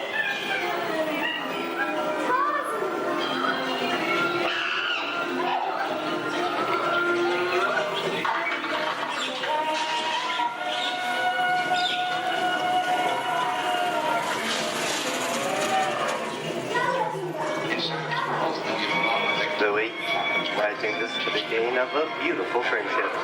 Best last line of a movie ever.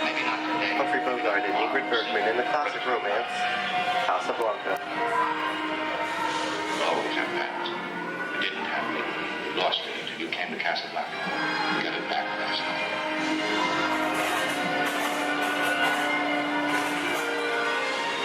I've got a job to do, too. Where I'm going, you can't follow. What I've got to do, you can't be any part of. Hilton, I'm no good at being noble, but it doesn't take much to see that the problems of the three little people don't amount to a hill of beans in this crazy world. Someday you'll understand that.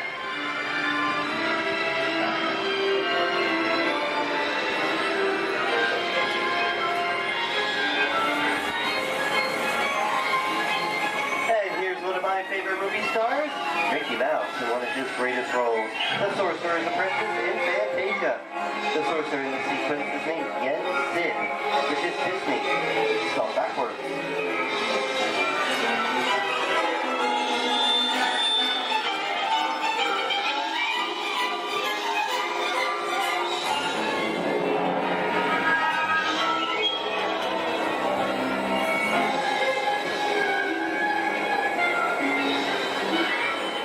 Toto, I have a feeling we're not in Kansas anymore.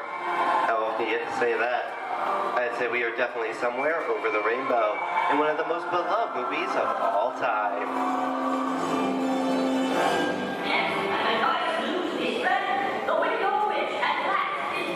The Wizard of Oz.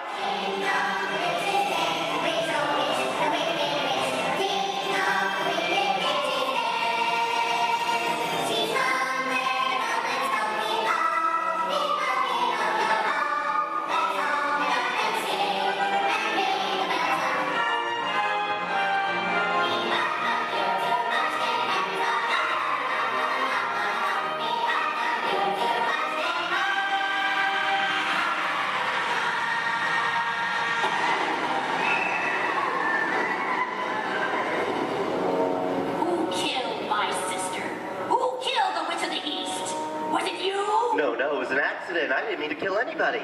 Well, my little pretty, I can cause accidents too. Oh, rubbish. You have no power here. Be gone before someone drops a house on you, too. Very well. I'll bide my time. But just try to stay out of my way. Just try.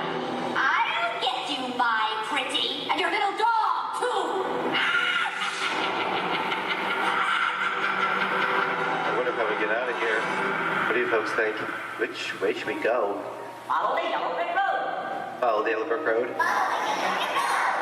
No, what do I think of that? Bring along, folks. You know the way.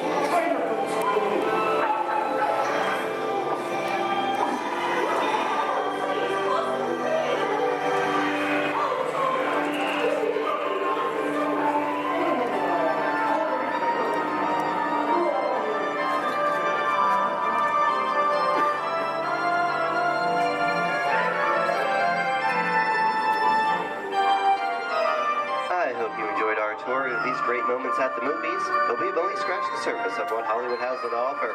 There are thousands of great movies out there just waiting for you to discover. And here are just a few of my favorites.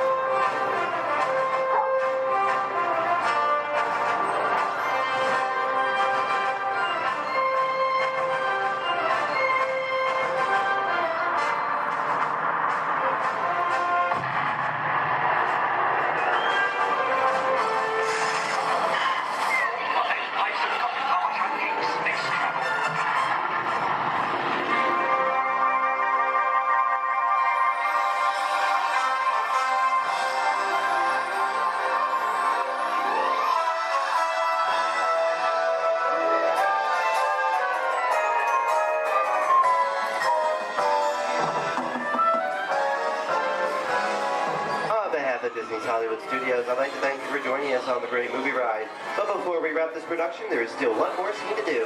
It's called The Exit. The action begins with 3 main scenes until we come to a complete stop. Then gather all your personal belongings and take small children by the hand. When these doors open, rush dramatically to your feet and make a grand exit directly to the rear of your vehicle.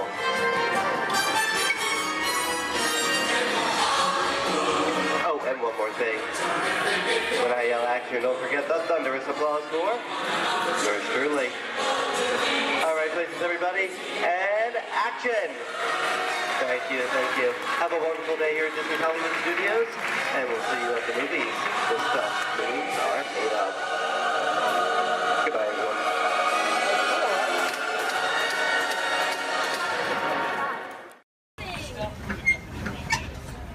Look up above your heads, you'll see an animal identification guide. It's going to help you spot some of the different species we may see on our safari. We won't see all of them, but we usually have pretty good luck. First up, Hey, Quinn, we have the off-clear twin day. That means let's go. Job over. My name is Derek. I'll be your driver today through the Harambe Wildlife Reserve. Is everyone having a good day so far? Yes. Great, that's good to hear. Hopefully it gets even better from here. If you have any loose articles like phones or cameras, make sure you hold on to them. If you drop them, I can't stop and get them. Also, if you have a camera, I recommend keeping it out and ready. We can't stop for all the animals we see, and if we do stop for them, they don't always stop for us. It's the best way of getting a clear picture of them. During our entire journey, I do ask everyone, please remain seated at all times. Keep your arms and hands inside the vehicle. This includes children. They can sit on your lap, but they can't stand out or anywhere else, just for everyone's safety. Our first stop here today will be the Little Achuri Forest. It's home to some very shy animals. I like to use the vegetation around them as kind of a natural camouflage. When I see animals, I'll point them out and talk about them. If you see any, there's a spotting guide up above you. I'll help you identify what you're looking at. We won't see everything up there, but hopefully we can see most of them. We're going to start off strong. Out to the right-hand side, there's some animals up on the hill there with striped legs. They kind of look like zebra, but they're not related to zebra at all. Actually, the only living known relative of giraffe. They're called okapi. They're extremely shy, recluse animals. They're so shy they weren't even discovered by Westerners until 1901. Just like giraffe, they have really long tongues to help them reach their food.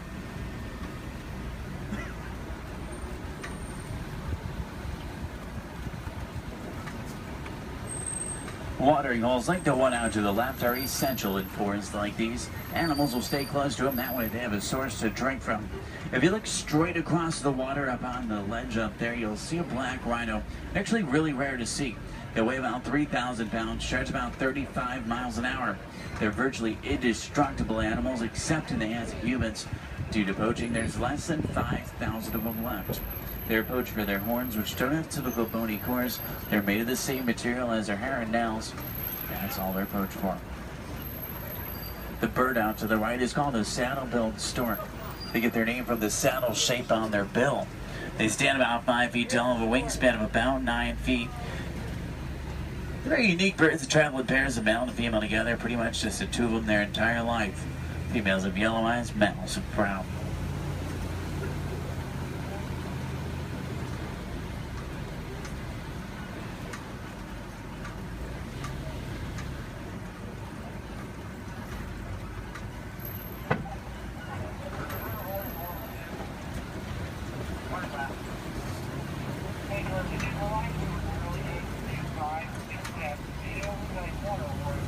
To the left, you'll see some tannish animals. They're called greater kudu. The second largest antelope in Africa. Males have horns, females don't. They're shy nocturnal animals. Next to them are bongo. They're known as the ghosts of the forest because they're so shy and timid. Males and females have very uniquely shaped horns that help them run through the brush without getting tangled. There's even some babies back there. Along the edge of the Achuri Forest runs the Sapi River. Sometimes we'll spot hippos there. Do we have any hippo fans? Awesome. Let's see if we can find any. Hippopotamus means river horse, but they're actually closely related to whales. They weigh about 5,500 pounds, can run about 30 miles an hour. Hippos are nocturnal. At night, they leave the water searching for food. They'll walk up to 6 miles looking for it, and once they find it, they'll consume about 90 pounds of grass each every single night. They can hold their breath for about 8 minutes, and they walk along the ground under the water, which makes it challenging to spot them. You see a blob of discoloration or bubbles in the water, it's probably a hippo. Keep in mind, you might not always see them on the surface, but that doesn't always mean they're not there. A group of hippo together is called a bloat. There's 2 in the water out to the right, you can kind of see, and there's quite a bit more in the water out to the left, behind that island there.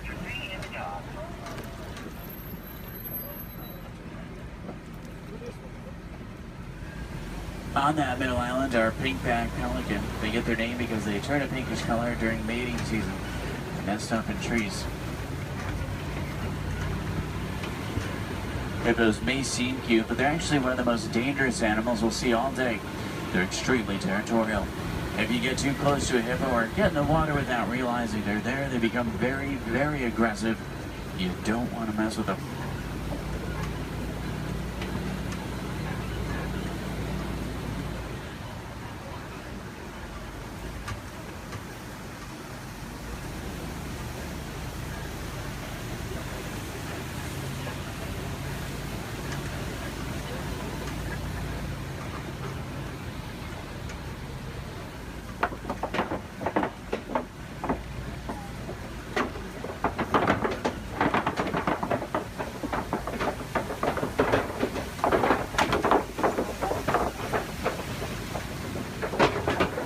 Now, do we have any favorite animals we're looking for today?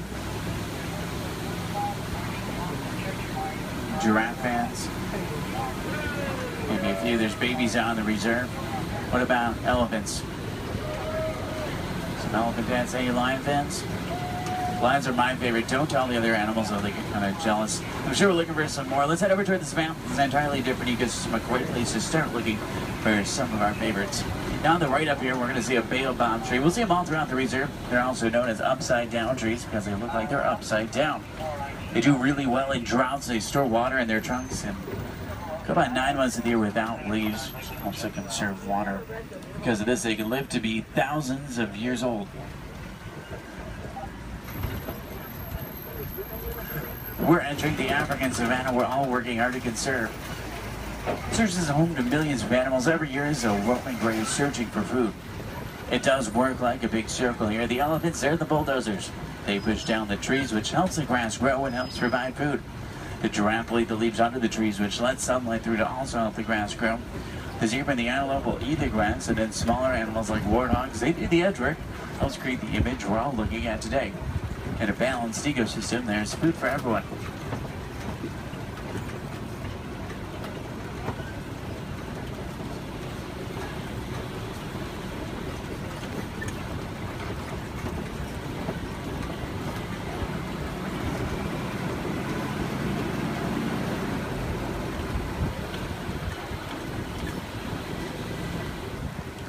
You look under the big tree out to the left, kind of in the grass there, you'll see painted dogs. They're also known as wild dogs. They're not your typical dog, though. They're actually the most successful hunters in Africa. They're more successful at hunting than the big cats, including lions.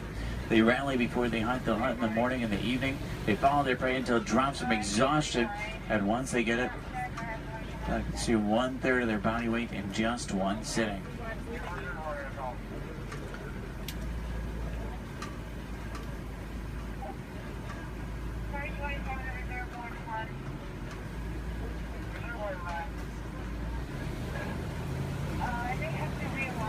On the left, you'll see Patterson Zealand lying down by the trees back there. They're actually the largest antelope in Africa. They'll stand about 5 feet tall. Their shoulder height can weigh up to about 2,000 pounds.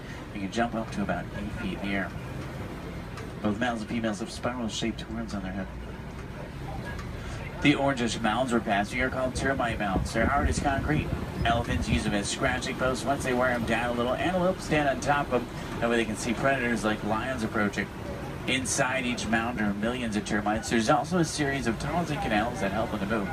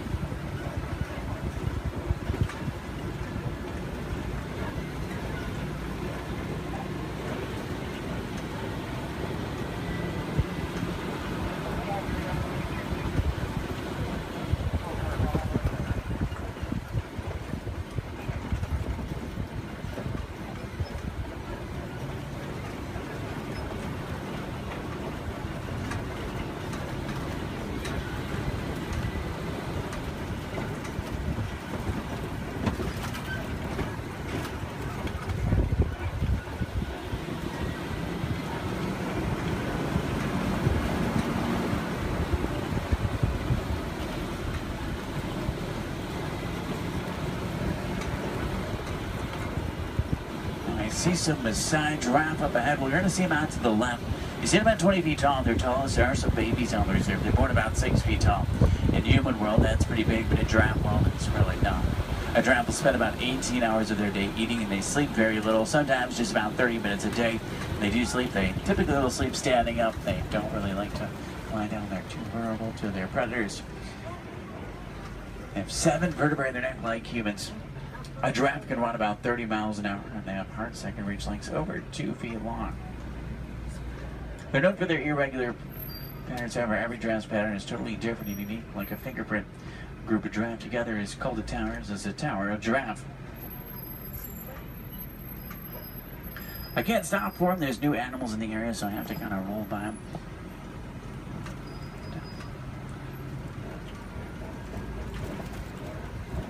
I see a lot of downed trees up here as well. That's normally a pretty good sign. There's elephants nearby. Elephants are extremely social creatures as well. Except for adult males, though. Adult males tend to be very solitary. They really like to be alone or with only other males. They weigh about 12,000 pounds. Adult females weigh about 8,000, and each elephant consumes up to 300 pounds of food every single day. When you think about their eating, it's mostly grass and leaves, so that's pretty impressive.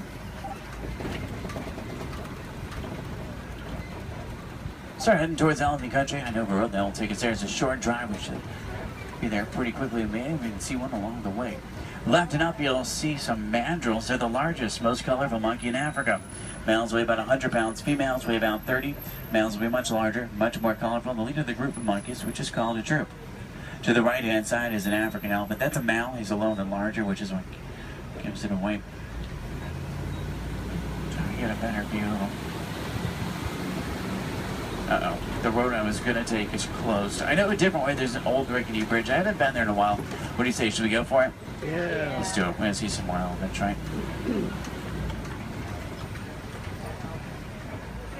If you're not an African, easy to tell you're looking at an African elephant is from their ears, which look like the shape of Africa.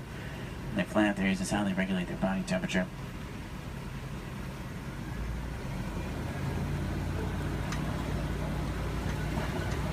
Trying to find some more. I just hope they worked on this bridge. Last time it was pretty bumpy. Almost. Everyone made it. It's a little worse than I remember. The good news is there's still a few parts of it connected. Is anyone on board Scared Heights? If you are, just close your eyes like me. Steady. Oh, they tried to fix it. I see a new patch of duct tape. That stuff really can't fix anything.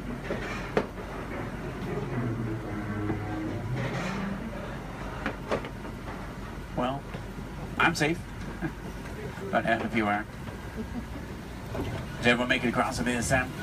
Yeah. Great, let's try to find some elephants, make it worth the trip. Now you see tusk marks in the clay up here. Elephants will break it off and eat it. It gives them minerals they don't get in their regular diet. It's like a vitamin for them. I think it's pretty cool. For all the moms on board, this fact will be much scarier than average. Female elephants are pregnant for 22 months. I know, that's a long time. Now, young elephants have the second longest childhood to humans, about 15 years. There are young elephants out in the reserve. It's really hard to tell how old they are, though. They grow fairly quickly.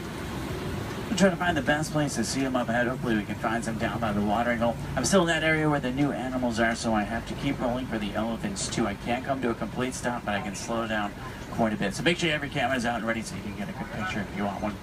In the meantime, I'm going to try and tune into a local Harambe radio station. I can normally get a pretty strong signal here. That way we can listen to some music while we look for elephants.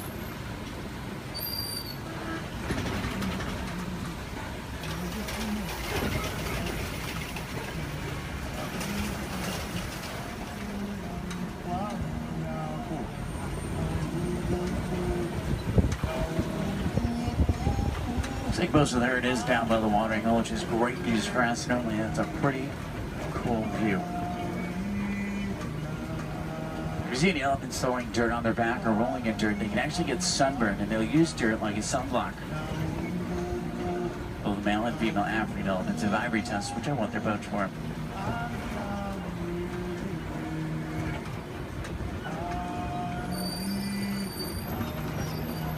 Trunks might not seem stronger, but they're giving up to 100,000 muscles in just their trunk. It's actually really powerful.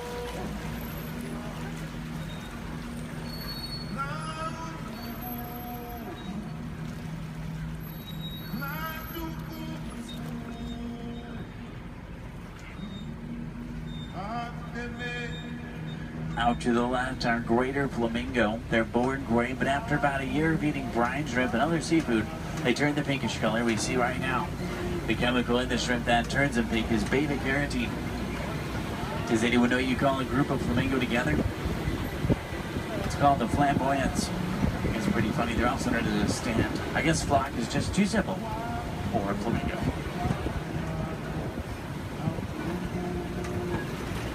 Now, I see white rhino markings up ahead here. White rhinos are bigger than black rhino. They weigh about 5,000 pounds compared to 3,000.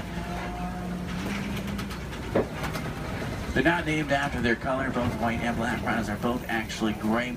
They're named after the shape of their mouth and their size. Their mouths are wider. They can their name after the African word bite, which means wide, but it's translated into white. Let's see if we can find it up ahead. Looks like they might be moving around a little bit. In the meantime, out to the left, we do see some zebra. A zebra's skin mirrors the pattern of their fur. Their hind leg is so strong that with one kick it could break a lion's jaw. Zebra are also blind runners, which means if they get scared or spooked and start running, they can't see. They'll run in any direction and hope there's nothing in front of them.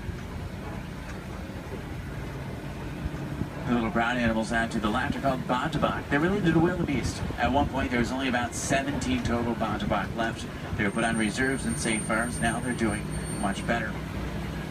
They're poached for their coat, which has a very unique coloring to it. They're extremely gentle animals.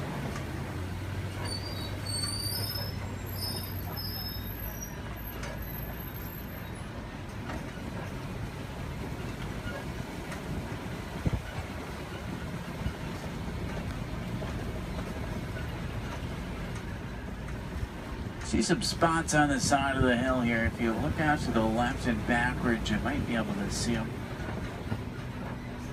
It's kind of a tough angle. There's some up ahead as well. These are a little bit easier to see. These are cheetah. Cheetah run an average speed of 60 miles an hour. They're daytime hunters, have phenomenal vision. It takes them about 3 seconds to reach that 60-mile-an-hour mark. Once they hit it, they can only run it for a short distance. If you look out to the left, you'll see them lying down. It's really hard to see them. They blend in well with the sun and shade combination. Does anyone see them over there? They're kind of, if you look out to the left and then to the right a little bit, you'll see them out to the bushes. They're in this direction, this way. Maybe if you see them. I know, they're really hard to see. They're camouflage. They're not powerful animals, they're speedy animals. If they come across an animal that is powerful like a lion, they'll turn around and run the other way. Speaking of lions, I see a Kobe rock formation up ahead, which is a good place to look for them. Lions are inactive about 20 hours of the day. It doesn't necessarily mean they sleep all day, it just means they really like to lay around a lot. You can hear lions roar for up to 5 miles. Females are the hunters. Males typically stay back and protect the pride. At night, a lion's vision is 6 times stronger than a human. It helps them hunt. They're rabid hunters, so they hunt what they see moving. If there's something standing still, they may not even notice it. In Swahili, lion is Simba. I know, what a coincidence. If there's any wilderness explorers on board, you're on the Simba 1. That's SIMBA1, page 13 of your handbook, Simba 1. There's a crash of rhinos out to the right. You can get a pretty cool view of them. There's even some babies. Babies stay pretty close to mom. Keep in mind, mom weighs 5,000 pounds, can run 35 miles an hour. So if you thought your mom was scary when she's mad, these are a little scarier. Left it up is a pride of lion. There's a male. Look higher, you'll see a female. She's way up on top of the rocks up there. Extremely graceful animals, but they're also very powerful. You get that sense when you're around them.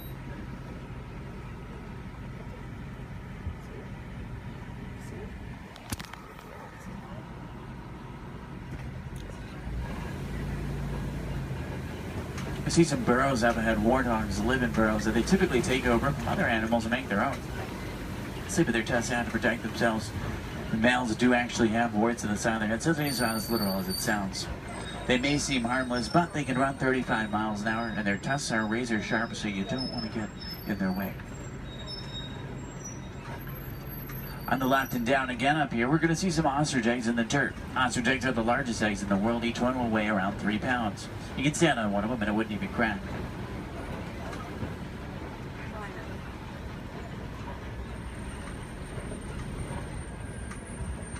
If you're wondering what Disney does or what we can do to protect some of the animals we've seen today, the Disney Conservation Fund has been doing research for a long time. And a good example of something we've learned is elephants in Africa migrate quite a bit. There's a problem though, they're migrating onto farms and taking crops from farmers, and the farmers did not have a non-violent way to stop it. Fences don't work, elephants plow right through them. So Disney went over to try to help their conservation partners find a solution, and they found out that elephants are terrified of bees. So they created bee-hive fences and installed them in Africa. This not only keeps elephants out of dangerous territory, it also benefits the farmers. They can make extra money from the honey.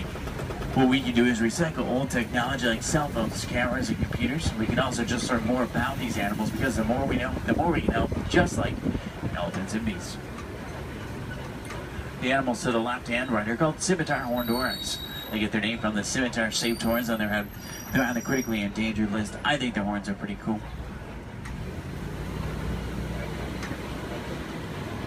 If you have any questions about anything we've seen today or anything I can help you with for the rest of your day, feel free to let me know. I would be more than happy to help. In the meantime, we're going to start to make our way back towards Harambe Village. Once we get back, if you're looking for more fun things to do, I recommend the Pangati Forest Trail. You can see gorillas, baby gorillas, naked mole rats, hissing cockroaches, underwater hippos, meerkats, and more. About a 15-minute hike, but you'll get some great pictures and make some great memories. At the end of Harambe on the right is the Festival of Lion King. It's one of the most popular shows at Disney. By far one of my favorites. It's worth the trip. Make sure you drink plenty of water today, otherwise the heat can sneak up on you. Did everyone enjoy the safari? Yeah. Great, that's good to hear. Now the best thing is no two safaris are ever the same. Whether it be a different driver, different animals, or the same animals closer, it's always unique.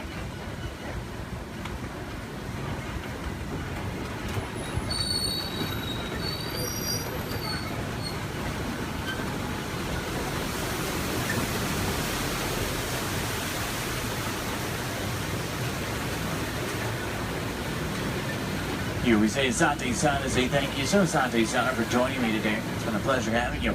If you enjoyed it, my name is Derek. If you didn't, names really aren't that important.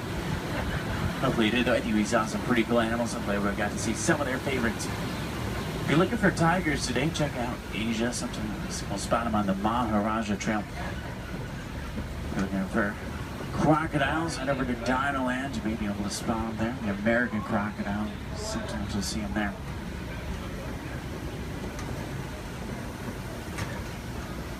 I'm going to take you right back to where I picked you up. It's a short drive back. We should be back in just a few minutes.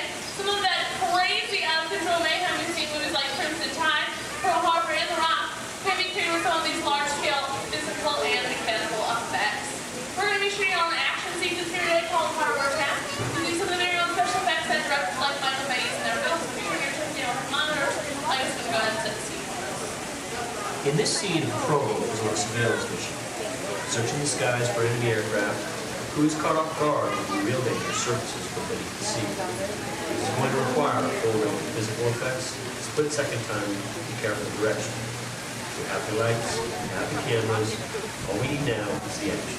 All right, now if anybody knows this serious action, it definitely would have to be director Michael Bay. Some of the special effects you're going to see in our show today include water cannons, pressurized up to 100 pounds per square inch. That must be time to match our sound effect. And probably the most important effect out of all these is fire, because it must be ignited at the exact precise minutes. And it does take a lot of time and energy to set these tremors for an explosion. But the most important factor in all this is the safety of our actors, and that's where you come in today's ceremony today. Everybody say hi, Todd.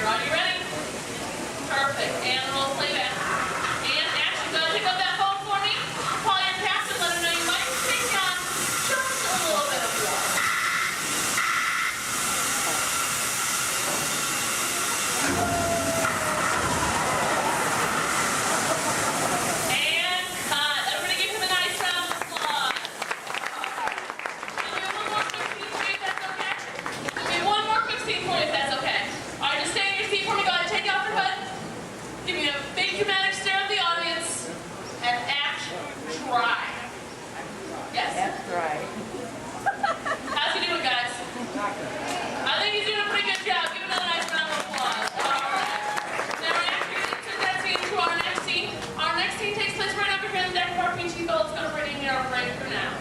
Ladies and gentlemen, let's give a nice round of applause for our Captain Ken and Brave Deckhand Debbie. Passes on set for All right, thank you, Brittany. And roll playback. All right, now remember, crew, you are on a surveillance mission, okay? And action. All right, Captain, pick up your binoculars. They're right in front of your wheel, Captain. Captain, your binoculars are right in front of your wheel. Captain.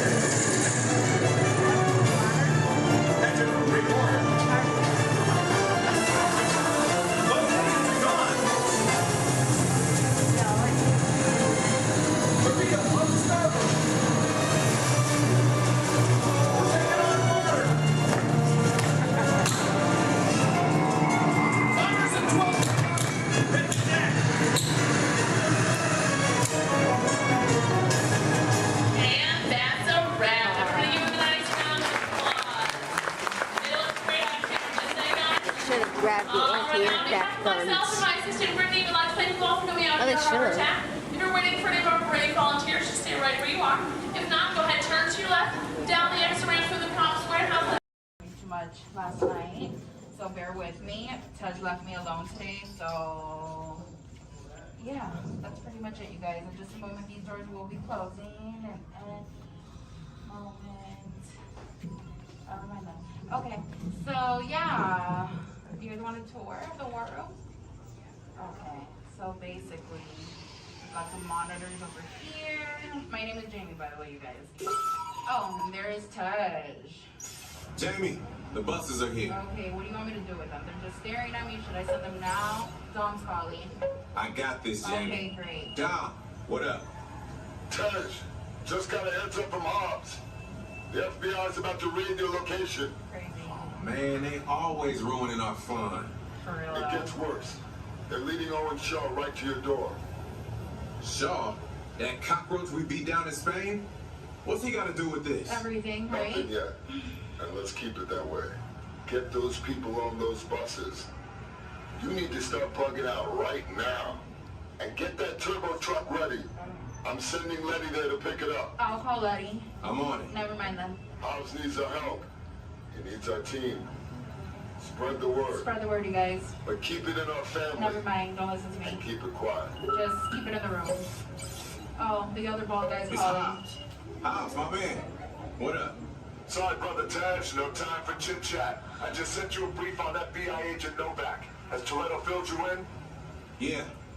He wants us to get everybody over to the party at Sullivan's.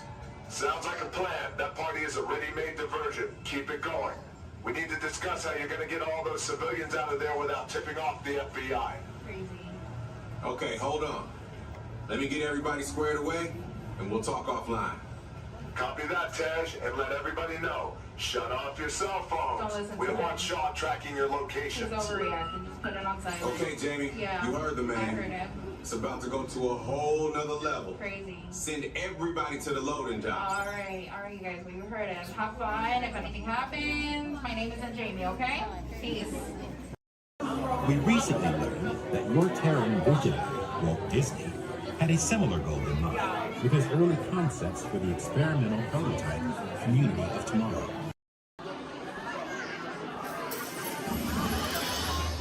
If you have just joined us, greetings, Terrans. I am WorldMind, the Xandarian sentient supercomputer. In my extensive database are stored the combined knowledge of every Xandarian that has ever lived. Recently, I have been learning so much more about you Terrans. We Xandarians and Terrans have much in common, including our mutual love of exploration. Xandarians have explored many celestial bodies, what you Terrans call planets, and many fascinating life forms.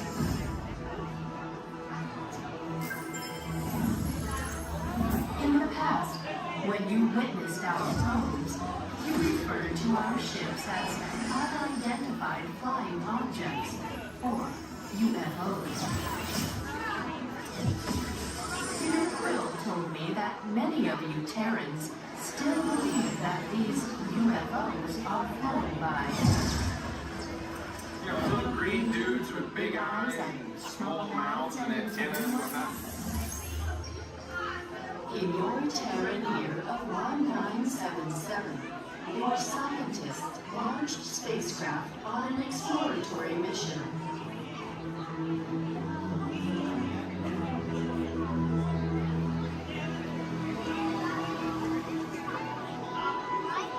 In the Terran year of 2012, Voyager 1 made the historic entry into interstellar space, the outer limits of your sun's gravitational pull.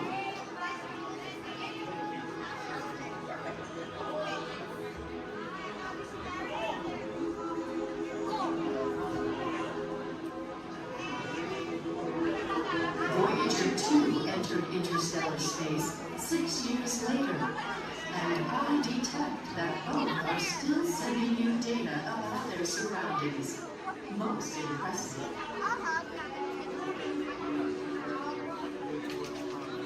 What I find intriguing is that not only are your Voyagers receiving and sending data, they are also serving as ambassadors, carrying greetings from we Terrans to the universe.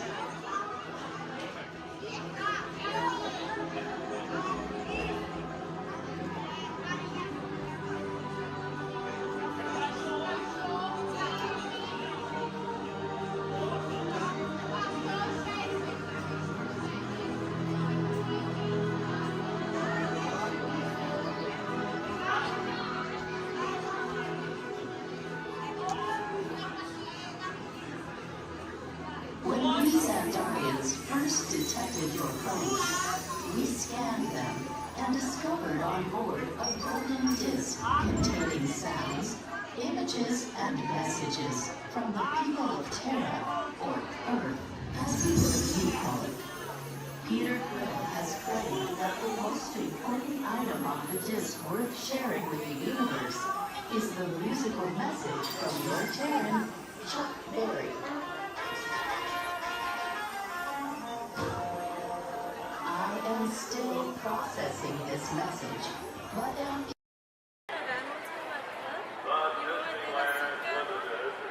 Now arriving from a trip around Walt Disney's Magic Kingdom. Passengers will stand by the door. It's because you guys both have the same band. That's what the whole thing. She has big glasses on.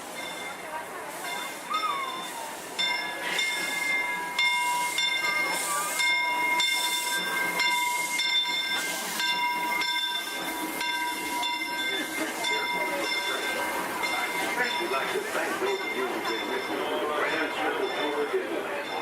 We surely hope you enjoyed your travels with us and see the characters of the reindeer. I'd especially like to thank those of you who've been with me for the Grand Circle Tour of Disneyland. We surely hope you enjoyed your travels with us.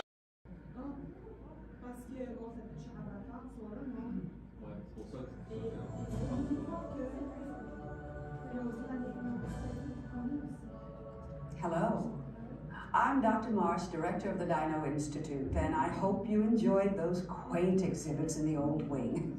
That's how dinosaurs have been presented to the public since the study of fossils began over 150 years ago. Today, that bare bones approach is about to become extinct. In a perfect blending of science and technology, the Dino Institute has created the Time Rover, an amazing vehicle that will literally transport you to the age of the dinosaurs. How? That's proprietary. But the result is a breathtaking journey through a prehistoric world where you will witness the most spectacular creatures to ever walk the earth. In a moment, you'll be going live to our control center for a comprehensive safety briefing, and then it's on to the tour that will convince you forever that the future is truly in the past.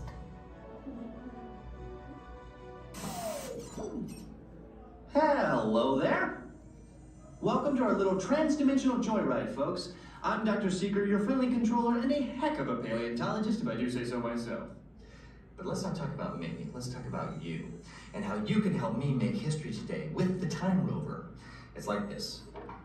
If I can bring you back from the Cretaceous period, it stands to reason that I can bring back a live dinosaur with you. And not just any dinosaur. Take a look at this guy. He's an iguanodon, and I'm certain that he is the key to understanding these magnificent creatures. I tagged him with a locator during an unauthorized field trip. Otherwise, I'd be traveling with you. Right now, our dino should be about here, at the very end of the Cretaceous period. That's where you're going today. I've arrived, it seems, just in time to correct a little misstatement. Dr. Marsh. That is impossibly close to the giant asteroid impact that destroyed most life forms on Earth. Our tours are designed to take you to the early Cretaceous period, and I can assure you that all time rovers have been securely locked on those coordinates. That's right. See? Securely locked. Access denied. Continue. Of course. We were just talking about seatbelts. Plug them in, use them. It can get kind of choppy out there, so keep your hands and arms inside the vehicle at all times. Flash photography? I wouldn't. It alters the homing signal, and that's not good. Oh, and one more thing. Those locked coordinates? We're in. Now, here's the drill. You follow the homing signal to the iguanodon, then I'll enlarge the transport field, and boom, you're back with one additional passenger extra large. And don't worry about that asteroid. You'll be in and out of there before it even breaks the atmosphere. Trust me, what could go wrong? Hey, it's me again. Remember, only you guys are going on this special mission, so don't tell anyone, okay? We recently learned that your Terran visionary, Walt Disney, had a similar goal in mind with his early concepts for the experimental prototype Community of Tomorrow.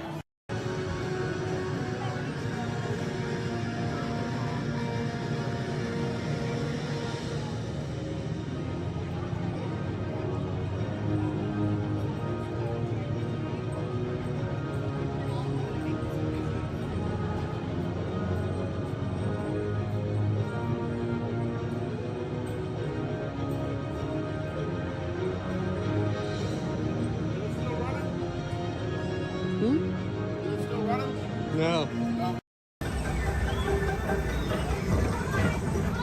Attention all visitors from Galaxy M31. Please keep forward-facing tentacles clear of oncoming vehicles. Thank you.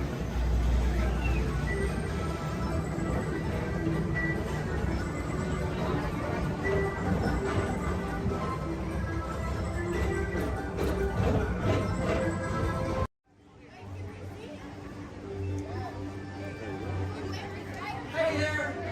See ya!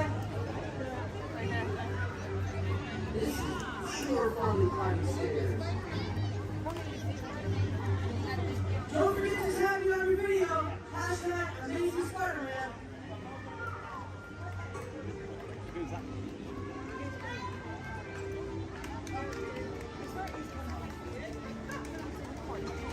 Hey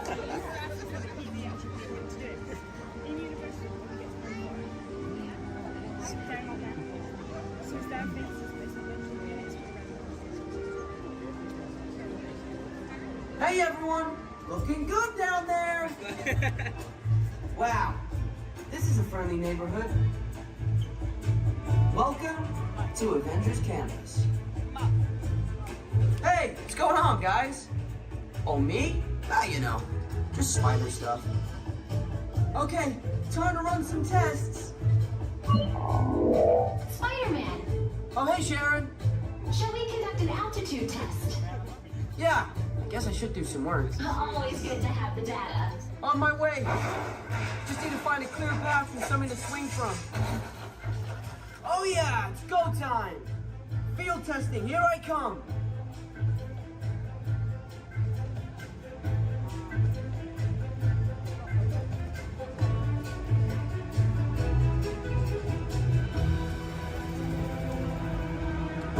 Time for some field testing.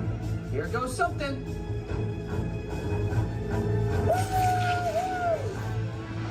Brace for impact.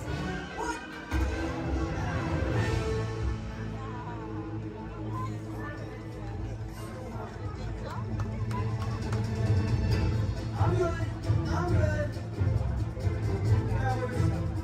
Less spacing than I think. Sharon, did you get that? I got the data. Okay, special test. Check. Hang on, I'll be right down. This is cool.